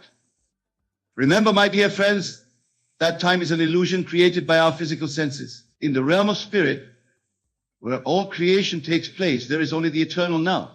Whether you practice at 3 a.m., 7 a.m., or any other time, what matters is the intensity of your faith and the clarity of your vision. As we near the end of our time together, I want to impress upon you the importance of persistence. The practices I've shared with you tonight are not quick fixes or magical solutions. They are tools for aligning your consciousness with the creative power of the universe. Like any tool, their effectiveness depends on your consistent and skilled use. Do not be discouraged if you do not see immediate results. Some desires may manifest quickly, while others may take more time. Trust in the process, and above all, trust in yourself. You are not separate from the power that creates worlds. You are that power of focused individual expression. As you go forth from this place, I urge you to commit to this practice with all your heart. Whether you find yourself naturally waking in those early morning hours, or whether you choose to practice at other times, do so with dedication and joy. For you are embarking on the grandest adventure possible, the conscious creation of your own reality. Remember that every circumstance in your life, every person you encounter, every challenge you face is a reflection of your own consciousness. As you change your inner world through these practices, your outer world must, by divine law, change to match it. Be patient with yourself and with the process. Some days you may find it easy to enter into the state of your wish fulfilled. Other days it may seem more challenging. Accept these fluctuations as part of the journey. What matters is not perfection, but persistence. And as you persist, as you make these practices a non-negotiable part of your daily life, you will begin to see miracles unfold around you. Opportunities will appear as if by magic. The right people will come into your life at the perfect time. Circumstances will align in ways you could never have planned or anticipated. But the greatest miracle of all, my dear friends, will be the transformation that occurs within you. As you align more fully with your true nature as a divine creative being, you will find a peace and joy that surpasses all understanding. The fears and anxieties that may have plagued you will begin to dissolve, replaced by an unshakable faith in the goodness of life and in your own innate power. You will begin to see the world through new eyes. Where once you may have seen lack and limitation, you will now see infinite possibility. Where you once saw strangers and potential enemies, you will now see divine beings on their own unique journeys. Your heart will open, and you will find yourself naturally expressing love and compassion to all you encounter. This, my dear listeners, is the true purpose of the practices I've shared with you tonight. Yes, they will bring you the material desires of your heart, but more importantly, they will awaken you to the truth of who you really are. They will restore you to your rightful place as a conscious creator working in harmony with the divine forces of the universe. As we come to the close of our time together, I want to leave you with one final thought. The practices we've discussed, gratitude, visualization, and declaration, are not ends in themselves. They are means by which you align yourself with the creative power of the universe. But the ultimate goal is to reach a state where you no longer need these practices, because you are living in constant awareness of your oneness with the divine. Imagine a state of being where gratitude is your constant companion, where your every thought naturally creates your reality, where your words are always in alignment with the highest truth. This, my friends, is your destiny. It is the state from which you came and to which you are now returning, enriched by your experiences in this earthly realm. So go forth from this place with joy and anticipation. Embrace these practices with all your heart. Whether you find yourself awake between 3 a.m. and 5 a.m., or whether you choose other times to connect with your divine nature, do so with the knowledge that you are engaging in the grandest work possible, the conscious creation of your life. Remember, the kingdom of heaven is within you. It is not a place to be reached, but a state of consciousness to be realized. Through these practices, you are claiming your divine birthright. You are stepping into your role as a co-creator with the infinite. I leave you now with these words. You are pure consciousness. You are divine love made manifest. You are the operant power in your world. Go forth and create magnificently, for that is why you are here. Thank you, my dear friends, and may your journey be filled with wonder, joy, and the thrill of conscious creation. The universe does not operate on whims. It moves with purpose, intention, and an unwavering sense of justice. Every loss you've experienced, every moment of despair, has been recorded in the grand design of your existence. Nothing escapes the divine awareness of the universe.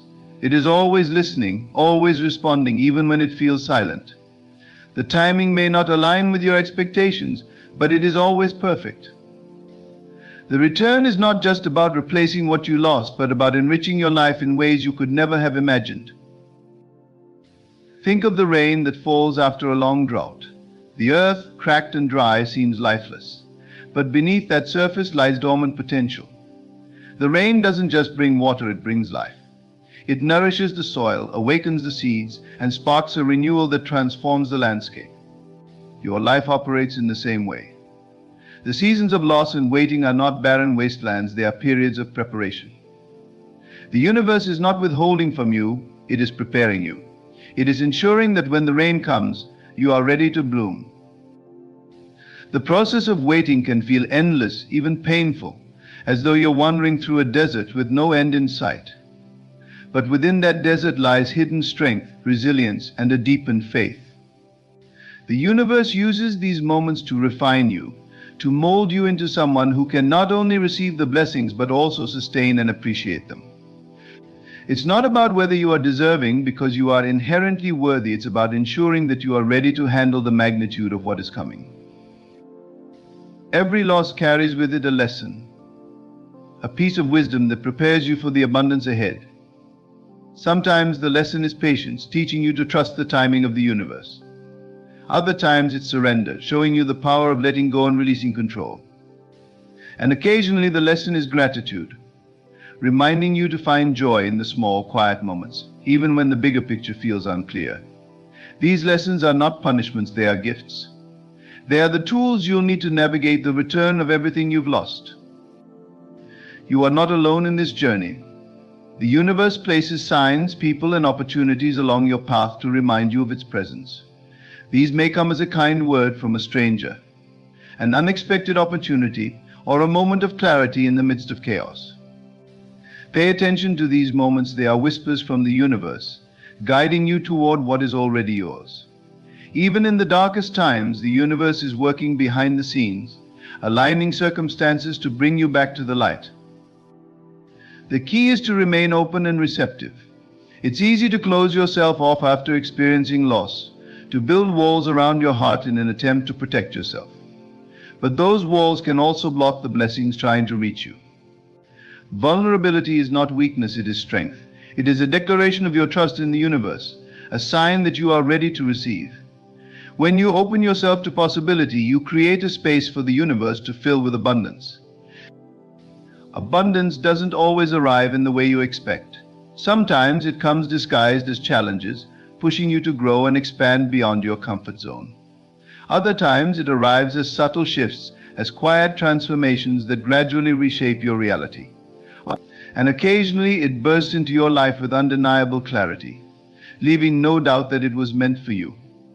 Regardless of how it comes, abundance is always a reflection of your inner state. When you align your thoughts, emotions, and actions with the energy of abundance, you become a magnet for it. Your faith is a powerful force. It is the thread that connects you to the universe, the bridge that carries you through moments of uncertainty. Faith is not about ignoring reality or pretending that everything is perfect. It is about believing in the unseen, in the possibilities that lie beyond your current circumstances. It is about trusting that the universe is always working for your highest good, even when you can't see the full picture. Faith is what turns loss into transformation and waiting into anticipation. As you navigate this journey, remember that the universe is infinite in its resources. There is no shortage of blessings, no limit to what can be restored or renewed. The idea that loss is permanent is an illusion created by fear. The truth is that what is meant for you can never truly be lost. It may be delayed, detoured, or transformed, but it will always find its way back to you. The universe is not here to take from you, it is here to give, to replenish, and to elevate. Every moment of gratitude, every act of kindness, and every step forward, no matter how small, contributes to the energy that attracts your blessings. The universe responds to your vibration, to the energy you put out into the world. When you choose to focus on hope, love, and abundance, you align yourself with the flow of the universe. This doesn't mean ignoring your pain or pretending that loss doesn't hurt. It means acknowledging your feelings while choosing to believe in a brighter future. The universe is not confined by time or space. It operates in realms far beyond our understanding, weaving together threads of possibility to create outcomes that serve your highest good. What you perceive as delays are not denials, they are opportunities for alignment. The universe knows what you need and when you need it. Trust that its timing is always perfect, even when it feels inconvenient or unfair. The waiting is not wasted time, it is sacred time, a period of growth and preparation. Your story is still unfolding. The chapters of loss are not the final pages. They are part of a larger narrative, one that is filled with redemption, restoration, and renewal. The universe is a master storyteller, and it is crafting a tale that is uniquely yours. Every twist and turn, every moment of heartache and joy is leading you toward a resolution that will leave you in awe. Trust the process, trust the journey, and trust that the universe is always working in your favor. You are part of a grand design that is intricately woven with care, precision, and boundless love. The universe sees every tear you've cried, every sacrifice you've made, and every moment when you thought you couldn't go on. These experiences are not forgotten or ignored, they are the seeds of your eventual triumph. What you have lost is not gone forever. It is being reconfigured, transformed, and prepared to return to you in a way that exceeds your greatest hopes and dreams. This is the promise of the universe, a promise that is as unshakable as the stars in the sky. The universe does not operate randomly. It aligns itself with your deepest desires, your soul's purpose, and the energy you emit. Every loss serves a higher purpose, even when that purpose is not immediately clear. The struggles and setbacks you've endured are not punishments, they are preparations. They are the universe's way of refining you, of sharpening your vision, of ensuring that when the blessings arrive, you are fully capable of embracing them. These trials are shaping you into the person who can thrive in the abundance that is on its way. You may not see the full picture yet, but the pieces are falling into place. Sometimes the delays and detours are necessary for your growth.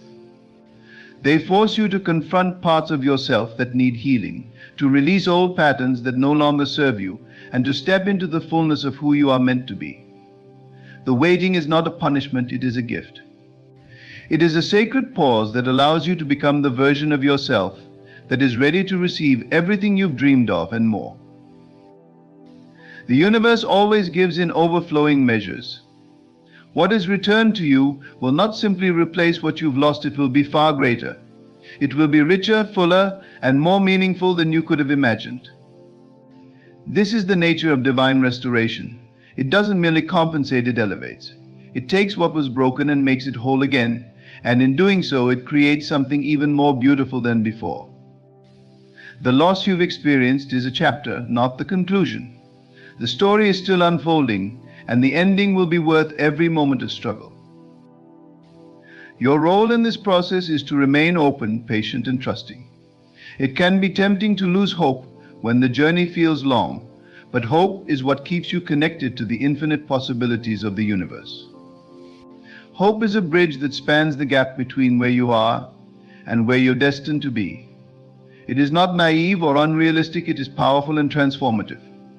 When you choose hope, you align yourself with the energy of abundance and invite the universe to work its magic in your life. Gratitude is another key to unlocking the return of what you've lost. When you focus on what you already have, no matter how small, you create a magnetic field that attracts more blessings. Gratitude shifts your perspective from lack to abundance, from despair to possibility. It reminds you that even in the midst of loss, there is so much to be thankful for. Each moment of gratitude sends a signal to the universe that you are ready to receive, that you are open to the good that is coming your way. The universe is always listening to your thoughts, your words, and your actions. It responds to the energy you put out into the world. When you dwell on what you've lost, you anchor yourself to the past. But when you focus on what you're gaining, you propel yourself forward. This doesn't mean ignoring your pain or pretending that loss doesn't matter. It means acknowledging your feelings while choosing to believe that something better is on the horizon.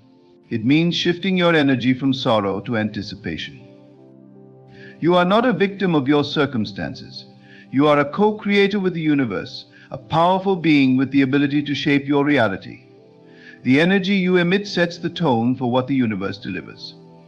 When you align yourself with the vibration of abundance, joy, and faith, you create a pathway for blessings to flow into your life. This is not about denying the challenges you face, it's about recognizing your power to rise above them. It's about understanding that the universe is always working for you, not against you. The journey of restoration is not always easy. It requires patience, resilience, and a willingness to trust in the unseen.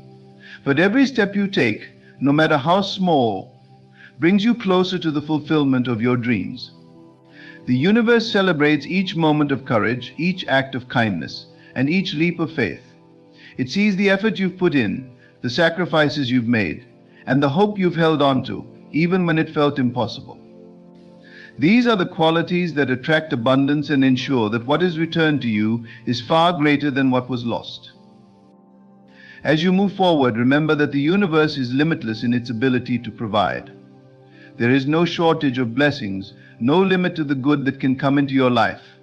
What you've lost is not a reflection of your worth or your value. It is not a punishment or a failure. It is a stepping stone, a part of the journey that is leading you to something greater. The universe does not take from you without the intention of giving back tenfold. It is always seeking to bring balance, to restore harmony, and to ensure that you are abundantly provided for. The return of what you've lost will not come all at once. It will arrive in waves, in moments of unexpected joy, in opportunities that seem to come out of nowhere, and in relationships that bring new depth and meaning to your life. It may not look exactly as you imagined, but it will be exactly what you need. The universe knows your heart better than you do, and it will provide in ways that surpass your greatest expectations. Trust in its wisdom and its timing, and know that your story is far from over. You are on the brink of a transformation, a turning point that will redefine your life in the most beautiful ways. The losses you've endured have not been in vain. They have prepared you, strengthened you, and positioned you to receive blessings beyond your wildest dreams. The universe is about to return everything you've lost and more. It is aligning circumstances, orchestrating events, and preparing you for a season of abundance that will make every moment of waiting and struggle worthwhile. Trust in this process and trust in the boundless generosity of the universe. The universe does not operate on whims, it moves with purpose, intention, and an unwavering sense of justice. Every loss you've experienced, every moment of despair, has been recorded in the grand design of your existence. Nothing escapes the divine awareness of the universe. It is always listening, always responding, even when it feels silent.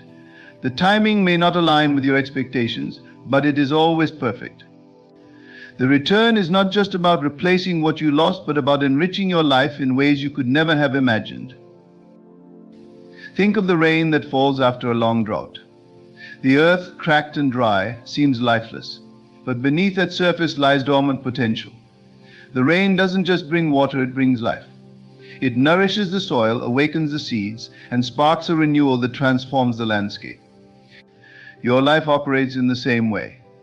The seasons of loss and waiting are not barren wastelands, they are periods of preparation. The universe is not withholding from you, it is preparing you. It is ensuring that when the rain comes, you are ready to bloom. The process of waiting can feel endless, even painful, as though you're wandering through a desert with no end in sight. But within that desert lies hidden strength, resilience, and a deepened faith. The universe uses these moments to refine you, to mold you into someone who can not only receive the blessings but also sustain and appreciate them. It's not about whether you are deserving, because you are inherently worthy. It's about ensuring that you are ready to handle the magnitude of what is coming. Every loss carries with it a lesson, a piece of wisdom that prepares you for the abundance ahead. Sometimes the lesson is patience, teaching you to trust the timing of the universe. Other times it's surrender, showing you the power of letting go and releasing control. And occasionally the lesson is gratitude, reminding you to find joy in the small, quiet moments, even when the bigger picture feels unclear. These lessons are not punishments, they are gifts. They are the tools you'll need to navigate the return of everything you've lost. The key is to remain open and receptive. It's easy to close yourself off after experiencing loss, to build walls around your heart in an attempt to protect yourself. But those walls can also block the blessings trying to reach you. Vulnerability is not weakness, it is strength. It is a declaration of your trust in the universe, a sign that you are ready to receive. When you open yourself to possibility, you create a space for the universe to fill with abundance. Abundance doesn't always arrive in the way you expect. Sometimes it comes disguised as challenges, pushing you to grow and expand beyond your comfort zone. Other times it arrives as subtle shifts, as quiet transformations that gradually reshape your reality.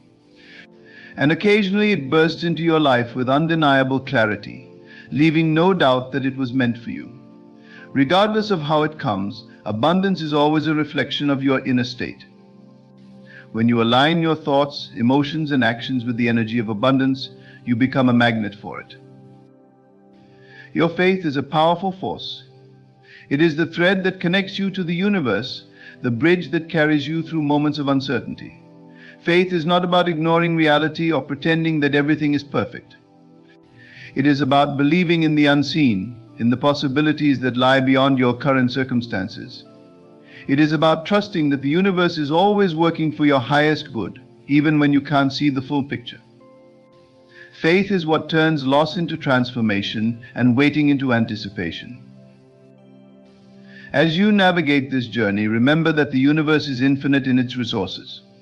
There is no shortage of blessings, no limit to what can be restored or renewed. The idea that loss is permanent is an illusion created by fear. The truth is that what is meant for you can never truly be lost. It may be delayed, detoured, or transformed, but it will always find its way back to you. The universe is not here to take from you, it is here to give, to replenish, and to elevate. Every moment of gratitude, every act of kindness, And every step forward, no matter how small, contributes to the energy that attracts your blessings. The universe responds to your vibration, to the energy you put out into the world. When you choose to focus on hope, love, and abundance, you align yourself with the flow of the universe. This doesn't mean ignoring your pain or pretending that loss doesn't hurt. It means acknowledging your feelings while choosing to believe in a brighter future. The universe is not confined by time or space. It operates in realms far beyond our understanding, weaving together threads of possibility to create outcomes that serve your highest good. What you perceive as delays are not denials, they are opportunities for alignment. The universe knows what you need and when you need it. Trust that its timing is always perfect, even when it feels inconvenient or unfair. The waiting is not wasted time, it is sacred time, a period of growth and preparation. Your story is still unfolding. The chapters of loss are not the final pages. They are part of a larger narrative, one that is filled with redemption, restoration, and renewal. The universe is a master storyteller, and it is crafting a tale that is uniquely yours. Every twist and turn, every moment of heartache and joy is leading you toward a resolution that will leave you in awe. Trust the process, trust the journey, and trust that the universe is always working in your favor. You are part of a grand design that is intricately woven with care, precision, and boundless love. The universe sees every tear you've cried, every sacrifice you've made, and every moment when you thought you couldn't go on. These experiences are not forgotten or ignored, they are the seeds of your eventual triumph. What you have lost is not gone forever. It is being reconfigured, transformed, and prepared to return to you in a way that exceeds your greatest hopes and dreams. This is the promise of the universe, a promise that is as unshakable as the stars in the sky. The universe does not operate randomly. It aligns itself with your deepest desires, your soul's purpose, and the energy you emit. Every loss serves a higher purpose, even when that purpose is not immediately clear. The struggles and setbacks you've endured are not punishments, they are preparations. They are the universe's way of refining you, of sharpening your vision, of ensuring that when the blessings arrive, you are fully capable of embracing them. These trials are shaping you into the person who can thrive in the abundance that is on its way. You may not see the full picture yet, but the pieces are falling into place. Sometimes the delays and detours are necessary for your growth. They force you to confront parts of yourself that need healing, to release old patterns that no longer serve you, and to step into the fullness of who you are meant to be. The waiting is not a punishment, it is a gift. It is a sacred pause that allows you to become the version of yourself that is ready to receive everything you've dreamed of and more. The universe always gives in overflowing measures. What is returned to you will not simply replace what you've lost, it will be far greater. It will be richer, fuller, and more meaningful than you could have imagined. This is the nature of divine restoration. It doesn't merely compensate, it elevates. It takes what was broken and makes it whole again, and in doing so, it creates something even more beautiful than before. The loss you've experienced is a chapter, not the conclusion. The story is still unfolding, and the ending will be worth every moment of struggle. Your role in this process is to remain open, patient, and trusting. It can be tempting to lose hope when the journey feels long, but hope is what keeps you connected to the infinite possibilities of the universe. Hope is a bridge that spans the gap between where you are and where you're destined to be. It is not naive or unrealistic, it is powerful and transformative. When you choose hope, you align yourself with the energy of abundance and invite the universe to work its magic in your life. Gratitude is another key to unlocking the return of what you've lost. When you focus on what you already have, no matter how small, you create a magnetic field that attracts more blessings. Gratitude shifts your perspective from lack to abundance, from despair to possibility. It reminds you that even in the midst of loss, there is so much to be thankful for. Each moment of gratitude sends a signal to the universe that you are ready to receive, that you are open to the good that is coming your way. The universe is always listening to your thoughts, your words, and your actions. It responds to the energy you put out into the world. When you dwell on what you've lost, you anchor yourself to the past. But when you focus on what you're gaining, you propel yourself forward. This doesn't mean ignoring your pain or pretending that loss doesn't matter.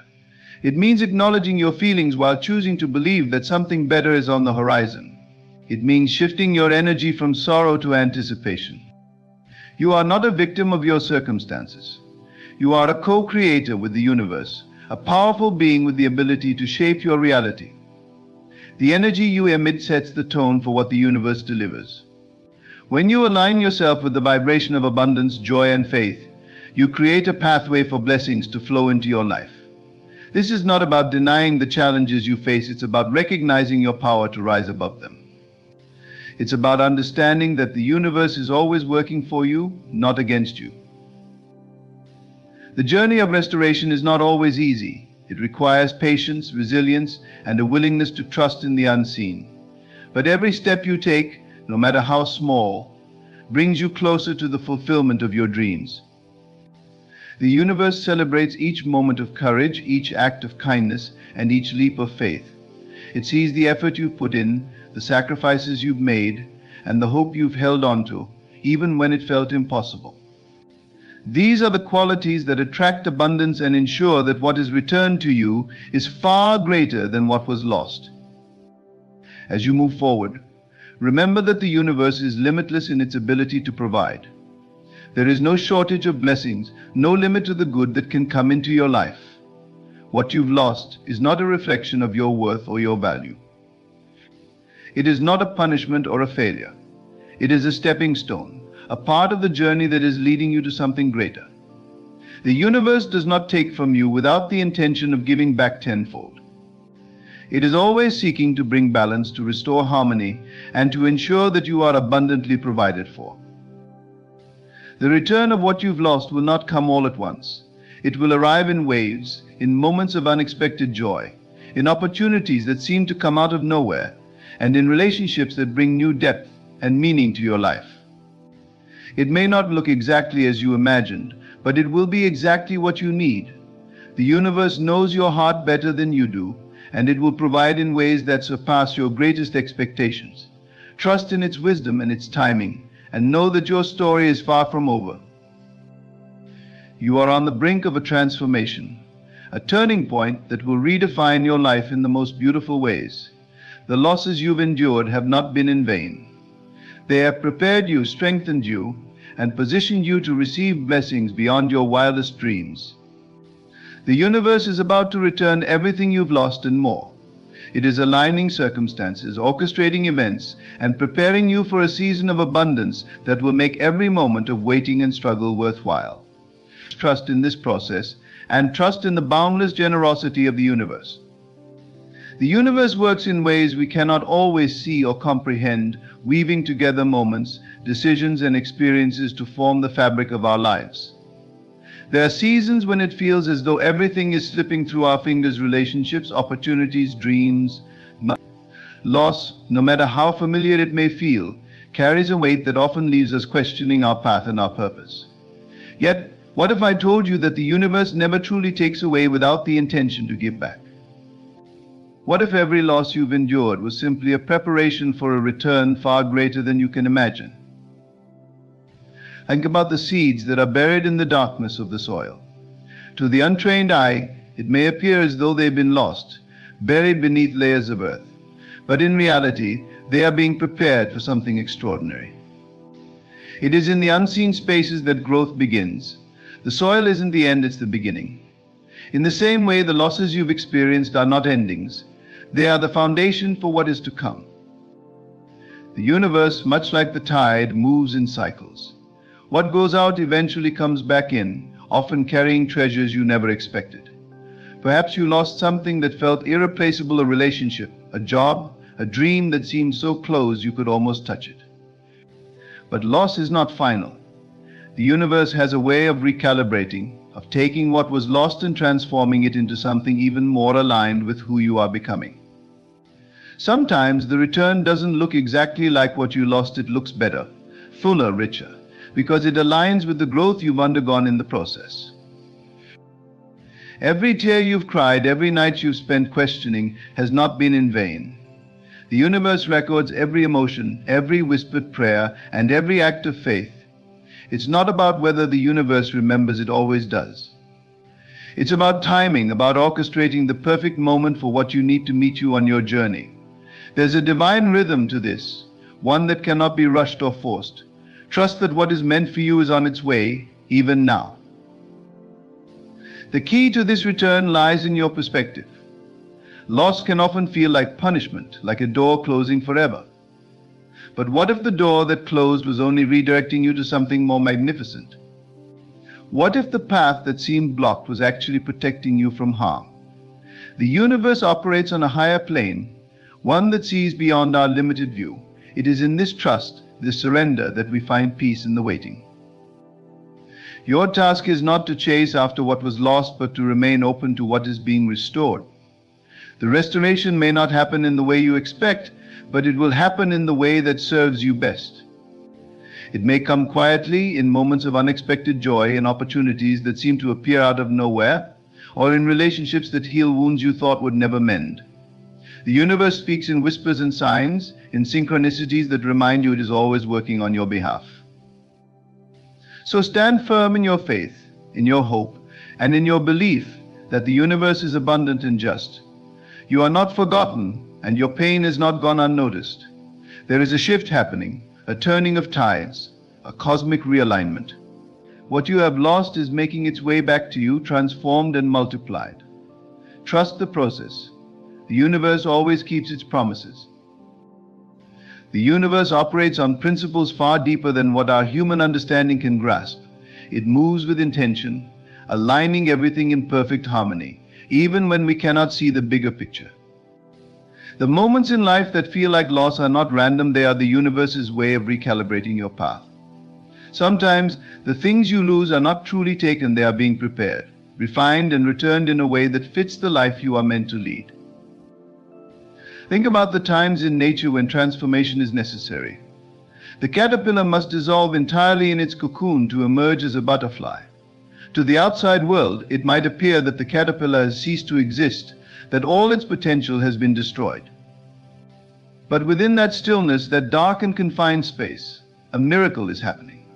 What looks like destruction is, in fact, a necessary phase of transformation. The same applies to your journey. What you've lost is not truly gone. It is in the process of becoming something greater. Loss is often the universe's way of removing what no longer serves your highest good. Even when it feels painful, even when it feels unfair, it is important to understand that some things must be released to make room for the abundance waiting to flow into your life. You cannot pour water into a full cup without first emptying it. And sometimes the universe takes the responsibility of emptying your cup, because it knows you are ready for more, even if you don't feel prepared. The truth is, we often cling to what we know, even when it limits us. We hold tightly to relationships, jobs, or circumstances that may feel safe but are not truly aligned with the greatness within us. The universe sees this and lovingly intervenes. It allows certain things to slip away so that you can grow into the person you are meant to be. This process is not a punishment, it is an act of love. It is a reminder that your potential is limitless and that settling for less is not part of your divine plan. When you reflect on the seasons of loss in your life, you may notice a pattern. Each time you thought you had lost everything, something better eventually emerged. It may have taken time, patience, and faith, but the return always came. The universe is not bound by time the way we are. It doesn't operate on our schedules or deadlines. It works in alignment with divine timing, delivering what we need precisely when we are ready to receive it. This is why trust is so important. Trust is the bridge between loss and restoration. It is the anchor that keeps you grounded when everything feels uncertain. Trusting the universe doesn't mean ignoring your pain or pretending everything is fine. It means acknowledging your feelings while holding on to the belief that there is a greater plan at work. It means knowing that the universe is always conspiring in your favor, even when it feels like the opposite is true. The energy you emit into the universe plays a significant role in what you attract back to you. If you focus solely on the pain of your losses, you may unknowingly block the blessings that are trying to find their way to you. But when you shift your perspective and begin to express gratitude, even for the lessons hidden within the loss, you create a space for the universe to work its magic. Gratitude is a powerful force. It signals to the universe that you are ready to receive and that you trust the process. Imagine your life as a garden. The losses you experience are like seeds planted in the soil. At first, it may seem as though nothing is happening. The ground looks barren and the waiting feels endless. But beneath the surface, the seeds are sprouting, growing roots, and preparing to break through. The harvest doesn't come overnight, but when it does, it is abundant and overflowing. Your job is to water those seeds with faith, nurture them with hope, and trust that the universe is tending to your garden, even when you can't see it. Sometimes what the universe returns to you is not exactly what you lost, but something even better. You may have been holding on to a vision of what you thought you needed, only to discover that the universe had something far greater in store. This is why it's important to remain open, to release the grip of expectation and allow the universe to surprise you. The blessings coming your way may not look like what you imagined, but they will be exactly what you need. Think about the stories of those who overcame great loss and went on to achieve extraordinary things. They didn't let their losses define them. Instead, they used those experiences as stepping stones, as fuel for their journey. The same power lies within you. Every loss you've endured has shaped you, strengthened you, and prepared you for the abundance that is on its way.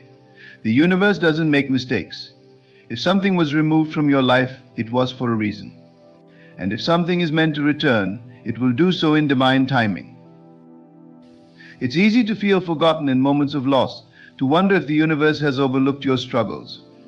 But the truth is, the universe never forgets. It keeps a perfect record of your efforts, your sacrifices, and your perseverance. It knows every tear you've cried and every silent prayer you've whispered.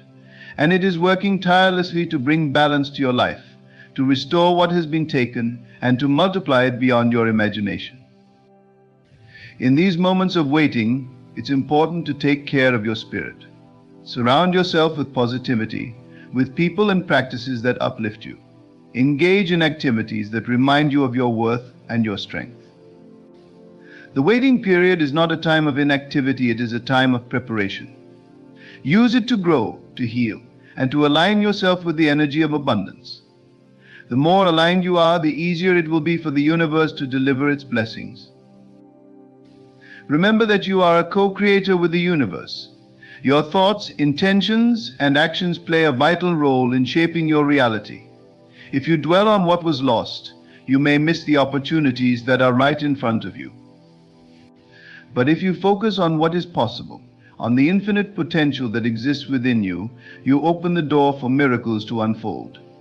The universe responds to your energy, so choose to vibrate at the frequency of hope, love, and gratitude. There is a profound beauty in knowing that the universe is always on your side. It sees your struggles, your triumphs, and everything in between. It celebrates your victories and mourns your losses with you.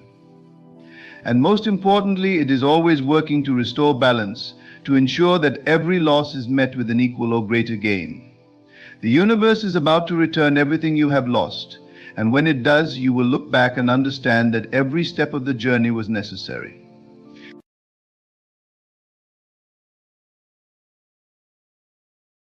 Imagine, if you will, that your life is not a single fixed timeline, but rather an infinite tapestry of potential realities, all existing simultaneously. You, my beloved, are the master weaver of this tapestry, constantly moving between these realities with each thought, each belief, and each assumption you hold to be true. But how can you know when you have shifted? How can you recognize that you are now experiencing a different version of your world? The first sign, and perhaps the most profound, is a sudden and inexplicable shift in your emotional state. You may find yourself feeling lighter, more joyful, more at peace with the world around you. This is not mere coincidence or a fleeting mood. It is a reflection of the new reality you have stepped into.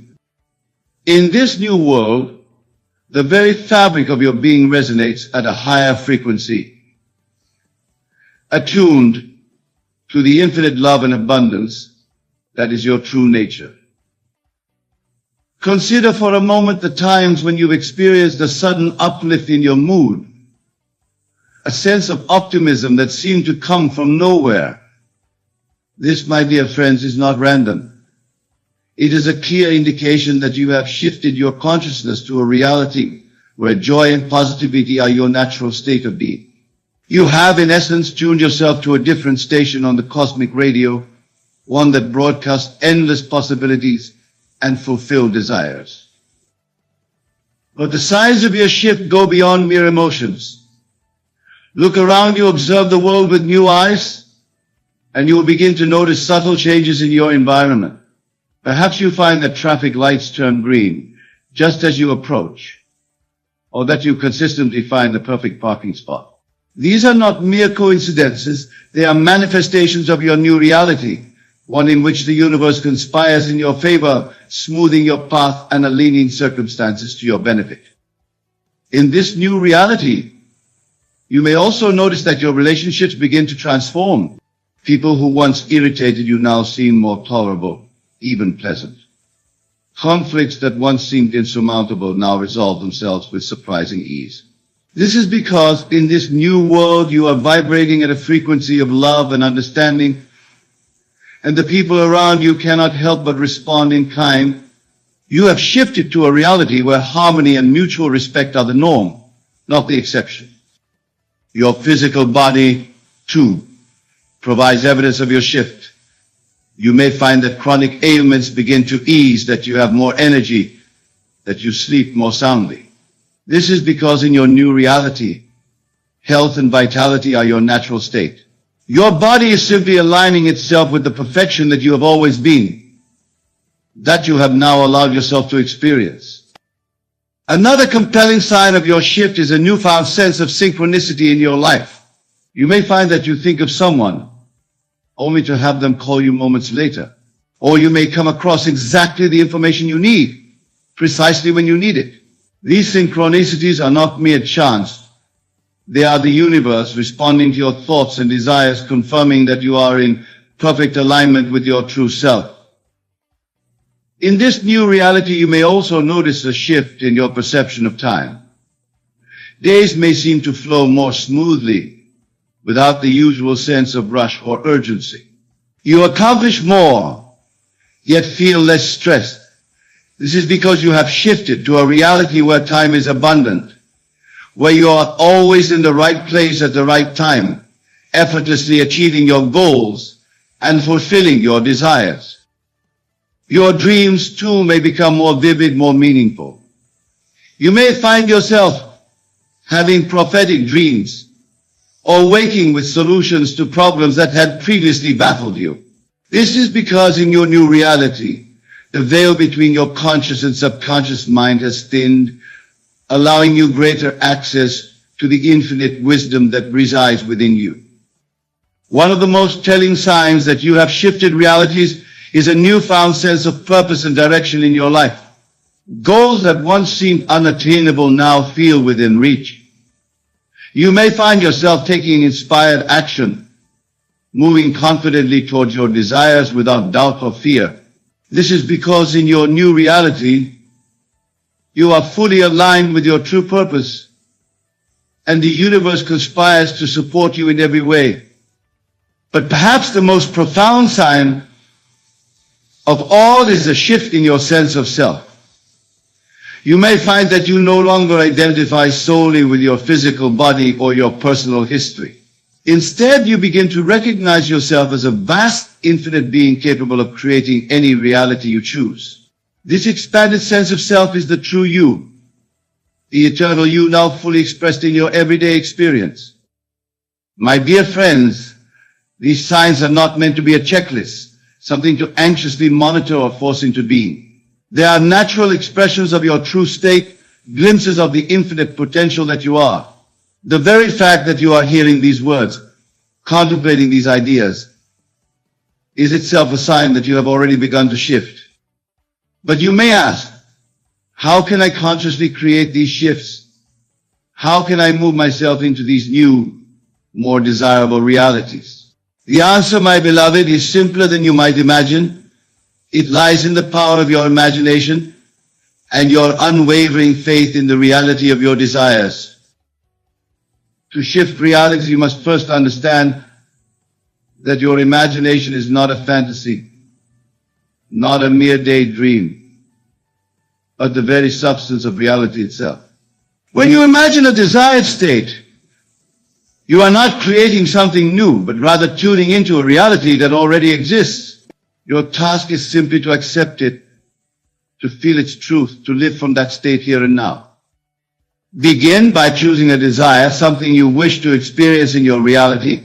It could be anything: perfect health, a loving relationship, abundant wealth, or a sense of deep inner peace. Now close your eyes and imagine that this desire is already fulfilled. See it, feel it, taste it, touch it in your mind's eye. Make it as real and as vivid as you possibly can. But do not stop there. The key to shifting realities is to persist in this imaginal act.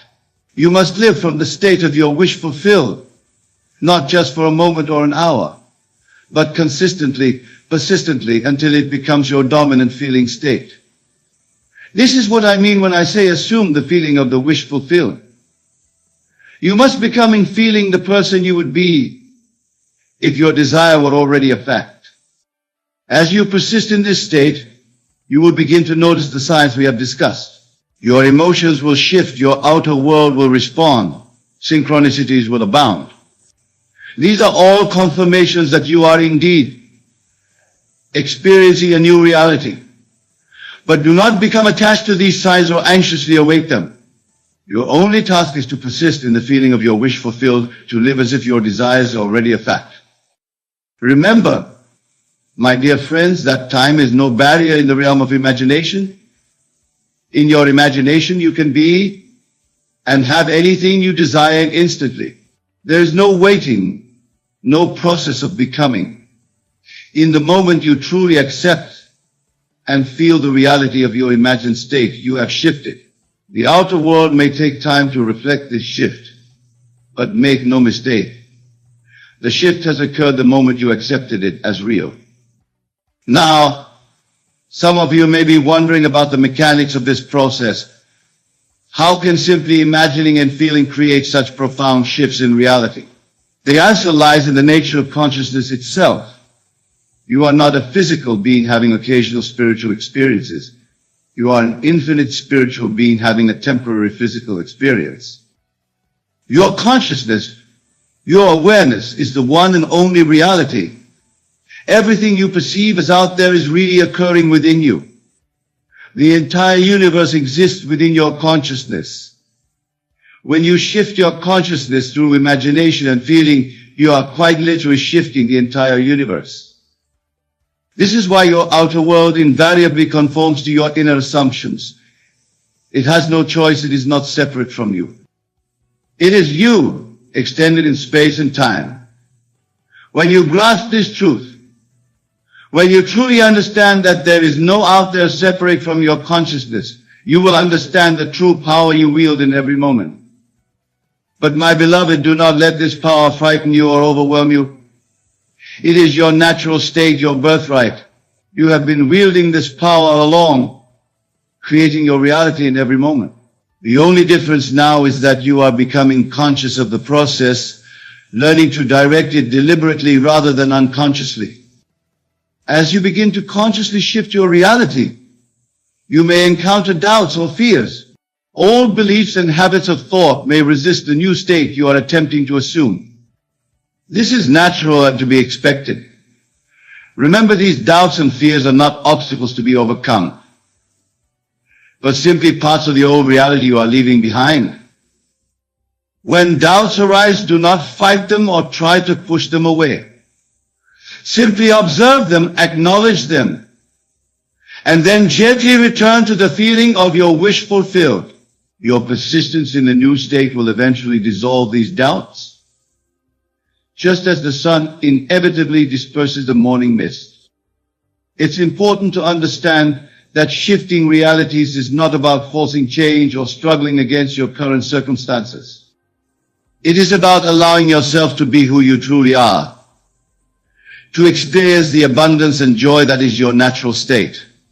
You are not creating something new, but rather allowing your true self to express itself more fully in your experience.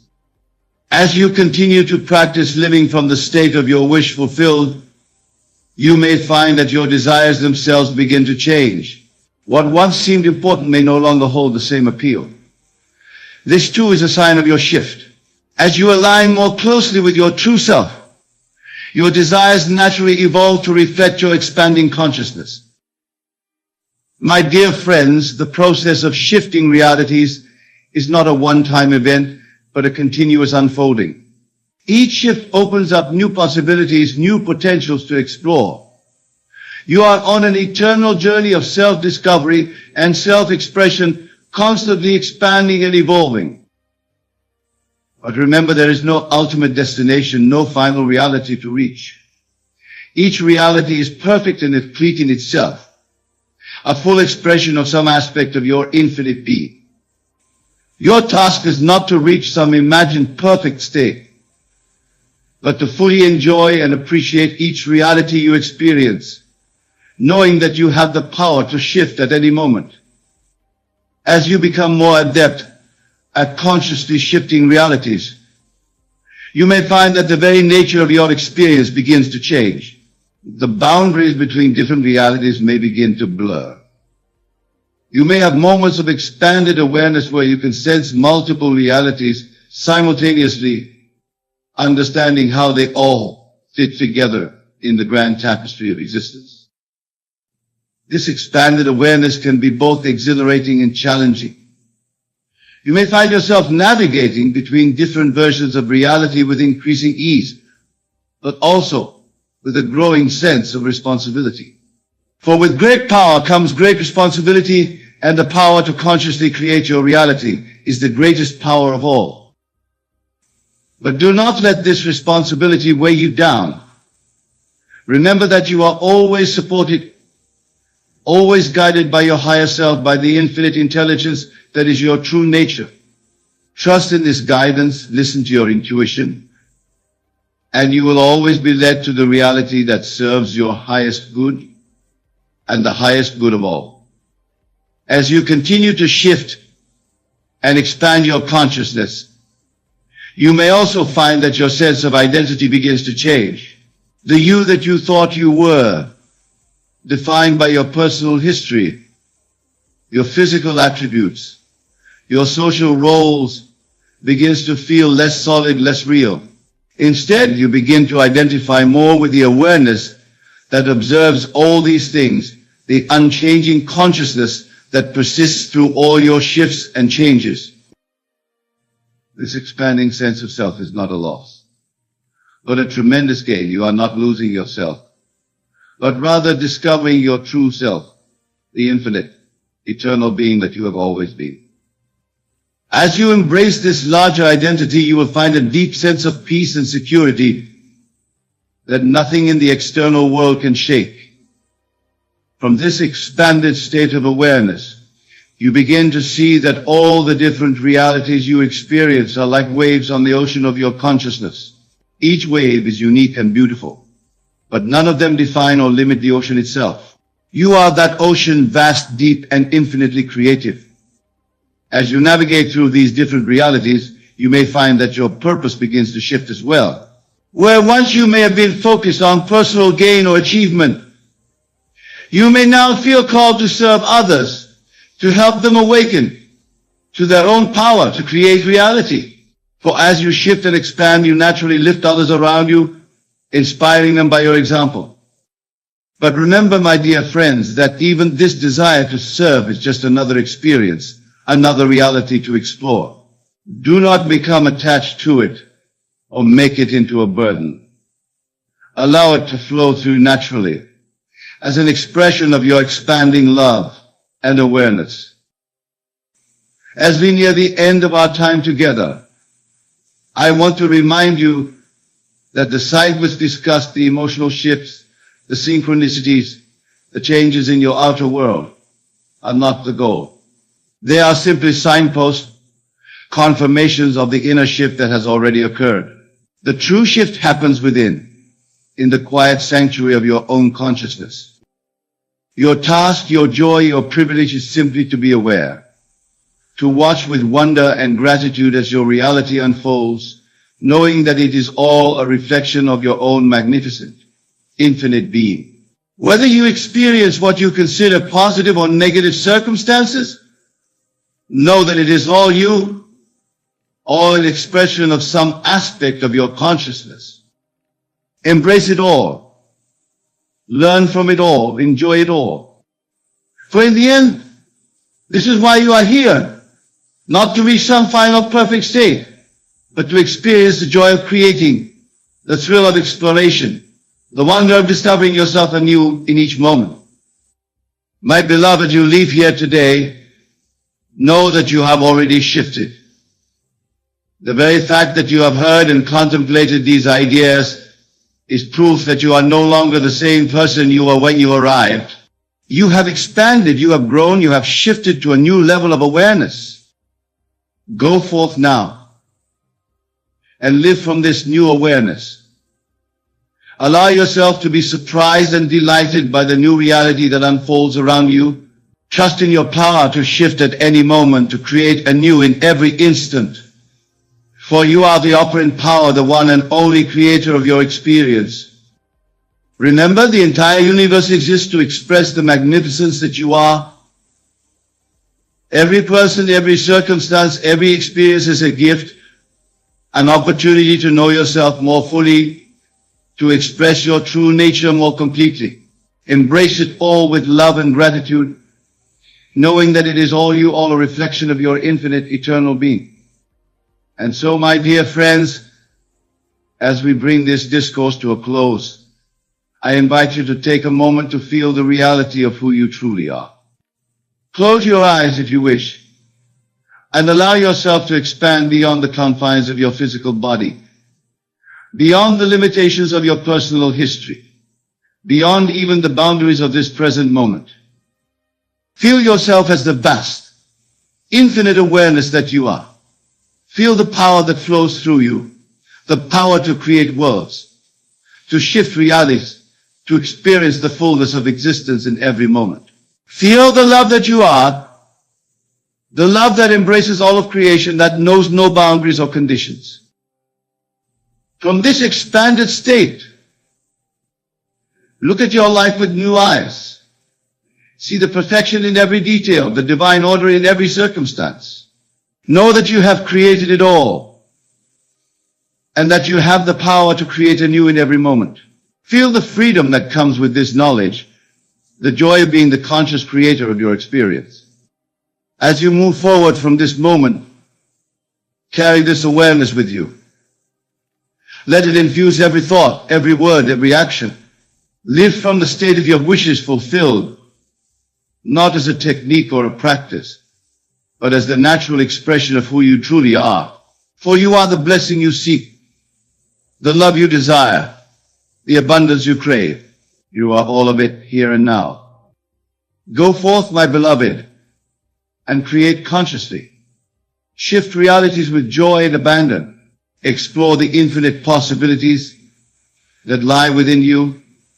And always remember the truth of who you are, the one and only creator of your experience, the infinite, eternal being expressing itself in human form. You are blessed, you are loved, you are infinite.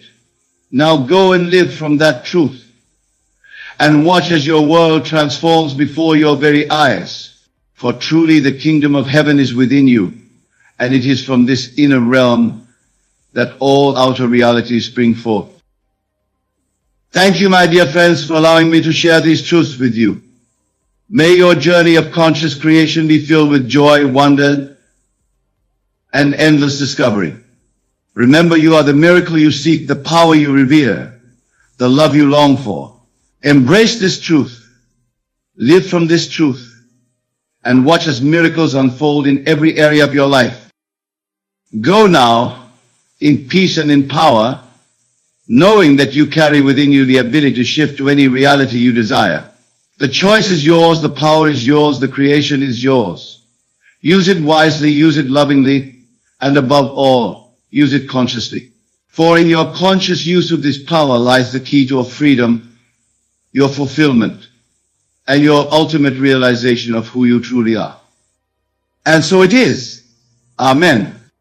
I want you to take a moment and really contemplate these words. It's coming. What is this that we speak of? It is everything you have ever desired, everything you have ever imagined for yourself, everything you have ever dared to dream. And when we say trust in divine timing, we are acknowledging the perfect orchestration of the universe, the impeccable timing of God, which is your own wonderful human imagination. You see, my dear friends, the world you see around you is nothing more than the outpicturing of your own consciousness. Everything you experience in your physical reality is a reflection of your inner world, your thoughts, your beliefs, and most importantly, your imaginal acts. And just as there is perfect order in the universe, there is perfect timing in the manifestation of your desires. But let us dive deep into this concept.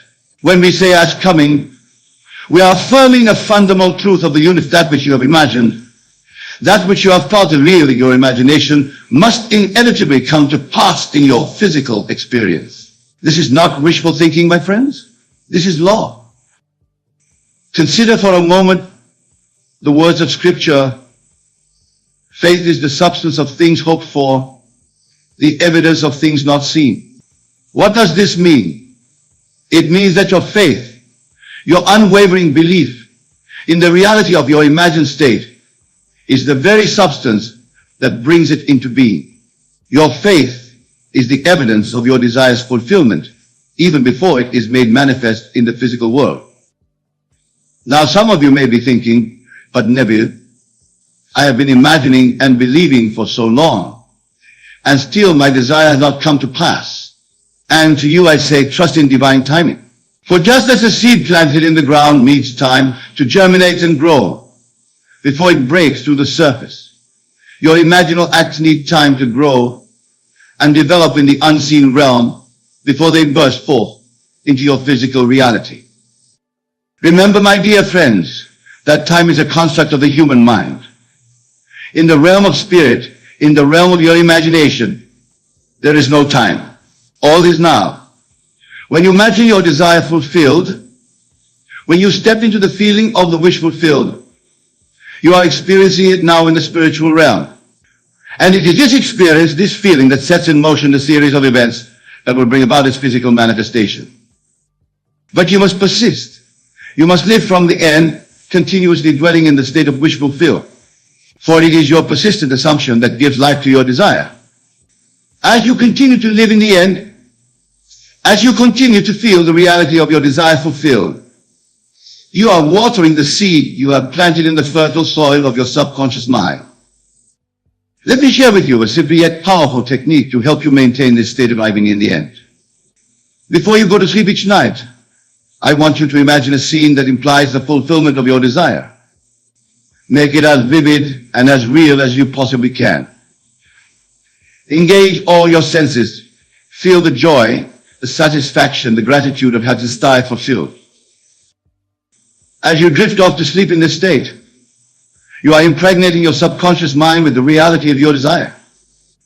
And your subconscious mind, being the faithful servant that it is, will work tirelessly through the night to bring about the conditions necessary for the manifestation of your desire. Now, some of you may be wondering, but Neville, what about action?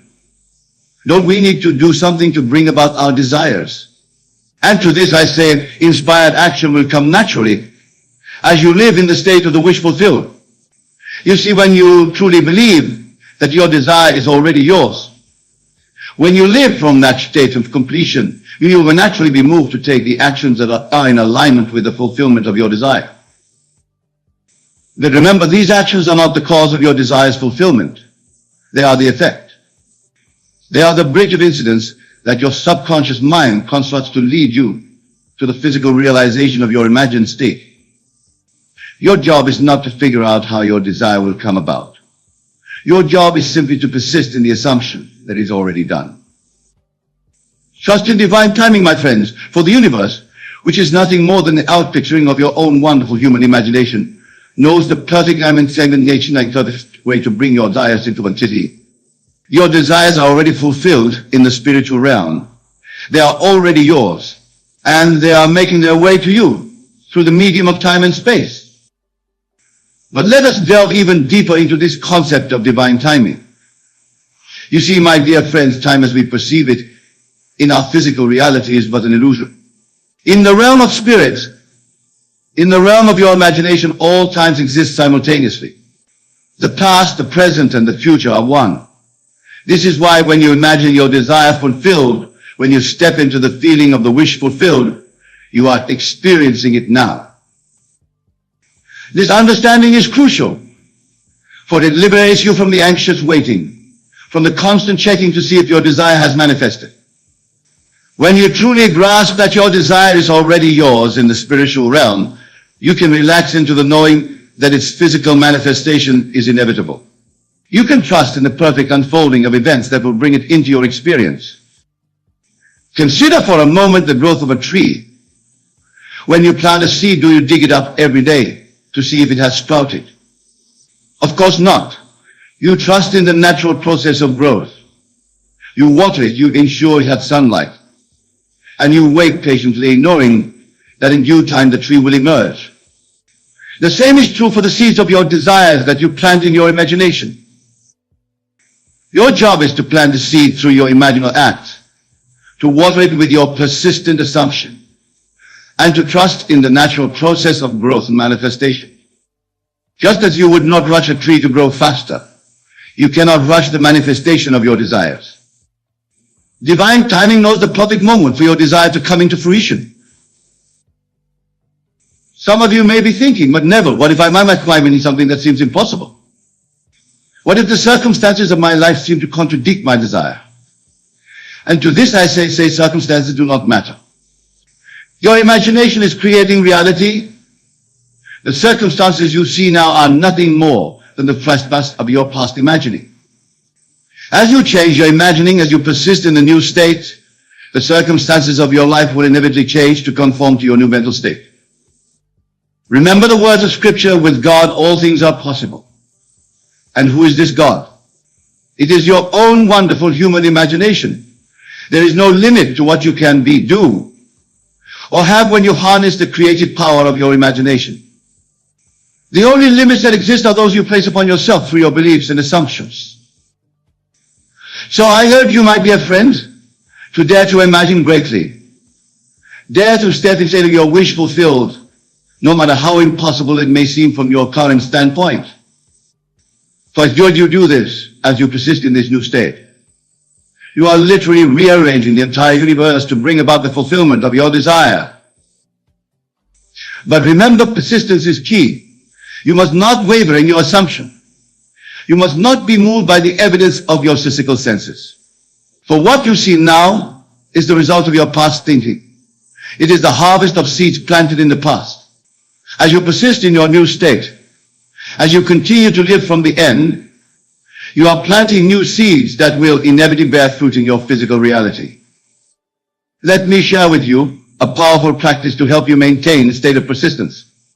Throughout your day, whenever you have a moment, ask yourself this question: how would I feel if my desire were already fulfilled? Then step into that feeling. Feel it as intensely and as vividly as you can.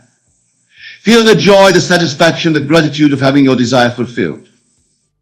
As you do this consistently, you are training your subconscious mind to accept this new state as your reality.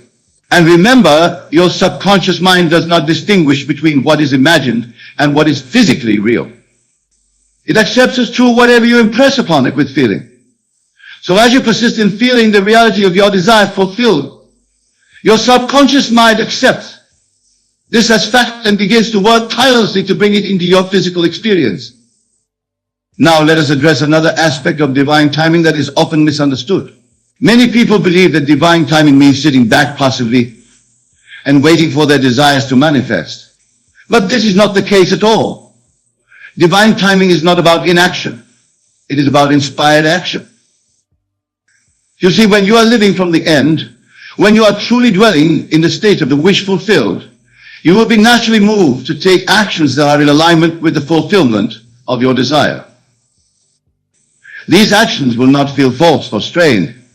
They will feel natural and effortless, as if you are simply playing your part in a play that has already been written. This is the true meaning of divine timing. It is the perfect orchestration of events, circumstances, and inspired actions that lead to the manifestation of your desire. Your job is not to force these actions or to try to make things happen through sheer will. Your job is to maintain the state of the wish fulfilled and to follow the promptings of your intuition, the inner guidance that naturally arises from this state. Remember, my dear friends, that the universe is infinitely abundant. There is no lack or limitation in the spiritual realm. Whatever you can imagine, whatever you can feel as real, is yours for the taking. But you must claim it. You must step into the feeling of its reality now, not at some future time. This brings us to another crucial aspect of trusting in divine timing, detachment from the when and how. Many people make the mistake of trying to dictate exactly when and how their desire will manifest. But in doing so, they are limiting the infinite ways in which the universe will adopt their desire. Instead, I urge you to focus solely on the end result. Feel the reality of having your desire fulfilled now. Live from that state and then release any attachment to when or how it will come about. Trust that the universe, which is nothing more than your own wonderful human imagination, externalized, knows the perfect timing and the perfect way to bring your desire into physical form. This detachment is not indifference. It is not a lack of desire. On the contrary, it is the ultimate expression of faith. It is saying to the universe, I trust you completely. I know that my desire is already mine in the spiritual realm, and I know that you will bring it into my physical experience in the perfect way and at the perfect time. Now, some of you may be wondering, but Neville, what if I have multiple desires? How can I focus on all of them at once? And to this I say you don't need to. Focus on the feeling of fulfillment, but the feeling of having all your desires realized. Step into the state of the person who has everything they want. Feel the joy, the satisfaction, the completeness of that state. As you do this, you are aligning yourself with the frequency of fulfillment. And from this state, all your individual desires will naturally begin to manifest. For when you are in a state of fulfillment, when you are vibrating at the frequency of having it all, the universe has no choice but to reflect that back to you in your physical reality. Let us now explore another aspect of divine timing that is often overlooked. The concept of divine order. You see, my dear friends, everything in the universe happens in perfect order. Just as there is a natural order to the seasons, to the growth of a plant, to the development of a child in the womb, there is a natural order to the manifestation of your desires.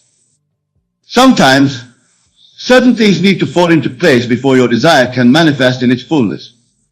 Certain experiences may be necessary for your growth and development. Certain people may need to enter or exit your life. Certain lessons may need to be learned.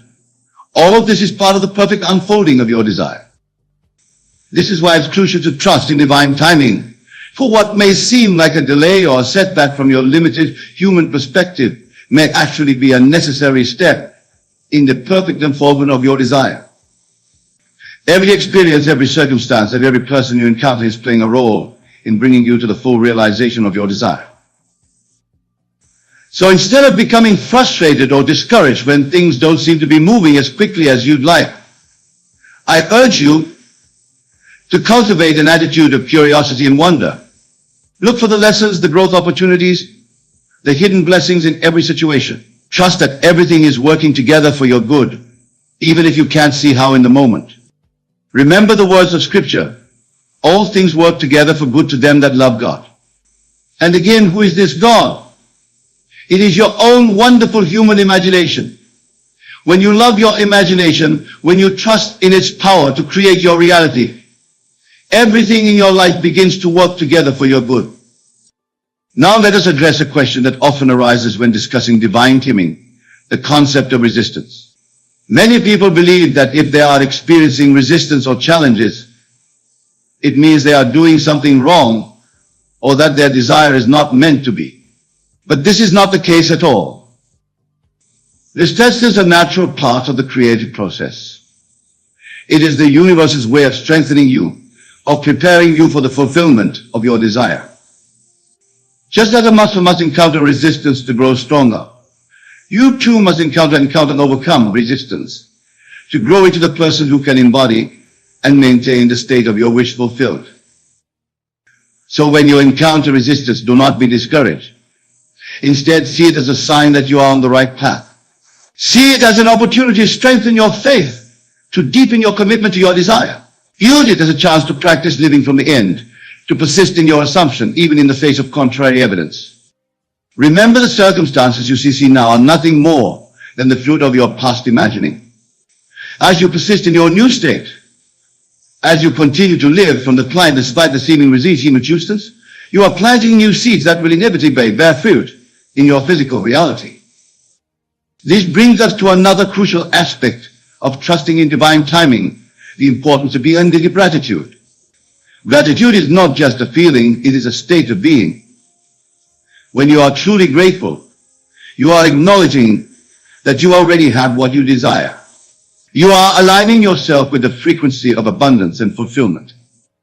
I encourage you to cultivate an attitude of gratitude, not just for what you have now, but for what is coming. Give thanks for your desire as if it already manifested. Feel the joy, the excitement, the appreciation for its fulfillment now, not at some future time.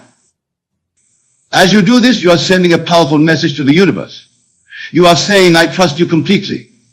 You know that my desire is already mine, and I am grateful for its manifestation. This attitude of gratitude accelerates the manifestation process, for it aligns you more fully with the state of having your desire fulfilled. Now let's delve into another aspect of the timing that is often misunderstood, the concept of divine preparation. You see, my dear friends, sometimes there is a period of preparation that must occur before your desire can manifest in its fullness. This preparation may involve inner work, shifts in your consciousness, changes in your circumstances, or the alignment of certain external factors. During this period of preparation, it may seem as though nothing is happening. You may feel as though you are in a holding pattern, waiting for something to change. But I assure you, a great deal is happening behind the scenes. The universe is rearranging itself, setting the stage for the grand manifestation of your desire. This period of preparation is crucial. It is during this time that you are being molded and shaped into the person who can fully embody and maintain the state of your wish fulfilled. You are being given the experiences, the insights, the growth opportunities that will enable you to step fully into the reality of your desire. So instead of becoming impatient or discouraged during this period of preparation, I urge you to embrace it. Use this time to deepen your faith, to strengthen your conviction, to more fully align yourself with the state of the wish fulfilled. Trust that everything is unfolding perfectly, even if you can't see the full picture yet. Remember the words of Scripture. Faith is the substance of things hoped for, the evidence of things not seen. Your faith during this period of preparation is the very substance that is bringing your desire into being. It is the evidence of its fulfillment, even before it is manifest in the physical world. Now let us address another crucial aspect of trusting in divine timing, the importance of letting go. This may seem paradoxical. How can you persist in your assumption while also letting go? But this letting go is not about abandoning your desire. It's about releasing your attachment to the outcome, your need to control the process. You see, when you're attached to a specific outcome, when you are trying to control how, and when your desire will manifest, you are actually limiting the infinite ways in which the universe can bring it about. You are saying to the universe, it must happen this way, and at this time. But the universe, in its infinite wisdom and abundance, may have an even better way, a way that you cannot even conceive of from your limited human perspective. So I urge you to let go. Release your grip on the how and the when.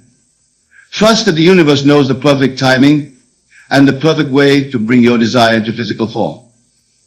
Your job is simply to maintain the state of the wish fulfillment, to live from the end, and to follow the promptings of your intuition. This letting go is not passive. It is not giving up. On the contrary, it is the ultimate act of faith.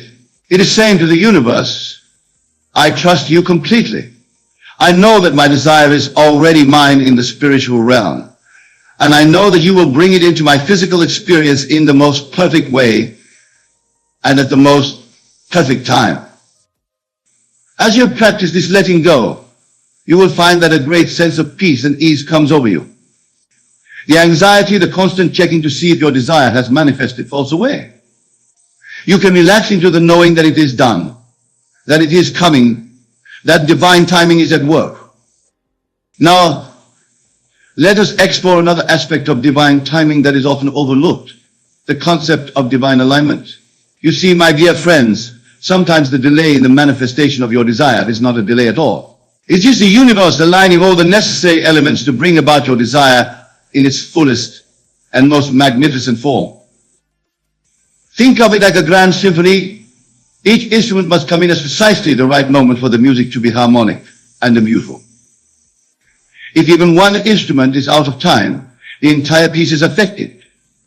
The same is true for the manifestation of your desires. Each element, each person, each circumstance must come into alignment at precisely the right moment for your desire to manifest in its most perfect form. This is why patience is so crucial in the manifestation process.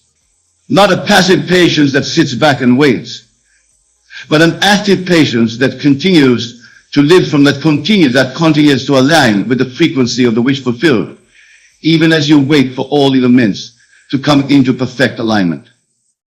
Remember, in the realm of spirit, in the realm of your imagination, your desire is already fulfilled. It is already yours. The physical manifestation is simply the outer world catching up to what is already true in the spiritual realm. And just as it takes time for a physical CLD to grow into a mighty oak, it takes time for the seed of your desire to grow and manifest in the physical world.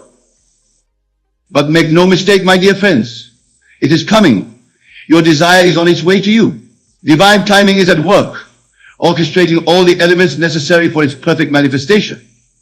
Your job is simply to hold fast to your faith, to persist in your assumption, and to trust in the perfect unfolding of the universe. Now let us address a question that often arises when discussing divine timing, the concept of divine detours. Sometimes on the path to the manifestation of your desire, you may encounter what seems like a detour. You may find yourself in situations or circumstances that seem to be taking you away from your desired outcome. But I assure you there are no real detours in the divine plan. Every experience, every circumstance, every person you encounter is playing a role in bringing you to the full realization of your desire. What may seem like a detour from your limited human perspective actually be the most direct path to the fulfillment of your desire.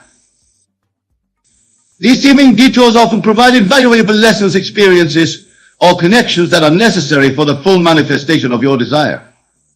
They may be preparing you, strengthening you, or aligning you more fully with the state of the wish fulfilled. So when you encounter what seems like a detour, instead of becoming discouraged or losing faith, I urge you to ask yourself, how is this experience serving me? What lessons or growth opportunities is it providing? How is it preparing me for the full realization of my desire? As you do this, you begin to see every experience, every circumstance as a gift. You begin to trust more fully in the perfect unfolding of the universe. You begin to understand that divine timing is always at work, always guiding you towards the most perfect manifestation of your desire. Remember, my dear friends, that the universe is infinitely abundant and endlessly creative. It has ways of bringing about your desire that you cannot even conceive of from your current standpoint. So trust in its wisdom Trust in its perfect timing. Trust that it is always working for your highest good. Now, as we near the end of our time together, I want to leave you with a powerful practice to help you align more fully with divine timing. Each night before you go to sleep, I want you to imagine yourself at the end of a perfect day. A day in which all your desires have been fulfilled. Feel the satisfaction, the joy, the gratitude of having everything you've ever wanted. As you drift off to sleep in this state, you are impregnating your subconscious mind with the reality of your desires fulfilled. You are aligning yourself with the frequency of fulfillment. And your subconscious mind, being the faithful servant that it is, will work tirelessly through the night to bring about the conditions necessary for the manifestation of your desires. Remember, sleep is the time when your conscious mind is at rest and your subconscious mind is most receptive. By entering sleep in the state of the wish fulfilled, you are programming your subconscious mind for success. You are aligning yourself more fully with the reality of your desires manifested. As you practice this nightly, you will find that your days begin to change. You will begin to notice synchronicities, coincidences, and opportunities that align with the fulfillment of your desires. You will find yourself naturally taking inspired actions that lead you closer to your goals. You will begin to embody more fully the person who has already achieved their desires. And all of this, my dear friends, is divine timing at work. It is the perfect orchestra of the universe bringing about the manifestation of your desires in the most perfect way and at the most perfect time. So trust in divine timing. Trust that your desires are coming. Trust that the universe is working tirelessly to bring about their manifestation. For when you trust, when you have faith, when you live from the end, you are aligning yourself with the creative power of the universe. And in that alignment, all things are possible. Remember, you are not separate from the universe. You are not separate from God. You are one with the creative power that shapes worlds. Your imagination is God in action. And as you imagine, as you feel the reality of your desires fulfilled, you are literally reshaping your world. So go forth, my dear friends, with confidence and faith. Live from the end. Persist in your assumption. Trust in divine timing, for your desires are already yours in the spiritual realm, and they are making their way to you through the medium of time and space. It's coming, my dear friends. Your every desire, your every dream, your every imagined state is all coming. Trust in divine timing. Trust in the perfect molding of the universe. Trust in the creative power of your own wonderful human imagination. For in that trust, in that faith, in that knowing lies the key to the fulfillment of all your desires. It's coming. Trust in divine timing and watch as your world transforms before your very eyes. Thank you, my dear friends. May you go forth and create the life of your dreams. For you are the operant power. You are the creator of your reality. And divine timing is always working in your favor. Tonight I shall share with you the most profound secret of creation, how to speak blessings upon yourself and instantly transform your entire world. So you see, when you truly understand how to bless yourself, you are engaging in the highest form of creation. For you are doing what God does continuously. Consider the first chapter of Genesis, where God speaks blessings upon his creation. Notice how he didn't ask anyone else to bless his work. He blessed it himself. This is the pattern you must follow, for you are that same creative power individualized as you. Let me share with you why blessing yourself is the most powerful act you can perform. First, you must understand that when you speak a blessing upon yourself, you are not engaging in mere positive thinking or affirmations. You are exercising your divine creative power, for you are God individualized as you. Many of you come to me seeking blessings from others, from teachers, from gurus, from religious leaders. But I tell you now, no one can bless you more powerfully than you can bless yourself. For you are the operant power in your world, and your word is the creative power of God in action. When you speak a blessing upon yourself, you are doing what God did in the beginning. Remember the words, and God blessed them. He didn't wait for someone else to bless his creation. He blessed it himself. And you, being made in his image and likeness, must do the same. Let me share with you the proper way to speak blessings upon yourself. First, you must understand that when you say, I bless myself, you are not speaking as a mortal being. You are speaking as God individualized. For your I am is God. And when you speak blessings from your I am, you are speaking with all the power of creation. Consider this, every time you speak a blessing upon yourself, you are literally recreating your world. For your word is God's word, and God's word cannot return void. It must accomplish that which it is sent to do. But and this is crucial, your blessings must be spoken with understanding and feeling. You cannot merely repeat words mechanically and expect results. You must feel the truth of the blessing as you speak it. For feeling is the secret. And without feeling, words are empty. Let me give you a perfect example from Scripture. When Isaac blessed Jacob, he felt the blessing as he spoke it. He wasn't just saying words, he was feeling the reality of what he was declaring.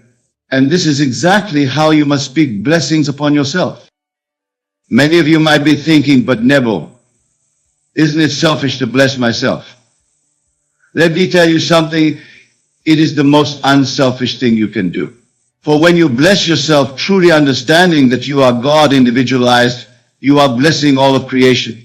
For there is no other. What you see as others is yourself pushed out. Let me share with you how to properly structure your self-blessings. Begin with your I am. For this is the name of God. Then speak your blessing with absolute conviction. For example, I am blessed with perfect health. I am blessed with unlimited abundance. I am blessed with divine wisdom. But remember, these are not mere affirmations. They are acknowledgments of what is already true in consciousness. For when you speak a blessing upon yourself, you are not trying to make something true. You are acknowledging what is already true in the spiritual realm. Consider this principle I have tested and proven countless times. When you bless yourself, you are performing the highest act of creation.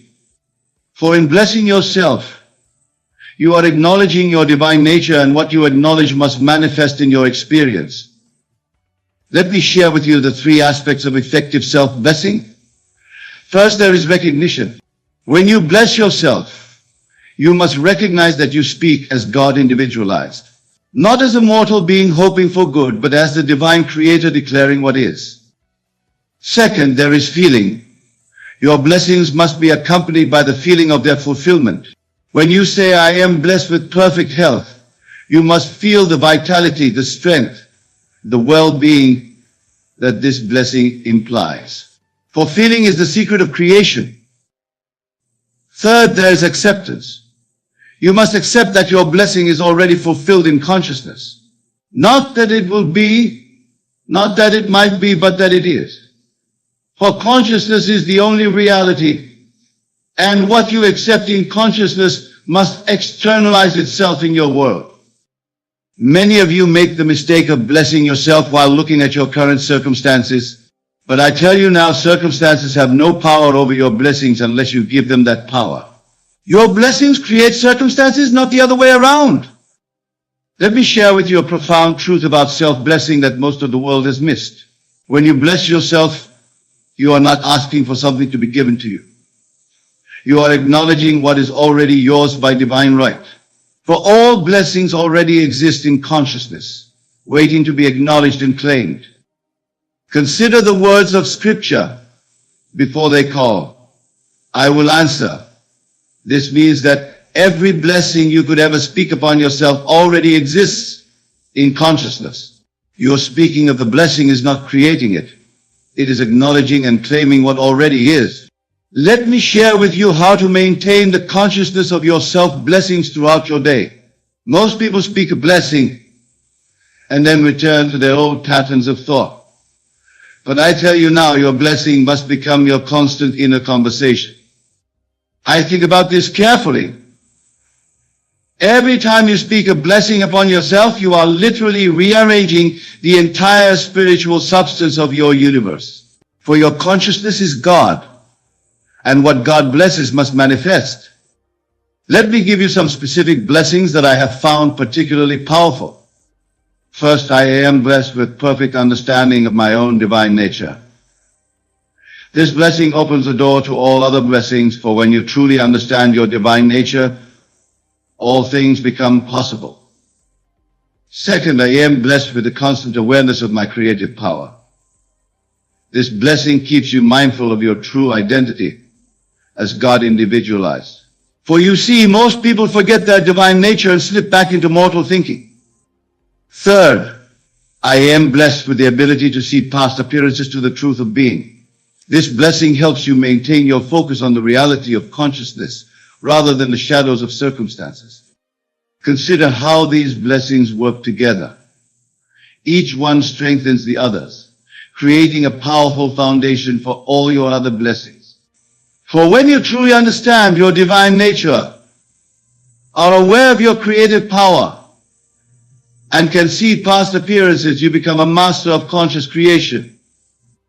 Many of you may be wondering how often to speak these blessings. Let me tell you something. It's not about frequency, it's about consciousness. One blessing spoken with complete understanding and feeling is worth more than 1,000 spoken mechanically. Let me share with you another principle about self-blessing that most people miss. When you bless yourself, you are not speaking to yourself as a mortal being, you are speaking as God to His creation. For you are both the blesser and the blessed, the creator and the creation. Think about this carefully. When God said, "Let there be light," He didn't doubt whether it was possible. He didn't wonder about the process. He simply declared it and knew it was done.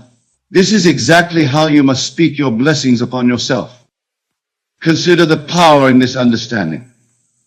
When you say, "I am blessed," you are speaking with the same authority that created the universe. For your I am is the same I am that spoke all things into being. Let me share with you how to handle doubts when they arise after speaking your blessings, and they will arise. Many of you speak a blessing upon yourself and then immediately begin to question whether it will work. But I tell you now, doubt is simply your former consciousness trying to maintain its position. Consider what happens in nature when you plant a seed. The seed doesn't doubt whether it will become what it is meant to be. It simply begins its transformation according to its nature. Your blessings work the same way. They are spiritual seeds planted in the fertile soil of consciousness. Let me give you a deeper understanding of how this works. When you say, I am blessed with perfect health, for example, you have planted a seed in consciousness. Now, just as a physical seed needs time to sprout and grow, your blessing needs time to externalize itself in your world. And this is crucial, while the outer manifestation may take and change in consciousness is immediate when the blessing is properly spoken. For you see, the moment you speak a blessing with understanding and feeling, you have altered the entire spiritual substance of your universe. Many of you may be thinking, "But Neville, I've spoken blessings before and nothing changed." Let me tell you something my teacher Abdullah taught me. Nothing changes because you spoke the words. Things change because you became what you declare. Let me share with you another principle about self-blessing that most of the world has missed. When you bless yourself, you are not trying to influence God to give you something. You are exercising your divine power as God individualized. For your consciousness is God and your word is His word. Consider the story of the prodigal son. Notice how the father didn't wait for someone else to bless his returning son. He blessed him himself. This is exactly what you must do. You must be both the father giving the blessing and the son receiving it. This brings me to a deeper truth about self-blessing. When you say, "I am blessed," you are acknowledging both your divine nature, I am, and your human experience, blessed. You are bringing heaven and earth together in your consciousness. Let me share with you what I call the 7 pillars of self-blessing. These are the foundational principles that must be understood if your blessings are to have their full creative power. The first pillar is recognition. You must recognize that you are the one who blesses. Not your personality, not your mortal self, but your I am. For when you say, "I am blessed," you are speaking as God individualized, not as a mortal being seeking favors. The second pillar is authority. When you bless yourself, you must speak with complete authority. Consider how God speaks in Scripture, not with doubt, not with hesitation, but with absolute authority. Let there be light. These are words of complete authority. The third pillar is feeling. Your blessings must be accompanied by the feeling of fulfillment. Not the feeling of wanting to be blessed, but the feeling of being blessed. For feeling is the secret, and without the proper feeling, your words lack power. The fourth pillar is present tense. Notice how God never said there will be light. He said, let there be light. Your blessings must be spoken in the present tense, for consciousness knows only now. The fifth pillar is persistence. Not the persistence of mechanical repetition, but the persistence of maintaining the consciousness of being blessed. For your blessing must become your dominant state of consciousness.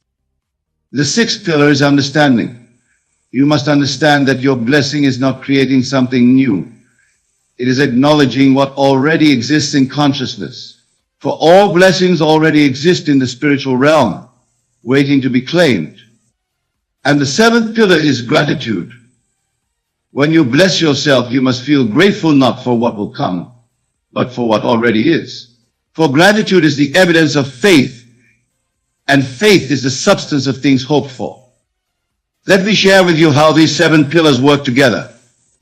When you recognize your true identity as God individualized, speak with divine authority, feel the reality of your blessing, maintain present tense awareness, persist in the consciousness, understand the principle, and feel genuine gratitude, your blessing must manifest. Consider how this differs from what most people do.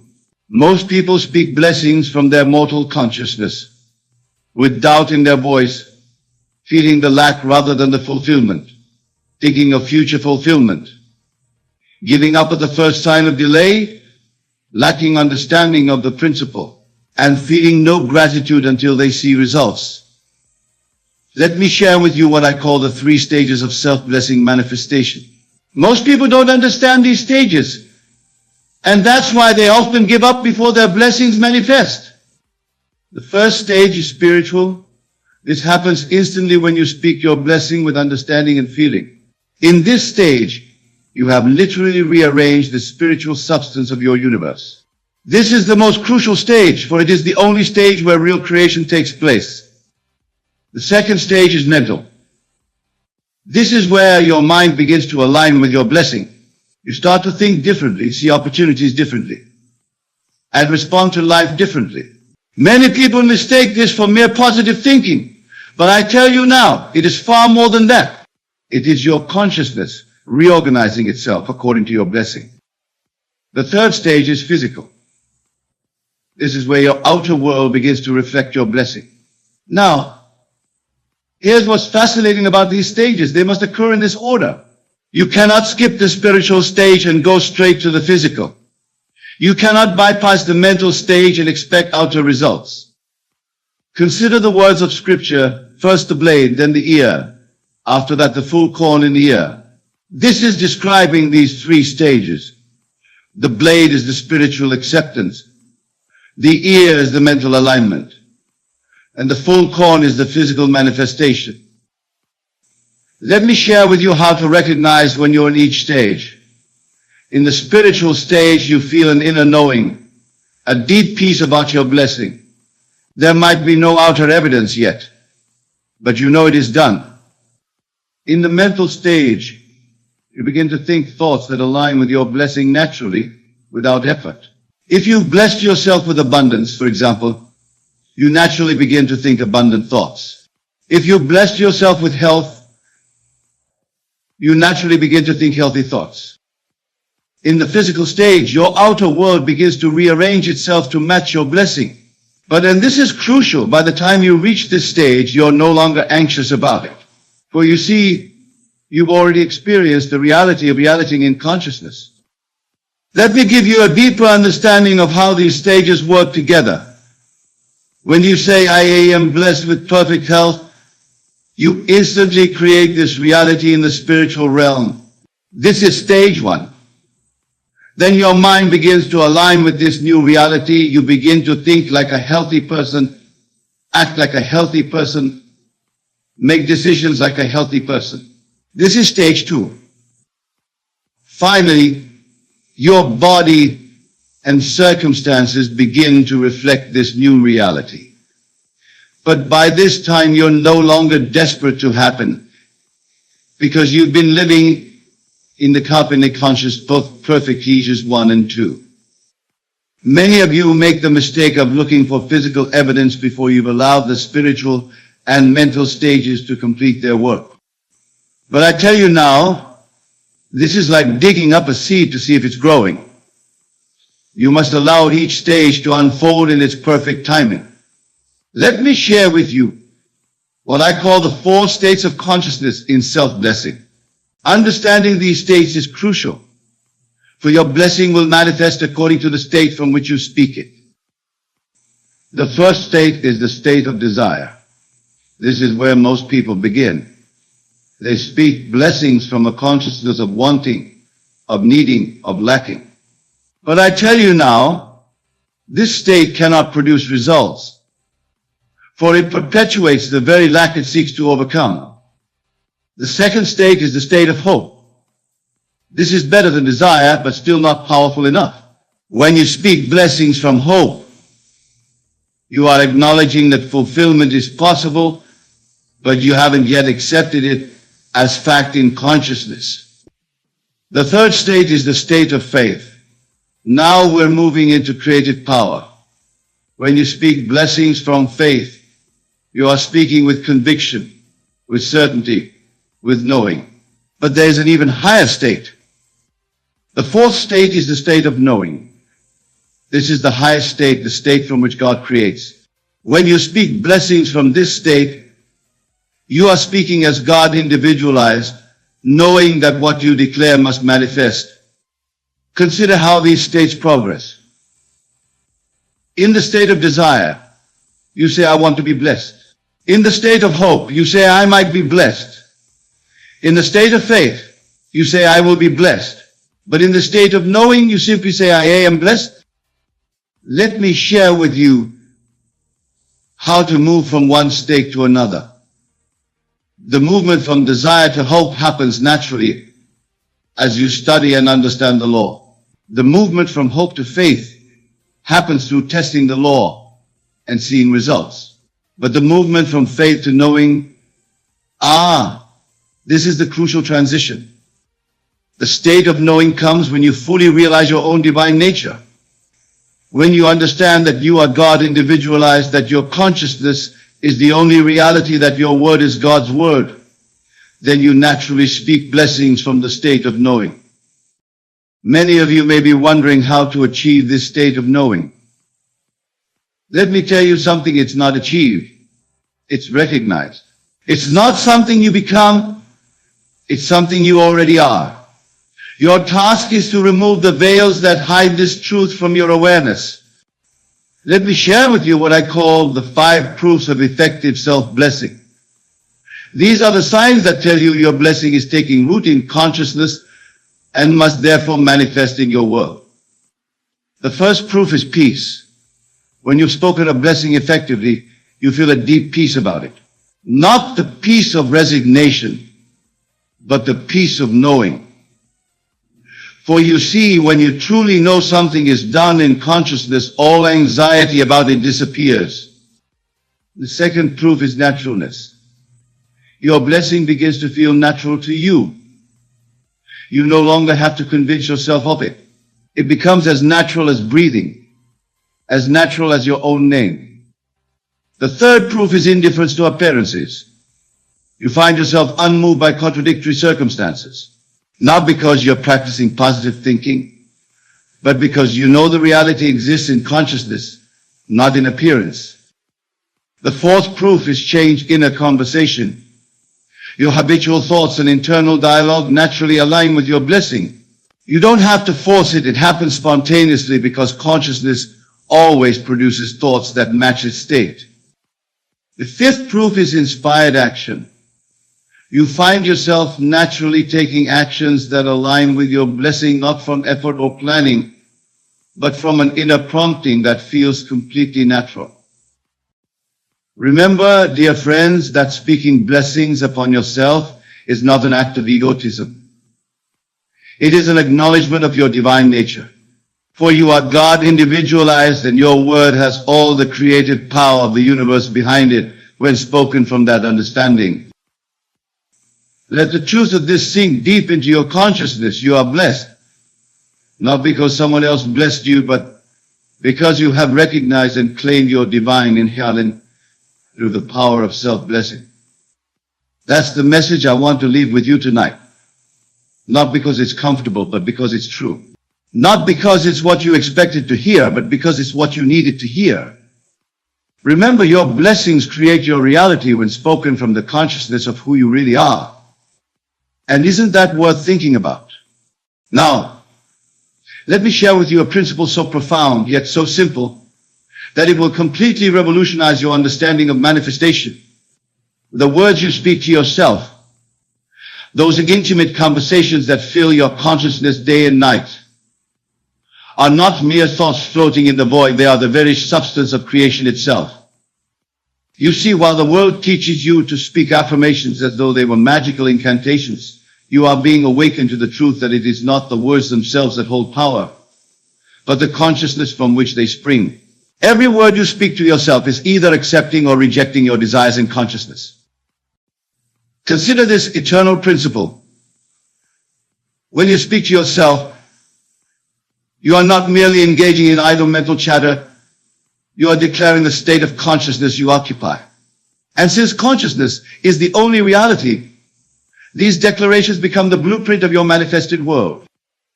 I tell you with absolute certainty, the conversation you hold with yourself is the most important conversation you will ever have. For in these intimate dialogues, you are either accepting your good as a present fact or pushing it away as a future possibility. Now let us understand something that few will grasp, but that your soul will recognize as truth. When you speak to yourself, you are not speaking to a separate entity. You are speaking as the very consciousness that creates and sustains the universe. This is why your self-talk holds such creative power. Most will continue to believe that they must speak to some external power, never realizing that the power they seek is the very consciousness that enables them to speak. But you who have been drawn to these words by divine law, are ready to understand that all speaking is speaking to consciousness itself. You see, while others exhaust themselves with endless positive affirmations spoken from a consciousness of lack, you are being awakened to the truth that it is not the words that create, but the consciousness from which they emanate. The very fact that these words find resonance within you is evidence that you have evolved beyond the surface understanding of self-talk. You are ready to assume your rightful place as a conscious creator, knowing that your words to yourself are the very substance of creation. Now, let me reveal to you why the manner in which you speak to yourself holds such transformative power. The words you whisper in the silence of your own mind are not merely thoughts. They are the very vibrations that shape the substance of your reality. You see, while countless individuals fill their minds with desperate affirmations, speaking from a place of want and need, you are being awakened to the truth that effective self-talk must emerge from a consciousness of already having. This is the divine secret that accelerates all manifestation. Consider this profound truth when you speak to yourself as though your desire is still to come. You are actually speaking from and therefore creating a state of consciousness where your desire remains perpetually in the future. This is why so many find their manifestation seemingly delayed. I tell you with absolute authority, the way you speak to yourself must be from the consciousness of fulfillment, not from the consciousness of wanting. When you say I will be, you speak from lack. When you say I am, you speak from completion. Now let us understand something that the rational mind might resist, but that the awakened mind embraces fully. Your self-talk is not preparation for having your desire. It is the actual substance of having it. Every word you speak to yourself either affirms your possession or confirms your lack. Most will continue to speak to themselves from a consciousness of separation, saying things like I want, I need, I hope, never realizing that these very words create and sustain the experience of wanting, needing, and hoping. But you who have been prepared for this message, are ready to understand that your self-talk must be from the end, from the consciousness of fulfillment. You see, while others fill their minds with future-oriented speech, always pushing their good ahead of them in time, you are being awakened to the truth that effective self-talk must be anchored in the present, in the consciousness of already being what you desire to be. The very fact that you grasp these words is evidence that you have evolved beyond the superficial understanding of affirmations. You are ready to speak to yourself with the authority of one who knows that consciousness is the only reality. You see, while the world teaches you to repeat affirmations with mechanical precision, you are being awakened to the truth that it is not repetition that creates, but the state of consciousness from which your words emerge. This is why some people can affirm endlessly without results. Consider this eternal principle. When you speak to yourself with the authority of one who knows their desire is already fulfilled, you speak from a consciousness that must, by divine law, produce that fulfillment in your world. This is why results appear to come 10 times faster. I tell you with unwavering certainty, the way you speak to yourself, when no one else is listening, is creating your future with mathematical precision. Every word you utter to yourself is either accepting or rejecting your desired state as a present fact. Now let us understand something that few will grasp, but that your deeper self knows to be true. When you speak to yourself from a consciousness of lack, saying, I want to be, I hope to have, I will become, you are actually reinforcing the very state of consciousness that keeps your desire at a distance. Most will continue to speak to themselves with doubt, with uncertainty, with a consciousness of separation from their good, never realizing that this very manner of self-talk ensures their good remains perpetually out of reach. But you who have been drawn to these words of divine law, are ready to understand that yourself must be from the consciousness of possession, not pursuit. You see, while others fill their minds with desperate pleadings and future-oriented affirmations, you are being awakened to the truth that effective self-talk must be from the state of fulfillment. When you speak to yourself, you must speak as though you are already that which you desire to be. The very fact that these words continue to resonate within you is evidence that you have evolved beyond the surface understanding of manifestation. You are ready to speak to yourself with the authority of one who knows that consciousness is the only reality. Now let me reveal to you something so profound about the rhythm and timing of your self-talk that it will revolutionize your manifesting power. The moments when you speak to yourself in complete privacy, in that sacred silence of your own consciousness, are the most potent creative moments of your day. You see, while many reserve their self-talk for designated manifestation times or meditation sessions, you are being awakened to the truth that every moment of self-talk is a moment of creation. There is no such thing as casual or insignificant inner conversation. Consider this divine principle: the words you speak to yourself in your most routine moments, while dressing, while eating, while walking, are actually more powerful than your formal buckling up.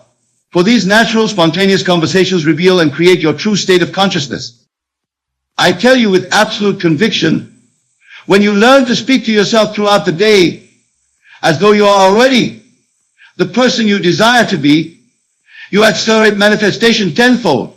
For you are no longer trying to manifest, you are simply being what you desire to be.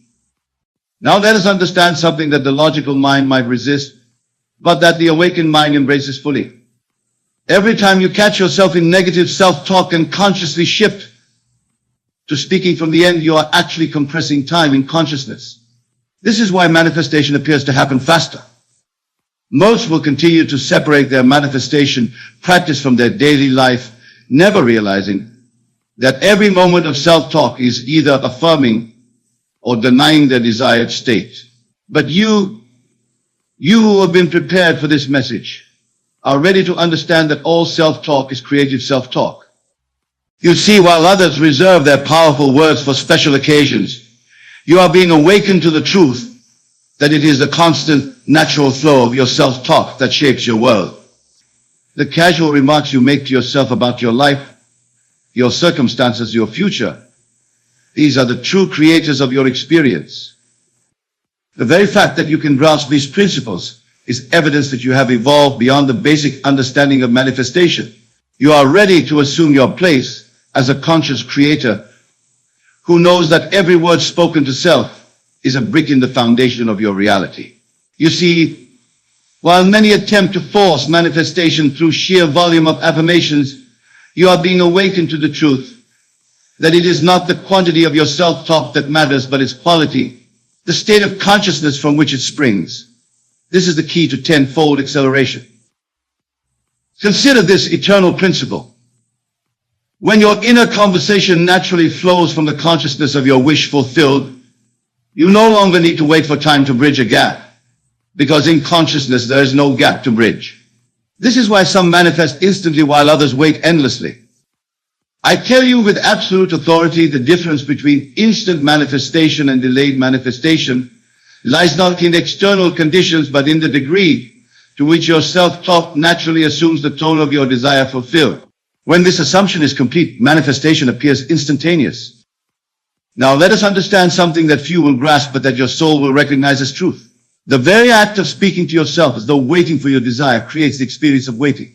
But when you speak to yourself from the consciousness of immediate possession, time collapses. Most will continue to speak to themselves with an undertone of when and how and maybe, never realizing that these very patterns of self-talk create the experience of uncertainty and desire. But you who have been drawn to these words by divine law are ready to understand that your self-talk must contain no element of future. You see, while others exhaust themselves with endless repetitions of affirmations spoken from a consciousness of lack, you are being awakened to the truth that a single word spoken from the consciousness of fulfillment is more powerful than 1,000 spoken from want. The very fact that you can feel the truth of these words is evidence that you have evolved beyond the superficial understanding of manifestation. You are ready to speak to yourself with the natural authority of one who knows that consciousness is the only reality. Now, let me reveal to you something so fundamental about accelerated manifestation that it will revolutionize your understanding of self-talk. The very language you use when speaking to yourself either opens or closes the door to instant manifestation. You see, while the world continues to speak to itself in terms of process and becoming, you are being awakened to the truth that the language of instant manifestation is the language of being. This is why those who master this principle manifest their desires with such remarkable speed. Consider this divine truth when you speak to yourself using phrases like I am working towards or I am getting better at. You are actually creating and sustaining a state of consciousness where your desire remains perpetually in process. This is the very language that delays manifestation. I tell you with unwavering certainty, the language that accelerates manifestation is the language of present possession. When you say I am, I embody, you speak the language of fulfilled desire. And fulfilled desire manifests with lightning speed. Now let us understand something that the rational mind might resist, but that the awakened mind embraces fully. Every time you speak to yourself about your desire, as though it was still to come, you push it into a future that never arrives. But when you speak of it as present fact, you collapse time and consciousness. Most will continue to use the language of becoming, of progress, of gradual improvement, never realizing that this very language ensures their manifestation remains gradual and progressive. But you who have been prepared for this message, are ready to understand that the language of instant manifestation is the language of immediate possession. You see, while others fill their minds with words that imply future fulfillment, you are being awakened to the truth that the only language that accelerates manifestation is the language of present fulfillment. When you speak to yourself, every word must assume the tone of already being what you desire to be.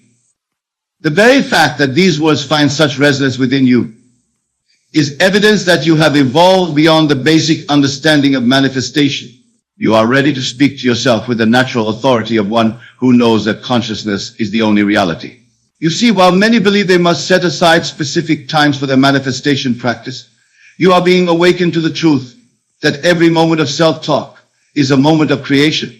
The key to accelerated manifestation lies in maintaining constant awareness of your inner dialogue. Consider this eternal principle. When you allow gaps in your conscious self-talk, You allow doubt and contrary thoughts to seep in. This is why those who maintain consistent, aligned self-talk throughout their day manifest with such remarkable speed and precision. I tell you with absolute authority, the power to accelerate manifestation tenfold lies not in occasional bursts of powerful affirmations, but in the constant and natural self-talk that assumes your desire is already fulfilled. Every moment of consciousness is a moment of creation. Now let us understand something that few will grasp, but that your deeper self knows to be true. The very pauses between your conscious self-talk are often filled with unconscious contrary thoughts. This is why maintaining aware, deliberate self throughout your day is crucial for rapid manifestation. Most will continue to treat their self-talk as intermittent practice, never realizing that the gaps between their conscious affirmations are filled with unconscious negations. But you who have been drawn to these words by divine law, are ready to understand that effective self-talk must be as constant as breathing. You see, while others reserve their manifestation practice for designated times, you are being awakened to the truth that every word you speak to yourself, whether in focused practice or casual thought, is either accepting or rejecting your desired state. There are no neutral thoughts. The very fact that you can grasp these principles is evidence that you have evolved beyond the surface understanding of manifestation. You are ready to maintain the kind of consistent, conscious self-talk that collapses time and accelerates manifestation. Now let me reveal to you something so vital about the tone and texture of your self-talk that it will revolutionize your manifestation practice. The emotional quality with which you speak to yourself is the very frequency that determines the speed of manifestation. You see, while many focus solely on the words they speak to themselves, you are being awakened to the truth that it is the feeling tone behind your words that carries the real creative power. This is why some manifest instantly while others repeat the same words endlessly without results. Consider this divine principle when you speak to yourself with the natural confidence and ease of one who knows their desire is already fulfilled. You generate a frequency in consciousness that must, by eternal law, produce rapid manifestation. This is the secret of tenfold acceleration. I tell you with complete certainty, the difference between slow and rapid manifestation lies not in the words themselves, but in the feeling state from which they emerge. When you speak to yourself from a state of absolute knowing, rather than hoping or wanting to collapse time in conscious. Now let us understand something that the logical mind might resist, but that the awakened mind embraces fully. Every word you speak to yourself carries a specific vibrational quality. This vibration either aligns with your desire fulfilled or perpetuates a state of wanting and waiting. Most will continue to speak to themselves with an undertone of doubt, of questioning, of uncertainty, never realizing that this very emotional texture ensures their manifestation remains slow and uncertain. But you who have been prepared for this message, are ready to understand that your thought must carry the absolute conviction of present possession. You see, while others speak to themselves with the emotional texture of need and want, you are being awakened to the truth that the feeling tone of your self-talk must be one of calm, natural acceptance. When you speak to yourself as though your desire is already yours, with the same casual certainty with which you know your own name, you accelerate manifestation tenfold. The very fact that these words resonate within you is evidence that you have evolved beyond the basic understanding of manifestation. You are ready to speak to yourself with the emotional texture of one who knows that consciousness is the only reality. You see, while many struggle to maintain consistent self-talk throughout their day, you are being awakened to the truth that it is the unbroken nature of your inner dialogue that creates accelerated manifestation. Every moment you speak to yourself either strengthens or weakens your desired state. Consider this eternal principle when your self-talk naturally and consistently flows from the consciousness of your wish fulfilled without gaps or contradictions. You create a momentum in consciousness that must manifest with increasing speed. This is the secret of tenfold acceleration. I tell you with absolute conviction, the power to manifest rapidly lies not in occasional powerful statements, but in the consistent, natural flow of self-talk that assumes your desire as an accomplished fact. It is this unbroken chain of aligned consciousness that collapses time. Now, let us understand something that few will grasp, but that your soul will recognize as truth. Every time your self-talk wavers from the consciousness of fulfillment, you create a ripple of doubt that must be overcome. This is why persistence in your inner conversation is crucial for rapid manifestation. Most will continue to allow their self-talk to fluctuate between states of having and wanting, never realizing that this very inconsistency creates the experience of delayed manifestation. But you who have been drawn to these words by divine law, are ready to understand that your self-talk must maintain an unwavering assumption of fulfillment. You see, while others treat their self-talk as something to be practiced occasionally, you are being awakened to the truth that it is the consistent, natural flow of inner conversation aligned with your desire that creates accelerated manifestation. Every moment of consciousness is either strengthening or weakening your assumption. The very fact that you can feel the truth of these words is evidence that you have evolved beyond the surface understanding of manifestation. You are ready to maintain the kind of persistent, aligned self-talk that collapses time and accelerates manifestation.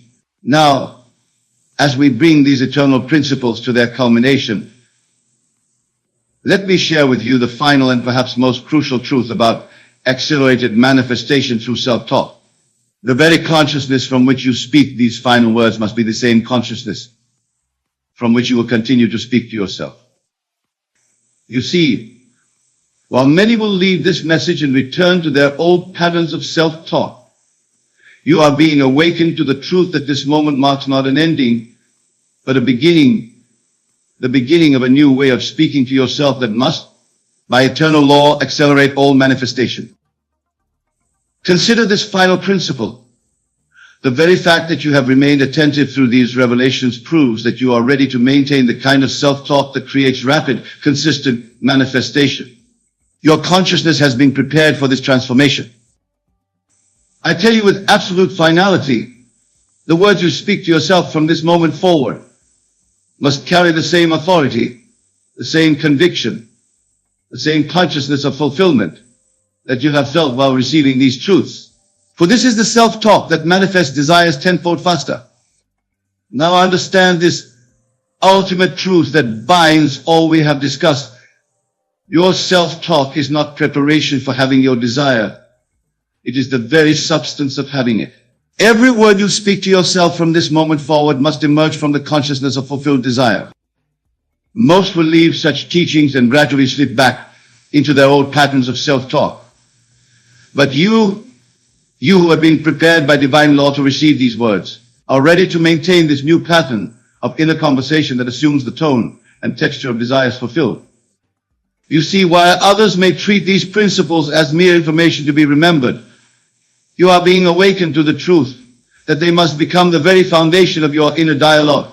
Every word you speak to yourself must now carry the conviction of these eternal truths. The very fact that you have remained present through these revelations is evidence that you have evolved beyond the basic understanding of manifestation.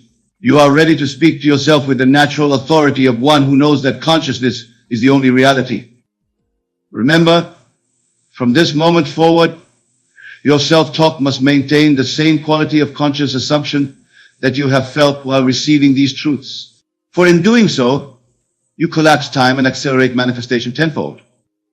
Go forth now, not as one who has merely learned about powerful self-talk, but as one who has become the embodiment of it. Let every word you speak to yourself carry the texture of fulfillment, the tone of possession, the natural ease of one who knows their desires are already accomplished facts in consciousness.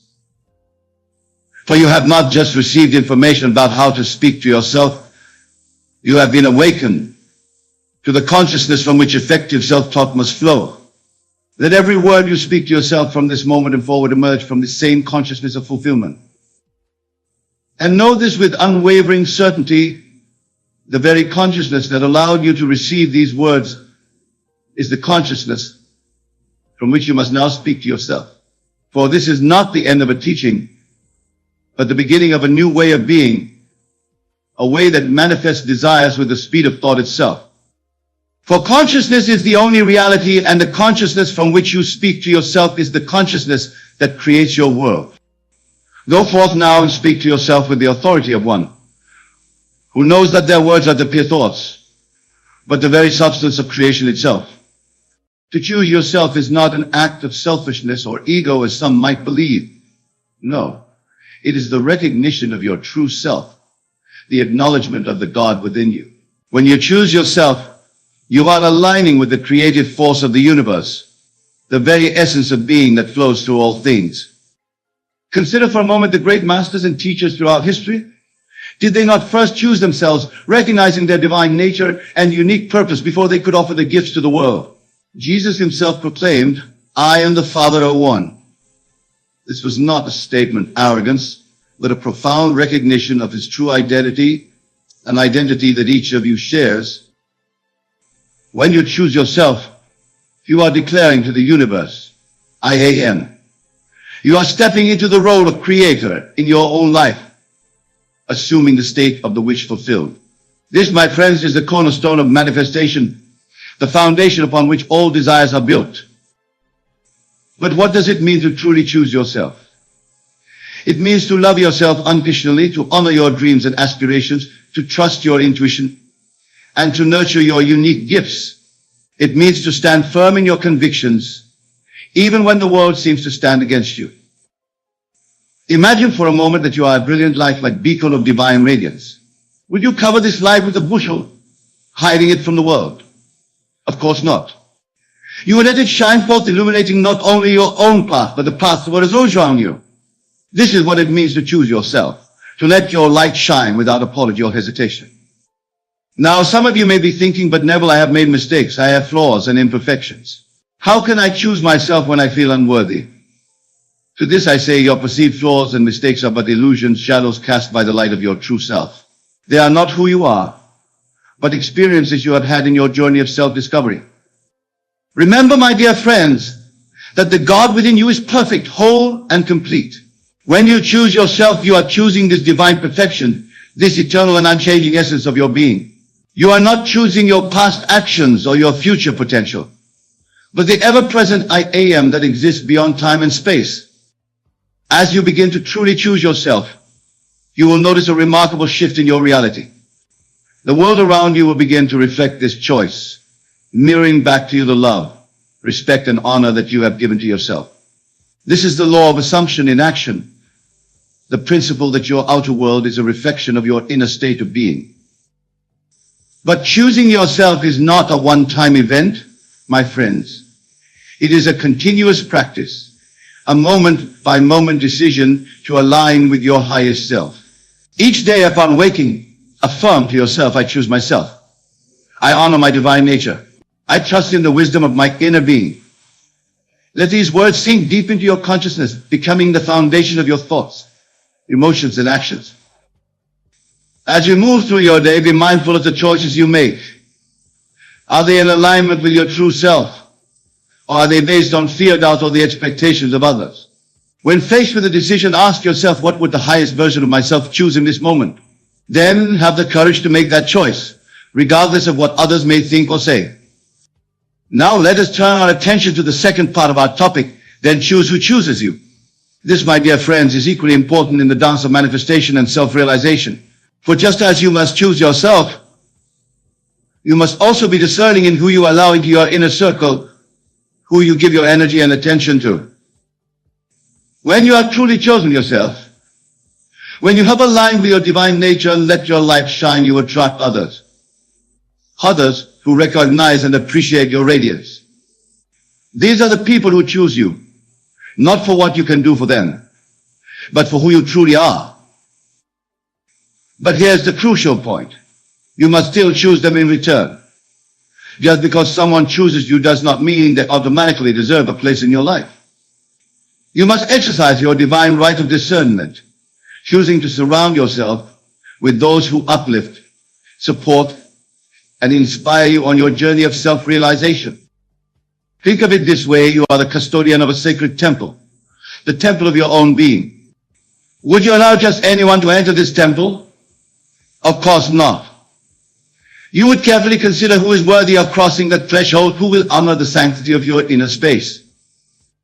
This applies to all relationships in your life, romantic partners, friends, business associates, even family members.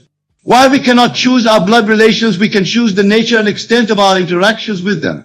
Always remember, you have the power to set boundaries, to decide who has access to your energy in your inner world.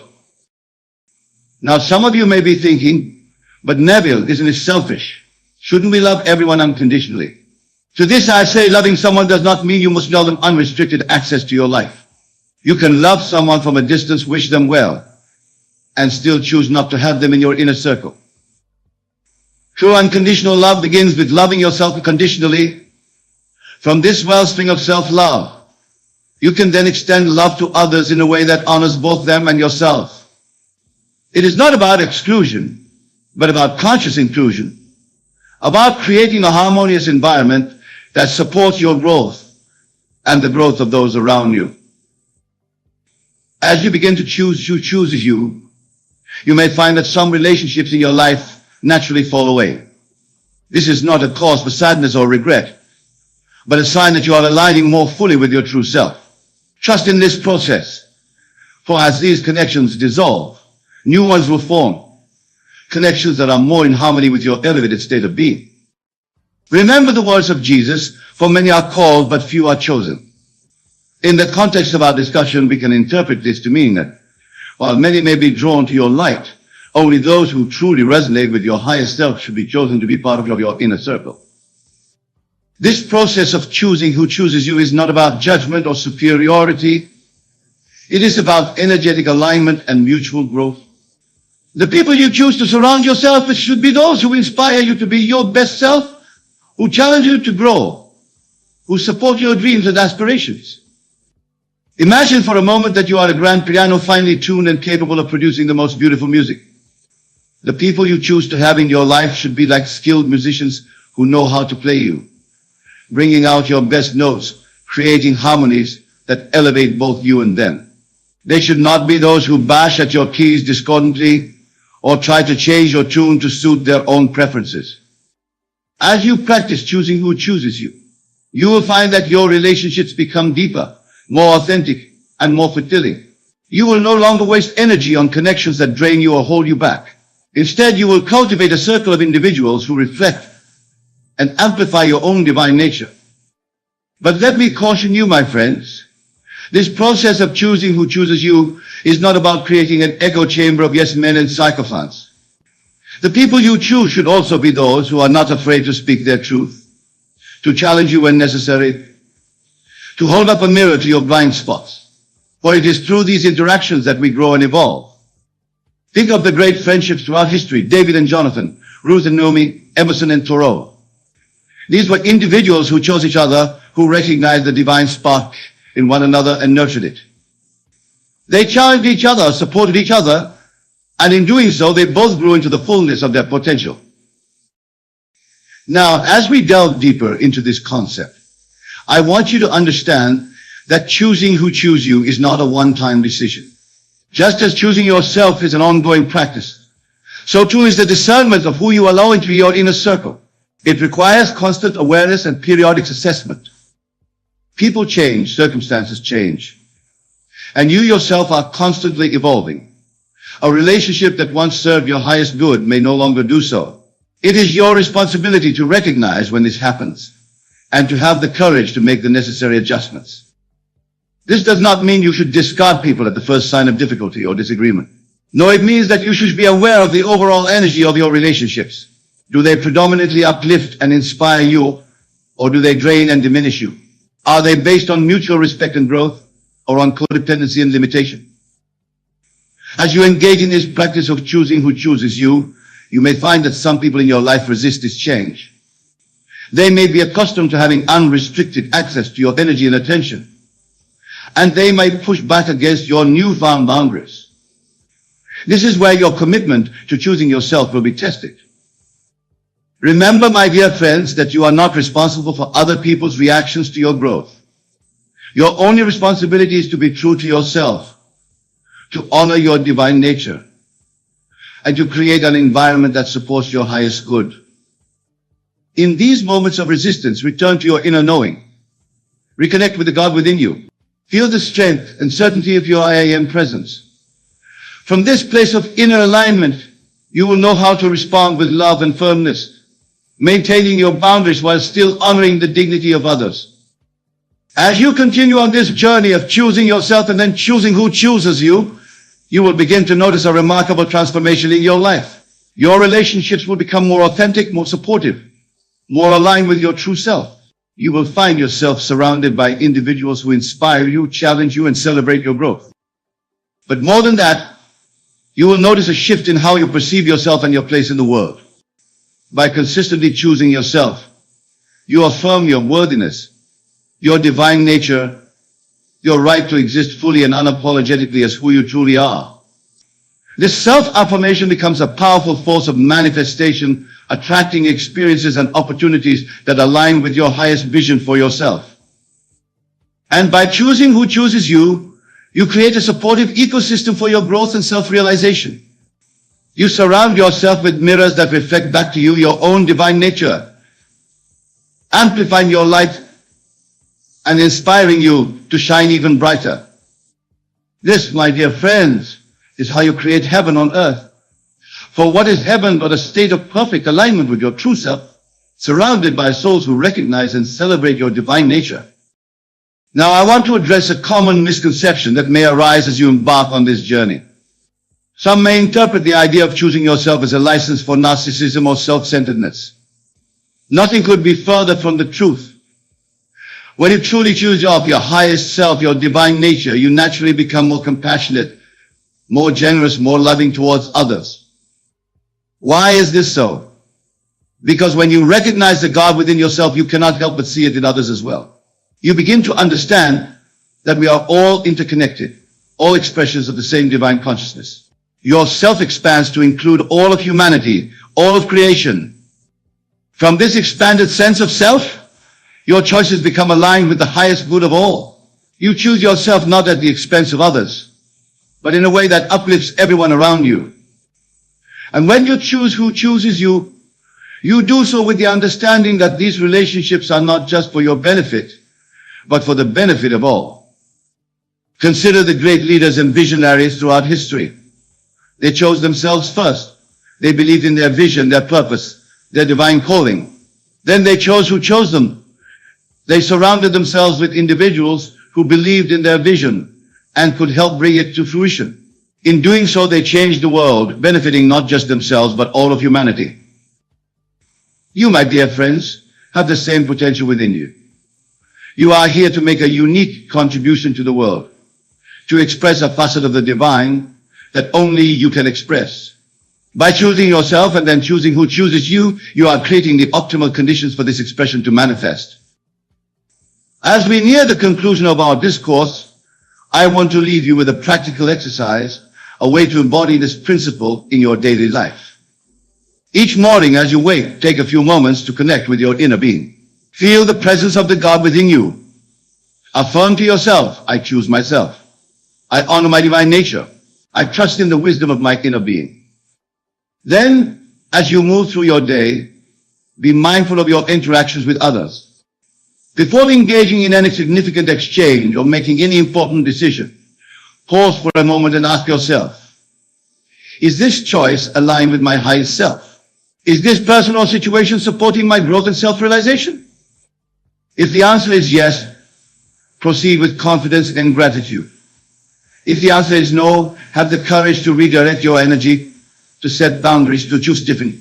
Remember, every choice is an opportunity to align more fully with your true self and to create relationships that reflect and support this alignment. And each night, before you sleep, review your day. Acknowledge the moments when you successfully chose yourself and chose who chooses you. Celebrate these victories, no matter how small they may seem. For each of these choices is a step towards the full realization of your divine nature. If you find instances where you faltered, where you made choices that were not aligned with your higher self, do not judge or condemn yourself. Simply acknowledge these moments with compassion, understanding that you are on a journey of growth and learning. Use these experiences as opportunities for greater awareness and commit to choosing differently in the future. As you consistently practice this principle of always choose yourself, then choose who chooses you, you will begin to notice profound changes in your life. Your sense of self-worth will deepen. Your relationships will become more fulfilling, and your ability to manifest your desires will increase exponentially. You will find yourself naturally attracting opportunities and individuals that align with your highest vision for yourself. Doors that once seemed closed will begin to open, and paths that were previously hidden will reveal themselves. For when you choose yourself, you are choosing the God within you, and nothing is impossible to God.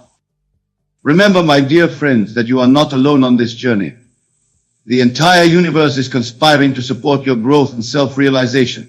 Every experience, every relationship, every challenge is an opportunity for you to choose yourself more fully, to align more completely with your divine nature.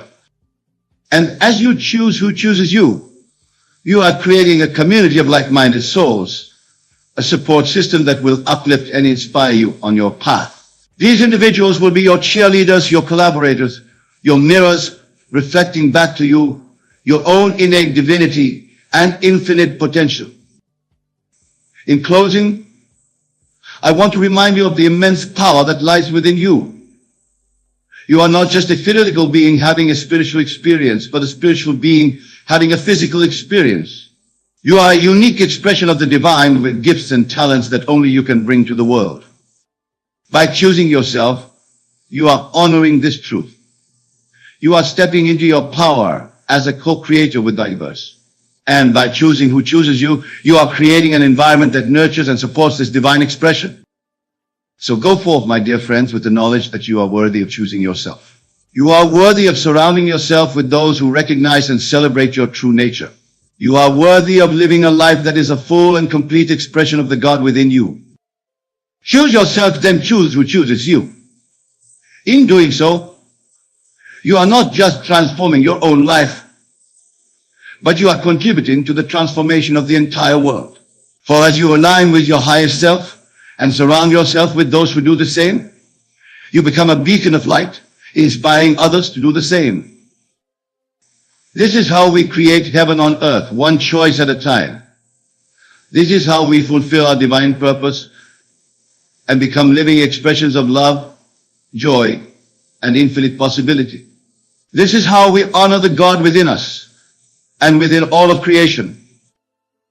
Thank you, my dear friends, for your attention and your willingness to embark on this journey of self-discovery and self-realization. May you always choose yourself, and may you be blessed with relationships that reflect and amplify your divine nature. Go in peace, go in love, and always remember the power that resides within you. The power to choose, the power to create, the power to be who you truly are. God bless you all.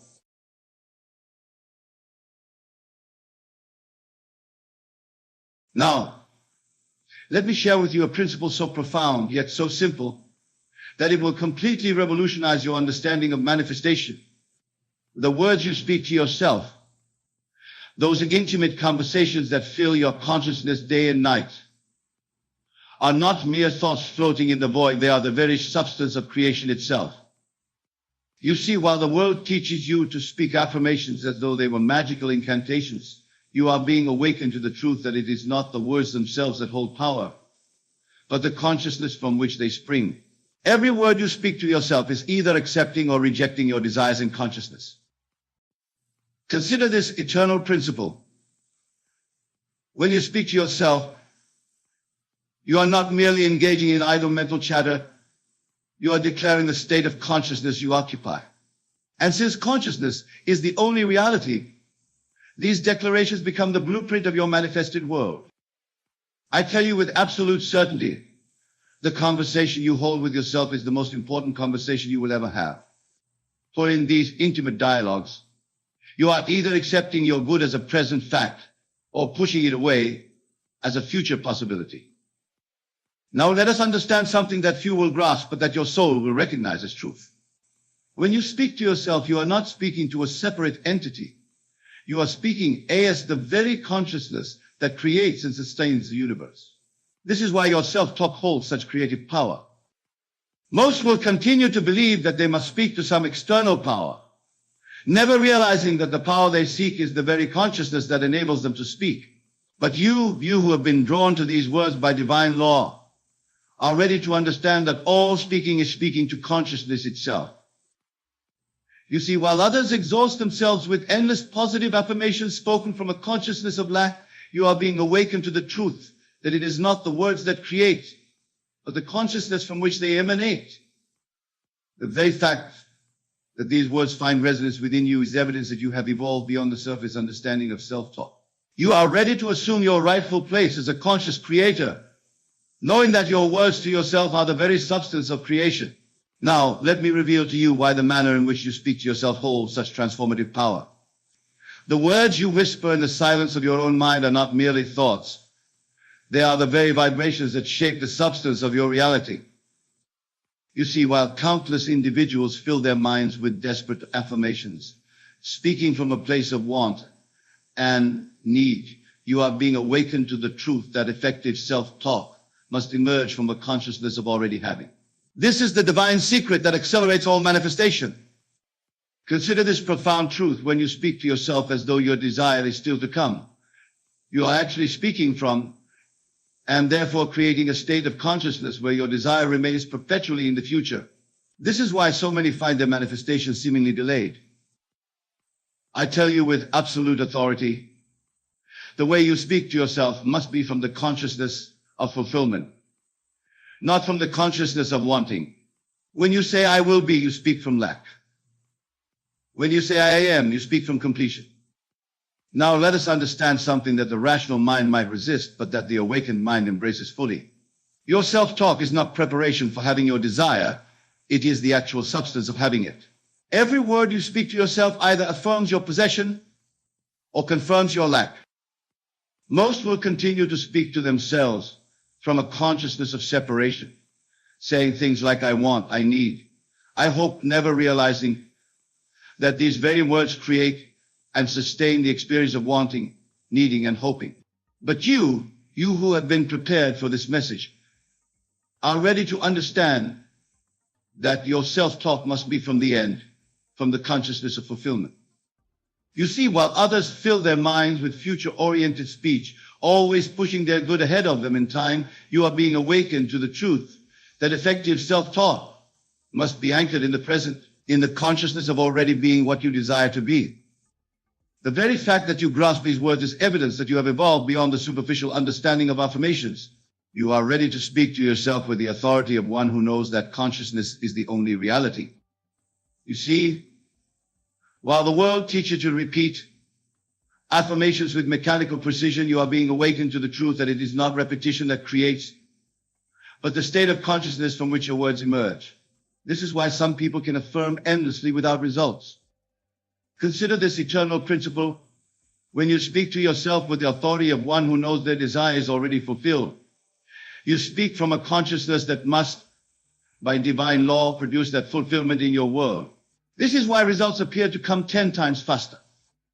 I tell you with unwavering certainty, the way you speak to yourself, when no one else is listening, is creating your future with mathematical precision. Every word you utter to yourself is either accepting or rejecting your desired state as a present fact. Now let us understand something that few will grasp, but that your deeper self knows to be true. When you speak to yourself from a consciousness of lack, saying, I want to be, I hope to have, I will become, you are actually reinforcing the very state of consciousness that keeps your desire at a distance. Most will continue to speak to themselves with doubt, with uncertainty, with a consciousness of separation from their good, never realizing that this very manner of self-talk ensures their good remains perpetually out of reach.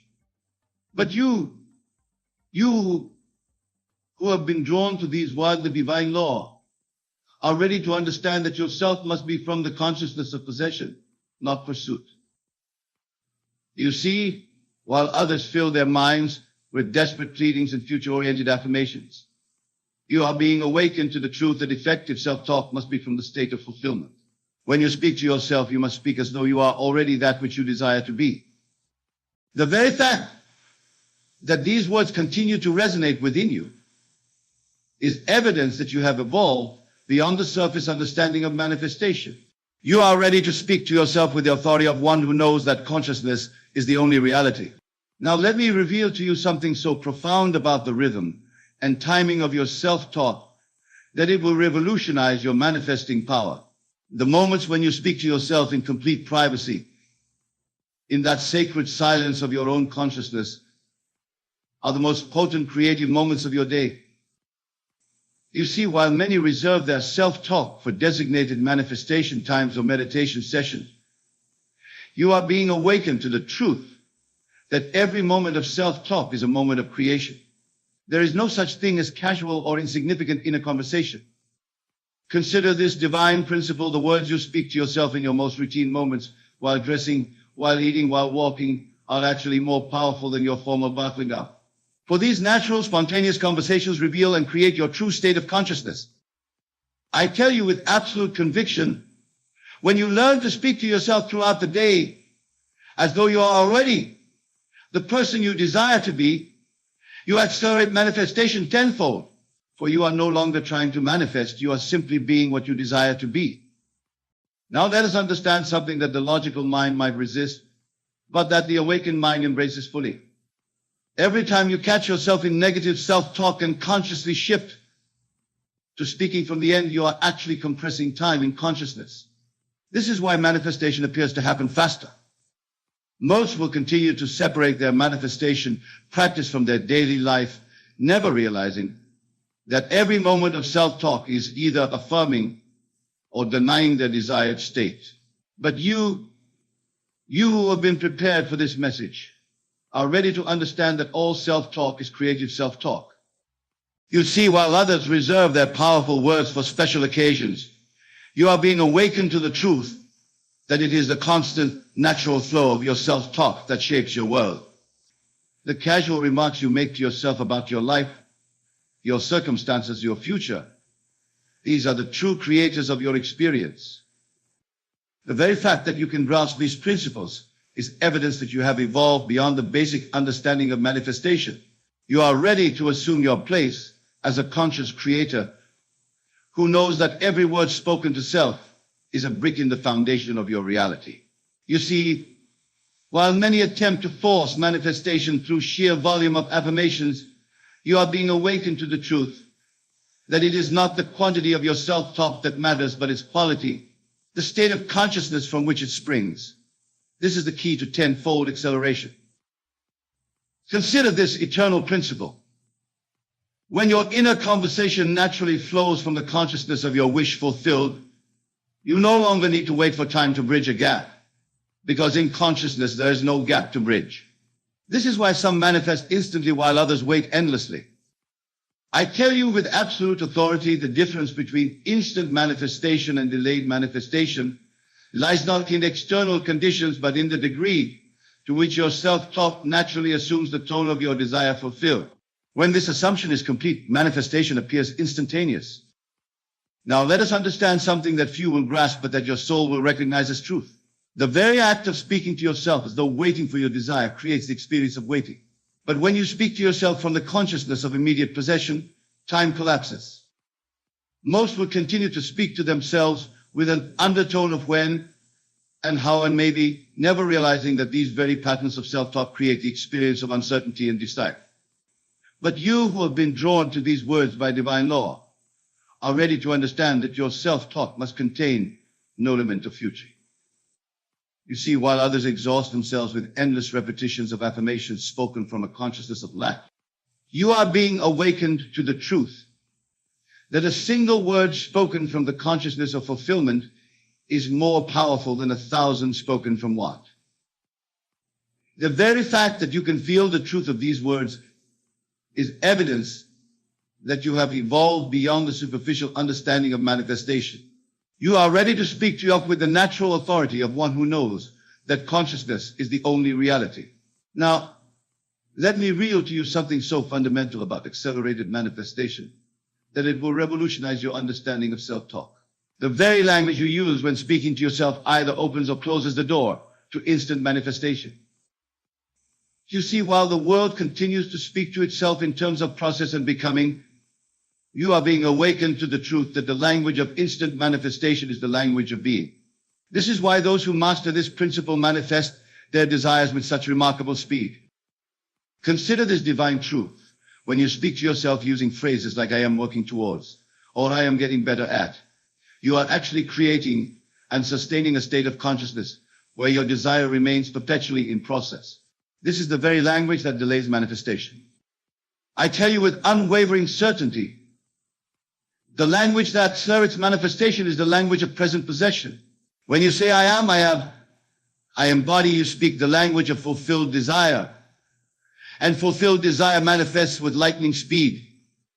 Now let us understand something that the rational mind might resist, but that the awakened mind embraces fully.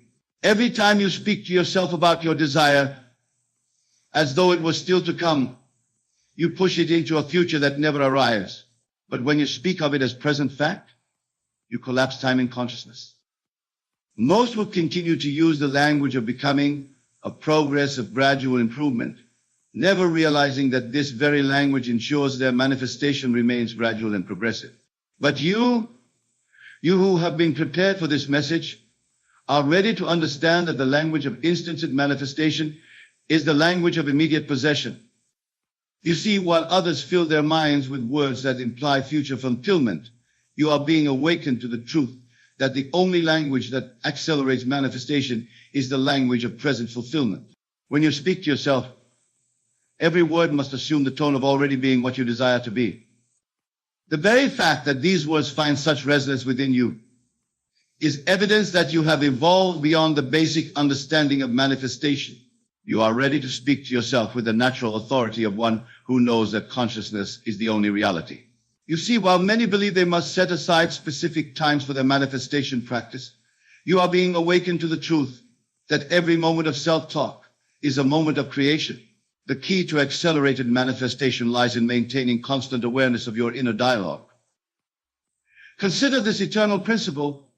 When you allow gaps in your conscious self-talk, you allow doubt and contrary thoughts to seep in.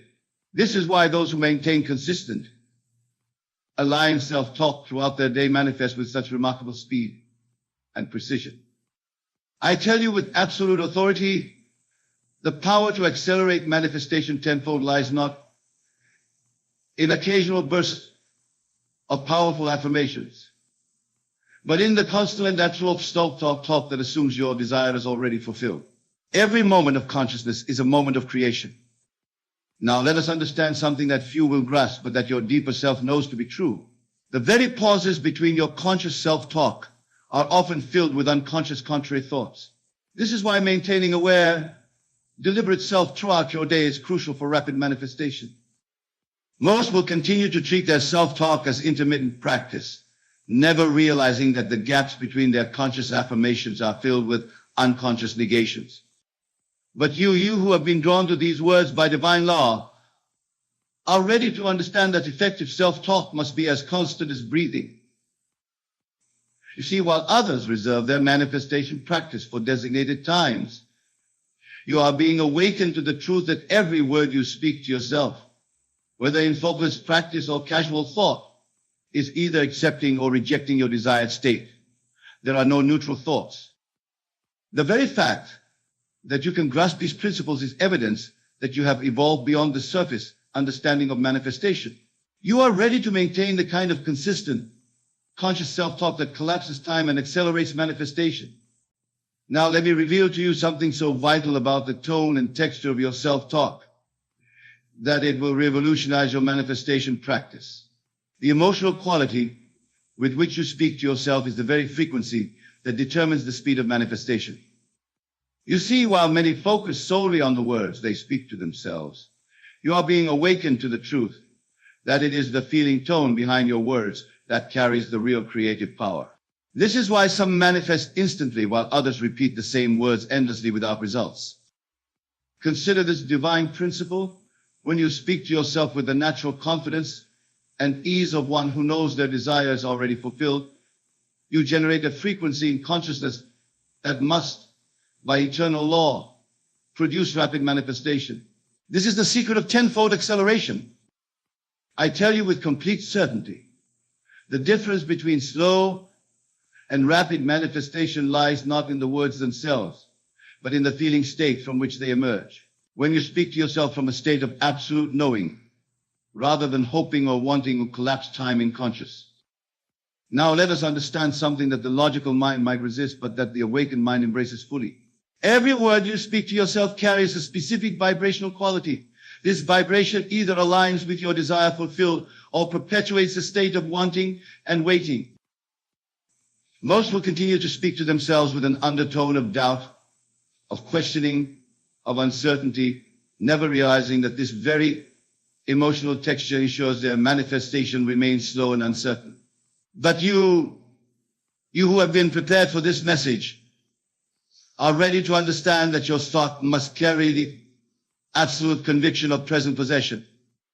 You see, while others speak to themselves with the emotional texture of need and want, you are being awakened to the truth that the feeling tone of your self-talk must be one of calm, natural acceptance. When you speak to yourself as though your desire is already yours, with the same casual certainty with which you know your own name, you accelerate manifestation tenfold.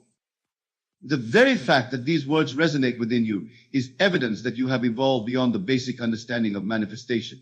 You are ready to speak to yourself with the emotional texture of one who knows that consciousness is the only reality.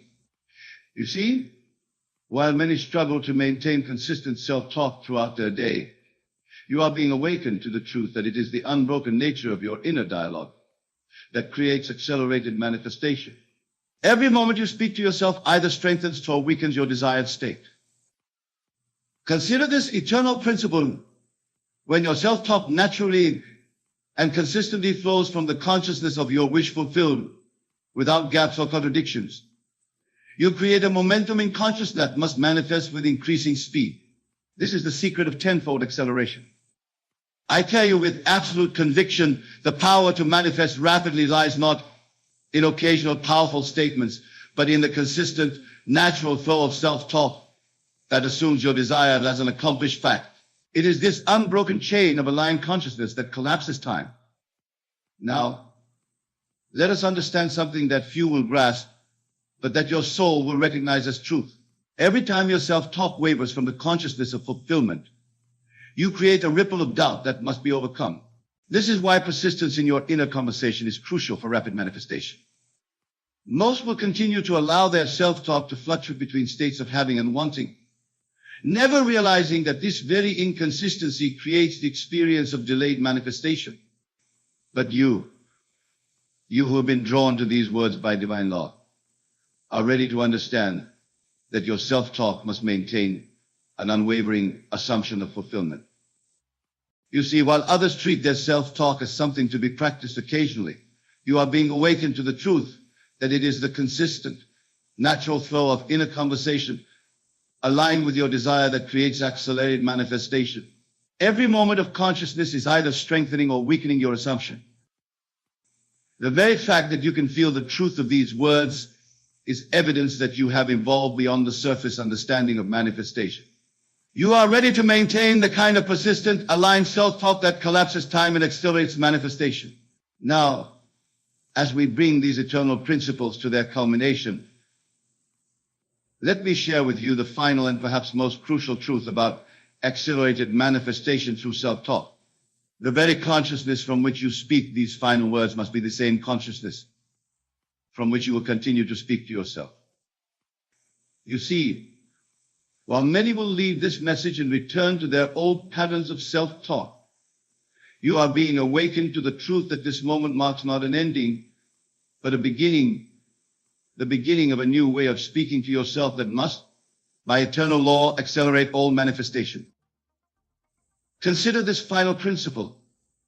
The very fact that you have remained attentive through these revelations proves that you are ready to maintain the kind of self-talk that creates rapid, consistent manifestation. Your consciousness has been prepared for this transformation.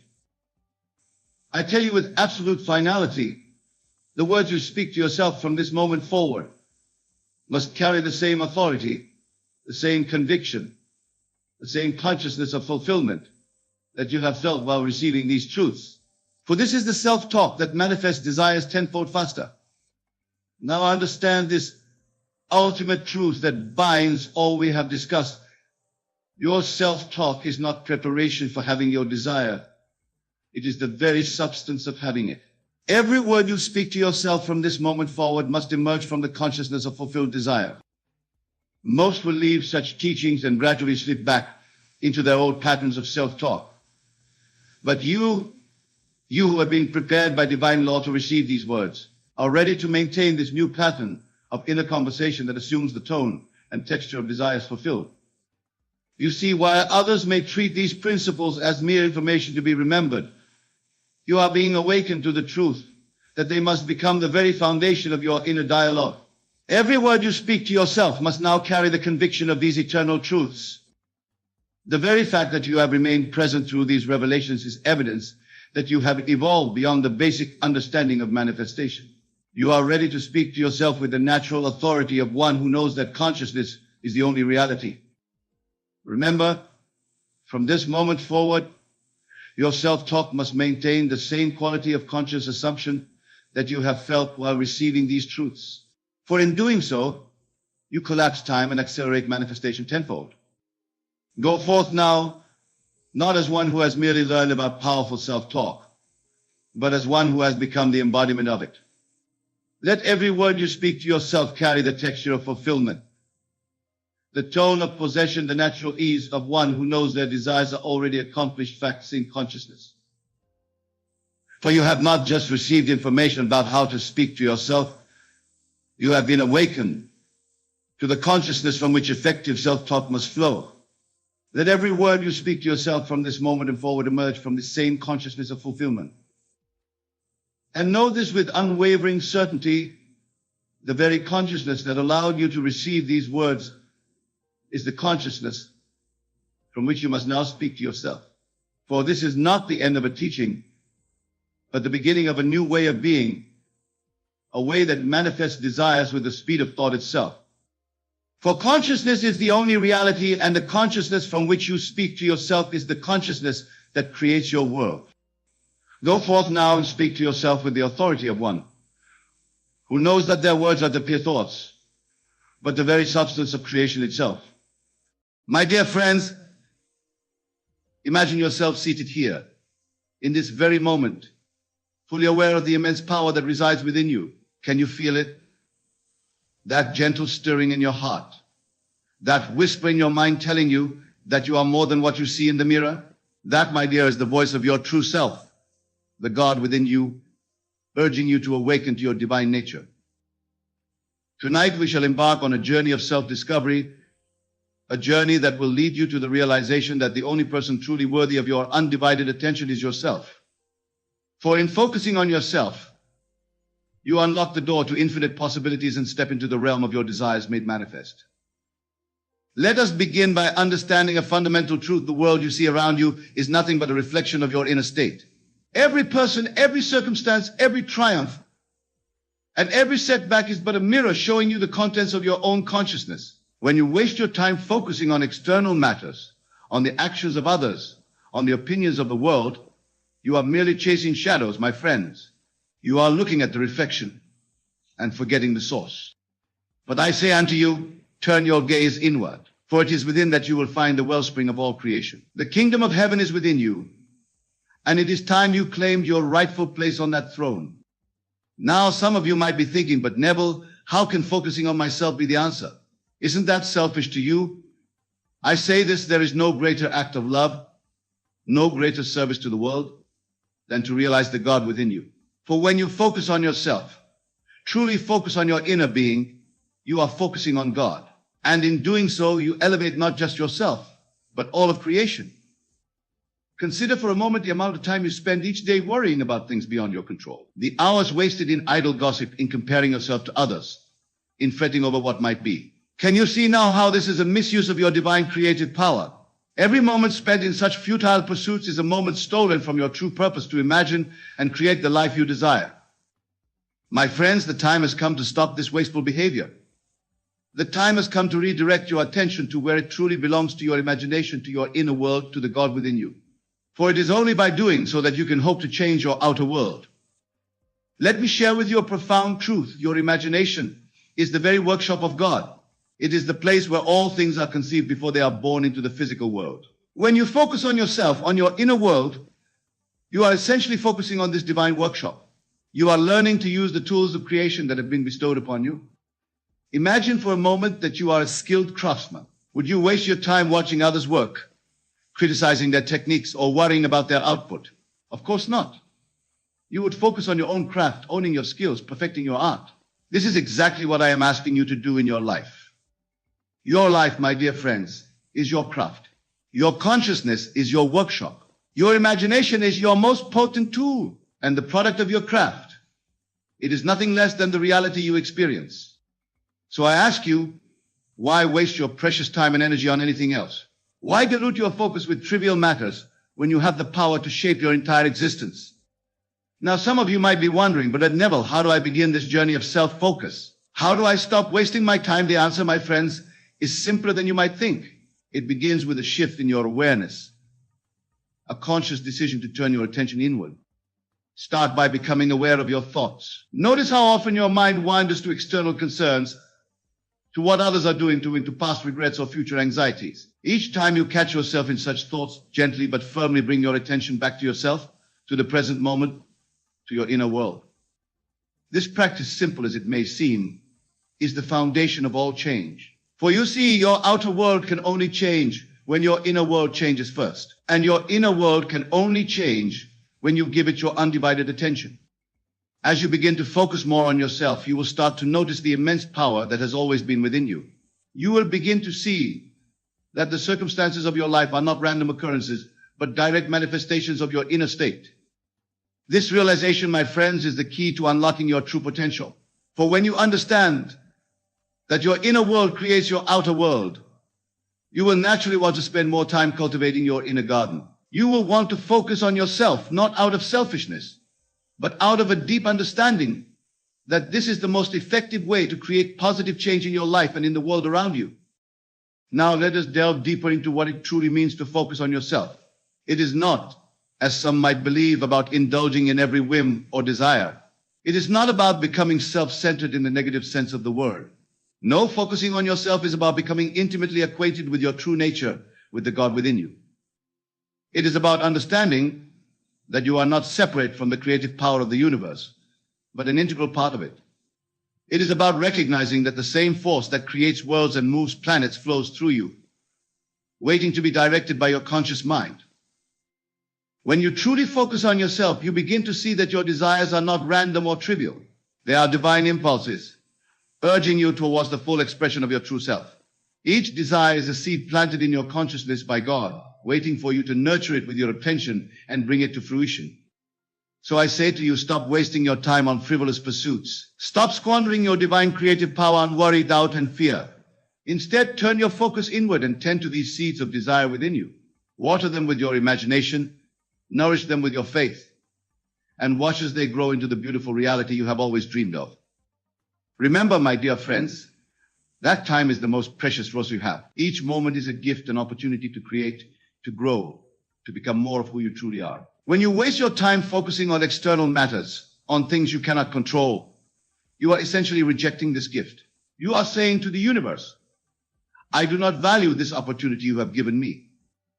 But when you focus on yourself, when you direct your attention to your inner world, you are honoring this gift. You are saying, I recognize the power within me, and I choose to use it wisely. This, my friends, is the true meaning of gratitude. It is not merely saying thank you for what you have, but using what you have been given to its fullest potential. Now, some of you might be thinking, but Neville, I have responsibilities. I have a job, a family, obligations. How can I focus on myself without neglecting these to you? I say this focusing on yourself does not mean ignoring your duties or isolating yourself from the world. It means performing all your actions from a place of inner awareness, from a state of alignment with your true self. When you focus on yourself in this way, you bring the power of your awakened consciousness to everything you do. Your work becomes not just a means to earn a living, but an expression of your inner creativity. Your relationships become not obligations, but opportunities to express the love that you are. Every aspect of your life becomes infused with the divine power that flows through you. This, my friends, is the secret to living a truly fulfilling life. It is the key to stop wasting your time and start using it in a way that aligns with your highest purpose. For when you focus on yourself, on your inner world, you are focusing on the very source of all creation. And from this source, all good things flow. So I urge you, my dear friends, to make this commitment to yourself today. Commit to focusing on your inner world, on the God within you. Commit to stop wasting your time on external concerns and trivial matters. Commit to nurturing the seeds of your desires with the power of your imagination. For in doing so, you are not just changing your own life, you are changing the entire world. Because as you will come to realize, the world is you pushed out. Every change you make within yourself is reflected in the world around you. Every moment you spend in alignment with your true self creates ripples of positive change that extend far beyond what you can see. This is the true power of focusing on yourself. This is the magic that happens when you stop wasting your time and start using it to explore the infinite potential within you.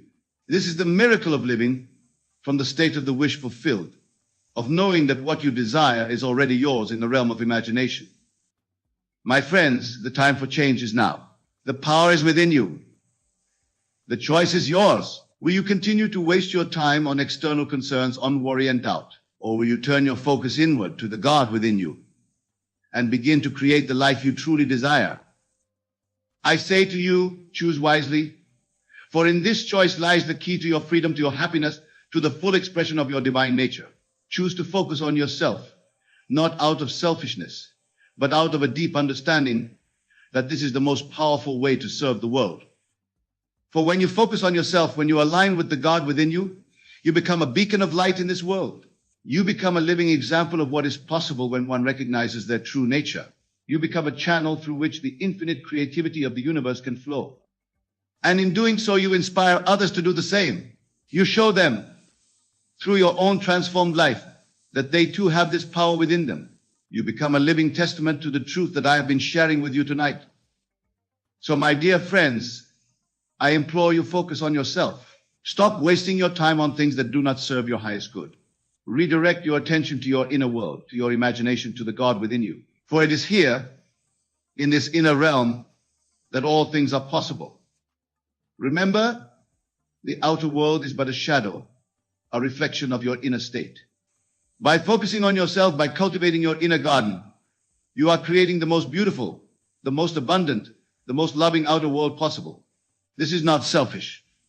This is your divine duty, your sacred responsibility. As we continue on this journey together, I want you to hold this truth close to your heart. You have power and power in your life. Not your circumstances, not other people, not the world around you. You and you alone have the power to shape your reality through the focus of your attention and the power of your imagination. So let us make a solemn vow, here and now, to stop wasting our time on frivolous pursuits. Let us commit to focusing on ourselves, on our inner world, on the God within us. For in doing so, we are not turning away from the world, but embracing it in its entirety. We are not becoming selfish, but becoming the fullest, most radiant expression of our true selves. And as we do this, as we focus on ourselves and stop wasting our time, we will begin to see miracles unfold in our lives. We will witness the power of our imagination made manifest in the world around us. We will experience the joy, the abundance, the love that is our birthright. For you see, my friends, when you focus on yourself in this way, you are focusing on God. And when you align yourself with God, with the creative power of the universe, there is nothing that is impossible for you. All things become possible. All dreams become achievable. All desires become attainable. So I say to you once again, focus on yourself. Stop wasting your time. Redirect your attention to your inner world, to your imagination, to the God within you. For it is here, in this sacred inner space, that your true power lies. It is here that you will find the key to creating the life you desire and deserve. As we delve deeper into this practice of self-focus, I want you to understand that this is not a one-time event, but a continuous journey. It is a moment-by-moment choice to direct your attention inward, to align with your true self, to live from the state of your wish fulfilled. Each time you catch yourself wasting time on external concerns, gently but firmly bring your focus back to yourself. Each time you find yourself worrying about the future or regretting the past, bring your attention back to the present moment, to the God within you. This practice, my friends, is the essence of what I call living in the end. It is about assuming the feeling of your wish fulfilled, here and now, regardless of external circumstances. It is about focusing so intently on your desired state that it becomes your present reality in your imagination. And remember, what is imagined with feeling and conviction must inevitably manifest in your outer world. This is the law of your being. This is the power that you possess. So I ask you, why waste your time on anything less than this divine practice? Why dilute your focus with trivial concerns when you have the power to create worlds within you? As you continue to focus on yourself, as you stop wasting your time on external matters, you will begin to experience a profound shift in your consciousness. You will start to see the world not as something separate from you, but as an extension of your own being. You will begin to understand that every person you encounter, every situation you face is a reflection of your own consciousness. And with this understanding comes great power and great responsibility. For when you know that the world is you pushed out, you naturally want to cultivate the most beautiful, the most loving, the most abundant inner state possible. You want to focus on yourself not out of selfishness, but out of a deep desire to contribute to the well-being of all. This, my dear friends, is the true meaning of self-love. It is not about ego or vanity. It is about recognizing your divine nature and allowing it to shine forth in all its glory. It is about focusing on yourself as an act of love for all of creation. As you practice this self-focus, as you stop wasting your time on external concerns, you will begin to notice subtle changes in your life. Synchronicities will increase. Opportunities will appear as if by magic. People will be drawn to your radiant energy. But remember, these outer changes are merely reflections of the inner change that has taken place within you. They are the natural result of your shifted focus, of your alignment with your true self. So do not become attached to these outer manifestations. Do not waste your time seeking validation from the external world. Instead, continue to focus on yourself, on your inner state, on the feeling of your wish fulfilled. For it is this inner state, this feeling, that is the true creator of your reality. The outer world, in all its magnificence, is merely catching up to what you have already created within. Now, some of you might be wondering, but Neville, what about my current circumstances? What if my reality doesn't match my desires? How can I focus on myself when the world seems to be against me? To you, I say this: your circumstances, no matter how challenging they may seem, are not your reality. They are merely shadows, reflections of past thoughts and beliefs. Your true reality is what exists in your imagination, in your consciousness. So I urge you, do not waste your time and energy fighting against your current circumstances. Do not rail against what is. Instead, focus on yourself, on your inner world, on the state you wish to embody. For when you do this, when you assume the feeling of your wish fulfilled despite all outer evidence to the contrary, you set in motion a series of events that must inevitably lead to the manifestation of your desire. This, my friends, is the true test of your faith. It is easy to believe when all is going well, but can you maintain your focus on your desired state even when the world seems to contradict it? Can you persist in the assumption that you are who you want to be, that you have what you desire, even when your senses deny it? If you can do this, if you can focus on yourself and your desired state with unwavering faith, then truly all things are possible for you. For you have aligned yourself with the creative power of the universe. You have become one with God. And in this state of oneness, of alignment with your true self, time takes on a different meaning.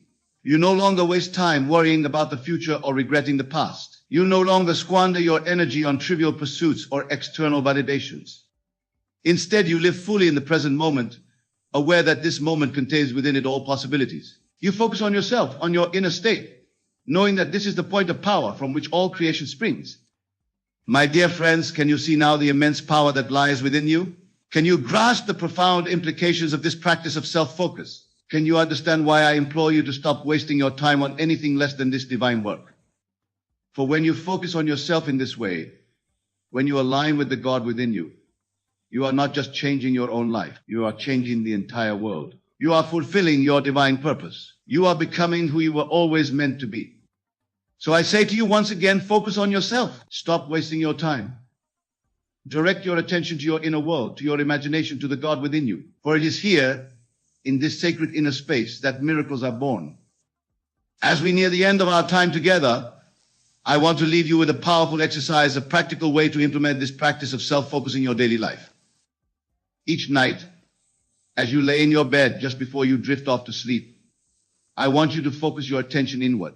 Close your eyes and imagine yourself as the person you want to be. See yourself living the life you desire. Feel the joy, the satisfaction, the fulfillment of your wish realized. Do not simply visualize these things as distant possibilities. Experience them as present facts. Feel the naturalness of being in this desired state.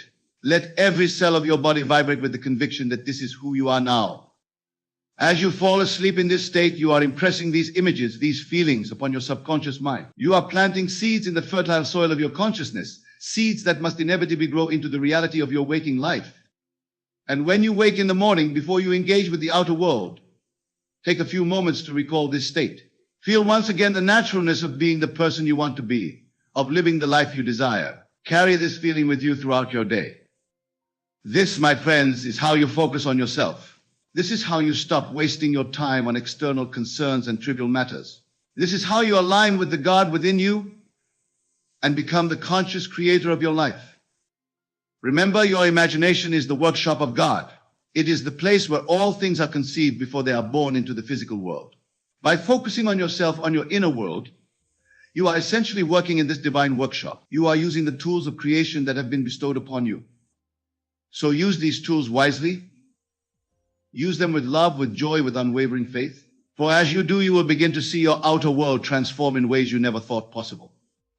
And as these transformations occur, do not become complacent. Do not waste your time basking in your achievements or resting on your laurels. Instead, continue to focus on yourself, on your inner world, on the next beautiful state you wish to embody. For you see, my dear friends, this journey of self-discovery, of self-focus, is never ending. There is always more to explore, more to create, more to become. The moment you think you have arrived is the moment you begin to stagnate. So keep pushing forward. Keep exploring the infinite potential within you. Keep focusing on yourself, not out of ego, but out of a deep understanding that this is how you best serve the world. For when you focus on yourself in this way, when you align with the God within you, you become a beacon of light in this world. You become a living example of what is possible when one recognizes their true nature. You become a channel through which the infinite creativity of the universe can flow. And in doing so, you inspire others to do the same. You show them through your own transformed life that they too have this power within them. You become a living testament to the truth that I have been sharing with you tonight. So, my dear friends, as we conclude our time together, I implore you once more, focus on yourself. Stop wasting your time on things that do not serve your highest good. Redirect your attention to your inner world, to your imagination, to the God within you. For it is here, in this inner realm, that all things are possible. It is here that you will find the peace, the joy, the fulfillment that you seek. It is here that you will discover your true power and your divine purpose. Remember, the outer world is but a shadow, a reflection of your inner state. By focusing on yourself, by cultivating your inner garden, you are creating the most beautiful, the most abundant, the most loving outer world possible. This is not selfish. This is your divine duty, your sacred responsibility. This is how you contribute to the well-being of all. This is how you change the world. So go forth, my dear friends, with this newfound understanding. Go forth and focus on yourself with unwavering dedication. Go forth and stop wasting your time on trivial pursuits and external concerns. For as you do, you will begin to experience the miracle of your own divine nature. You will begin to see the power of your imagination made manifest in the world around you. You will begin to live the life you have always dreamed of, not as a distant possibility, but as your present reality. And in this realization, in this living from the state of the wish fulfilled, you will find a joy, a peace, a fulfillment beyond anything you have ever known. For you will have discovered the ultimate truth that you are one with God, that you are the creator of your reality, that all power is within you. So focus on yourself, my dear friends. Stop wasting your time. Embrace your divine nature. Live from the state of the wish fulfilled. For in doing so, you are not just changing your life. You are changing the entire world. You are fulfilling your divine purpose. You are becoming who you were always meant to be. And in this becoming, in this alignment with your true self, you will find that time is no longer something to be wasted or saved. It becomes a joyous unfolding of your divine potential, a continuous celebration of your oneness with God. So go now with my blessings and with the full knowledge of the power that resides within you. Go and focus on yourself. Go and create the life you desire. Go and be the miracle you were always meant to be. For you are God's greatest creation. And in focusing on yourself, you are focusing on God. And in this divine focus, all things are possible. All dreams are achievable. All desires are attainable. Remember this truth. Live this truth. Be this truth. For in doing so, you are fulfilling your highest purpose and contributing to the evolution of all consciousness. Thank you, my dear friends, for your attention, for your willingness to embark on this journey of self-discovery with me. May you go forth and focus on yourself with unwavering dedication, knowing that in doing so, you are aligning with the very power that creates worlds. God bless you all. Imagine waking up one day to find that your wildest dreams have become your reality. The life you've always yearned for, the abundance, you've craved the love. You've longed for all of it, manifested before your very eyes. What if I told you that this is not merely a fantasy, but a truth that lies dormant? Within you, waiting to be awakened, the universe is not some distant, unresponsive entity. It is a living, breathing force that is constantly listening to the whispers of your soul. And once you start asking the universe in the right way with unwavering faith and conviction, your desires are not just heard, but they're already done. Have you ever wondered why some people seem to effortlessly attract abundance, love, and success, while others struggle to make ends meet? The answer lies in the power of your thoughts, your beliefs, and your emotions. They're all powerful frequencies that shape your reality. When you learn to harness this power, when you learn to communicate with the universe in its own language, you become the master of your own destiny. But here's the catch. Most people ask from a place of lack, from a place of doubt. And fear, they beg and plead with the universe, hoping for scraps of mercy. But the universe does not respond to desperation. It responds to faith. It responds to the unshakable belief that what you desire is already yours. So how do you ask the universe in a way that guarantees results? How do you tap into the limitless abundance that is your birthright? The answer lies in the power of your imagination. Law of assumption and the inevitability of manifest your imagination is the creative force within you, the tool that allows you to shape your reality. When you visualize your desires with vivid detail and unwavering faith, you are sending a powerful signal to the universe. You are telling it that what you desire is already done. The law of assumption states that whatever you assume to be true, the universe will make real. When you assume the feeling of your wish fulfilled, when you live in the end result of your desires, you are aligning yourself with the frequency of abundance. You are telling the universe that you are ready to receive it, that you are worthy of your dreams. And here's the best part. Once you start asking the universe like this, manifestation becomes inevitable. The universe will conspire to bring your desires to fruition, to align the people, circumstances, and events necessary to make your dreams a reality. All you need to do is trust the process, to let go of doubt and fear, and to maintain unwavering faith in the inevitability of your success. So, my friends, are you ready to have your world turned upside down? Are you ready to experience the limitless abundance that is your birthright? Then join me on this journey of manifestation as we explore the art of asking the universe in a way that guarantees results. Your wildest dreams are about to become your everyday reality. The power of your imagination is the key to unlocking the limitless potential within you. It is the creative force that allows you to shape your reality, to bring your desires into manifestation. When you harness the power of your imagination, you become the architect of your own destiny. But what exactly is imagination? And how does it work? Imagination is the ability to create mental images, to visualize scenarios and possibilities that don't yet exist in the physical world. It is the bridge between the unseen and the seen, the link between the infinite potential of the universe and the tangible reality of your life. When you imagine something with vivid detail and unwavering faith, you're sending a powerful signal to the universe. You are telling it that what you desire is already done, that it is already yours. The universe doesn't distinguish between what is real and what is imagined. It simply responds to the frequency of your thoughts and emotions. So how do you cultivate the power of your imagination? The first step is to get clear on what you truly desire. What does your ideal life look like? What kind of relationships, experiences, and abundance do you want to attract? The more specific and detailed your vision, the more powerful your imagination becomes once you have a clear vision that Next step is to engage your senses. Imagine not just the visual aspects of your desire, but the sounds, smells, tastes, and textures as well. The more fully you engage your senses, the more real your imagination becomes to your subconscious mind. For example, if your desire is to manifest your dream home, imagine yourself walking through front door, feel the texture of the doorknob in your hand, the sensation, the floor beneath your feet. Mail the aroma of your favorite scent wafting through the air. Hear the laughter and conversation of your loved ones echoing through the rooms. The more vividly you imagine, the more powerfully you align yourself with the frequency of your desire.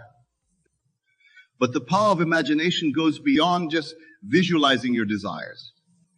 It also involves assuming the feeling of your wish fulfilled. In other words, it means living as if your desires are already a reality even before they manifest in the physical world. This is where the law of assumption comes into play.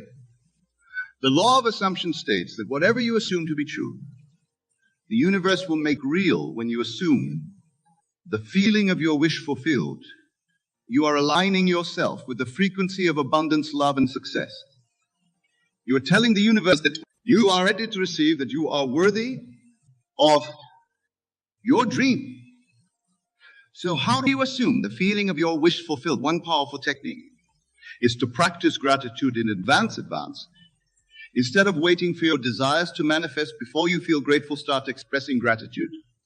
Now for what you know is on its way. Say things like, thank you, universe, for my dream home. I'm so grateful to wake up every morning in a space that fills me with joy and inspiration. By expressing gratitude in advance, you are aligning yourself with the frequency of abundance and attracting more what you desire. Another technique is to act as if your desires are already a reality. If your desire is to manifest a loving relationship, start treating yourself with the love and respect you desire from a partner. Take yourself on dates, buy yourself flowers, and speak kindly to yourself in the mirror. By embodying the energy of love, you attract more love into your life. The power of imagination is not just a tool for manifestation. It is a way of life. When you live from a place of imagination, you open yourself up to infinite possibilities. You become a magnet for miracle, conduit for the limitless abundance of the universe. The law of assumption is a powerful principle that can transform your life in ways you never thought possible. It states that whatever you assume to be true, the universe will make real. In other words, your assumptions create your reality. Think about that for a moment. Your assumptions, your beliefs, your inner conversations, they all have the power to shape your experience of life. When you assume that you are worthy of love and abundance, the universe responds by bringing more love and abundance into your life. When you assume that you are capable of achieving your dreams, the universe can too make those dreams a reality. But the law assumption goes even deeper, that it's not just about assuming positive things. It's about living in the end, about embodying the feeling of your wish fulfilled when you live in the end. No longer hoping, wishing, or striving for your desire. Instead, you're living as if they're already a reality, as if they have already manifested in your life. This is a subtle but profound shift in consciousness. Most people spend their lives in a state of wanting, of feeling like they're lacking. Something they believe that they will be happy when they finally achieve their goals, when they finally manifest their desires. But the truth is that state of wanting only perpetuates more wanting. It keeps you stuck in a cycle of lack and limitation.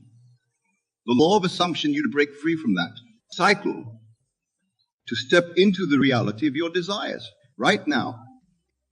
It invites you to assume the feeling of your wish fulfilled, to embody the energy of abundance, love, and success even before it shows up in your physical reality. So how to do that? You live in the end. Even when your current circumstances don't match your desired reality, the key is persistence. It's about maintaining the state of your wish fulfillment, even in the face of doubt, fear, or setbacks. When you first start practicing the law of assumption, it can feel uncomfortable, even delusional. Your mind will try to convince you that it's not real, that you're just fooling yourself.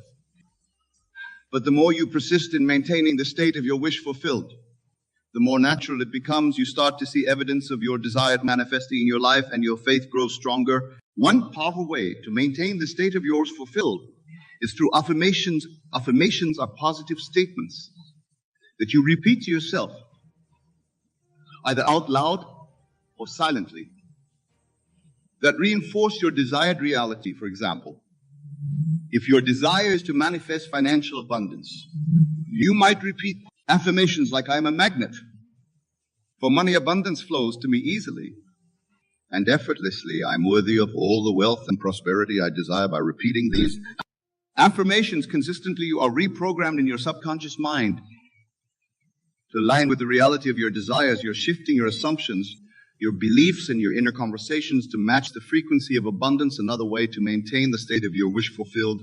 Visualization, as we discussed earlier, visualization is a powerful tool for engaging your imagination and aligning yourself with the frequency of your desires. When you visualize your desired reality with vivid detail and emotion, you are sending a clear signal to the universe that this is what you want to experience. But the key to effective visualization is to engage all of your senses, not just your visual sense imagine, not just what your desired reality looks like or what it feels like, smells like, tastes like, and sounds like, the more fully you engage your senses, the more real your visualization becomes to your subconscious mind. The law of assumption is not just a tool for manifestation. It is a way of being. When you live from a place of assumption, you are no longer a victim of your circumstances. You become the creator of your reality, master of your destiny. You recognize that your assumptions, your beliefs, and your inner conversations have the power to shape your experience of life. And you choose to align them with the reality of your desires. Now that we've explored the power of imagination and the law of assumption, let's dive into the art of asking. Asking is the bridge between your desires and their manifestation.